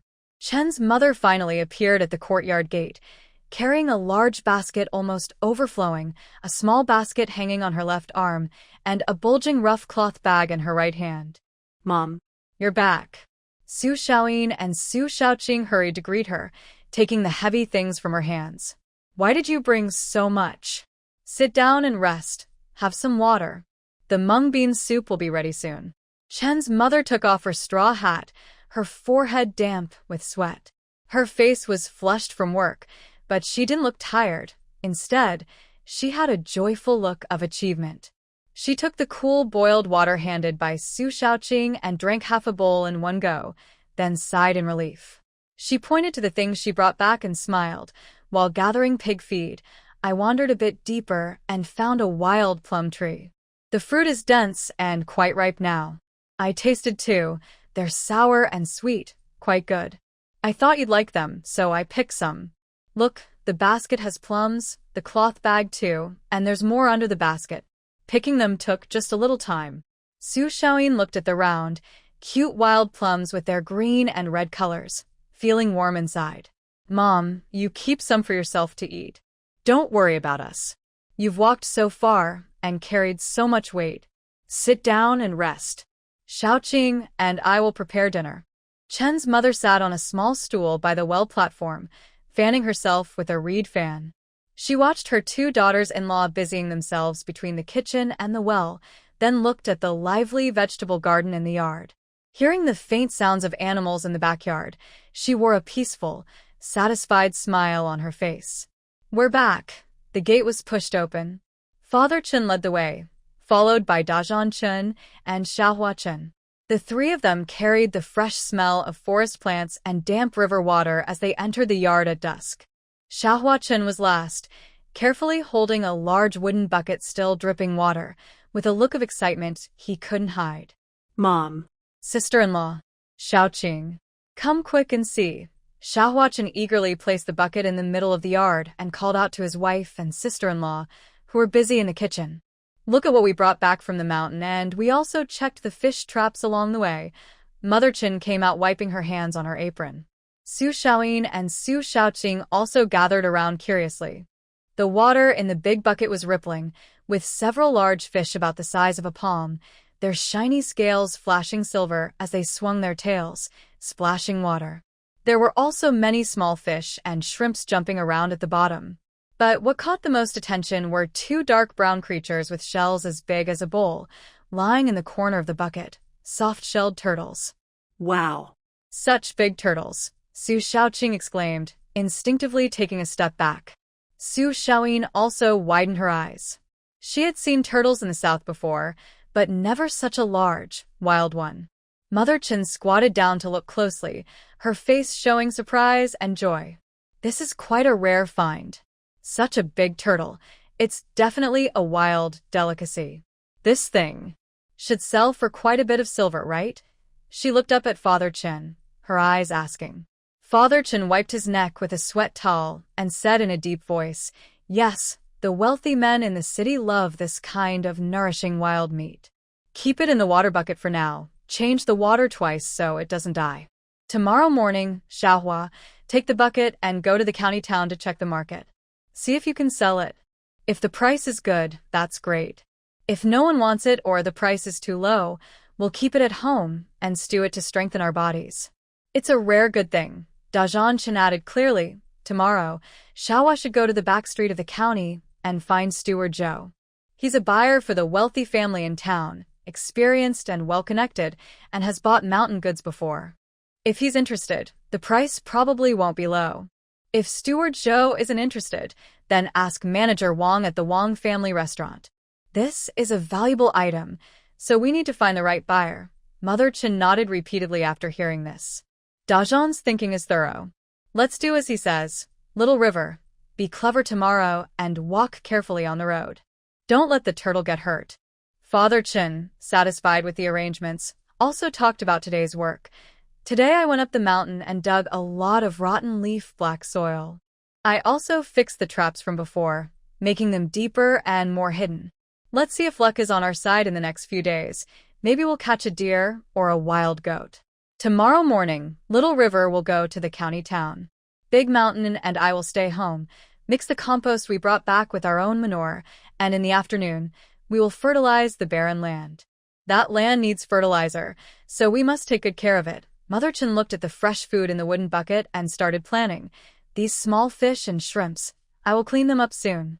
Tomorrow, I will dry them on a bamboo screen so we can use them later for soup or stir-fry to add flavor. The biggest carp I will stew tonight. The rest of the fish I will clean, salt, and season them to make smoked fish that can last a long time. Little River Chen's eyes lit up and he suggested, "Mom, for the stew, I can go to the tofu shop at the village entrance to exchange for some tofu. Your fish and tofu stew is a real treat. The tofu soaks up the fish broth and tastes even better than meat." "Okay. Hurry back and forth," Mother Qin replied with a smile. She turned to the kitchen to prepare the fish and shrimp. Father Qin was not idle either. He picked up a hoe and cleared the weeds that had grown in the corner of the yard. Big Mountain quickly went into his small workshop, using the last bit of daylight to polish the wooden carvings of small horses and dogs that were almost finished. In a few days, there will be a big market, and these delicate little crafts might bring in some extra pocket money. Everyone in the yard found their own tasks, busy but organized. Su Xiaoyin and Su Xiaoqing helped Mother Qin, scraping fish scales and washing small fish, working skillfully. Soon, the rich aroma of stewed fish filled the kitchen, blending with the scent of grass, wood, and earth from the yard, creating a lively picture of a peaceful rural evening. At night, the family sat around the square table in the main room. On the table were spicy, appetizing cold dishes and a large bowl of hot, fragrant fish stew with tofu. The soup was thick, the fish tender, and the tofu smooth. They ate with freshly steamed mixed grains rice, everyone feeling very hungry. Father Qin, though a bit thin and dark, was full of energy. He ate 2 big bowls of rice and drank several bowls of fish soup. Mother Chen watched happily. After dinner, they also enjoyed a bowl of cool mung bean soup that had been prepared earlier and cooled down. It was sweet and refreshing, helping to beat the summer heat. Everyone felt relaxed, and the hot summer night seemed a little cooler. After tidying up the dishes, the family sat on small stools in the still warm yard to enjoy the cool evening. Looking up, they could see the starry sky, like scattered diamonds on black velvet. The gentle night breeze carried faint croaking from distant rice fields. They chatted casually about tomorrow's plans, the crops in the fields, animals that might fall into traps on the mountain, and 2 soft-shelled turtles that might bring in a good income tomorrow. As night deepened, dew began to form quietly. Mother Chen yawned and stood up, saying, "All right, everyone, go to bed early. We have a busy day tomorrow." Everyone reluctantly left and went back to their own rooms. At dawn, Mother Chen stood at the gate with a small basket. Inside were carefully selected, high-quality dried black fungus, lined with a clean white cloth. Chen Xiaohe had already finished packing. He carefully placed 2 soft-shelled turtles, covered with damp cloth to prevent drying out, into a large wooden tub, adding some clean water. "Xiaohe, be careful on the road later. Leave early and come back early." Mother Chen handed him the basket and carefully advised, "Take this fungus with you. Whether Steward Zhou or shopkeeper Wang buys the turtles, you should give them this fungus as a gift. Remember, things have value, but kindness is rare. We should try to build good relationships, so if we find something special in the mountains later, we can send it there." Chen Xiaohe took the basket, balanced it in his arm, and grinned, showing his white teeth. "Mom, don't worry. I know the roads and the rules of selling goods here. I'll be back early, and in the afternoon, I can help Dad and my older brother with the fertilizing in the fields." Big Mountain Chin checked the ropes on the cart, looked up, and said seriously, "Be careful on the road. If they don't want to buy, don't force it. Just bring it back, and we can stew it at home." "Got it, brother," Chen Xiaohe replied, fixing the tub on the cart and pushing it forward. He watched his younger brother's figure disappear into the morning mist along the village path. Big Mountain Chin and Father Chin turned back to the yard to start another important and aromatic task, mixing fertilizer. The rotten leaf black soil they dug up yesterday was piled in the corner of the yard, next to their homemade compost, and they mixed the two thoroughly, the smell quite strong. Mother Chin stayed inside for a while, but she couldn't stand the strong smell anymore. She was also worried that the fine linen she was weaving for summer clothes might pick up a strange odor. So she decided to move her loom and all her tools to Deshan's new house. Su Xiaoyin and Su Xiaoqing saw their mother coming, quickly put down their embroidery hoops, and went to greet her. "Mother, why are you here?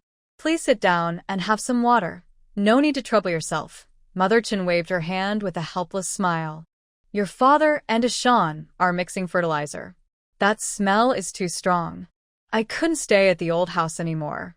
I was worried the woven fabric might also get smelly, so I came here to get some peace." "It's good you didn't go over." Su Xiaoyin smiled and said, "Deshan said this morning before he left that the old house smelled strong today, so we should stay here and not go over." "That was thoughtful of him." Mother Chin nodded. She arranged the loom near the window for ventilation. She picked up a small bib embroidered with a lotus pattern that Su Xiaoqing was working on and praised. "Your stitches are getting finer and the colors are elegant." Su Xiaoqing felt a little shy from the compliment. She changed the subject and asked, "Mother, about buying a cow. How much silver do we need to prepare?" "I've been thinking about it." When she mentioned buying a cow, Mother Chin looked serious. She was adjusting the thread on her loom as she spoke. A plow ox is a big thing for a farmer. Right now, in our area, a regular adult plow ox costs at least 15 taels of silver. If it's a mother cow or a strong, healthy young ox, the price can go up by 2 or 3 taels. That's just for the cow itself. She paused and continued, "After buying the cow, we also need to get plow tools. Deshan can make the plow frame, but the iron plowhead has to be made by a blacksmith, which costs money. If we want a cart for hauling goods or people, even if we use our own wood, buying a ready-made or having one made by a craftsman costs about 1 or 2 taels of silver. Altogether, even if we keep it simple, to buy a full set of tools and a cart that can work in the fields and pull loads, we need at least 16 or 17 taels of silver." Su Xiaoyin listened quietly and did some mental calculations. She and her sister had discussed this last night. Now she spoke softly. Mother, 16 or 17 taels of silver is a lot, but it's not impossible to gather. I have discussed things with Xiao Qing. Our two families plan to work harder this year, embroider more, make more small wooden and bamboo items. Brother Deshan and Xiao He will go deeper into the mountains more often. With the harvest from the fields, our family will tighten our belts and work hard. If we save for a year, we might be able to gather enough money. She looked at Mother Chen with clear and firm eyes. We think that buying a cow early will bring benefits to our family. Not only will it make farming easier, but it will also be convenient to sell mountain products and embroidered items in the county. During the off-season, maybe we can use the cow cart to help neighbors carry things and earn some extra money. If we don't have enough money later, our two families have saved some over this time, which can help. Mother, our whole family will work together to try to bring a cow home next year. Do you agree? Mother Chen listened to her daughter-in-law's clear and hopeful words. Seeing their desire for a better life, she felt warm inside and full of motivation. She put down her shuttle, patted Su Xiaoyin's hand, and smiled. I'm really happy that you all have this kind of heart and are planning together. What you said makes sense. Buying a cow is a big thing, but also a good thing. It's too hard for just your father and the 3 men to handle, especially with the 14 acres of new land we just started working on. Okay, it's settled then. The whole family will work as one. Next year, no matter what, we will buy that cow. She looked out the window as if she already saw a strong plow ox pulling a new plow steadily across their fields. Later, I'll talk to your father and ask him to start paying attention early. Buying a cow is tricky. Must choose a healthy, gentle one, and be careful of sick or old cows. It's not easy. We need to be more careful. Sunlight shone through the window lattice, casting light on the 3 women. From the old house, faint sounds of Father Chen and Ashan working could be heard. From the new house, the sound of weaving and sewing intertwined. Father, mother, big brother, sister-in-law, Xiao Qing. I'm back. Chen Xiaohe hurried back from the county, pushing open the old house door. Inside was quiet. The manure pile in the corner was half-turned, giving off a strong smell, but no one was around. He was puzzled, pushed his cart into the yard, and listened carefully. He faintly heard laughter coming from the direction of their new house. As soon as I reached the gate of the new courtyard, I heard lively sounds inside, talking between my mother and eldest sister, and occasional responses from my father and eldest brother. With a creak, I pushed open the courtyard door and stuck my head in, deliberately making a long face. Wow, you all are hiding over here enjoying good food and drinks, and you didn't tell me. I had to shout in the empty old house for a long time.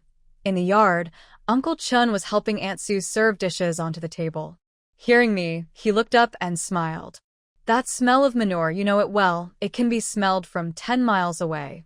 Mother was worried it would ruin the woven cloth, and also that you and Aunt Sue might feel uncomfortable, so she said to come here for lunch and get some fresh air. I thought you'd be back only in the afternoon, so I didn't wait. But I didn't expect you to be so quick. Mother came out of the kitchen with a big steaming basket of mixed grain pancakes. Seeing her youngest son, her face lit up with a smile. Perfect timing. Wash your hands quickly. The last dish is almost ready, and then we can eat. We're just waiting for you. Sister Sue also peeked out from the kitchen, smiling. Xiaohe, you've worked hard. Rest a bit. I chuckled, and my small complaints flew out of my mind. I hurried to the well to wash my hands. The cold water cooled my hot feelings from the journey. After rinsing, I shook my hands and returned to the main room, which was also the dining hall. The last dish, a big plate of bright green, shiny wild vegetables with garlic, was brought out and placed in the center of the table. The family sat down together. I was starving. I grabbed a pancake and took a big bite, swallowing it without caring if it was hot. I couldn't help but speak excitedly. Guess how much those 2 treasure turtles sold for? Everyone stopped eating and looked at me. I held up 4 fingers and lowered my voice, but I couldn't hide my pride. For taels.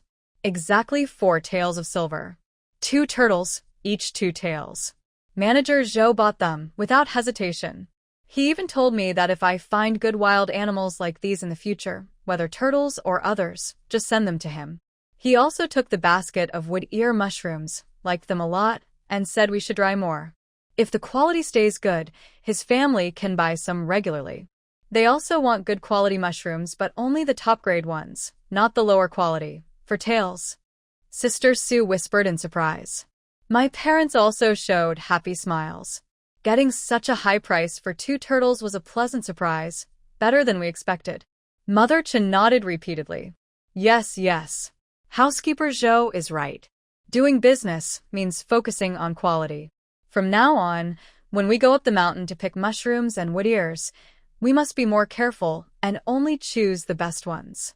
The 4 taels of silver we sell in the county town, the ones that don't look good, we keep for ourselves to eat. She paused and looked at Father Chen. He nodded slightly, so she continued, according to our family rules, 40% goes to the public fund, and the remaining 60% is for you 2 families. She carefully stored the portion of silver belonging to the public fund, then divided the remaining silver and copper coins into 2 parts. Watching her son and daughters-in-law put away the money, Mother Chen brought up the matter they discussed earlier that morning in the new house.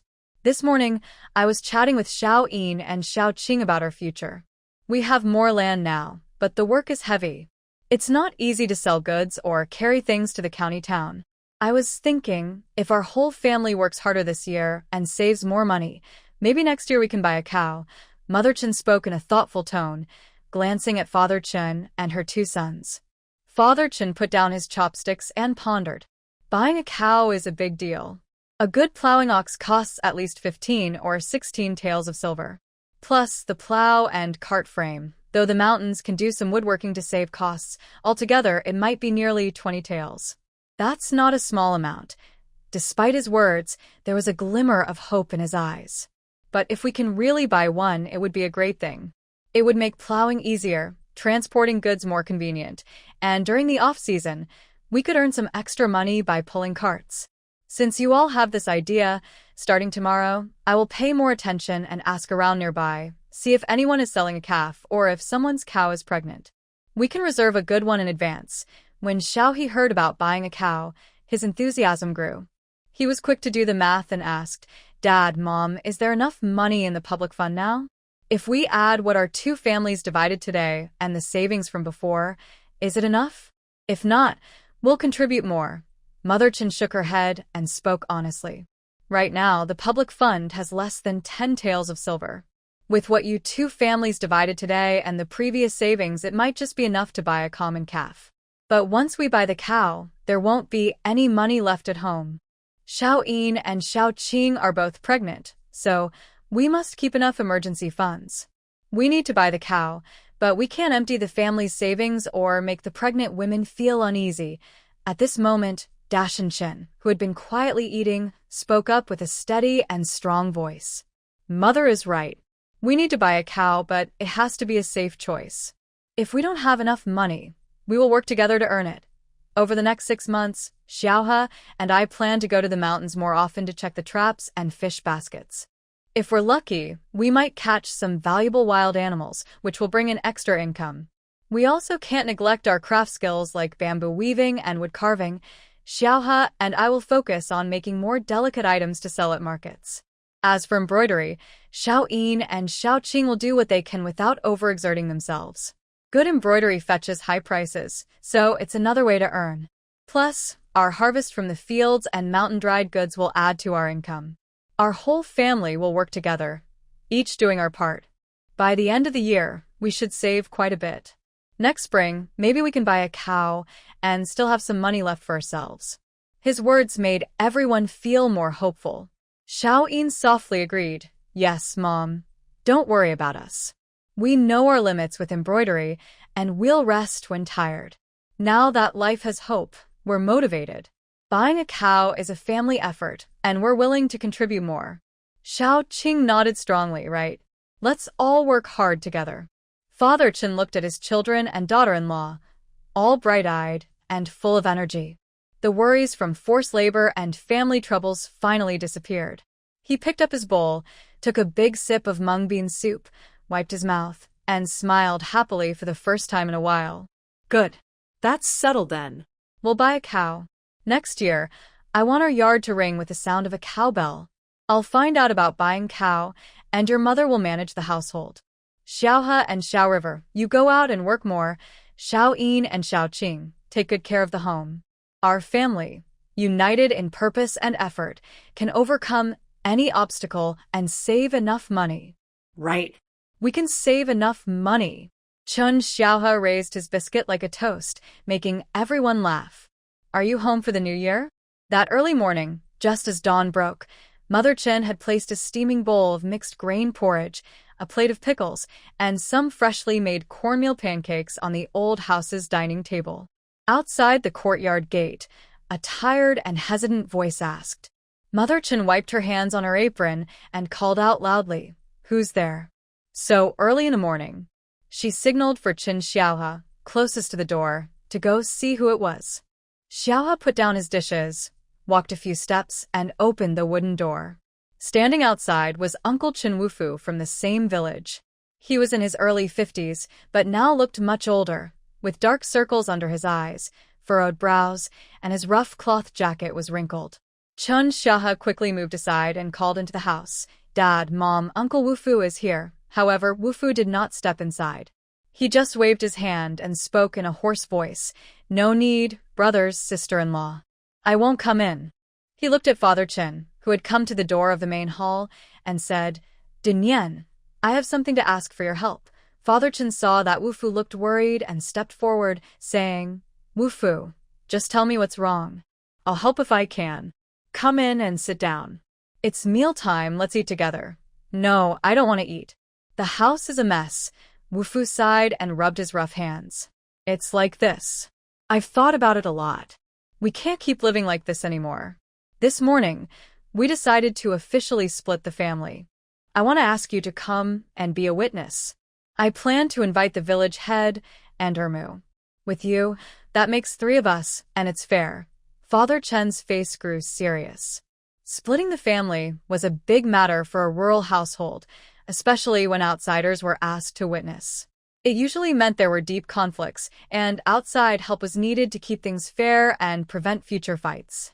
He nodded without asking for details and said, All right, I understand. It's a big thing, and having a witness is good. After dinner, I'll go over. Just wait at home. Thanks a lot, Nian. Wufu forced a faint smile. He nodded to Mother Chen and Xia, sister-in-law. Xia, sorry to trouble you. I need to go quickly to Ermu's house and say something first, so I'll leave now. After saying that, he turned around, his back slightly hunched, and hurriedly disappeared down the small path. Mother Chen watched him go and shook her head. She turned to her family and said, Everyone stop standing around. Sit down and eat. We all have things to do later. The family gathered again at the dining table, but the atmosphere was a bit more silent than before. Father Chen took a big sip of porridge and said, This morning, I went to Uncle Wufu's house. Dehan and Xiaohe, the crops in the fields have been suffering from a severe drought these days. You two go water the fields this morning. Focus on the corn and sweet potatoes. Water as much as you can. Got it, Dad. Dehan replied calmly. Xiaohe nodded. Don't worry, Dad. My brother and I will make sure the fields are well watered. After quickly finishing breakfast, Father Chen washed his face, changed into some clean old clothes, and went out to Uncle Wufu's house. Dehan and Xiaohe also packed their water buckets and shoulder poles, ready to go to the fields. Meanwhile, Mother Chen and the sisters from the Su family tidied up the dishes and stove. Mother Chen moved the weaving loom to a cool, shady spot in the yard and sat down to continue weaving that hem cloth. Su Xiaoyin and Su Xiaoqing each took a small stool and sat at the bright entrance of the main room. They took out soft, fine cotton fabric and colored threads they had prepared earlier, and began making small clothes and tiny aprons for the unborn baby. Their movements were gentle, and they occasionally whispered about stitching techniques and patterns. Both had soft, motherly smiles on their faces. After quietly working for a while, Su Xiaoqing couldn't help feeling curious. She looked up and asked Mother Chen, Mother, why did Uncle Wufu's family call the village head dad, and second uncle to be witnesses when they divided the family? When we divided our family, we just discussed it among ourselves and didn't invite outsiders. Mother Chen's shuttle kept moving as she sighed and explained, our family's division was a peaceful split, and it was a half division, meaning we didn't separate the household. Usually, we worked together in the fields and ate together. In winter, we each did our own thing. The rules about earning money and other matters were agreed upon in advance, and everyone was willing. So, there was no need for outsiders to settle disputes. She paused, her movements slowing down and her voice lowering. But Uncle Wufu's family. You've heard some of the current trouble. His older two daughters-in-law are upset because the injury to the third son might cause problems for the family and because the third son's marriage and house building costs money. They've been fighting so badly that they almost ruined the marriage plans for the third son. This family is torn apart so badly that a half division isn't enough. They need a full division, with clear written agreements about the pots, pans, house, land, livestock, grain, and debts. Everything must be sorted out, written down clearly, signed with fingerprints, and then they live separately, with no interference. Su Xiaoyin put down her needle, deep in thought. And Uncle Wufu and Aunt Wufu's future retirement plans also need to be written in the division agreement, right? Plus, the injury the third son suffered while working for the family. If he becomes disabled later, there should be a clear statement about responsibility and compensation. That's exactly right. Mother Chen nodded approvingly at her eldest daughter-in-law. That's why everything must be clear and well documented. They should also invite honest and fair villagers to witness and sign the agreement, so there are no future disputes among brothers and sisters or in-laws over small matters, or even fights. Your father is a good man, well respected in the village, and he's from the same clan. When Uncle Wufu asked him, he trusted him.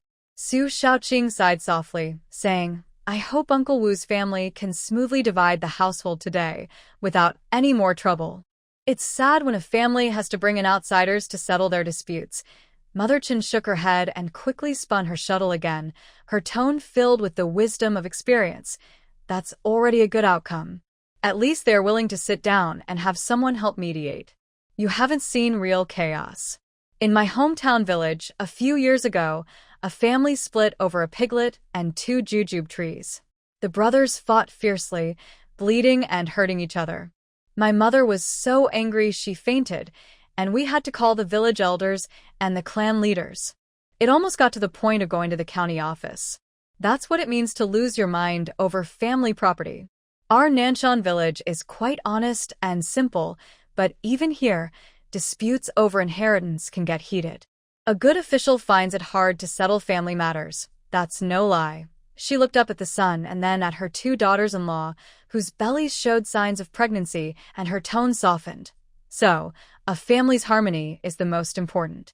When everyone works together and shares the same goal, life gets better and better. Like our family now, even though we've split some chores, we still stick together on big matters and support each other. Both of you are pregnant now. That's a big joy for our Chen family. Once the babies are born, our home will be even livelier and more hopeful. Su Xiaoyin and Su Xiaoqing felt warm inside, exchanged smiles, and continued to focus on the small clothes in their hands. Dashan, Xiaha, you're back? Come on, don't do anything else first. Wash your faces quickly and drink some cold tea to cool down. It's so hot today, don't get heatstroke. Mother Chen's voice came from the doorway of the main hall, hoarse from the summer heat, but still clear and strong. Dashan and Xiaha had just returned from the fields at the hottest part of the day, both soaked in sweat, their hair dripping, faces and arms sunburned and red, lips cracked from dryness. Hearing their mother's call, the brothers responded and first fetched several buckets of cool well water from the well, rinsing themselves from head to toe. After changing into dry clothes, they felt much cooler and less hot. As they entered the main hall, a faint scent of mint and coolness filled the air. On the table was a large, rough ceramic jar with tiny water droplets on its surface, clearly just brought up from the well. Nearby were several clean, rough ceramic bowls. Your wife and her family brewed a fresh mint tea this morning. Mother Chen said as she picked up the teapot and poured large bowls for her two sons. They also spent a good part of the morning hanging around the well. Now is the perfect time to drink it. Cool and refreshing. Try it and see how it tastes. Chen Xiaohe was very thirsty and quickly drank more than half of his bowl. The cold tea was very refreshing, with a strong mint aroma. It slid down his throat, cooling his chest and stomach, and washed away the heat inside him. He felt like he was cleaned inside and out, and let out a long, satisfied sigh. "Mom, this tea is really good. It quenches my thirst and makes me feel alert," Chen Xiaohe said, wiping his mouth. His eyes shone with happiness. "Can you bring a pot for me and my older brother when we go to the fields this afternoon? The sun is so hot, it feels like it will cook us." Mother Chen smiled and nodded. "Yes, I made a big pot, so there's enough. Your older sister-in-law and Xiaoqing stayed home this morning, so I cooked extra, just in case you can't stand the heat in the fields." She looked at Chindashan, who had been quietly drinking his tea with a relaxed expression, and then at her son's sunburned faces and arms. She felt worried. The weather is getting more extreme. We need to work early in the morning and late in the evening. If you can hide from the sun at noon, do so. Chindashan finished the last of his tea and spoke in a hoarse voice from thirst. "Yes, I watered the crops this morning. I'll go again before sunset. That should be enough. The corn seedlings and sweet potato vines are wilting from lack of water." At this moment, Su Xiaoyin came out of the inner room holding a basket of sewing supplies. Seeing her husband and younger brother return, she smiled with relief. She looked at Mother Chen and softly asked, "Mom, will Dad be back for lunch?" Mother Chen looked outside at the sun and then toward the gate. She hesitated for a moment. Usually, when a family splits up, the head of the household should stay to share a meal with the witnesses. It's a sign that, even if the family is divided, the blood ties remain. But she remembered the complicated situation at Uncle Wu Fuku's house and shook her head. "With how messy things are there now, I can't say if we'll be able to eat together. Let's set the table first. Leave a portion of the food warm in the pot for your dad. You've all worked hard this morning, and you must be hungry. We won't wait any longer." Su Xiaoyin and Su Xiaoqing helped Mother Chen set the dishes on the table. These are refreshing summer foods. A big bowl of cold soba noodles, shredded cucumber washed with well water, blanched green beans, and finely chopped pickled vegetables as toppings. Next to it is a plate of freshly steamed, sugared pumpkin and a small bowl of spicy oil. Although simple, it looks very appetizing on a hot day. A few people had just picked up their chopsticks and taken a few bites when familiar footsteps sounded outside the courtyard gate. Father Chen pushed the door open, looking a little tired but still clear-eyed. "You're back? Have you eaten?" Mother Chen quickly stood up and asked. "No, I haven't." Father Chen sat down at the table, took the damp cloth handed by Su Xiaoqing, and wiped the sweat from his face and neck. Wu Fu stayed behind, saying he must have a simple meal no matter what. Li Zheng and Mu also declined, saying the family had prepared everything. "They'll come another day." He picked up a glass of cold tea that Chen Xiaohe hurriedly poured for him, drank half of it in one gulp, and then sighed in relief. Chen Xiaohe had been curious for a long time. Seeing his father seemed to have regained his strength, he immediately asked, "Dad, how exactly did Uncle Wufu's family split up? Tell us." Father Chen looked up. Not only his son, but his wife and two daughters-in-law also stopped eating and looked at him eagerly, clearly interested in this matter. The Chen family was usually harmonious, and their family splits were peaceful and discussed calmly. But the split of Uncle Wufu's family, which caused chaos and almost ruined the marriage of the third son, naturally drew some curiosity and sighs. Father Chen sighed, put down his teacup, and took a bite of a corn cake before speaking slowly. "Uncle Wufu is very determined this time. He officially split from the two older brothers and started living separately." "Oh? What about the third brother?" Su Xiaoqing asked. "Third brother." Father Chen paused. "Stays in the old house with Uncle Wufu and his wife." Mother Chen couldn't help but interrupt. "Such a split? Are the older two happy about it? They caused trouble before, just to push the third brother out and get more family property, right? Even if they're not happy, they have to accept it." Father Chen shook his head, showing agreement with Uncle Wufu's decision but also a bit of helplessness. Uncle Wufu made it clear.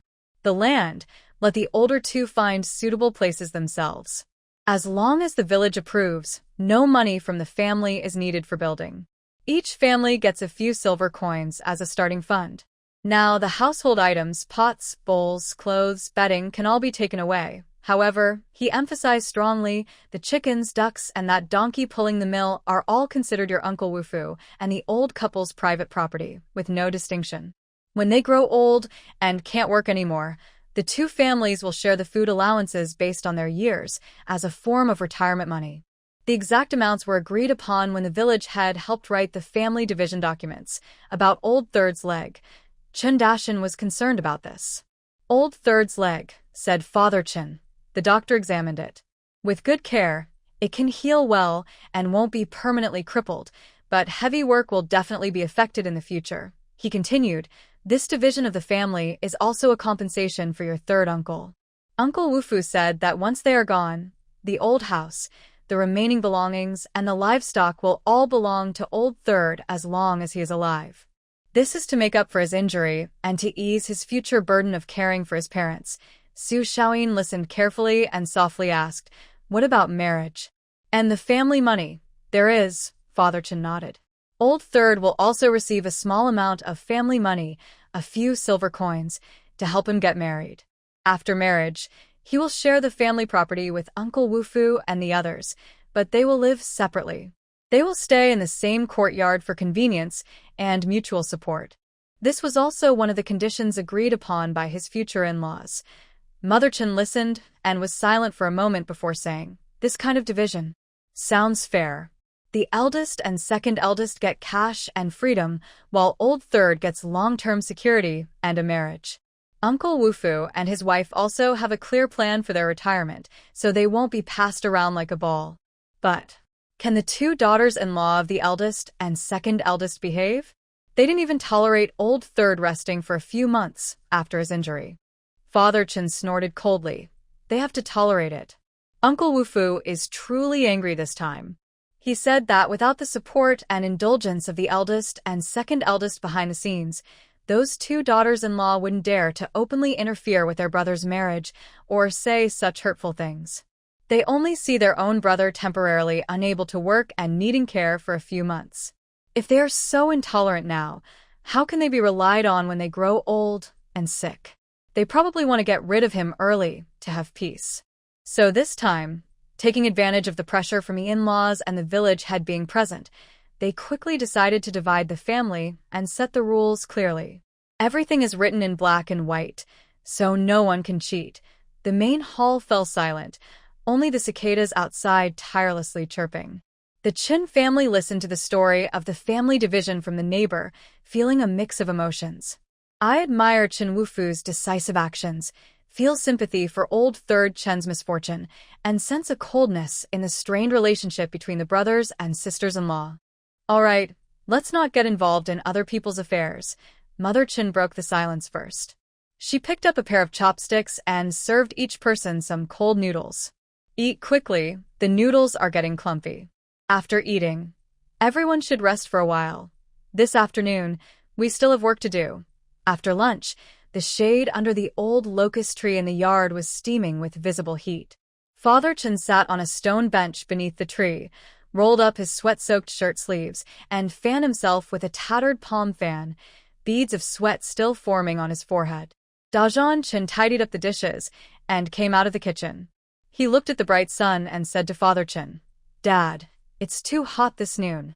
The ground is scorching, and watering isn't the right time. Pouring water now just makes half of it evaporate and could hurt the seedlings' roots. How about we go up the mountain for a walk? See if we caught anything with the traps from a few days ago, and maybe look for some good wood. The scraps from last time are almost used up, so we need to prepare more." Father Chen squinted at the sky and agreed it wasn't time to work in the fields. He nodded. "All right, after the hottest part of the day passes and it cools down a bit, we'll go." Hearing this, Xiao Chen, who was squatting by the well washing his feet, perked up immediately. He shook the water off his feet and said, "Going up the mountain? Brother, maybe we can also check out the bamboo grove?" See if there are any tender bamboo shoots just sprouting? We can dig a few and bring them back for Mom and Xiaoqing to pickle. It's so hot, I don't feel like eating much, just craving some spicy, sour food to open the appetite. Dajianchen thought for a moment. The deeper part of the bamboo grove was cooler, and at this season, there might still be late sprouting, shady tender shoots. He agreed. All right, let's go take a look. If we find any suitable ones, we'll dig a few just sprouting, not too old or too young, perfect for pickling. Mother Chin, who was wiping the table with a damp cloth in the main room, heard this and poked her head out to remind, going for a walk is fine, just to avoid the sun. Fill up the water bottles and bring them along. It's hot today and moving around makes you sweat a lot. You must drink plenty of water and avoid heat stroke. After wiping the table, she turned to Su Xiaoyin and Su Xiaoqing, who were packing needlework baskets. Xiaoqing, it's the hottest part of the day now. You two shouldn't be working outside. The months are getting bigger, and with double burdens, you're more easily tired. Go back to your rooms and take a nap. Rest well, and regain your energy. Su Xiaoyin's belly was already slightly rounded, and Su Xiaoqing's was also showing signs of pregnancy. After listening to her mother-in-law, both of them felt warm inside. Su Xiaoyin nodded obediently. Yes, I'll listen to you, Mom. Let's rest for a while. The two sisters put down their work, helped each other, and slowly walked back to the now more spacious and bright side room, which Chindashan had expanded later. The windows were open, and the breeze brought a cool feeling, much more comfortable than outside. They lay down quickly and soon fell asleep in the quiet and gentle wind. Seeing her daughters-in-law go to rest, Father Chen also went back to his room to take a short nap. But Chindashan and Chinxiahe weren't resting. The brothers filled 2 large bamboo water jars and fetched a few buckets of cool well water from the well behind the kitchen. With big brushes and wooden basins, they headed to the newly built, clean pig pen in the corner of the yard. The pig in the pen, now a young piglet, had grown strong and healthy, with shiny black fur. This pig was carefully chosen and bought by Father Chen in early spring. It was a good breed, ate well, and had no health issues. Since summer started, the hot weather made it a daily routine for Chindashan and Chinxiahe to give the pigs a bath, one taking care of each pig. The 2 pigs were quite clever. As soon as they heard the brothers' footsteps and the sound of water buckets, they knew it was bath time. They immediately squealed happily, came out of their shady shelter, wagging their little tails, pressed their wet noses against the bars, and made cheerful grunts. Look at how comfortable you two are, Chinxiahe said with a smile as he opened the pen gate. He and Chindashan poured water into a shallow pool built with stones in one corner of the pig pen. The pigs eagerly stepped in, lying down comfortably, only their heads sticking out. Chindashan picked up a big brush, dipped it in water, and started scrubbing one pig's back and sides. His movements were skillful, gentle but firm, removing dirt and giving a kind of massage. The pig was so relaxed that it hummed happily and squinted its eyes. Chinxiahe was responsible for the other pig. While brushing, he chatted with the pig. Enjoy your bath, you two. Since it's hot, I and my brother have been bathing you every noon without fail. We also keep your pig pen very clean, with no bad smell. It's more comfortable than some people's homes. Chindashan carefully scrubbed behind the pig's ears, where dirt easily hides, and said, It's so hot that we have to cool them down. If we don't, they might get sick from the heat. Our family doesn't have much, and these 2 pigs are very important to us by the end of the year. We can't afford any mistakes. He paused, his hands moving constantly, but his eyebrows slightly furrowed as he remembered something. Little River, you say, among all the villages and towns in our 10-mile area, is there a skilled veterinarian? We need to find out in advance and, if possible, make contact.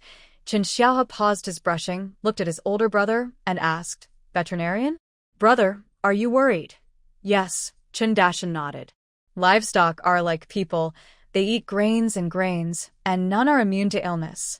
We now have pigs, and when we get more prosperous, maybe we'll buy cattle. If an emergency happens in the middle of the night, where can we find someone who knows about animals? We need to gather information now, so we're not caught off guard. We should prepare early and know the right contacts to feel at ease. Chen Xiaohe agreed sincerely. You're right. We must find out. Maybe after we come back from the mountain this afternoon, we can ask our parents? They're older and more experienced, so they might know. Ideally, he looked around and lowered his voice. It would be best if we could learn a little about animal care ourselves. We don't need to become vets, but at least for common issues like fever, diarrhea, or loss of appetite, we should be able to tell roughly what's wrong and how to handle it. That way, we won't be completely in the dark or panic. That makes sense, Chindashan agreed. Even learning a little can be very useful in a pinch. Keep this in mind and ask around when you get the chance. After giving the pigs a bath, the brothers rinsed the pig pen with clean water to make sure it was tidy and fresh. The two pigs, wet all over, lay comfortably on the clean stone slabs, breathing easily, clearly very content. Seeing the sun slightly westward, the heat seemed to lessen a bit. Chen's father also rested and came out of the house. Chen Dashan and Chen Xiaohe carried water bottles, took their knives, ropes, and an empty basket to hold any game or bamboo shoots they might find. Chen's father carried a machete. The three of them greeted Chen's mother and headed toward the back mountain. Avoiding the hottest midday sun, the forest was much cooler. The thick canopy blocked most of the light, leaving only small patches of sunlight. The air was filled with the strong smell of sun-dried plants, mixed with the scent of soil and decayed leaves.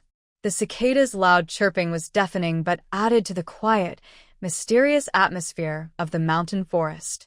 They first checked the places where they had set traps before. Luckily, near a sunny hillside shrub, they caught a fat gray wild rabbit, which was already dead. Chen Xiaohe happily lifted it and weighed it, saying, "Wow, this one weighs over 3 jin. In the evening, I let my mother braise the rabbit to add a hearty dish for everyone." Another trap was empty, and one had been broken free, leaving only a few strands of grayish-brown fur. Father Chen looked at the marks and said, "It might be a badger or a fox. They're strong and managed to escape. No worries, catching a rabbit is good enough." After collecting the prey, the three of them headed toward the bamboo forest. They crossed a patch of pine trees, and soon they reached the familiar lush bamboo sea. In midsummer, the bamboo grew especially thick, tall, and intertwined, forming a natural cool barrier. As they stepped inside, the temperature dropped a few more degrees, and even the cicada sounds seemed distant. They carefully searched in shady, damp places with thick fallen leaves. Sure enough, near some old bamboo roots, they found a few young bamboo shoots just breaking through the ground, about the length of a finger, with fuzzy tips. There weren't many, and they were sparsely hidden. "There really are some." Little Chun excitedly squatted down, carefully digging around with a small hoe he carried, trying to find the freshest shoots. "Only those just sprouted are the best, perfect for pickling into sour bamboo shoots." Big Mountain Chen and Father Chen also found a few. They didn't take many, only about 10 of the freshest, plumpest ones. They carefully placed them into woven baskets, covering them with broad bamboo leaves to keep them moist. After digging up the bamboo shoots, Big Mountain Chen remembered he needed wood. He wandered around the bamboo outskirts and nearby mixed woods, looking for suitable trees with nice grain for making wooden tools. He spotted a straight, bowl-sized linden tree and a hard, wild jujube tree, both in good spots that wouldn't disturb the main bamboo forest. He noted their locations, planning to come back in autumn when the wood dried. Father Chen was interested in a few thick, tall mozo bamboos. He thought these old, sturdy bamboos would be good for making durable furniture, like bamboo beds and chairs. The three of them wandered in the forest for about an hour, sweating a lot, but the mountain breeze made them feel refreshed. Seeing that it was getting late, they carried their harvest and headed home. At sunset, they arrived back. Mother Chen had already boiled a pot of mung bean soup, cooling in the well water, sweet and refreshing. Su Xiaoyin and Su Xiaoqing had woken up and were sitting in the main room sewing, their faces rosier than before. Little Chen proudly held up the rabbit and bamboo shoots. "Mom, "Look, a rabbit and fresh bamboo shoots. Tonight, we'll have braised rabbit and the bamboo shoots will be pickled tomorrow." Mother Chen beamed with a big smile. Good, good." Your father and you guys didn't go to waste today. Go wash up, you're covered in sweat. The mung bean soup is by the well, and I'm serving myself. I'll take care of the rabbits. Chen Dashin put down his basket, went to the well to wash his face, and the cold water made him shiver. He drank a big bowl of sweet mung bean soup, feeling all the heat in his body disappear. Looking at the chickens and ducks walking leisurely in the yard, the fat pig lying comfortably in the pigsty corner, his wife quietly sewing in the main room, and his mother busy but smiling at the kitchen door, he felt peaceful and content. The next morning at the breakfast table, there was plain porridge, small dishes, and rice cakes. Chen Xiaohe took a bite of the rice cake, but kept glancing at his sister-in-law and his wife, frowning slightly. Finally, he couldn't hold back and said, "Mom, look, sister-in-law and Xiao Qing's bellies. Are they bigger than usual for this month? I've been worried." When he said this, everyone at the table stopped eating. Chen's mother's eyes immediately focused on her two daughters-in-law's swollen bellies, examining them carefully. Su Shaoyin and Su Shaoqing both slightly turned away shyly, but their faces showed some confusion and quiet unease. Shaoqing whispered lately at night, "My legs cramp a lot, and my ankles are swollen, so much I can't even wear shoes." Chen Dashin had been listening silently, tightening his grip on his chopsticks, and looked at his mother. He said in a serious voice, "Mom, Xiaohe and I discussed it. We want to take them to the county clinic today. We're worried if we keep delaying." Chen's mother put down her bowl, her face serious. She stood up and gently placed her hand above Su Xiaoyin's belly, then looked at Su Shaoqing, pondering. "It's time to go see a doctor. Guessing at home isn't enough." She paused, a flicker of hope in her eyes, but also some uncertainty. "From the size of the belly. It's bigger than most women at 5 months. Xiaoyin, Xiaoqing, your twin sisters and your bloodline. Maybe you're carrying twins." "Twins?" Chen Dashin suddenly looked up, breath catching. Chen Xiaohe's mouth opened wide. Su Shaoyin and Su Shaoqing looked at each other, instinctively holding their bellies. "Just saying this doesn't mean it's certain. Only the doctor can tell," Chen's mother hurriedly said, but her tone was hopeful. "No matter what, we need to go to the clinic. The swollen ankles and cramps can't be ignored. After lunch, you two will go with your brother. On a hot day, don't let them walk. Spend a few coins to take the ox cart at the village entrance. It's safer. Leave early and return early, and take good care of her." "Don't worry, mother," Chen Xiaohua quickly agreed. Chen Dashin also nodded firmly, with a look of unwavering determination in his eyes when he looked at his wife. After a quick breakfast, the four of them packed lightly. Chen Dashin and Chen Xiaohua each carried a basket filled with water bags, clean cloths, and a small bag of copper coins that Chen's mother had forcefully packed in. Su Shirin and Su Shaoqing each held a bundle wrapped carefully in blue cloth. Inside was a medium-sized embroidery they had stitched over the past few months while they were still able to move easily. They had planned to go to the county today and thought it would be a good chance to deliver the embroidery to the embroidery shop. At the village entrance, the ox cart was already waiting for some people, mostly villagers going to the county for shopping or errands. Seeing Chen brothers carefully helping their visibly pregnant wife onto the cart, everyone smiled and greeted them. Their eyes often lingered on her rounded belly, taking a few more glances. "Deshan, Xiaohe, taking your wife to the county? Oh, look at that belly. It seems she's quite far along. Congratulations. Your Chen family is about to have double happiness," a familiar auntie said with a smile.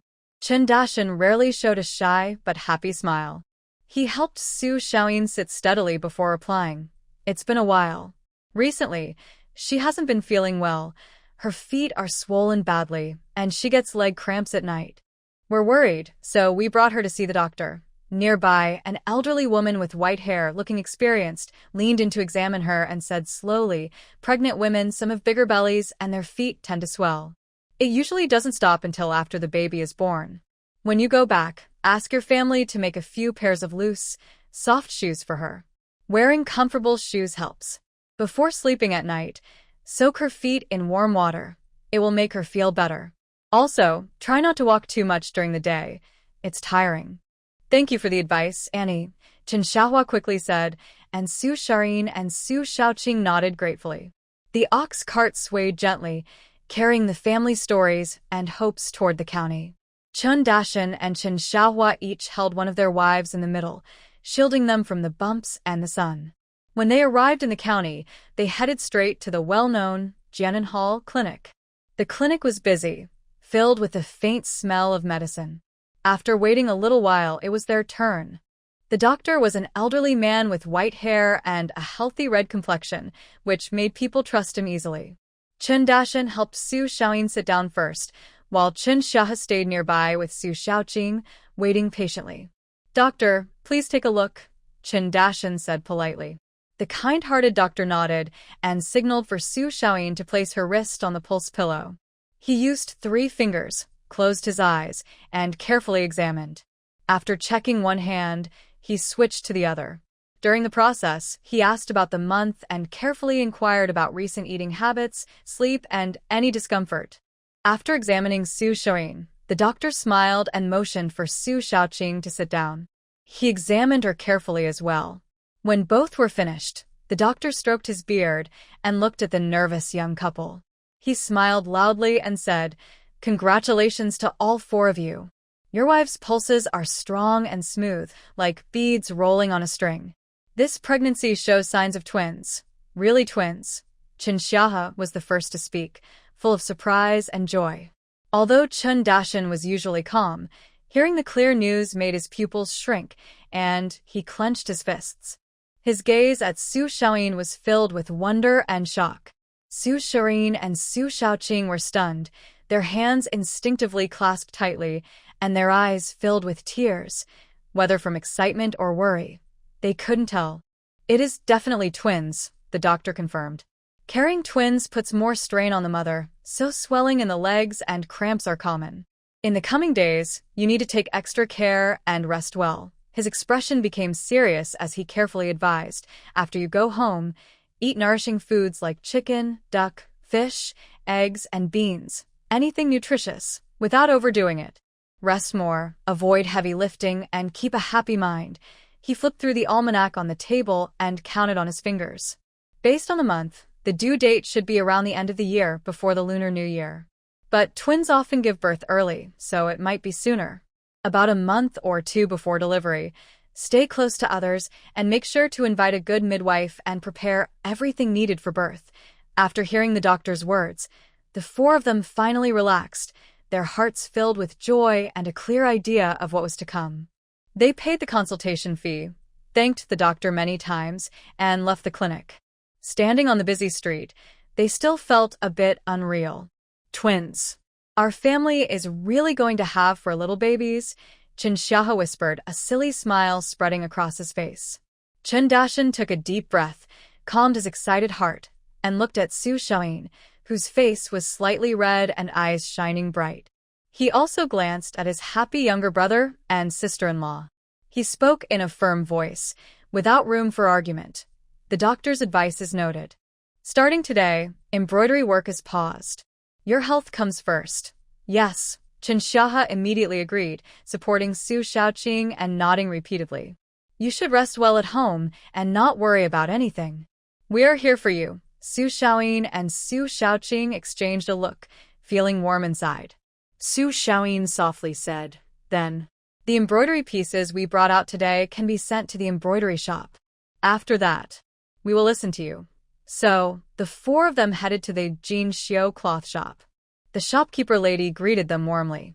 When she saw the finished embroidery, a picture of lotus births noble children, with lush lotus leaves, tall lotus flowers, and 2 chubby, adorable children, the stitches were delicate, and the colors bright but tasteful. The shopkeeper praised it highly and offered a good price. At checkout, Su Shaoyin softly told the shopkeeper, "Shopkeeper, for the next half year, we probably can't take on any work. Our family has some matters to attend to." The shopkeeper, very sharp, noticed their noticeably rounded bellies and saw how carefully their husbands protected them. She understood immediately and smiled, saying, "Is there a happy event? Congratulations. Don't rush to take on work. Your health is more important. When it's convenient later, you can come back." The lotus births noble children. Embroidery is very auspicious. Good luck. With the money from selling the embroidery and the doctor's advice in mind, the four of them got back into the ox cart heading to the village. This time, their mood was completely different from when they came. Su Xiaoyin leaned on Chen Dashen's strong arm, while Su Xiaoqing sat close to Chen Xiahe, secretly holding his hand under her sleeve. Chen Xiahe pushed open the courtyard door. The cheerful shout of, "Dad and Mom, we're back," just fell silent when he saw Chen's father sitting on a small stool, twisting hemp rope with his rough hands, skillfully turning the hemp into sturdy cords. Chen's mother sat at the loom, shuttle moving rhythmically, making a steady click sound. A rough but thick sesame cloth was slowly lengthening. Hearing the noise, both paused their work at almost the same time, looked up, and their faces showed concern and anticipation. Mother Chen put down the shuttle, quickly walked to the well platform, and used a gourd scoop to fetch a few bowls of cool water from the recently filled water bucket. She handed them to the tired four people. "Drink some water first. It's been a bumpy ride under the sun." "What did the doctor say?" Big Mountain Chin took the bowl, but didn't rush to drink. He helped Su Xiaoyin sit down in the shade at the entrance of the main hall. Then he turned to his parents, speaking calmly but with a hint of relief behind his tense voice. "Dad, Mom," the doctor examined her. "Shireen and the younger sisters are expecting twins." Twins? Although Mother Chen had suspected this for a while, hearing it confirmed from her son made her gasp. Her face immediately lit up with a big smile mixed with happiness and worry. Wow. Twins. That's really such a big joy, but also a big responsibility. She quickly looked at the two daughters-in-law, her eyes full of care. Carrying two at once is much harder than just one. How do you feel? Are you still uncomfortable? Su Xiaoyin shook her head softly. Mom, I feel much better now. The ride in the ox cart was bumpy, but a rest will do. Su Xiaoqing also whispered, my legs are a bit swollen still. Big Mountain Chin continued. The doctor advised us to rest well when we get back, eat more nutritious food, and avoid too much work. The delivery is expected around the end of the year, but twins tend to be born early. When that time comes, no one should leave her side. I discussed with Xiaohe, after we hand in the embroidery work this time, we'll pause the embroidery for now. Once the babies are born and she recovers, we'll start again. Stop. It must be stopped. Mother Chin firmly agreed. You're right. Now's not the time to be stubborn. Starting today, all chores at home, laundry, cooking, feeding the chickens and ducks, cleaning, none of you should do them. Just focus on resting.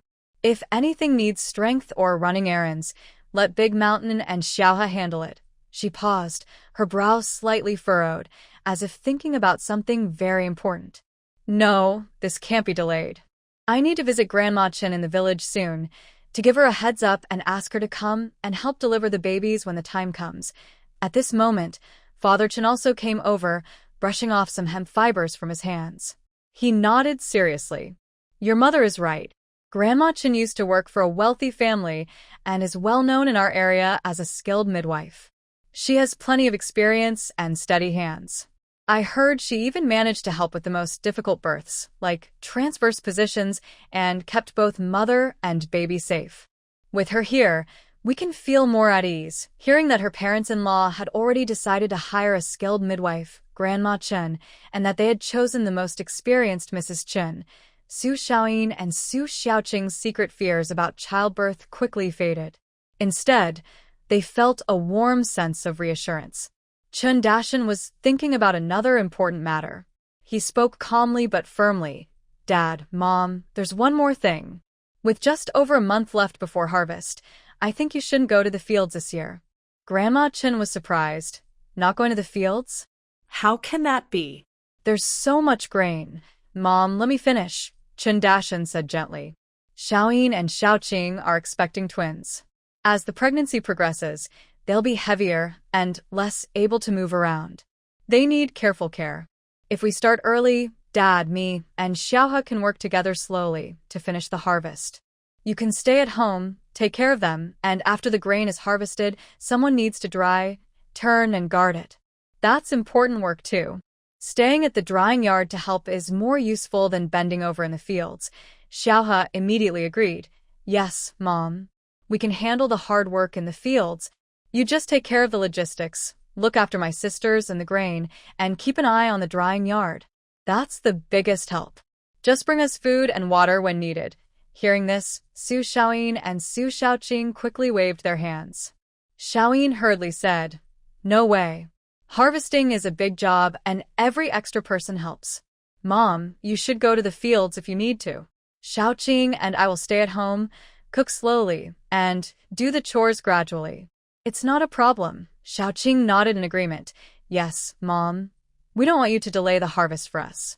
We feel bad about it." But Grandma Chen's face hardened, and she took on her role as the head of the family, firm and commanding. "You two, listen to me right now." "What do you mean delaying?"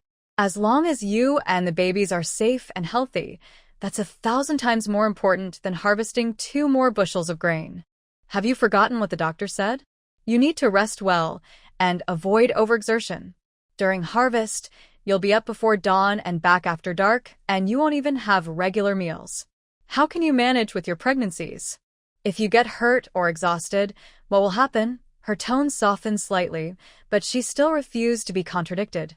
"This is settled. I'll stay at home during harvest, cooking, drying grain, and caring for the animals. You two just focus on one thing, taking good care of yourselves and the babies. I want to move around a bit. Just take a slow walk in the yard and enjoy the sunshine. You don't need to worry about anything else." Father Chen took a puff of dry tobacco, exhaling a faint smoke. He looked at his 2 sons and daughter-in-law and spoke slowly. His voice was simple and deep, typical of a farmer. "Dashan and Xiaohua are right. Your mother's arrangements are also good. Harvesting grain is tiring, but our family is enough to handle it. Take your time, and at most, we'll store the grain a couple of days later. It's not a problem. But if someone gets too exhausted, no amount of grain can make up for it. You two," he looked at Su Xiaoyin and Su Xiaoqing, "are the most precious in our family now. Be steady and take good care of yourselves. When the time comes, everyone, adults and children, will be safe and healthy. That's the biggest blessing for our family and the greatest motivation for us to work." His words were like a calming potion, making the sisters feel more at ease. They looked at each other and no longer insisted.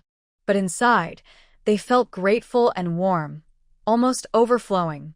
Mother Chen saw that everything was settled and quickly stood up. "All right, you rest now. Have some water. I'll go to Grandma Chen's house. I need to tell her early, so she doesn't agree to something else. She's getting old and likes sweet things," she said as she took off her apron and hurried out, muttering, "Should I bring something?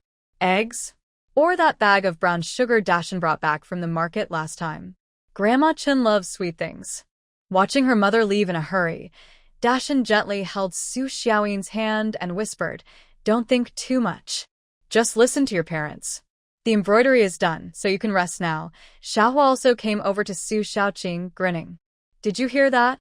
You're now our family's protected person. Want something sour or spicy? I'll find it for you tonight." Su Xiaoqing smiled softly at his teasing and gently pushed him. In the yard, Father Chen picked up the hemp rope again and kept working, but his eyes looked toward the distant fields about to turn golden. He was quietly planning the steps for the autumn harvest. In the evening, in the main room, the warmth from dinner still lingered. The family sat around the oil lamp, discussing important upcoming matters. The lamp flickered occasionally, sparking bright flashes that reflected on their slightly red faces from the late summer heat and anticipation. "Father, Mother." Dashan put down his rough ceramic bowl and spoke first, his voice steady. "Tomorrow is the big market, and it lasts 2 days. Xiaohua and I plan to set up a stall and sell everything we've saved up during this time." Chen Xiaohua immediately responded with an eager look on his face. "Yes, after selling this batch, the next one will have to wait until after the autumn harvest. I haven't been idle lately. I made several sturdy baskets, better than last year's, and they look neat. Big brother is even more impressive." He turned to Chen Dashan, full of pride. "He made many wooden shovels and grain measures. These will definitely be popular before the harvest. Every family needs a few new shovels and a new measure to weigh their grain." As he spoke, he gestured with his hands to show how to use the shovels, how to spread the grain evenly for drying, how to scoop it up like a shovel, and how to use the wind on windy days to blow away chaff and impurities. He also described how the grain measure was made from thick wooden planks, tightly assembled into a barrel shape, with a standard capacity, standing firmly on the ground, designed for holding and measuring grain. These are essential tools for farmers during harvest time. Chen's father listened, a look of approval on his dark face. He took a puff of dry tobacco and said slowly, "You've thought things through well. This time of year is just right for the big market, and these things should sell well. Get up early tomorrow and find a good spot. I went to the fields again this morning. Our grain is almost ready. I plan to start with the new land we cleared this year, harvesting the soybeans and mung beans. Those crops grow quickly and ripen earlier. After finishing the wild land, the main fields of sorghum, corn, wheat, and millet will be ripe too. When all that's done, we'll harvest the rice last." Chen's mother nodded nearby. She added, "Your father has braided quite a few strong ropes, good for tying up grain in bags. Take some with you tomorrow, see if anyone wants to buy. If not, it's okay. We can keep it for ourselves.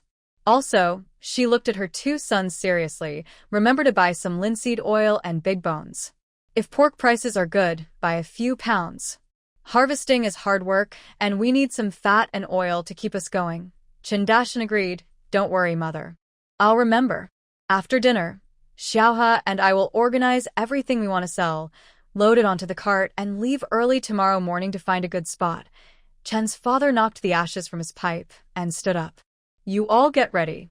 I'll go to the back mountain now, before it gets dark, to check the traps and see if we've caught anything. If only we could catch a wild rabbit or a mountain pheasant, we could add a dish for tomorrow." Mother Chen turned to her two daughters-in-law, who were sitting quietly with their bellies clearly swollen. Her voice softened slightly. "Xiao Yin, Xiao Qing, look and see if there's anything you need to prepare. Tomorrow, Dashan and Xiaohua can bring some things back from the county." Su Xiao Yin and Su Xiao Qing looked at each other. Xiao Yin gently stroked her round belly and softly said, "Mother, we've been making some small clothes and small quilts for the baby these days." But she paused, a slight blush appeared on her face, and she looked a bit worried. "The doctor said we're expecting twins. The babies are coming sooner than we thought, and the things we prepared might not be enough. Should we get more soft cotton fabric, buy some cotton, and make a few more sets?" Mother Chen nodded immediately. "You're right. We should prepare more. Twins need to be changed more often. Tomorrow, after Dashan and the others gather, they should go to the fabric shop to buy some soft, sweat-absorbing cotton cloth and get more cotton. These things won't spoil, so it's better to make more just in case." As they discussed each matter, the glow of the oil lamp cast their shadows on the wall, flickering and intertwining, filling the room with a busy, warm, and peaceful atmosphere. After dinner, Dashan Chen and Xiaohua Chen started to get busy. They first went to the storage room filled with miscellaneous items.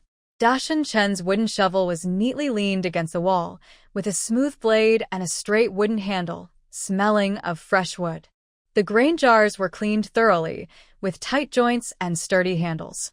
Xiaohua Chen stacked the woven baskets, each big and round, with evenly woven strips and neat edges, looking strong enough to hold things.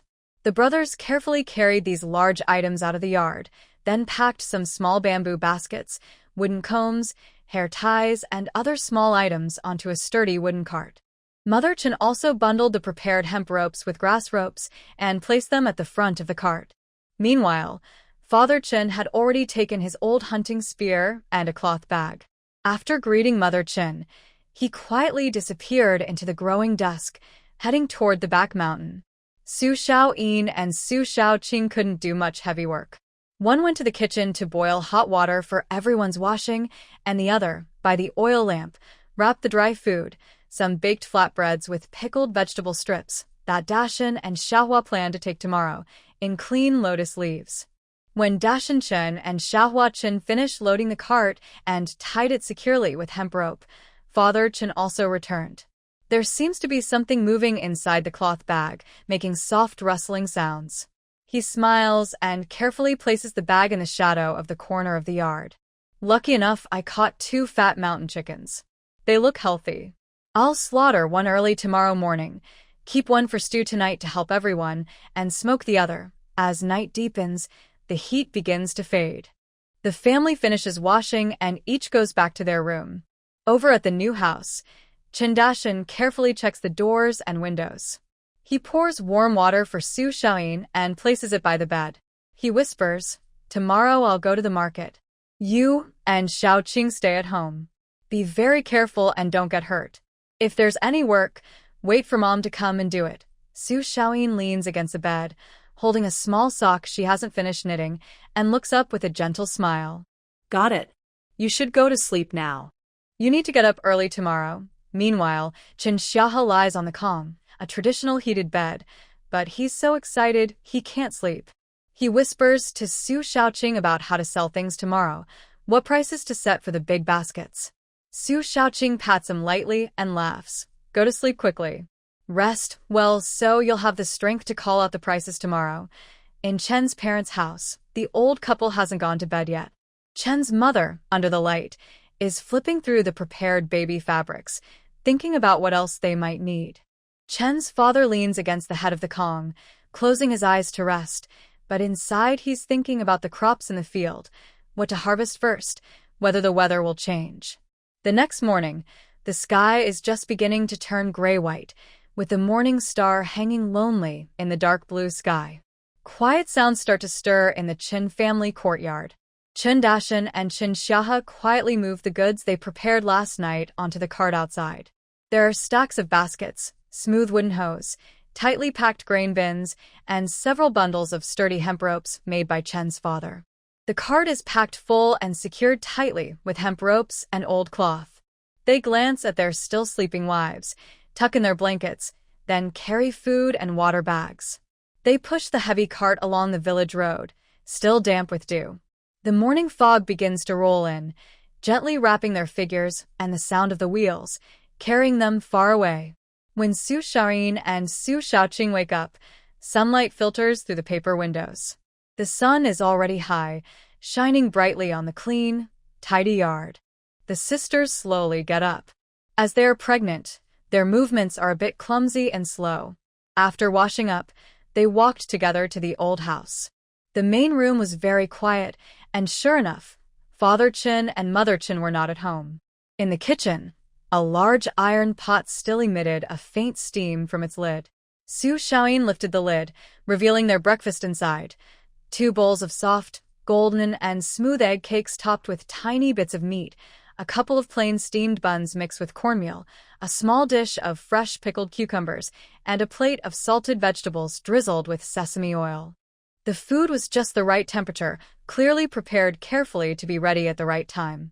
Since the doctor advised them to rest and stop embroidery work, the sisters' days suddenly became relaxed.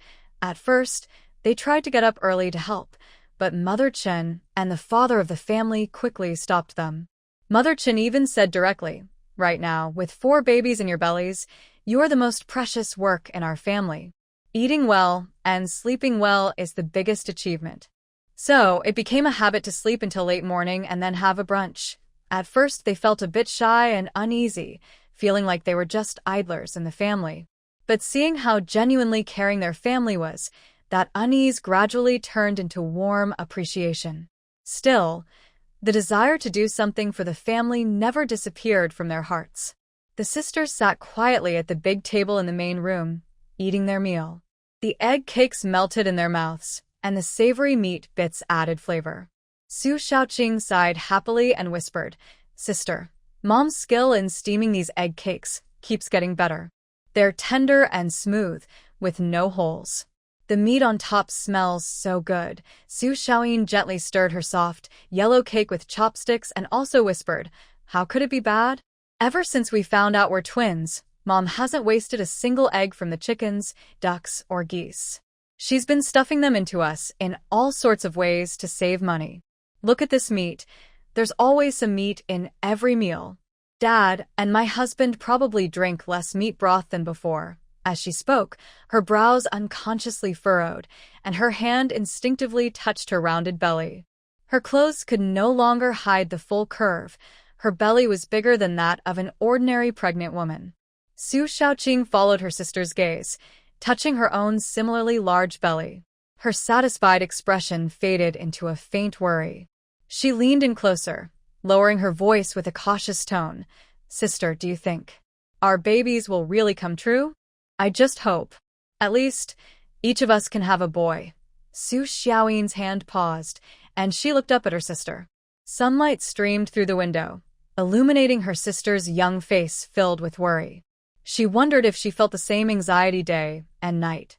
For children sounded like a great blessing, but if they were all girls, that thought was like a sharp thorn, stabbing her from time to time. She remembered her late parents and her mother's quiet sighs when she held her and her sister late at night. 4. "There should be at least one boy, right?" Su Xiaoqing said, trying to comfort herself or seek reassurance. Her tone was uncertain. "Goddess Guanyin will surely bless us, right?" Su Xiaoyin was silent for a moment. The egg cake in her bowl no longer seemed tempting. She put down her chopsticks and sighed softly. "I hope so. I'm just afraid. Afraid of ending up like our mother." As soon as she spoke, she shivered. Her sister's face also turned pale. The two sisters looked at each other and saw in each other's eyes a distant, dull memory. Their mother was a famous embroidery woman in their village, with a kind face and gentle nature, deeply loved by their father. But after giving birth to twin daughters, her health declined, and she could no longer have children. Their father only had these two daughters. From then on, the word, infertile, became like an invisible shackle, often whispered about by villagers, casting a shadow over their family. Relatives and elders came many times, some wanting to adopt a boy from another family, others even urging their father to divorce their mother and remarry. Fortunately, their father was strong-willed, deeply loved their mother, and refused to give up. He held firm under pressure, raising the sisters like precious jewels until a great flood destroyed everything. "I dreamt of mother last night." Su Xiaoqing's voice trembled slightly, her eyes slightly red. "I saw her touching my belly, just sighing without saying a word." Su Xiaoyin held her sister's cold hand tightly, trying to draw strength from each other. She took a deep breath, forcing back her tears, and said bravely, "Don't think like that. We're not like our mother back then. The Chen family has two brothers, and their parents are kind. My husband and his family. They all care about us. Even if we're all girls, they wouldn't kick us out, right?" She was speaking to her sister, but also reassuring herself. Su Xiaoqing sniffed, nodded, then shook her head. "I know, but I'm still scared. When we go back tonight, let's burn a couple more sticks of incense for Guanyin Bodhisattva. It is said that Guanyin is very effective at sending children. Not necessarily hoping for 4 boys, even if each of us is one, that would be good." She said this, clasped her hands together, and bowed to the empty space with a sincere yet fragile expression. 1 person each. At the doorway of the main room, the light dimmed. Mother Chen carried a half-full basket and a small hoe, walking in with a gentle smile. She was slightly sweaty at the forehead, with dirt and grass on her pant cuffs and cloth shoes, clearly just back from outside. The two sisters were startled and hurriedly stood up. Su Xiaoyin reacted quickly, changing the subject with a smile. "Mom, you went up the mountains so early? No wonder I didn't see you. Are there mushrooms in the basket?"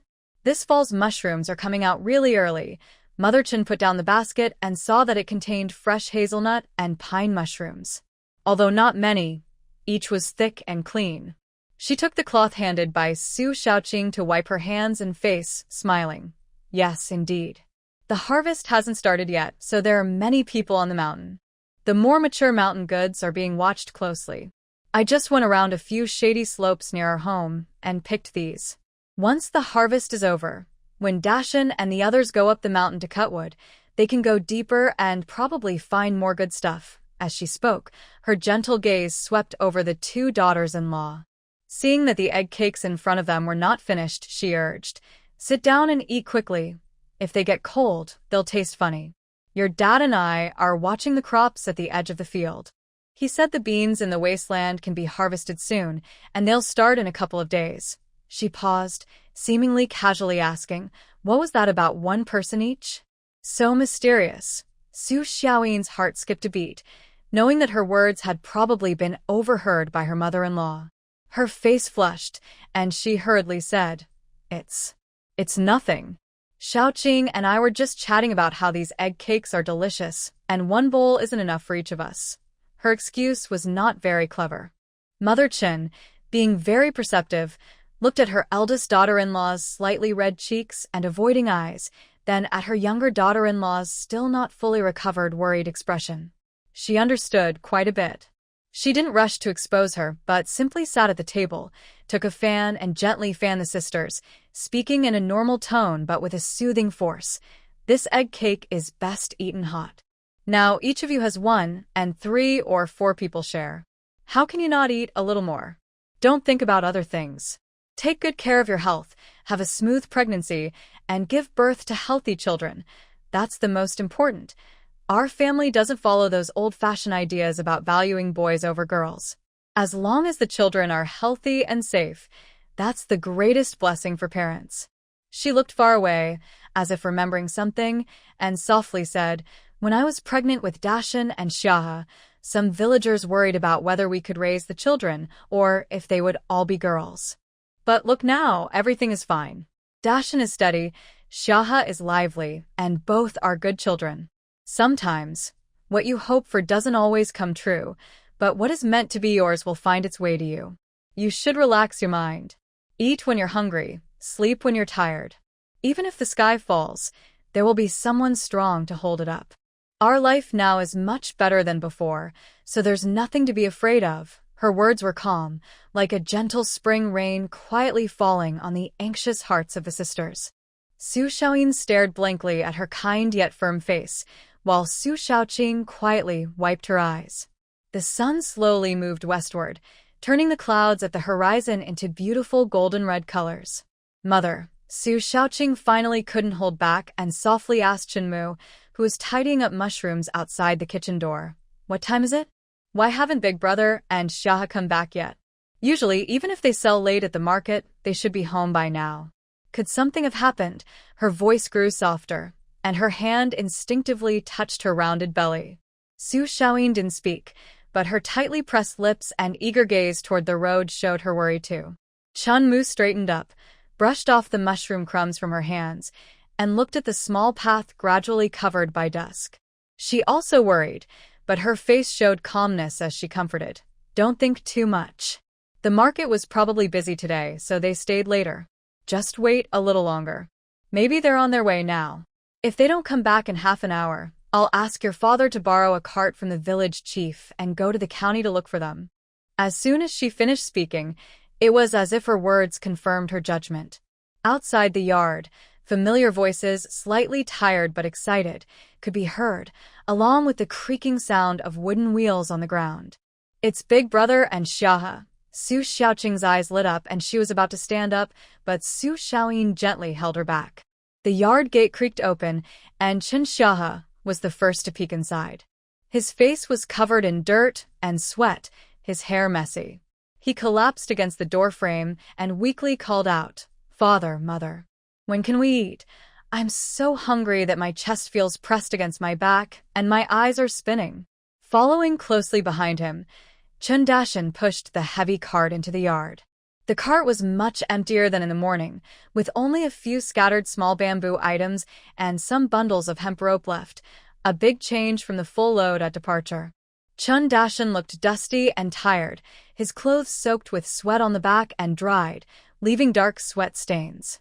But his eyes were bright in the evening light, showing a sense of satisfaction and calm tiredness. You're back. You're back, Chen's mother exclaimed happily, rushing to meet him. Quick, put things down first, then go to the well to wash up. Dinner is already ready and kept warm in the pot, just waiting for you too. Chen's father also came out of the house, helping Chen Dashan push the cart under the eaves to steady it. The brothers didn't say much and hurried to the well, filling their bowls with cool water. They washed their faces, hands, and necks, feeling the cold water refresh their skin and chase away fatigue and heat. After they cleaned up a bit, they returned to the main room. Chen's mother was already busy setting the dishes on the table. In the middle was a big bowl of hot, golden, rich wild chicken soup, with tender chicken meat and mushrooms soaked in the broth. Next to it was a shiny plate of stir-fried greens, a dish of salty pickled radish strips, and a basket of freshly cooked, steaming mixed grain flatbreads. Eat first. Whatever needs to be said can wait until you're full, Chen's mother said firmly. She scooped generous bowls of chicken soup for Su Xiaoyin and Su Xiaoqing, then carefully picked out the two most tender, fatty chicken legs, placing them in their bowls. Drink more soup and eat the chicken legs. Those who are pregnant need good nutrition. Then she also poured soup for Chen's father, Chen Dashan, and Chen Xiaohua. Everyone have some to help with your fatigue. Chen Xiaohua was already very hungry. He picked up his bowl and took a big sip. The warm soup slid down his throat, and the delicious flavor instantly awakened his taste buds. He sighed happily. Mother, this chicken soup is amazing. Did you use fresh mushrooms from the mountain? Or do autumn mushrooms have a stronger flavor? This soup is so bright and tasty. Chen's mother sat down herself, took a bite of greens, and smiled. The chicken itself is good, and the mushrooms just add flavor. If you boiled plain mushrooms in water, could it taste this good? However, speaking of which, this autumn mushrooms arrived earlier than usual. Unfortunately, now many people are out gathering mushrooms and mountain goods, so there are more people than supplies. After finishing the autumn harvest, and when the mountain goods are fully ripe, I hope we can gather some more. She then turned to her two sons. Why are you both so late today? Was the market crowded? Chen Dashan had already eaten half a pancake and taken a sip of soup before he recovered and explained in detail. Mother, you guessed right. The market was especially crowded today. I think everyone wanted to buy some last things before the autumn harvest. When Xiaohua and I arrived, good spots were almost all taken. We finally found a corner to set up our stall. Just as we arranged our items and were about to call out, people started gathering around. He spoke calmly, but his eyes sparkled. The big baskets, wooden shovels, and grain jars we brought are all useful for the harvest, and they sold very quickly. Some villagers from nearby towns saw that our things were solid and the prices fair, so they bought right away. We also sold quite a few ropes. The remaining small bamboo and wooden carvings were gradually taken by others. By the time the market ended, only these few items were left on the cart. He pointed to the leftover items under the eaves. Chen Xiaohua, with chicken meat in his mouth, mumbled vaguely, "There were really a lot of people." The market closed about half an hour later than usual. When my brother and I saw that most of the goods were sold, we went shopping after the market. My brother bought cloth and cotton, and I bought meat. He swallowed his food and counted on his fingers, 3 large, clean bones, some fresh pig offal, and 1.5 pounds of pork with a good mix of fat and lean. I also wanted to buy some pork fat, but the vendor said they had sold out that morning and only new pigs slaughtered tomorrow morning would have it. I told him I'd come early to get it. Chen Dashan took over. I went to the fabric shop. I bought 3 feet of soft, sweat-absorbing cotton cloth and 10 jean of cotton. The cotton was last year's, but I checked carefully. It's well-preserved, no mold smell, and the color is white. It's much cheaper than new cotton. I also found a piece of cotton cloth soaked in water and slightly yellowed. The fabric itself is good, just uneven in color. The shopkeeper is selling it cheaply, so I thought I'd buy it, wash it a few times, and make inner clothes or everyday wear for Dad, Mom, Xiaoyin, and Xiaoqing. I also bought 2 big bundles of fabric scraps. They're small pieces, but with many colors and patterns. They might come in handy someday. He paused, took out an old coin purse from his pocket, weighed it, and made a pleasant jingling sound with the coins. Today's sales earned us 500 coins after paying for the flowers, he said, handing the purse to Mother Chen. Mother Chen took the purse, didn't open it right away, but just felt its weight, smiling happily. Good sales. You 2 brothers worked hard. Tomorrow, you need to get up early to buy some lard, so rest early tonight and get plenty of sleep. She looked at the bundles of cloth and cotton on the table and said to Su Xiaoyin and Su Xiaoqing, "The fine cotton and precious cotton are especially prepared for you and your future children to make small clothes and little quilts. Your father and I have our own linen to wear, which is sturdy and good for working in the fields. Don't worry about us," Su Xiaoyin quickly said, Mother, that soaked cloth can be washed and worn by you and father. Yes, mother, we also have old clothes, added Su Shaoqing. Mother Chen waved her hand, her tone firm. Listen to me on this. Now is the most important time. We can't be careless about food, clothing, or supplies. Your father and I have lived like this all our lives, and we're not missing a new outfit or two. This 500 coins, she shook the purse, are kept for the harvest season to buy meat and wine for helping out or for other needs. Father Chen had been quietly listening, and now he spoke in a steady voice. Dashan and Xiahe did well today. The goods sold nicely and the purchases were good. The harvest is about to start, and with these preparations, we feel more at ease. Tomorrow, Xiahe will go early to get the lard, and when he comes back, we'll sit down and plan. We'll decide which day to start harvesting officially. This year, with the fallow land and cultivated fields, there's plenty of work, but as long as our family sticks together and we have these new tools, we're not afraid. The next evening, the oil lamp flickered in the main room. The leftover dinner dishes had been cleared away, and the family sat together, their faces showing some tiredness, but mostly awareness of the busy days ahead. Father Chen tapped his pipe, sparks flickering in the dim light, and spoke in a deep voice. Dashan, Xiahe, you've been tired from selling at the market these past days. Tomorrow, you two can rest at home and catch your breath. The day after tomorrow, we'll officially start harvesting. Dajan was soaking his sore, swollen feet in hot water. Hearing this, he looked up, his voice still calm. Father, Xiahe, and I will rest for a while and recover.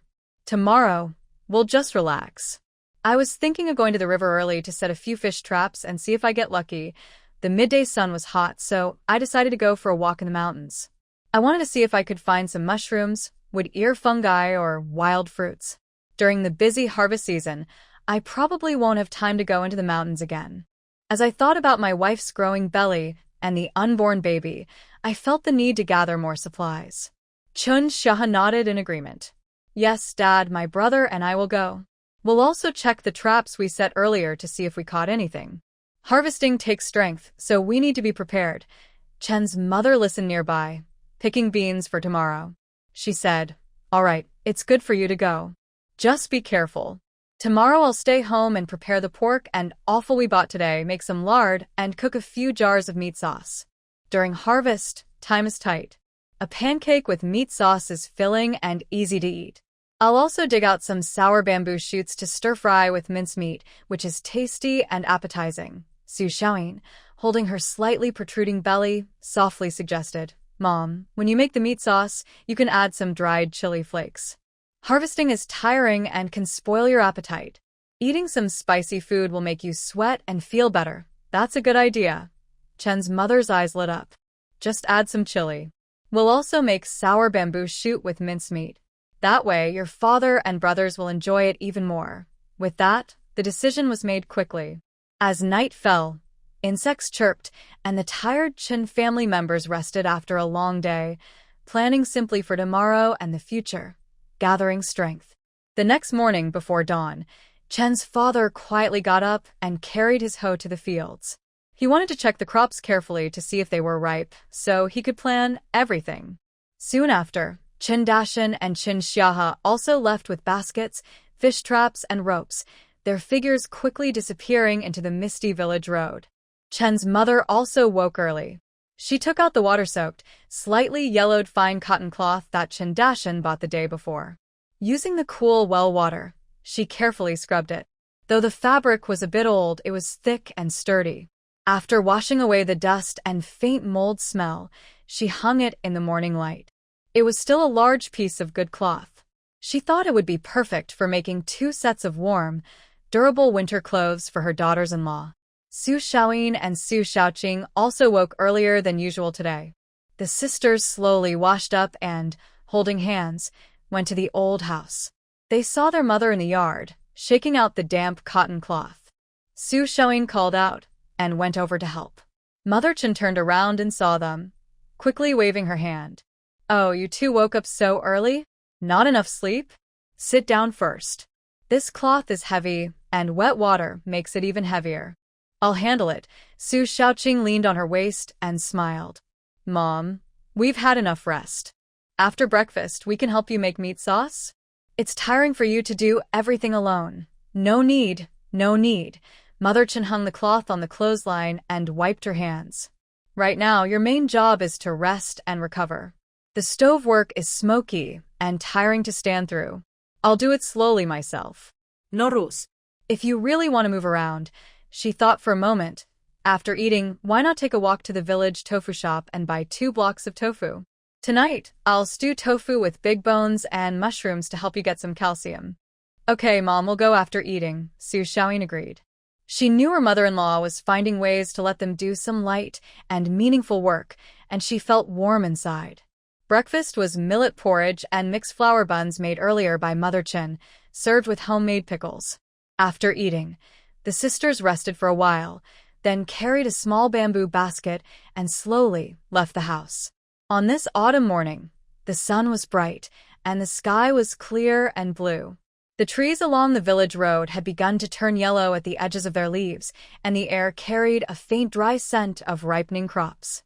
They met a few village women out for errands or chatting along the way. Hey, isn't that Dashan's wife and Xiaohua's wife? A round-faced aunt greeted with a smile, her eyes flicking over their noticeably rounded bellies and their much rosier faces. She nodded in praise. Look at your complexion, red and white, truly like peach blossoms on a young girl.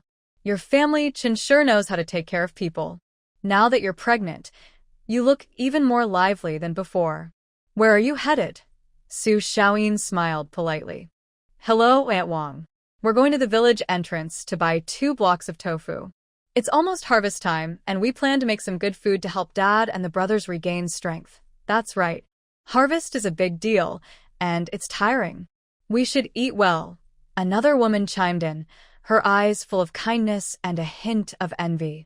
Everyone in the village knew that the 2 daughters-in-law from the Chen family, who had escaped hardship, were now blessed, mother-in-law's love, husband's protection, and soon expecting twins. Their good fortune seemed unstoppable. After exchanging a few polite words, the sisters continued walking forward. They carefully placed the fresh, tender tofu with a hint of bean aroma into a basket lined with clean lotus leaves. Then, they slowly headed back home. When they arrived at the old house, Father Chen had already finished checking the crops and was sitting by the well, drinking water loudly. A large basket of fresh pig grass was beside him. Mom, we're back. The tofu is bought, Su Xiaoyin said, handing the basket to Mother Chen, who came out to greet them. Good, Mother Chen replied, pleased as she looked at the shiny, lively tofu. You must be tired after this trip. Sit down and rest. I just finished cutting the meat and was about to start cooking. Su Xiaoqing sat on a small stool next to Mother Chen and asked, Mom, do you need us to help with anything? Sitting here all the time is boring. Mother Chen was tending the fire at the stove. The oil in the pot was hot. She pointed to a bunch of garlic hanging on the wall and said, If you 2 don't mind, peel a few heads of garlic for me. Later, I'll crush them and add to the meat sauce for flavor. Sure, that's easy, Su Xiaoqing happily agreed. She and Su Xiaoyin began peeling garlic slowly. The peeled garlic cloves were plump and white, giving off a spicy aroma. Father Chen, having drunk enough water, wiped his mouth and looked at his wife and daughter-in-law busy in the yard. He felt very at ease. He stood up, brushed off some grass clippings, and said, I've placed the pig grass near the pig pen in the backyard. It's still early, so I'll go for a walk up the mountain to see if I've missed any harvests and stretch my legs. Go ahead. Remember to come back for lunch, Mother Chen said without looking up, her attention focused on the sizzling oil in the pot. The mixture of fatty and lean meat in the hot oil immediately released a rich, meaty aroma that filled the entire kitchen, making everyone's mouth water. While peeling garlic, Su Xiaoyin watched her mother-in-law skillfully stir-fry, add sauces, and season the food. The firelight reflected her focused face, with tiny beads of sweat on her forehead. The next morning, still before dawn, the eastern sky was just beginning to turn a faint grayish blue. The lights in the Chen family yard had already turned on. Father Chen, along with Dashan and Xiaohe, the father and sons, each changed into their oldest but cleanest, durable rough cloth shirts. Their pant legs were tied with cloth strips, and they wore old straw hats. They carried shiny sickles strapped to their waists with grass ropes, and each also carried an old bamboo water container. "Let's go," Father Chen spoke briefly, his voice clear in the quiet morning fog. The three of them walked on dewy grass toward the 14 acres of newly cleared land. This spring, they planted soybeans, which now looked heavy with golden pods. The pods were full, some slightly cracked open, revealing round beans inside, waiting quietly for harvest in the early morning light. When they reached the edge of the field, they didn't need to say anything. The father and son split up naturally, each taking a section. Father Chen was at the far east, Dashan Chen in the middle, and Shaha Chen on the west. They bent down, holding a bunch of soybean stalks with their left hands, and with their right hands, they used sickles to cut the stems. The sound was sharp and clean. At first, their movements were a bit awkward, since they hadn't done this kind of work in a while, but soon, the familiar rhythm of farming returned. They could hear the swish of the sickle cutting through the stalks, and the rustling as the cut plants fell behind them. Dew quickly soaked their pants and shoes, and sweat on their backs made their thin clothes damp, but no one stopped. Behind them, the golden soybean field gradually lowered, revealing the brown earth, while bundles of soybeans, like silent soldiers, lined up on the ridges. At home, Mother Chen woke earlier than her sons. The fire in the stove was already burning, casting a warm yellow glow in the kitchen. She quickly mixed a big bowl of mixed grain flour to make pancakes, a staple food during the harvest season. Then, she took down from the beam 2 game animals her husband brought back from the mountain yesterday, 2 lively wild chickens that weren't very fat, and a sturdy, gray-brown wild rabbit. She skillfully skinned the rabbit, cleaned out its insides, and cut it into evenly sized pieces. Mother Chen put half of the rabbit meat into a clay pot with water, ginger slices, and a little precious yellow wine, then placed it on a stove to simmer slowly. The other half she carefully salted, tied with grass rope, and hung in a cool, ventilated spot in the kitchen to be eaten later. This was for slow, careful eating. The 2 wild chickens were also cleaned. One, which looked a bit plumper, was decided to be used for soup. After cutting it into pieces, she added some dried mushrooms she had soaked the day before and put everything into a large clay pot with plenty of water, simmering gently. She knew her pregnant daughter-in-law needed good nutrition, and this wild chicken soup was especially nourishing. Remaining half of the chicken, she gently pounded it with the back of a knife, then rubbed it with salt, soy sauce, a little homemade coarse sugar, dried chili flakes, and several homemade spices. She carefully massaged and marinated it, preparing to make a spicy roasted chicken for her 2 hungry daughters-in-law at noon.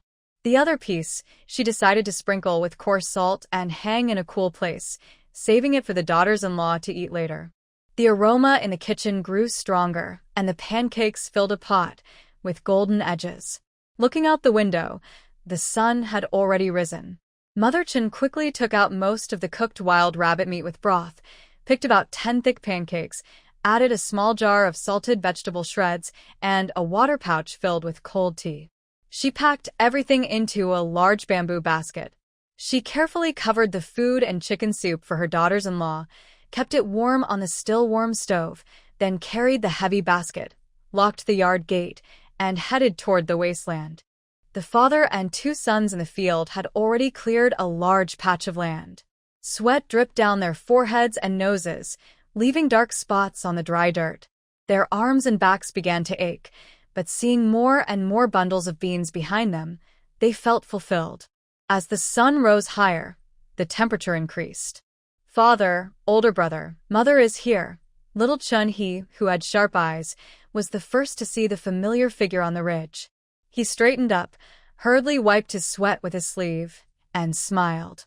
Mother Chen approached with a basket. Chun-hee quickly went to take it. "Mom, you finally came. I'm so hungry I can hear my stomach growling," he said, glancing eagerly into the basket. Mother Chen smiled and pushed his hand away from the cloth cover. "No rush, your share is coming," she called to Father Chen and Big Mountain Chen. "Come over, rest a bit, and have some food." The father and son sat under the shade of an old locust tree by the field. Mother Chin took out the items from the basket one by one. Shiny stewed wild rabbit, fragrant and tempting, thick, golden mixed grain pancakes, filling and satisfying, crunchy salted vegetable shreds, perfect for eating with rice. Big Mountain Chin first handed pancakes and rabbit meat to Father Chin, then took his own share. He didn't eat right away, but asked Mother Chin, "Mom, did you bring all the rabbit meat? What about you and Xiao Qing?" Mother Chin was pouring cold tea for her sons. She smiled and said, "How could I let your wife go hungry? Don't worry, I kept one wild chicken.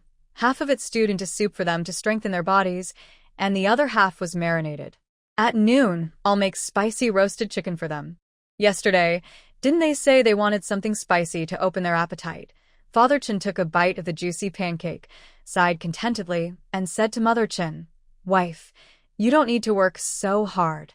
Just stay here and eat with us. When you go back, you'll probably be busy with them again, so just have a quick bite." Chin Xiaohe was also chewing the fragrant rabbit meat and said vaguely, "Yes, Mom, you should eat here." Xiaoqing is now a few months pregnant, and at night the baby fusses, so she can't sleep well. She gets up late in the morning, and she probably hasn't woken up yet. Sister-in-law is probably the same. Mother Chin, persuaded by her husband and sons, sat down and picked up a pancake, slowly eating it with some pickled vegetables. Hearing her youngest son's words, she showed understanding and a little sadness on her face. Having twins is much harder than having one child. When the baby is bigger, kicking and stretching inside the belly, how can a mother sleep peacefully? When I was pregnant with you two brothers, I went through the same thing. Especially in the later stages, I kept turning all night. Lying down was uncomfortable.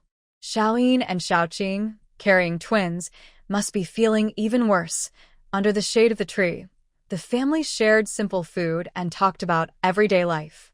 The aroma of the food, the salty sweat, and the scent of soil and ripe crops blended together, creating the most ordinary yet touching scene of the harvest season. In the distance, the golden soybean fields swayed in the breeze, waiting to be fully harvested. The warmth and support of home flowed silently through each meal, each word, giving the hard-working people the strongest sense of security.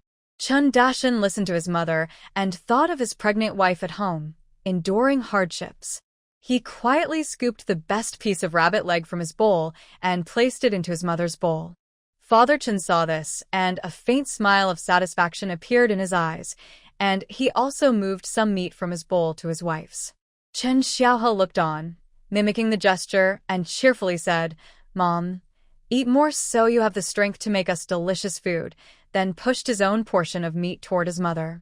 Mother Chin looked at the pile of rabbit meat in her bowl, her eyes slightly teary. She scolded with a smile, all right, I can't eat so much. You three still have to work hard, so eat your fill." Though she said this, her simple and sincere concern made this humble meal in the fields taste especially sweet and warm. Mother Chin carried an empty basket back home. The yard was quiet, with only the faint sounds of chickens and ducks pecking in the corner. The main room door was open, and when she went inside, she saw two daughters-in-law sitting at the table, quietly sipping warm chicken soup from the pot, along with freshly made corn pancakes. The morning light filtered softly through the clean window paper, gently shining on their increasingly round faces, carrying the peaceful aura of pregnant women. Su Xiaoyin heard footsteps and looked up to see her mother-in-law returning. Instinctively, she reached for the table to stand up. Mrs. Chen quickly took a few steps forward and gently pressed her shoulder. Sit down, don't get up. You all eat your food." She sat on a nearby stool, casually picked up a fan, and gently fanned them to dispel the lingering morning heat of autumn. Su Xiaoqing swallowed her biscuit and asked with concern, "Mother, have you eaten?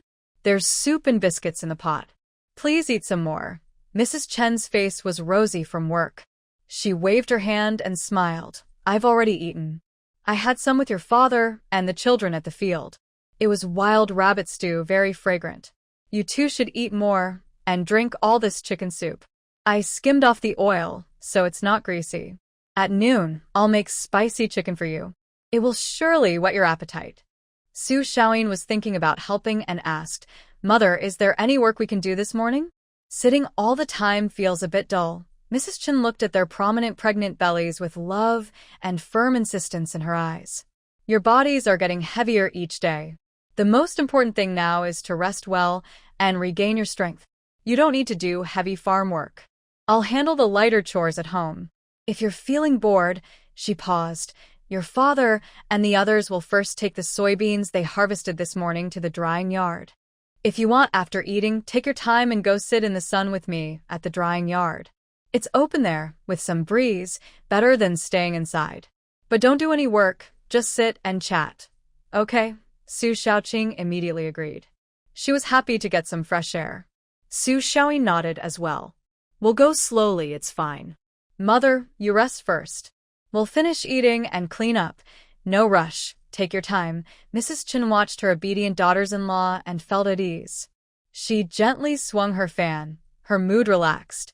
After Su Xiaoyin and Su Xiaoqing finished their breakfast and sat for a moment to digest, Mrs. Chen took them, along with 2 old mats and a pot of cold tea, slowly heading toward the village's drying yard.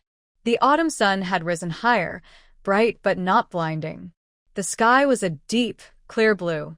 The trees along the road had started to turn yellow, and the wild grasses on the ridges bore seeds, everywhere filled with the richness and busyness of harvest season. The grain drying area is located slightly east of the village center. It is a flat, solid open space that has been repeatedly crushed by stone mills. At this moment, the scene is lively. Golden bean stalks, heavy grain ears, and early mature crops harvested in advance by each household are spread out on various sized mats or directly on clean ground. From afar, it looks like a series of warm-colored woven tapestries laid out.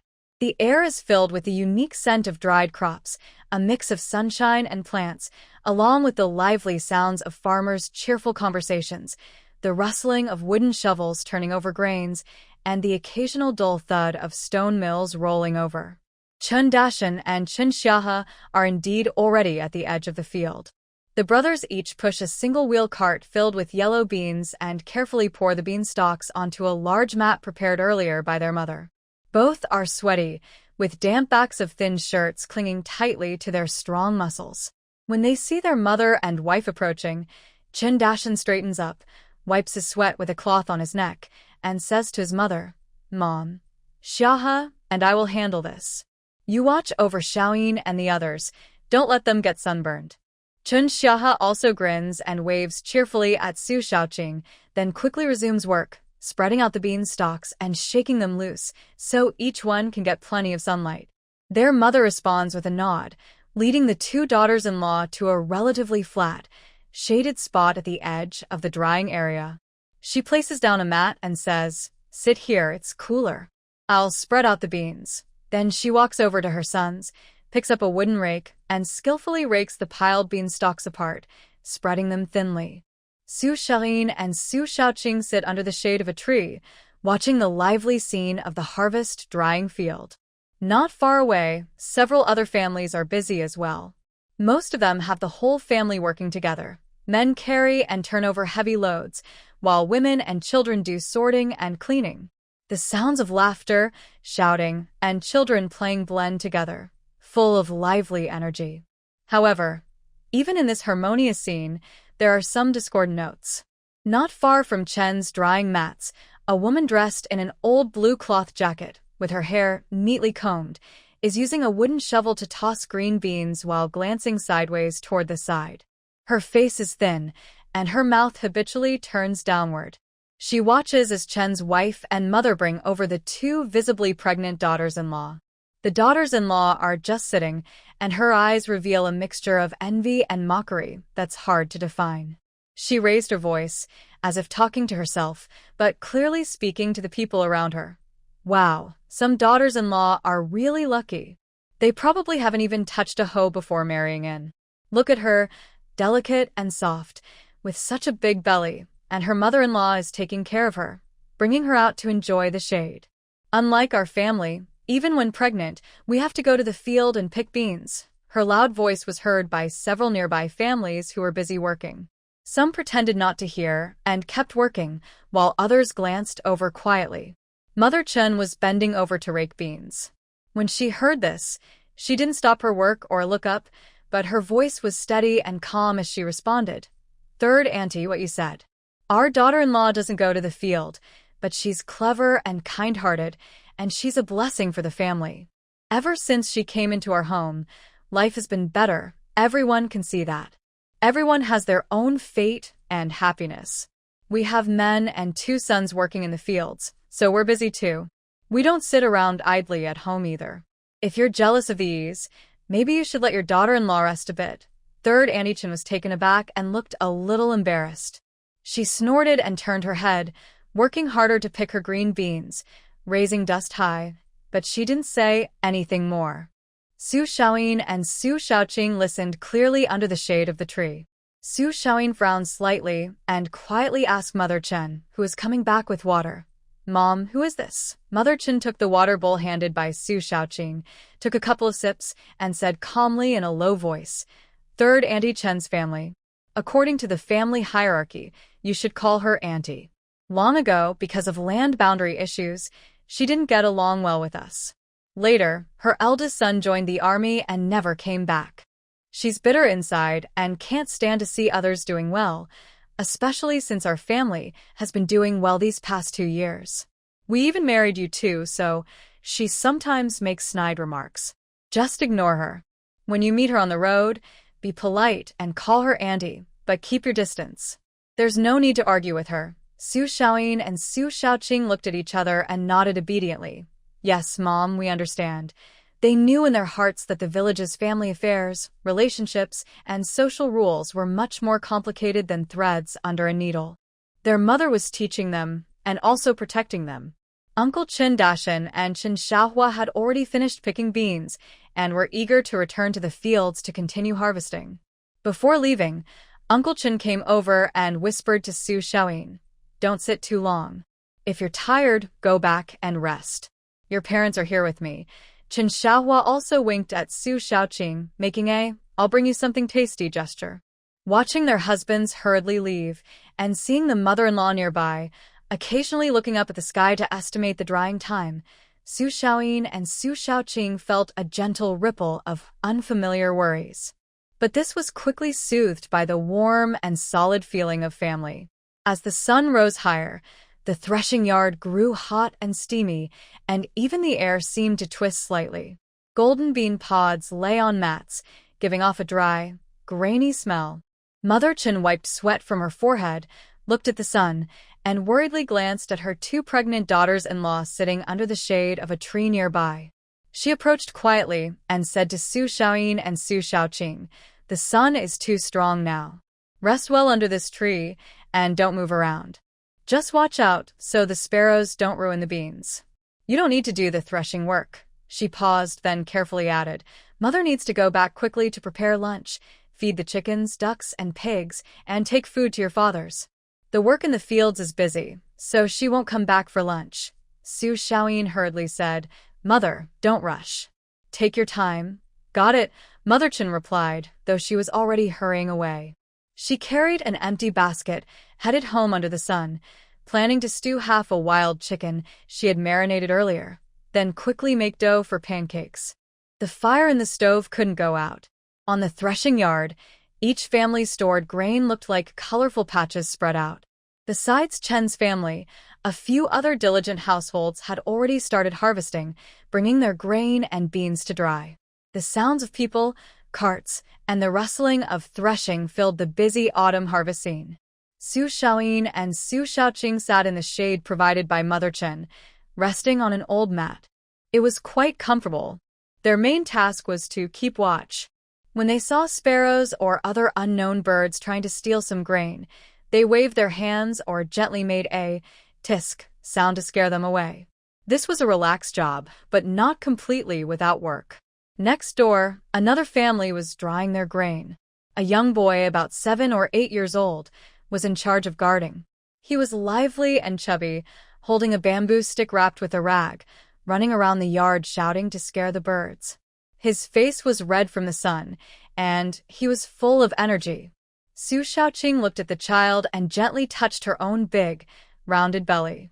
She softly smiled at her sister and said, "Sister, Do you think our work now is similar to those little kids in the village who are loved by everyone, or to the older folks who can't do heavy work anymore? Su Xiaoyin also smiled, but her eyes were gentle and full of feeling. Yes. It's because of our parents and also Mountain and River, who care about us and don't want us to get tired. She paused, her voice quieter. Do you remember those women we saw in the village? They were pregnant but still had to go to the fields to cut rice. Their bellies were so big, it was hard to bend, and they moved slowly. Their mother-in-law would scold them from the field edge. When they got home, they still had to cook and wash clothes while carrying their big bellies, taking care of the whole family. Su Xiaoqing's smile faded a little, and she nodded. Those memories weren't far away, and now, because they were about to become mothers themselves, they felt even clearer and heavier. They had seen a pregnant woman from a nearby village suddenly faint while working in the rice fields. She lost her baby and her health was damaged. They also saw a young wife who, after having several daughters, had to wash clothes in cold water and was scolded by her in-laws during her confinement. We are really lucky to have good people around us, Su Xiaoqing softly said, her voice full of gratitude and fear. Yes, Su Xiaoyin held her sister's hand and gently patted it. That's why we must take good care of ourselves, keep our bodies healthy, and have a safe delivery. That's the best way to thank our parents and husband now. The two sisters chatted casually, and time quietly passed by as they watched birds fly, talked, and felt the warm breeze. The sun was getting close to noon, and the shadows on the threshing ground shrank into small spots. Not long after, Mother Chen hurried back, carrying 2 baskets. One looked heavy, probably for the men working in the fields, and the other was covered with a clean cloth. She was sweating, with her hair damp and sticking to her cheeks. Xiaoyin, Xiaoqing, Mother Chen called out. I'll take the food to your father and the others. I also brought lunch for you. Eat here first, then go home quickly. The sun is too strong now, so don't get sunburned. Rest well in the afternoon, take a nap at home, and don't come out again. Seeing her mother-in-law sweating, Su Xiaoyin felt worried and said, Mom, have you eaten yet? Why don't you eat first? We can wait and eat later. We ate late this morning, so we're not hungry right now. Mother Chen placed the covered basket in a shady spot nearby, smiling. Look, I brought some food. Let's eat a little together here. I need to rest for a bit. You should eat quickly and go back, be good. As she spoke, she picked up the heavy basket. I must deliver this to your father and the others soon. If I'm late, they'll be hungry. Watching Mother Chen hurry away, Su Xiaoyin and Su Xiaoqing uncovered the basket. Inside were 2 bowls of steaming, hearty brown rice topped with fragrant, spicy chicken pieces. The chicken was tender and flavorful, with bright red oil and sauce that looked very appetizing. There was also a small bowl of fresh wild vegetables and a jar of warm chicken soup. The food was wrapped in thick cloth and still warm. The sisters looked at each other. Their slight guilt about being idle was swept away by the thoughtful care shown, leaving only warm feelings. Su Xiaoqing picked up a piece of chicken and took a small bite. Suddenly, she said, Sister, how about we cook dinner tonight? We're just at home, so we can take our time. When Mother comes back from the fields, she can rest right away instead of working at the stove. Su Xiaoyin's eyes lit up. She nodded. Good idea. Let's prepare early. We can make a big bone soup, reheat the bread Mother left in the morning, and cook a couple of simple dishes. Take it slow and be careful. It should be fine. After eating, the sisters carefully tidied up the dishes, carried the basket, and supported each other as they headed home. Afternoon sunlight filtered through the window, casting warm spots on the Kong bed. Su Xiaoyin woke first, listening carefully. She heard faint sounds from the sisters' room next door. Neither of them was sleepy anymore, knowing it was harvest season and there was much to do at home. They quietly got up, helped each other straighten their slightly awkward clothes, and went to the kitchen. A large bowl of soaked green beans from noon was now swollen and full. Su Xiaoyin drained the water and poured the beans into the biggest clay pot, added enough well water, covered it with a wooden lid, and placed it near the remaining embers in the stove. The beans would slowly cook in the gentle heat, making a thick, slightly gritty, and cooling green bean soup. Next, the sisters carried small baskets to the vegetable garden in the backyard. The autumn garden was still lively, with red peppers hanging on the branches, shiny purple eggplants, bright green Chinese cabbage, and cucumbers with tender yellow flowers. They carefully bent down, avoiding the growing belly, and picked some vegetables for tonight. Su Shoyin went to the main room, stepping onto a stool, made by Dashin, that was specially raised. She took down the remaining half-piece of cured pork from the hook on the beam and cut off a small narrow strip. The cured pork was shiny black and red, with a strong smoky smell. Tonight, we'll make garlic eggplant, spicy stir-fried cured pork, and a cold dish with small green vegetables and cucumbers. We'll also cook a mixed grain pancake and serve it with mung bean soup. That should be enough, Su Xiaoyin said as she washed the eggplant and discussed with her sister. Yes, stir-fried cured pork with chili is very tasty. Dad, Dashin, and Xiaohe worked hard all day, so they must be hungry. Su Xiaoqing nodded, quickly removing the old leaves from the small green vegetables. We'll take our time, no rush. It's still early. The sisters slowly and calmly started working in the kitchen. Though their bodies felt heavy and their movements were slower than usual, they worked well together. One chopping vegetables, the other peeling garlic, occasionally sharing a quiet laugh. Sunlight from the west window cast long shadows of them, filling the kitchen with the fresh steam from washed ingredients and the salty aroma of the cured meat.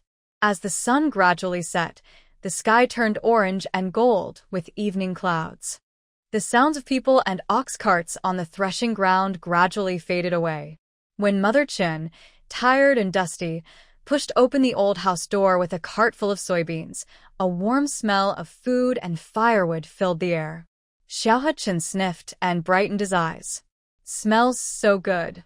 Is it sister-in-law and Xiaoqing cooking? Mother Chen showed a tired but loving smile, leaning her farming tools against the wall, and hurried toward the kitchen. Sure enough, the two daughters-in-law were busy around the stove. Su Xiaoyin was watching the pancakes in the pot, while Su Xiaoqing was preparing the sauce for the cold dish. Hey, didn't I say I'd cook when I got back? Mother Chen quickly stepped forward and took the spatula from Su Xiaoyin. The kitchen is full of oil fumes. If you smell it now, it might make you uncomfortable. Besides, it's hard to bend down this month. Rest a bit first. Su Xiaoyin steadied herself at the stove and said softly, Mom, don't worry. Xiaoqing and I are well rested after our nap. We're just passing the time by preparing dinner. We're taking it slow, so it's not tiring at all. When you come back, you'll have a hot meal right away, and you can rest more. She wore a gentle smile, her eyes bright. Su Xiaoqing also came over, looking a bit expectant. She asked, Mom, did Dad and Big Brother Xiaohua come back? Is the food almost ready? Can we start eating? Mother Chen looked at the golden pancakes in the pot and the few fresh side dishes already on the table. Her heart softened, and she sighed. Your dad and the others will be back later. They need to work until it gets dark, and they can't see clearly. Dashin and Xiaohua unloaded the soybeans from the cart and hurried back to help your dad in the fields. Let's eat first. Their food will stay warm in the pot. So, Mother Chin, Su Xiaoyin, and Su Xiaoqing had their dinner first. The mashed garlic eggplant was soft and flavorful, with a strong garlic and sauce aroma. Spicy stir-fried bacon was salty and slightly spicy, very appetizing. Cold dishes of fresh greens and cucumbers were crisp and refreshing, perfect for clearing the palate. The mung bean soup was just right, slightly sweet and smooth, making everyone feel comfortable after drinking it. When it was completely dark and the village was dotted with faint lights, Father Chin returned with his two sons, walking through the thick night. They were covered in dust and looked very tired, but their eyes lit up when they saw the light coming from the main room and the covered dishes on the table. Hurry, wash your face first and have a bowl of soup. Mother Chin had already prepared warm water and a clean cloth. Father and the boys quickly washed their hands and faces, then sat at the table. Each of them drank a large bowl of warm mung bean soup. The sweet, smooth soup slid down their dry throats, washing away the day's heat and fatigue. They all sighed in relief at the same time. This mung bean soup is well cooked, Father Chin said, wiping his mouth and praising. Then, they uncovered the dishes on the table and the aroma of the food became even stronger. They didn't talk much and started eating eagerly. The pancakes were hearty, and the dishes were flavorful, especially the spicy stir-fried bacon, which was almost finished instantly. Mother Chen watched quietly and softly reminded, "Eat slowly, slowly. No one is rushing you." Until their bowls were empty, Dashin and Xiaohua finally felt the deep fatigue easing a little from their bones. They looked at their wives with questioning and caring eyes.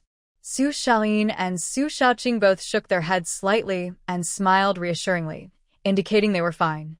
Mother Chen tidied up the dishes and said, "Tonight's dinner was prepared by Xiaoyin and Xiaoqing. I think they did very well and are willing to help. During these busy farming days, let them prepare dinner slowly. I'll handle breakfast and lunch, and I will also feed the livestock at home. Once all the grain has been harvested and stored in the warehouse, I will take over completely." She looked at her two daughters-in-law with a gentle but firm tone, saying, "When you cook, don't try to do too much at once. Rest when you're tired, take your time. Safety is the most important." Father Chen also nodded and said, "That's right. Your caring hearts warm us all. But your health comes first." The sun slowly rose higher, and the summer heat still lingered, like the last days of summer. Mother Chen got up before dawn, cooked a big pot of millet porridge, made 2 pots of mixed grain pancakes, and sliced a piece of salted meat left from last night. She fried it with chili until it was fragrant and shiny. Then she hurriedly called her husband, Chen Father, and her sons, Chen Dashin and Chen Xiaohua, to eat breakfast. After wiping their mouths, the 3 men grabbed their sickles and shoulder poles and headed out the door, ready to harvest the heavy rice and sorghum in the fields. After seeing the men off to work, Mother Chen turned to the 2 sisters-in-law, Su Xiaoyin and Su Xiaoqing, who had just finished washing and were resting at the door of the main hall. She said, "Xiaoyin, Xiaoqing, the soybeans and mung beans in the fallow land are finally harvested and mostly dried now. Today, you don't need to go to the threshing yard. That place gets dusty and dirty. Stay at home and rest. Your father and the others will start harvesting the mature grains today. That's the main work and more tiring. I'll take a small basket and go around the fallow land to pick up any beans that fall on the ground. Every little bit helps, don't waste it." Hearing this, Su Xiaoyin quickly supported her waist and stood up. "Mother, the path in the fallow land isn't even, and the sun is very hot. We'll go with you and help out." "No, don't." Mother Chen waved her hands firmly. "That land just opened up. The soil is loose, and there are stones. It's not easy to walk.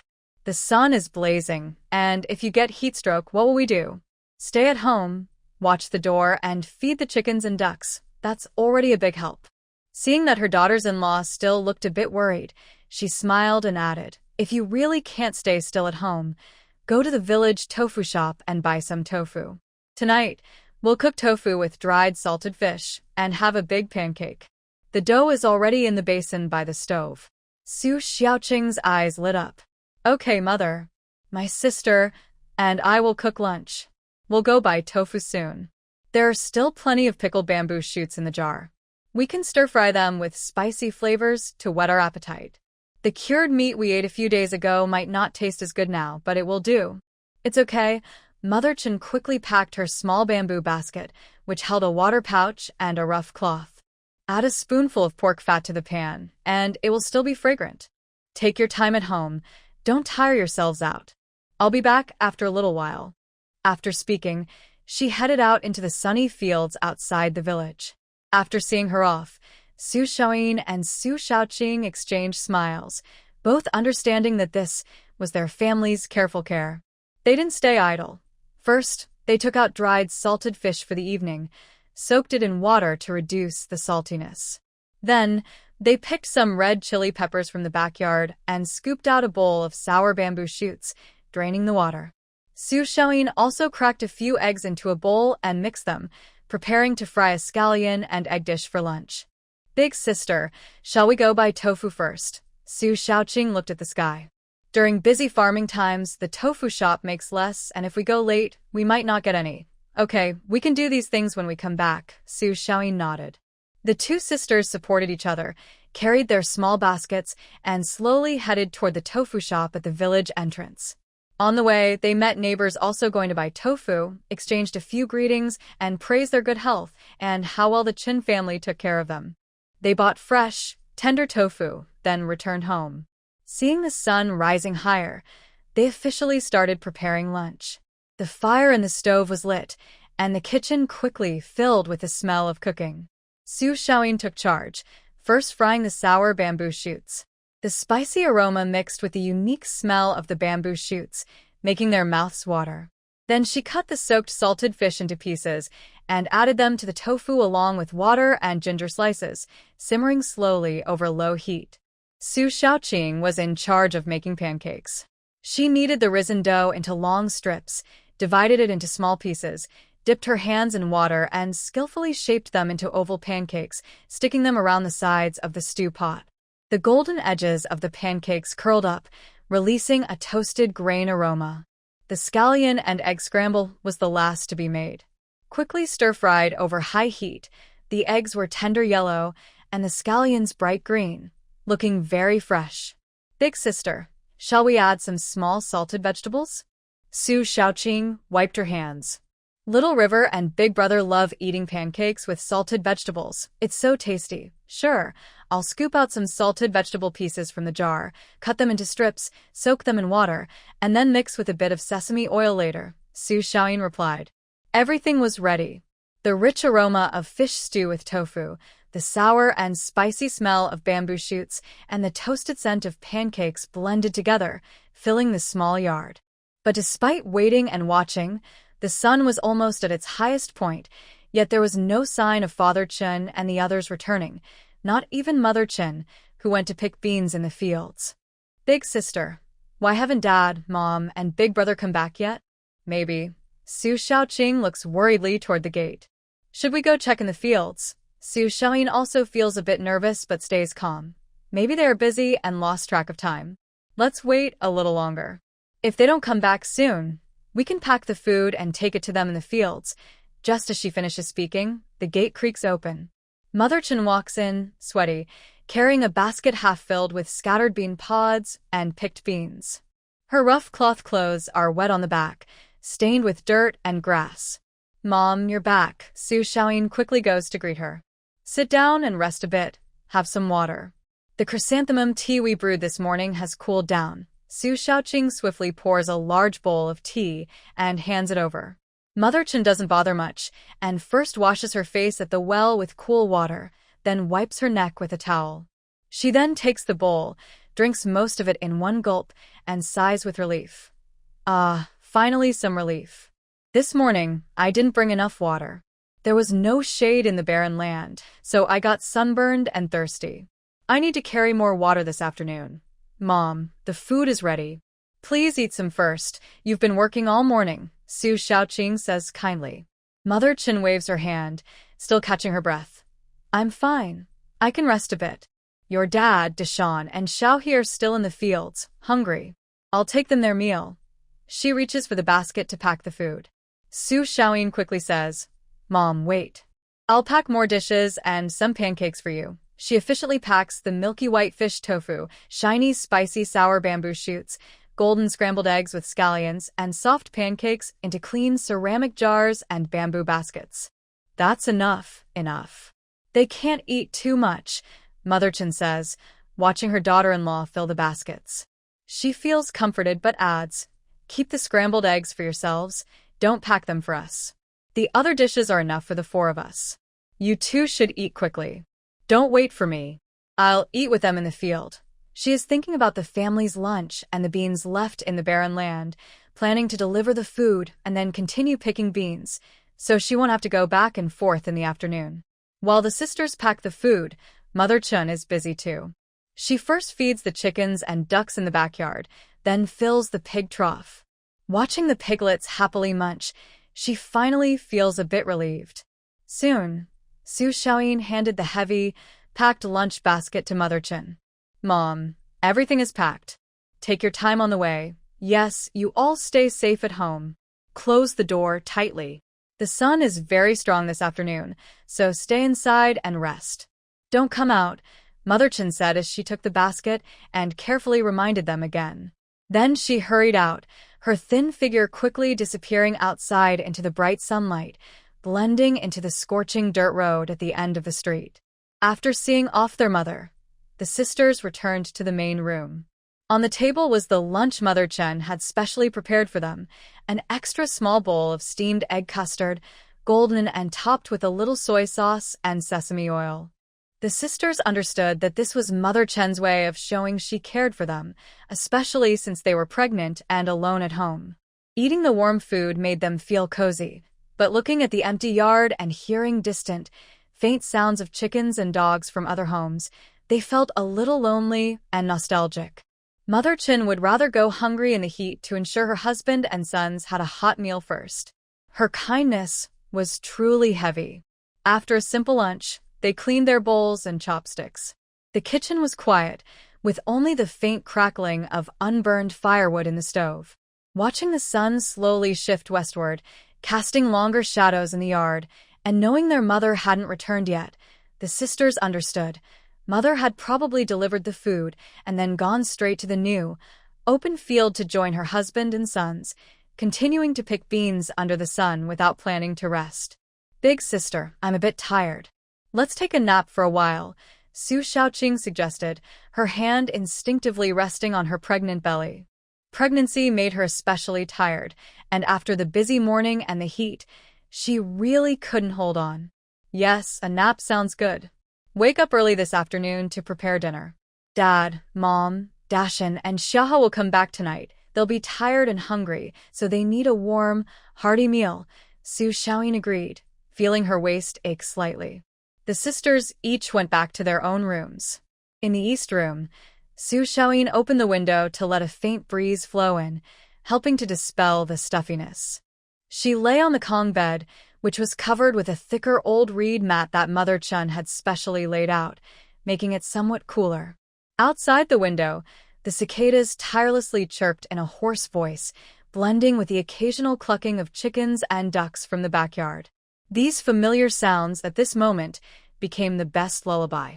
She closed her eyes, her breathing gradually evened out, and she sank into a brief, peaceful summer afternoon nap. In the yard, everything was quiet, with only the silent movement of sunlight and shadows. After some time, Su Shaoqing was the first to wake up. She listened carefully, and there was no movement in her sister's room. The sun outside had already dipped quite far west, and the heat seemed to have eased a little. She tiptoed out of bed, went to the yard, fetched a bucket of cool well water, washed her face, and immediately felt refreshed. She then scooped a bowl of iced herbal tea, which was hanging in the well on a rope, and sipped it slowly. The sweet, slightly bitter taste flowed down her throat, making her feel comfortable all over. She looked at the sky and went to her sister's door, softly calling, "Sister, wake up, it's not early anymore." Inside, Su Shaoyin responded sleepily, "Oh, I'm getting up now." When Su Shaoyin came out, her forehead was still a little sweaty, and her face had a rosy glow from sleep. Seeing her sister sitting in the shade of the yard drinking water, she also went over, took a few sips of the cool tea from her sister's hand, and let out a long sigh of relief. "Sister, what should we cook tonight?" Su Shaoqing put down her bowl and started to think. "It's so hot. They're working in the fields, sweating a lot, and working hard. If we don't prepare something good to eat, they won't have enough strength. They might really get exhausted." Su Shaoyin looked around the yard and already had an idea. "It's hot, so we should make something appetizing and filling. There are some smoked pork bones in the cellar. Take out a small piece, stew it with green beans and chili. The broth will be thick and flavorful, and it's best with flatbread. Also, we can prepare some cucumbers with lots of garlic and vinegar to refresh the palate. Oh, and look at those tomatoes in the corner of the vegetable garden. They're ripe and red.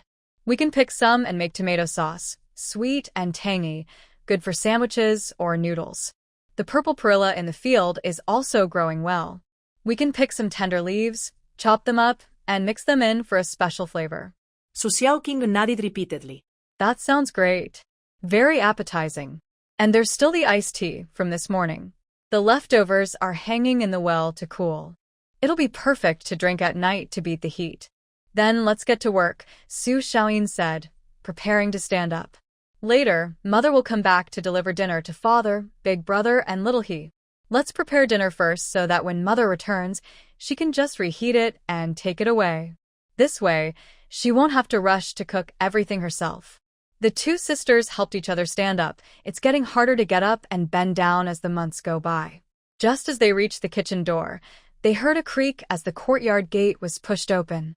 They turned around and saw Mother carrying an empty basket walking in. She looked more tired than when she left in the morning. Her hair was wet with sweat and stuck to her forehead and cheeks. Her faded blue cloth jacket was soaked with sweat on the front and back, showing dark and light patches.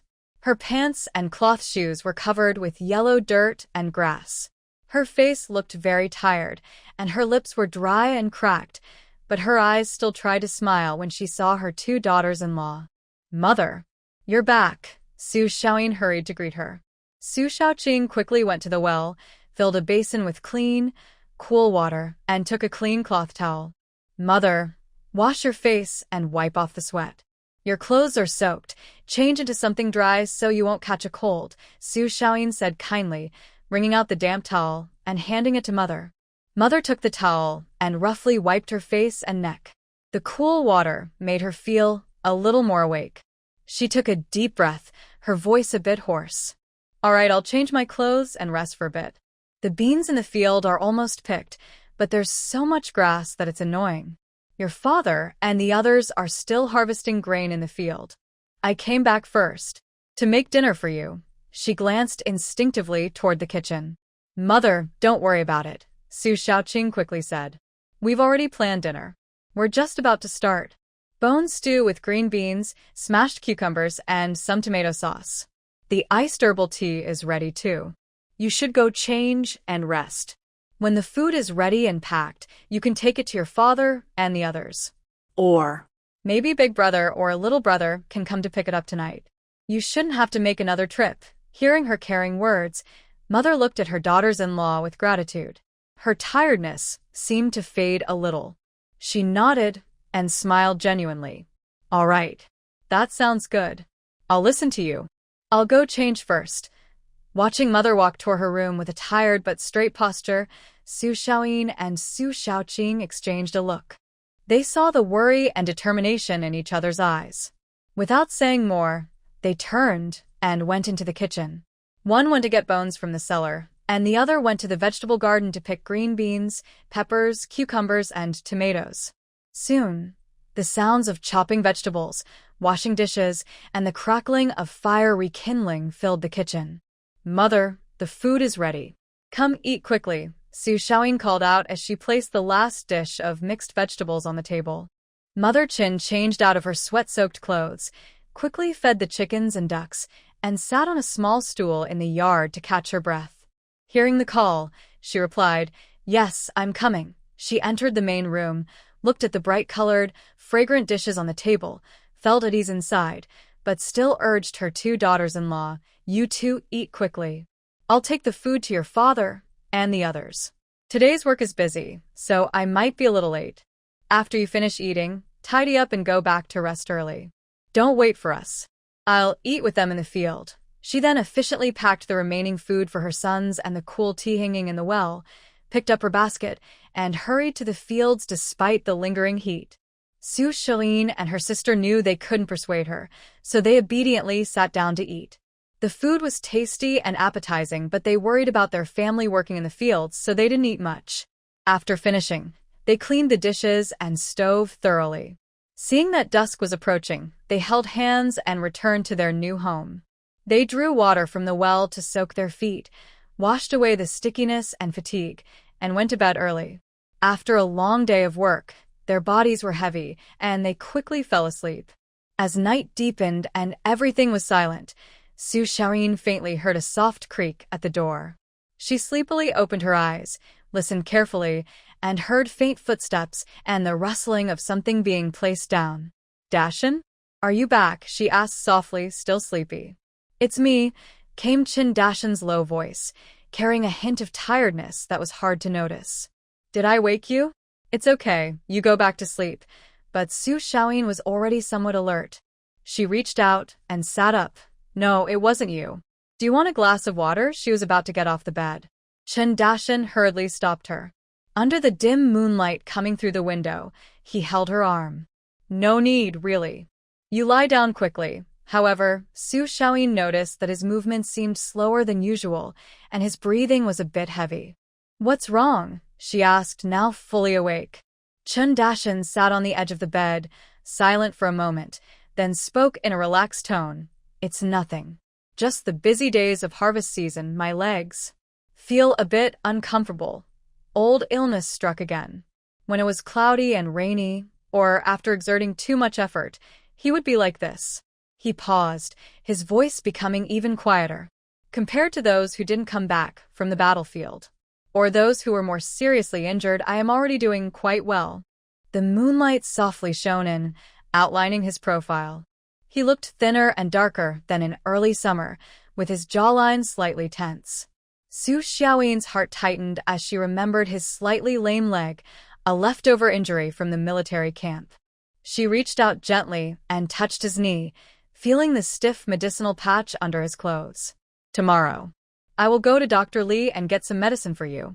Or maybe buy some better patches. Chen Dashan held her hand, his rough but warm palm. No need. We still have some patches left from before. I've already used them. Just rest for one night and it will be fine. He didn't want her to worry or spend extra money. Sleep now, we need to get up early tomorrow. He helped Su Xiaoyin lie back down, then himself lay beside her, dressed comfortably, instinctively wrapping her gently in his arms. Su Xiaoyin snuggled against his chest, listening to his steady but slightly tired heartbeat. The scent of sweat, soapberry, and faint medicinal ointment mixed on him. Under the faint moonlight, she looked up at his closed eyes and the tired but still relaxed expression on his face. A wave of sadness spread in her heart, turning into a silent sigh. Her husband was working too hard. For this family, he never complained about the hardship, always silently taking on the heaviest work. Su Xiaoyin stroked her growing belly, feeling an urgent hope that the baby would be born safely and that she could recover quickly. Once she was stronger, she could focus more on embroidery and earn more money. She secretly thought that once they saved enough, she must buy a cow. With a cow, plowing and pulling carts would be easier for Dashan, and his legs wouldn't suffer so much. The moonlight flowed quietly, touching the couple sleeping together and the peaceful mountain scenery outside the window.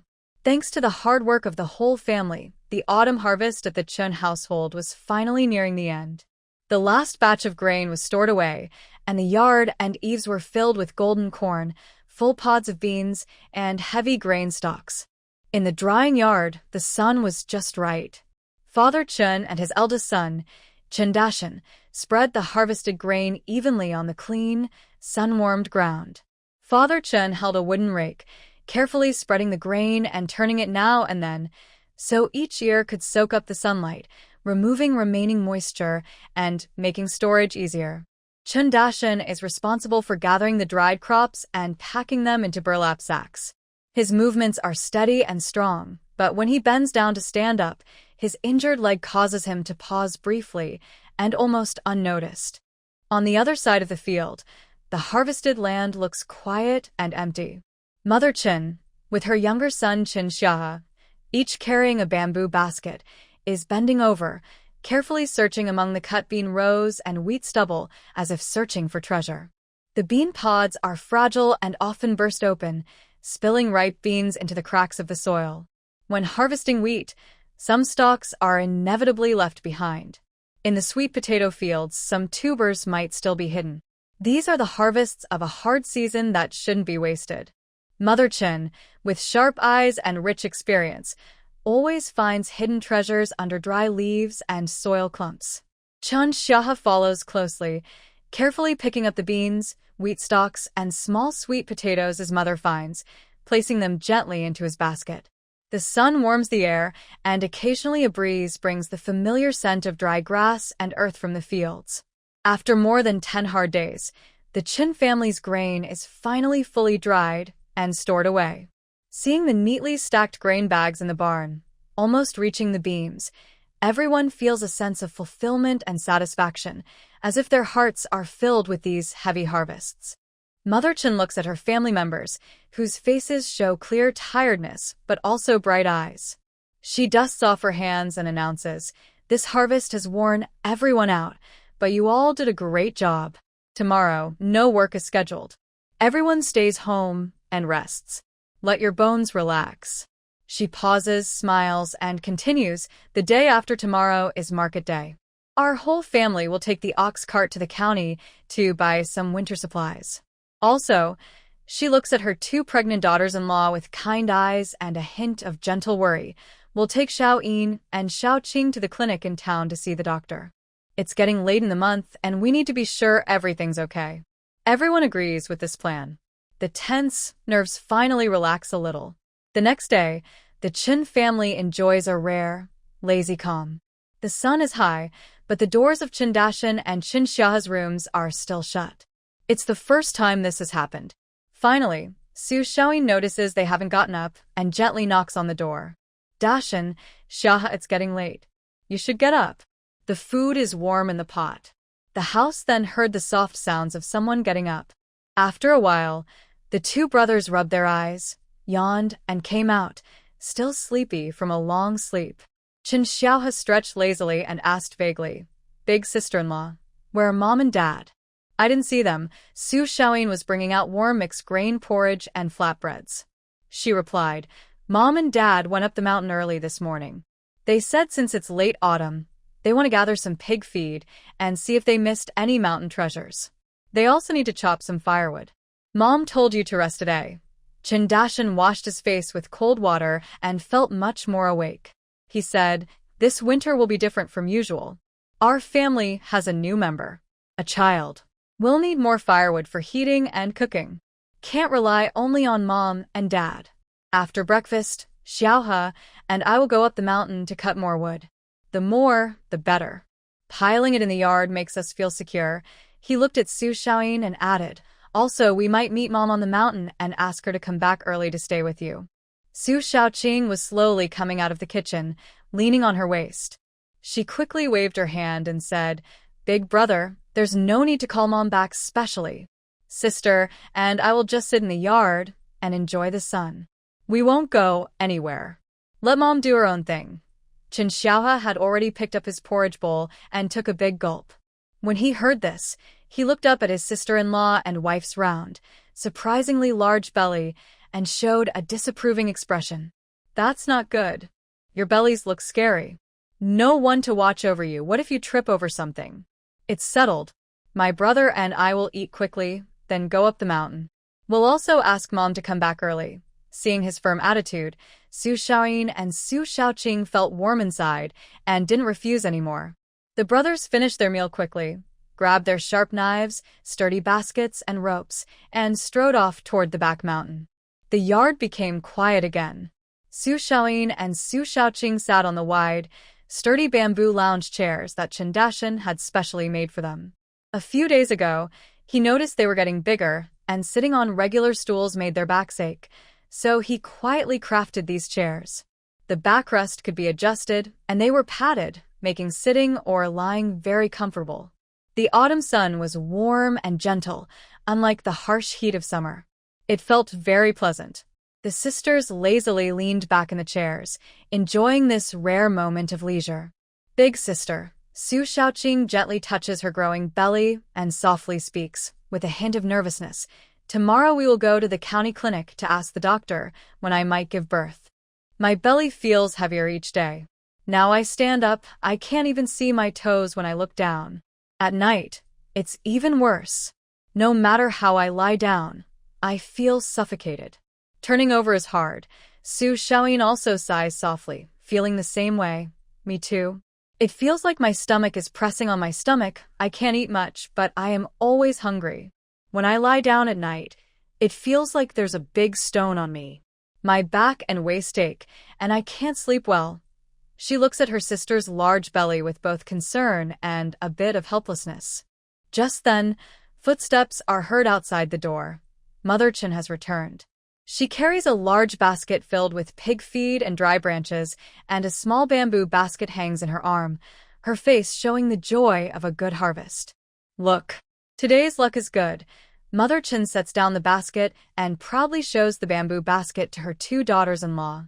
Your father and I found a chestnut tree that hasn't been fully picked yet. We found many on the ground and gathered quite a few. We also found some pine trees and collected pine cones. There are not many, but after drying, we can crack them open for pine nuts to snack on in winter. Smells so good. Oh, and we also found a lot of mushrooms. They look fresh. Su Xiaoyin looks at the shiny, plump chestnuts and the pine cones with the pine scent, smiling. Mother, you and father have such good eyes. Let me and Xiaoqing handle the mushrooms.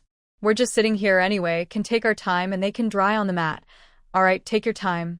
No rush. Mother Chen agrees happily, then adds, first, I'll cook the pig feed and feed the pigs. Then I'll collect eggs from the chicken coop and duck house. The eggs have been laid more often these days, so I want to save some for you to help strengthen your bodies. She quickly gets busy, heading to the kitchen. Soon, the smell of firewood and the sweet aroma of chestnuts fill the yard. Su Xiaoyin and Su Xiaoqing exchange smiles and start carefully sorting the mushrooms. The men, exhausted after a long day, ate with great satisfaction, barely speaking, only hearing the clink of bowls and utensils and the sounds of contented chewing. Chen Xiaohe quickly finished his hot soup, relaxed, and asked vaguely, Mom, there's the big market tomorrow. When should we leave? We should go early, right? If we go too late, we might not get a good spot. Chen's mother was adding a chicken wing to Chen's father's bowl. She nodded upon hearing this. Yes, we need to go early. After the harvest, there will be many people going to the market and lots of vendors too. We should go early to find a good spot. I asked the village head about the ox cart. He said we should leave at dawn. Chen Dashan had almost finished eating. He put down his bowl and said, since we're going to the market anyway, Xiaohe and I will gather up the small items we haven't sold yet, wood carvings, bamboo crafts, and the hairbands my wife and Xiaoyin made, and bring them along. Whatever we sell, we sell. If not, it won't take up space at home. He looked at Chen's parents. Dad, Mom, tomorrow Xiaohe and I will push the wheelbarrow with the goods and head out first.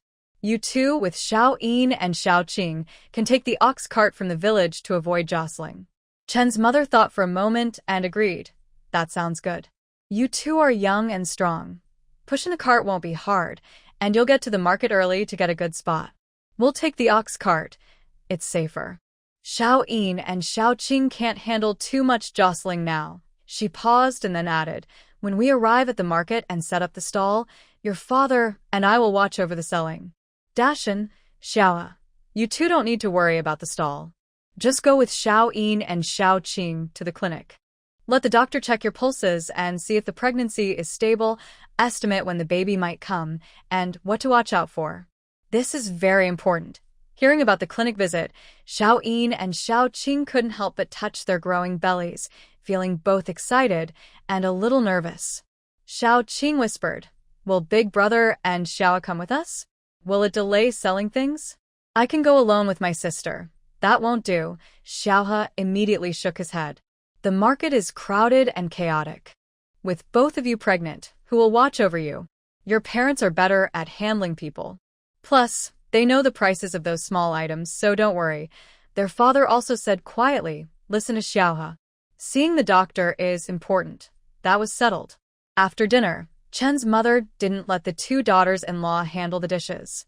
She and Chen's father tidied up the bowls and utensils. Chen Dashan and Chen Xiaohua went to the storage room filled with miscellaneous items. By the light of an oil lamp, they began to check the inventory they had prepared earlier. The small wooden horses, cats, and dogs made by Chen Dashan looked adorable. They were carefully wiped clean with soft cloth, tied with grass ropes, and placed into baskets lined with dry grass. Wooden combs and hairpins were wrapped in clean coarse cloth.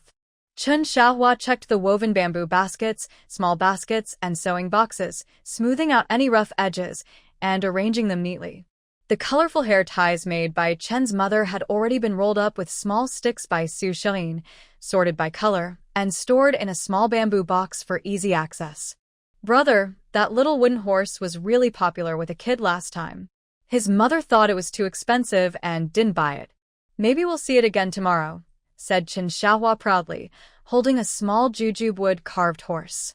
Yes, take everything, said Chen Dashan as he quickly finished packing the last few items. If we can't sell them, we'll keep them for our children to play with when they grow up. After tidying everything up, it was already late at night. The moonlight was bright in the yard, and the sound of autumn insects was especially clear. One by one, the lamps in the houses went out. Su Xiaoyin lay on the Kong bed but couldn't fall asleep. She was going to the clinic tomorrow, feeling a bit anxious. She could feel her baby moving strongly inside her, which made her feel at ease. But she also felt a natural fear and uncertainty about giving birth. Chen Dashan, noticing her unease in the dark, reached out and gently placed his hand over hers on her belly. "Don't be afraid," he said softly, his voice steady in the silence. "Dr. Li is a famous obstetric expert in the county.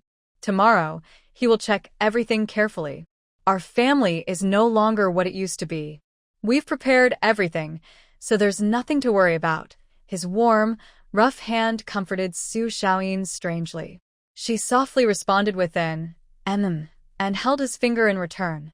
Yes, now they had a home, a caring husband, and family members who loved her. She was no longer a lonely girl fleeing from hardship. Thinking this, her nervousness gradually eased, and sleep came. In another room, Su Xiaoqing was also feeling excited about going to the county tomorrow and a little worried about the doctor's checkup. Chen Xiaohua was less delicate and more talkative, telling her about delicious food at the market and promising to buy her the most famous sesame candy if they made enough money selling goods. Her words made Su Xiaoqing laugh, and her tension eased. Deep into the night, the entire Nanshan village drifted into peaceful dreams. "Come, Xiaoyin, Xiaoqing, eat the egg cake while it's hot. After breakfast, we'll take the ox cart to the county town." Mother Chen placed 2 bowls of tender, fragrant egg custard in front of her 2 daughters-in-law and also handed each a warm multigrain pancake.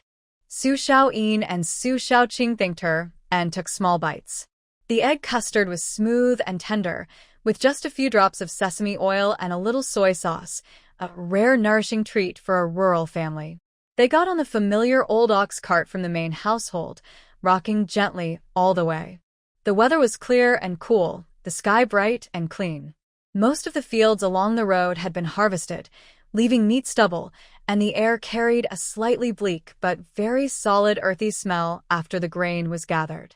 Su Xiaoqing looked at the increasing number of fellow villagers along the way and sighed. "Luckily, our village isn't far from the county town. If it were like Xiaohigo village, which is so far away, we have to leave before dawn just to catch the market." Mother Chen sat by the yoke and smiled. "That's right. Villages like Xiaohigo and Ashurwa are far from the town. Usually people go to the market in the town. If you want to come to the county, you'd have to get up at dawn or even in the middle of the night. But these days, thanks to the good governance of the county magistrate, the roads are safe, and there are no bandits. In earlier years, when bandit troubles were serious, who dared to leave home before dawn for a long trip? If you did, your goods might be stolen, or worse, you might not come back." This made the young wives on the cart sigh together. These peaceful market days are truly hard won. More villagers from nearby villages joined on the ox cart, greeting each other.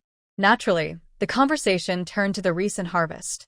Some were happy that the weather had been good and the harvest was plentiful. Others worried about whether the taxes on their land would increase this year, feeling uncertain. Father Chen listened nearby, occasionally adding a few words. He talked about the new wasteland he had opened, which was exempt from taxes for 5 years, speaking with pride and earning some admiring looks. Most of the women and older women's eyes fell on the noticeably swollen bellies of the Su sisters. Envious, they couldn't help but ask Mother Chen, "Da Shenyang, your 2 daughters-in-law are really lucky. They got pregnant soon after getting married, and their bellies look so big. Are they expecting twins? What good food do you give them? How do you take care of them?" Some sighed. They did get pregnant, but couldn't carry the baby to term and lost it. It's really sad. Mother Chen wore a humble and sincere smile and said, "Elder sisters, we villagers don't have many special things. Besides, everyone knows our family isn't well off. But one thing, even in winter, we always have 3 meals a day. Unlike some families who skip meals or only have 2, or even just 1. That's not right. People need food to stay strong, and without it, how can they stay healthy?" She looked at her 2 cheerful, rosy-cheeked daughters-in-law and continued, "This year, our luck has been good. The eggs from our chickens and ducks haven't been sold. We've eaten them ourselves. Sometimes, we even get some fresh meat from the mountains. The children work hard, doing small trades to help out. I think our health has improved little by little because of this. It's also because my daughters-in-law are lucky. Ever since they came, our days have been getting better and better." Her words were honest, not boastful, and showed respect for her daughters-in-law. She also subtly approved of them. The people around nodded in agreement, and their eyes toward the sisters from the Su family grew kinder. As they chatted casually, the ox cart moved slowly and finally reached the county town. The first big market after the harvest was lively and bustling. Even from a distance, they could hear the noise of people and smell the mix of food and goods. Mother Chen carefully helped her 2 daughters-in-law down from the ox cart and said, "Wait here in the shade for a while. Don't wander around. The market is crowded. I'll go ahead and find Dashan and Xiaohe to see where they're selling." Su Xiaoyin and Su Xiaoqing agreed and stood near the city wall, curious as they looked at the busy crowd. There were stalls selling farming tools, mountain-produced cloth, and food. The sounds of shouting, bargaining, and greetings from friends created a lively, vibrant scene. Soon, Father Chen and Dashan pushed through the crowd to come over. Dashan was a bit sweaty and looked around the crowd, finally spotting his wife and sister-in-law, and he visibly relaxed. He said to Mother Chen, "Mom, the stall is set up over there, near the east side. It's pretty spacious. Xiaohe is watching it. You and Dad go over there and I'll have Xiaohe come to you. All right, take good care of them," Mother Chen replied quickly. She then looked at her daughters-in-law carefully. "Dad and I will go to the stall first. Dashan, take them somewhere to rest so they don't get tired." Mother Chen and Father Chen hurried toward the east side. Chen Dashan then approached Su Xiaoyin and Su Xiaoqing and whispered, "You left early this morning. You must be hungry. Come with me." He led the sisters through a small crowd to a cleaner-looking wonton stall across the street. The stall was run by an elderly couple, and the bone broth in the pot was bubbling hot, with a tempting aroma. "Sit here," Chen Dashan said, pulling out a small stool. He brushed off non-existent dust with his sleeve and helped Su Xiaoyin and Su Xiaoqing sit down. Then he said to the stall owner, "Boss, 2 small bowls of wonton with more broth, please." Su Xiaoyin quickly asked, "Dashan, have you and Xiaohe eaten?" "Let me get you a bowl, too." Chen Dashan shook his head, looking at her face, which looked rounder because of her pregnancy. His tone was calm but firm. "No need. Xiaohe and I already ate some bread earlier. We're not hungry. You 2 eat and warm yourselves. When Xiaohe arrives, we'll go to the clinic." The hot bowls of wonton were soon served. The clear broth shimmered with a few oil droplets and chopped green onions. The thin-skinned, tender-filled wontons floated gently in the soup. Su Xiaoyin and Su Xiaoqing picked up their spoons and took small bites. The warm soup eased the chill from their morning journey and relaxed their tense nerves. Chen Dashan stood quietly by the table, like a barrier blocking the occasional glances and noise from passers-by. His gaze often shifted to his wife eating and then to the east end of the market, waiting for his brother to arrive. "Big brother, sorry to make you wait so long," Chen Xiaohe said as he hurried over, a light sweat on his forehead from the busy morning. When our parents left, a group of people came to look at the stall. I helped sell a few bamboo baskets before I could leave. As he spoke, his eyes immediately looked at his wife, Su Xiaoqing. Seeing she looked well and was being helped by his sister-in-law, he felt relieved. Chen Dashan nodded. "It's fine. The timing is just right. We just finished a small bowl of wonton over there. It was warm and helped settle our stomachs." He looked at Su Xiaoyin, noticing she also looked okay, and said, "Let's go to the clinic now. Be careful on the busy road." Chen Xiahe immediately understood and gently supported Su Xiaoqing's other arm. The brothers, one on each side, protected their wives as they carefully avoided the crowded street and headed toward the best reputation clinic in the county, Rinji Hall. When they arrived at the clinic entrance, there were already people waiting in line. About 3 or 4 groups were ahead, waiting to see the doctor. The apprentice at the clinic, noticing the 2 heavily pregnant women, quickly guided the 4 of them to sit on a long bench against the wall, away from the crowd and the sun. After waiting about half an hour, it was their turn. The doctor who examined them was an elderly man with white hair and a kind face. He first took Su Xiaoyin's pulse, placing his fingers on her wrist, closing his eyes to concentrate for a moment. Then he asked carefully about her recent eating, sleeping, and fetal movements. Next, he examined Su Xiaoqing. After the checkup, the doctor stroked his beard and smiled with relief. Both of you have steady and strong pulses, and the baby inside is healthy. There's no need to worry, the doctor said gently but convincingly. However, twin pregnancy puts more strain on the body than a single baby. From today on, you must not be left alone and should be carefully looked after. During the postpartum period, he paused, looking at the nervous-looking doctors. I recommend you rest for at least 2 months.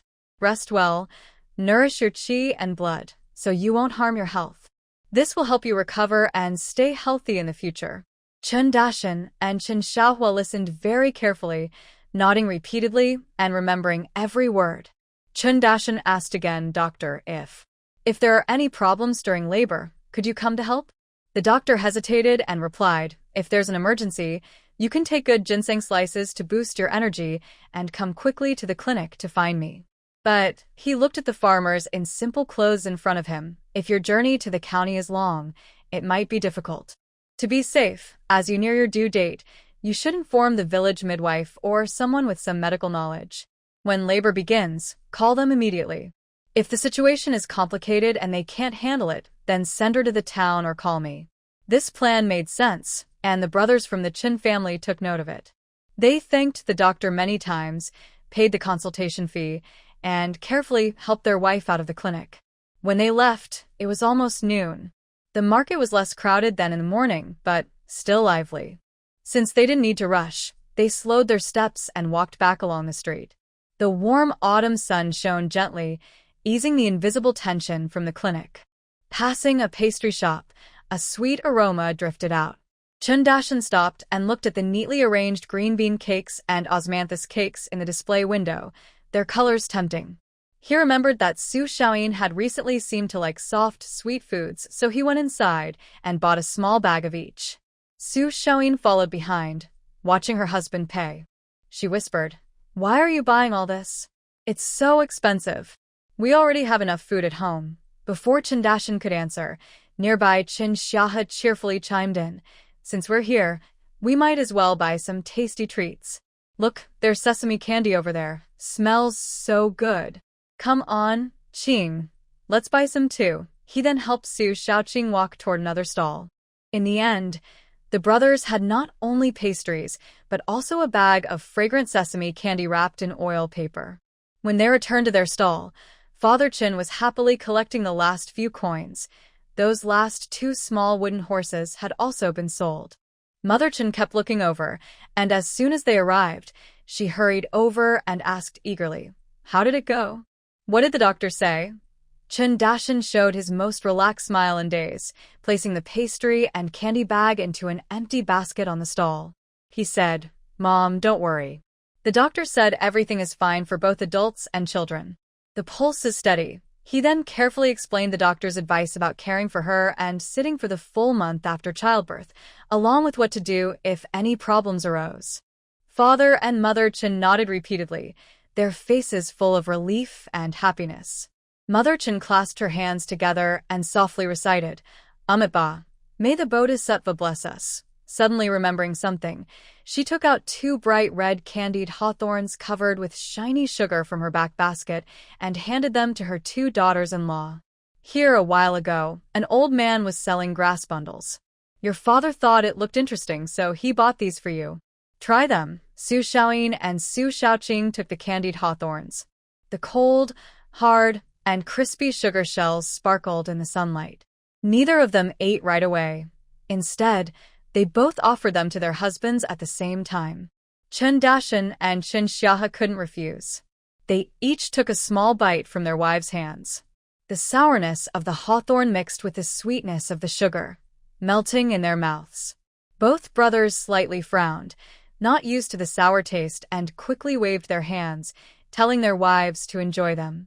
Just as they were joking and laughing, Mother Chen returned with her large back basket, her face showing satisfaction. The basket looked heavy. "Mom, what good things did you buy?" Chen Xiahe asked curiously. Mother Chen set down the basket, lifted a corner of the coarse cloth covering it, revealing a large piece of fresh-looking pork with a good mix of fat and lean, along with a few cleanly cut large bones and some pig offal. "I was lucky. The meat stall was almost closing, so I got these leftovers. They're much cheaper. The pork is fatty and thick, good for making lard.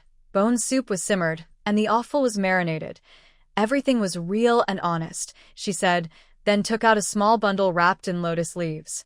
"I also met a tofu seller, cut 2 pieces of tender tofu, and tonight we'll cook it in the bone broth to nourish everyone." The family looked at the basket together, all smiling. Good harvest, some extra money in hand, and more meat on the table. Life was truly moving forward. They finished selling everything and bought a few more things. The sun was starting to set in the west. Father Chen and Dazhan packed up the wooden boards and cloth, while Xiaohe dismantled the bamboo rack with the hair ties and tied everything up. The family carefully packed their earnings, money from selling goods, purchased items, the old doctor's advice, and 2 small skewers of candied fruit, carefully held and only eaten a few bites at a time. Father Chen and Dazhan pushed the cart, Xiaohe helped Su Xiaoqing, and Mother Chen supported Su Xiaoyin as they headed home. When they returned home, the sun had already set, leaving only a faint orange glow in the sky, reflecting the birds returning to their nests. After a busy day, the lively market had quieted down, leaving only tiredness and relief. As Mother Chen entered the yard, she quickly arranged things. Dazhan, Xiaohe helped Xiaoyin and Xiaoqing back to their rooms to rest. "They've been out all day and must be tired. I'll prepare dinner in the kitchen." Her tone was full of caring and certainty. Dazhan and Xiaohe nodded, carefully helping their wives back to the east room. The sisters were indeed exhausted, heavy bellies, sore backs, and swollen feet. Once in their familiar beds, lying on the thickened mattresses Dazhan had prepared, they almost immediately fell into sleep. After settling their wives, the brothers quietly left the room and gently closed the door. Outside, Father Chen had already tidied up the chickens and ducks, driving them back to the coop, and was carrying a bucket of mixed feed to feed the pigs. Seeing his sons come out, he said, "There's not much pig grass left in the pig pen. Now's the time to fatten the pigs. You two should go to the back mountain and gather some tender pig grass before it gets dark." "Yes, Dad, we'll go right now," Dazhan replied, each carrying a large basket with a sickle and rope. Before leaving, Dazhan turned back and reminded Mother Chen, who was picking vegetables at the kitchen door, "Mom, Xiaoyin and Xiaoqing are resting inside. Please keep an eye on things." "Understood, go ahead. Be careful on the way and come back early," Chen's mother replied without looking up, skillfully picking a bunch of green scallions. Chen's father finished feeding the pigs, washed his hands, and went to the vegetable garden. Even in late autumn, the garden was still lively. Carrot tops spread out lush and green, cabbage was tightly wrapped, and nearby, several rows of peppers in red and green caught the eye. He bent down and pulled out 2 plump white carrots, then casually picked a handful of the reddest, spiciest peppers. Back in the kitchen, he placed the carrots and peppers on the chopping board. "The carrots are ready. I see some peppers are fully red, so I picked those too." Chen's mother was cutting the pork she bought into small pieces, preparing to render lard. When she saw the peppers, she smiled. "I was just thinking of asking you to pick peppers, but I got busy and forgot. I didn't expect you, old man, to remember on your own." "Good job." Chen's father took a gourd ladle, scooped water, and washed the carrots, smiling simply.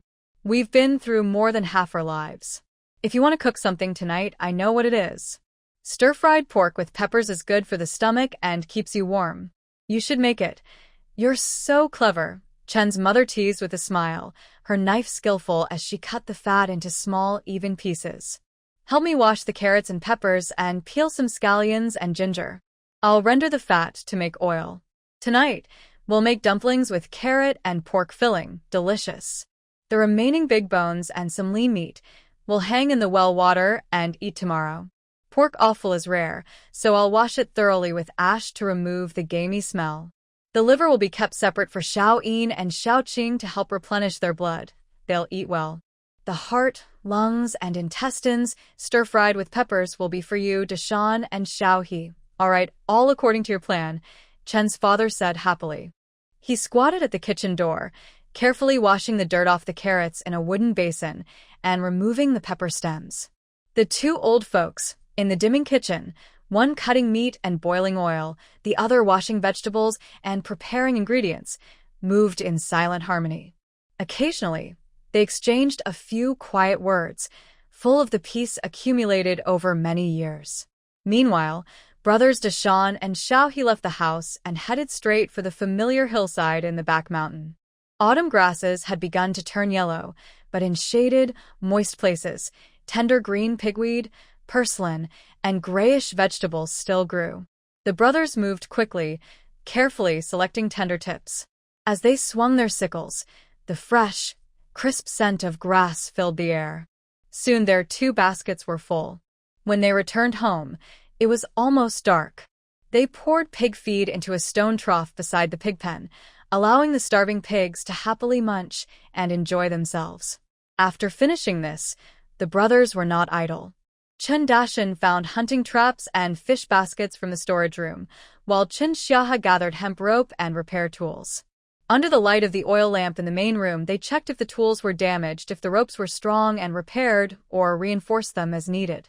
The busy harvest season was over, and the work in the field had paused for now, but the work in the mountains and rivers could start again.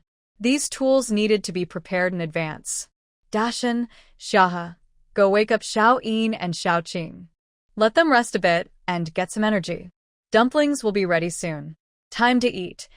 Chen's mother's voice came from the kitchen, accompanied by the crisp sound of a spatula hitting the pot and the bubbling of food boiling, full of the smell of home cooking. The brothers put down their work and each went back to their rooms. Chen Dashan gently pushed open the door. On the kong, a traditional bed, Su Xiao-yin was lying on her side, sleeping deeply, her cheeks slightly flushed from sleep. He sat on the edge of the kong, gently stroked her hair, and softly called, Xiao-yin, Xiao-yin? Wake up, mother is calling for dinner. Su Xiao-yin blinked sleepily, seeing Chen Dashan's gentle, smiling face so close, was momentarily stunned before she realized and smiled shyly. I was sleeping deeply. I'll get up now. Meanwhile, Chen Xiahe used a similar way to wake Su Xiao-qing. The sisters were helped to sit up, slowly moved their stiff limbs, and then washed briefly with warm water, feeling much more refreshed. In late pregnancy, the body gets tired easily, but a good sleep can restore energy. When they arrived in the main room, the table was already set with bowls and chopsticks. A large plate of steaming, plump dumplings, with thin wrappers and plenty of filling, smelled enticingly of radish and pork. Next to it was a big bowl of glossy, red chili stir-fried pig offal, heart, lungs, and intestines sliced evenly, coated in rich sauce and fragrant chili, making mouths water just by looking. There was also a small dish of homemade pickled cucumbers, crisp and refreshing. Sit down quickly and eat while it's hot, Chen's mother called out, first serving each daughter-in-law a few dumplings. You've walked all day and gone to the clinic, you must be hungry. Eat some dumplings to fill your stomach. Chen's father poured a small glass of his homemade persimmon wine for each of his sons and himself, took a satisfying sip, then picked up a big forkful of chili pig offal, chewed with a crunch, and sighed contentedly. That's the taste, spicy and satisfying, with a rich aroma. My wife's cooking skills are unmatched. Chen Dashan and Chen Xiahe also enjoyed the meal happily. The dumplings had just the right amount of saltiness, and the sweetness of the radish absorbed the pork's fat, making them especially delicious. The spicy pig offal was a perfect dish to go with rice, so spicy that beads of sweat formed on the forehead, but everyone couldn't stop eating. Su Xiaoyin took small bites of her dumplings, feeling a bit tired of them. She then picked a small piece of sour cucumber, whose crisp and tangy taste immediately eased the greasiness, making her feel very comfortable. Mother Chen watched everyone eat happily and felt pleased.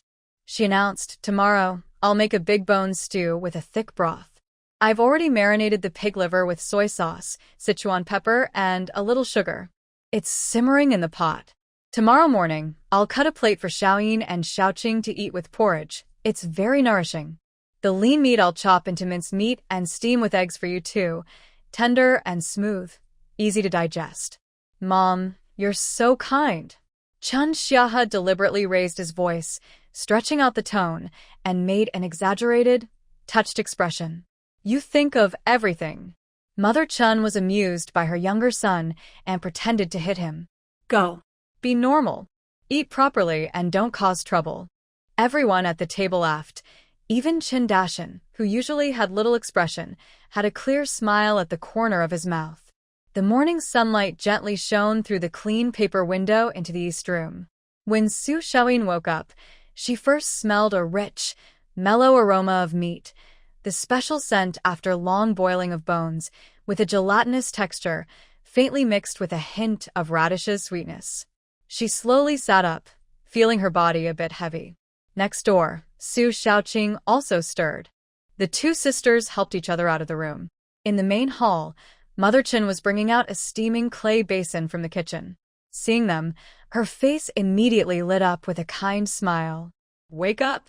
Perfect timing. The soup just finished. Come and drink it while it's hot," Mother Chen called out, placing the basin on the table. She quickly set 2 boiled eggs and a plate of crisp, green cucumber salad. "Last night I simmered that big bone all night on low heat, so the marrow is all extracted, very nourishing. I added radish to help with digestion and to clear the stomach. Sit down quickly."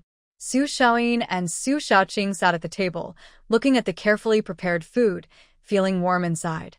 "Mom, have you and Dad eaten yet?" Su Xiaoyin asked. "We've already eaten, early in the morning." Mother Chen sat down beside me, picked up a shoe sole, and started mending it. As she worked, she said, "Your father took Dashan and Xiahua out early in the morning. They ate some dry food, took their fish baskets and tools, and went to the river to see if they could catch some fish or find anything else.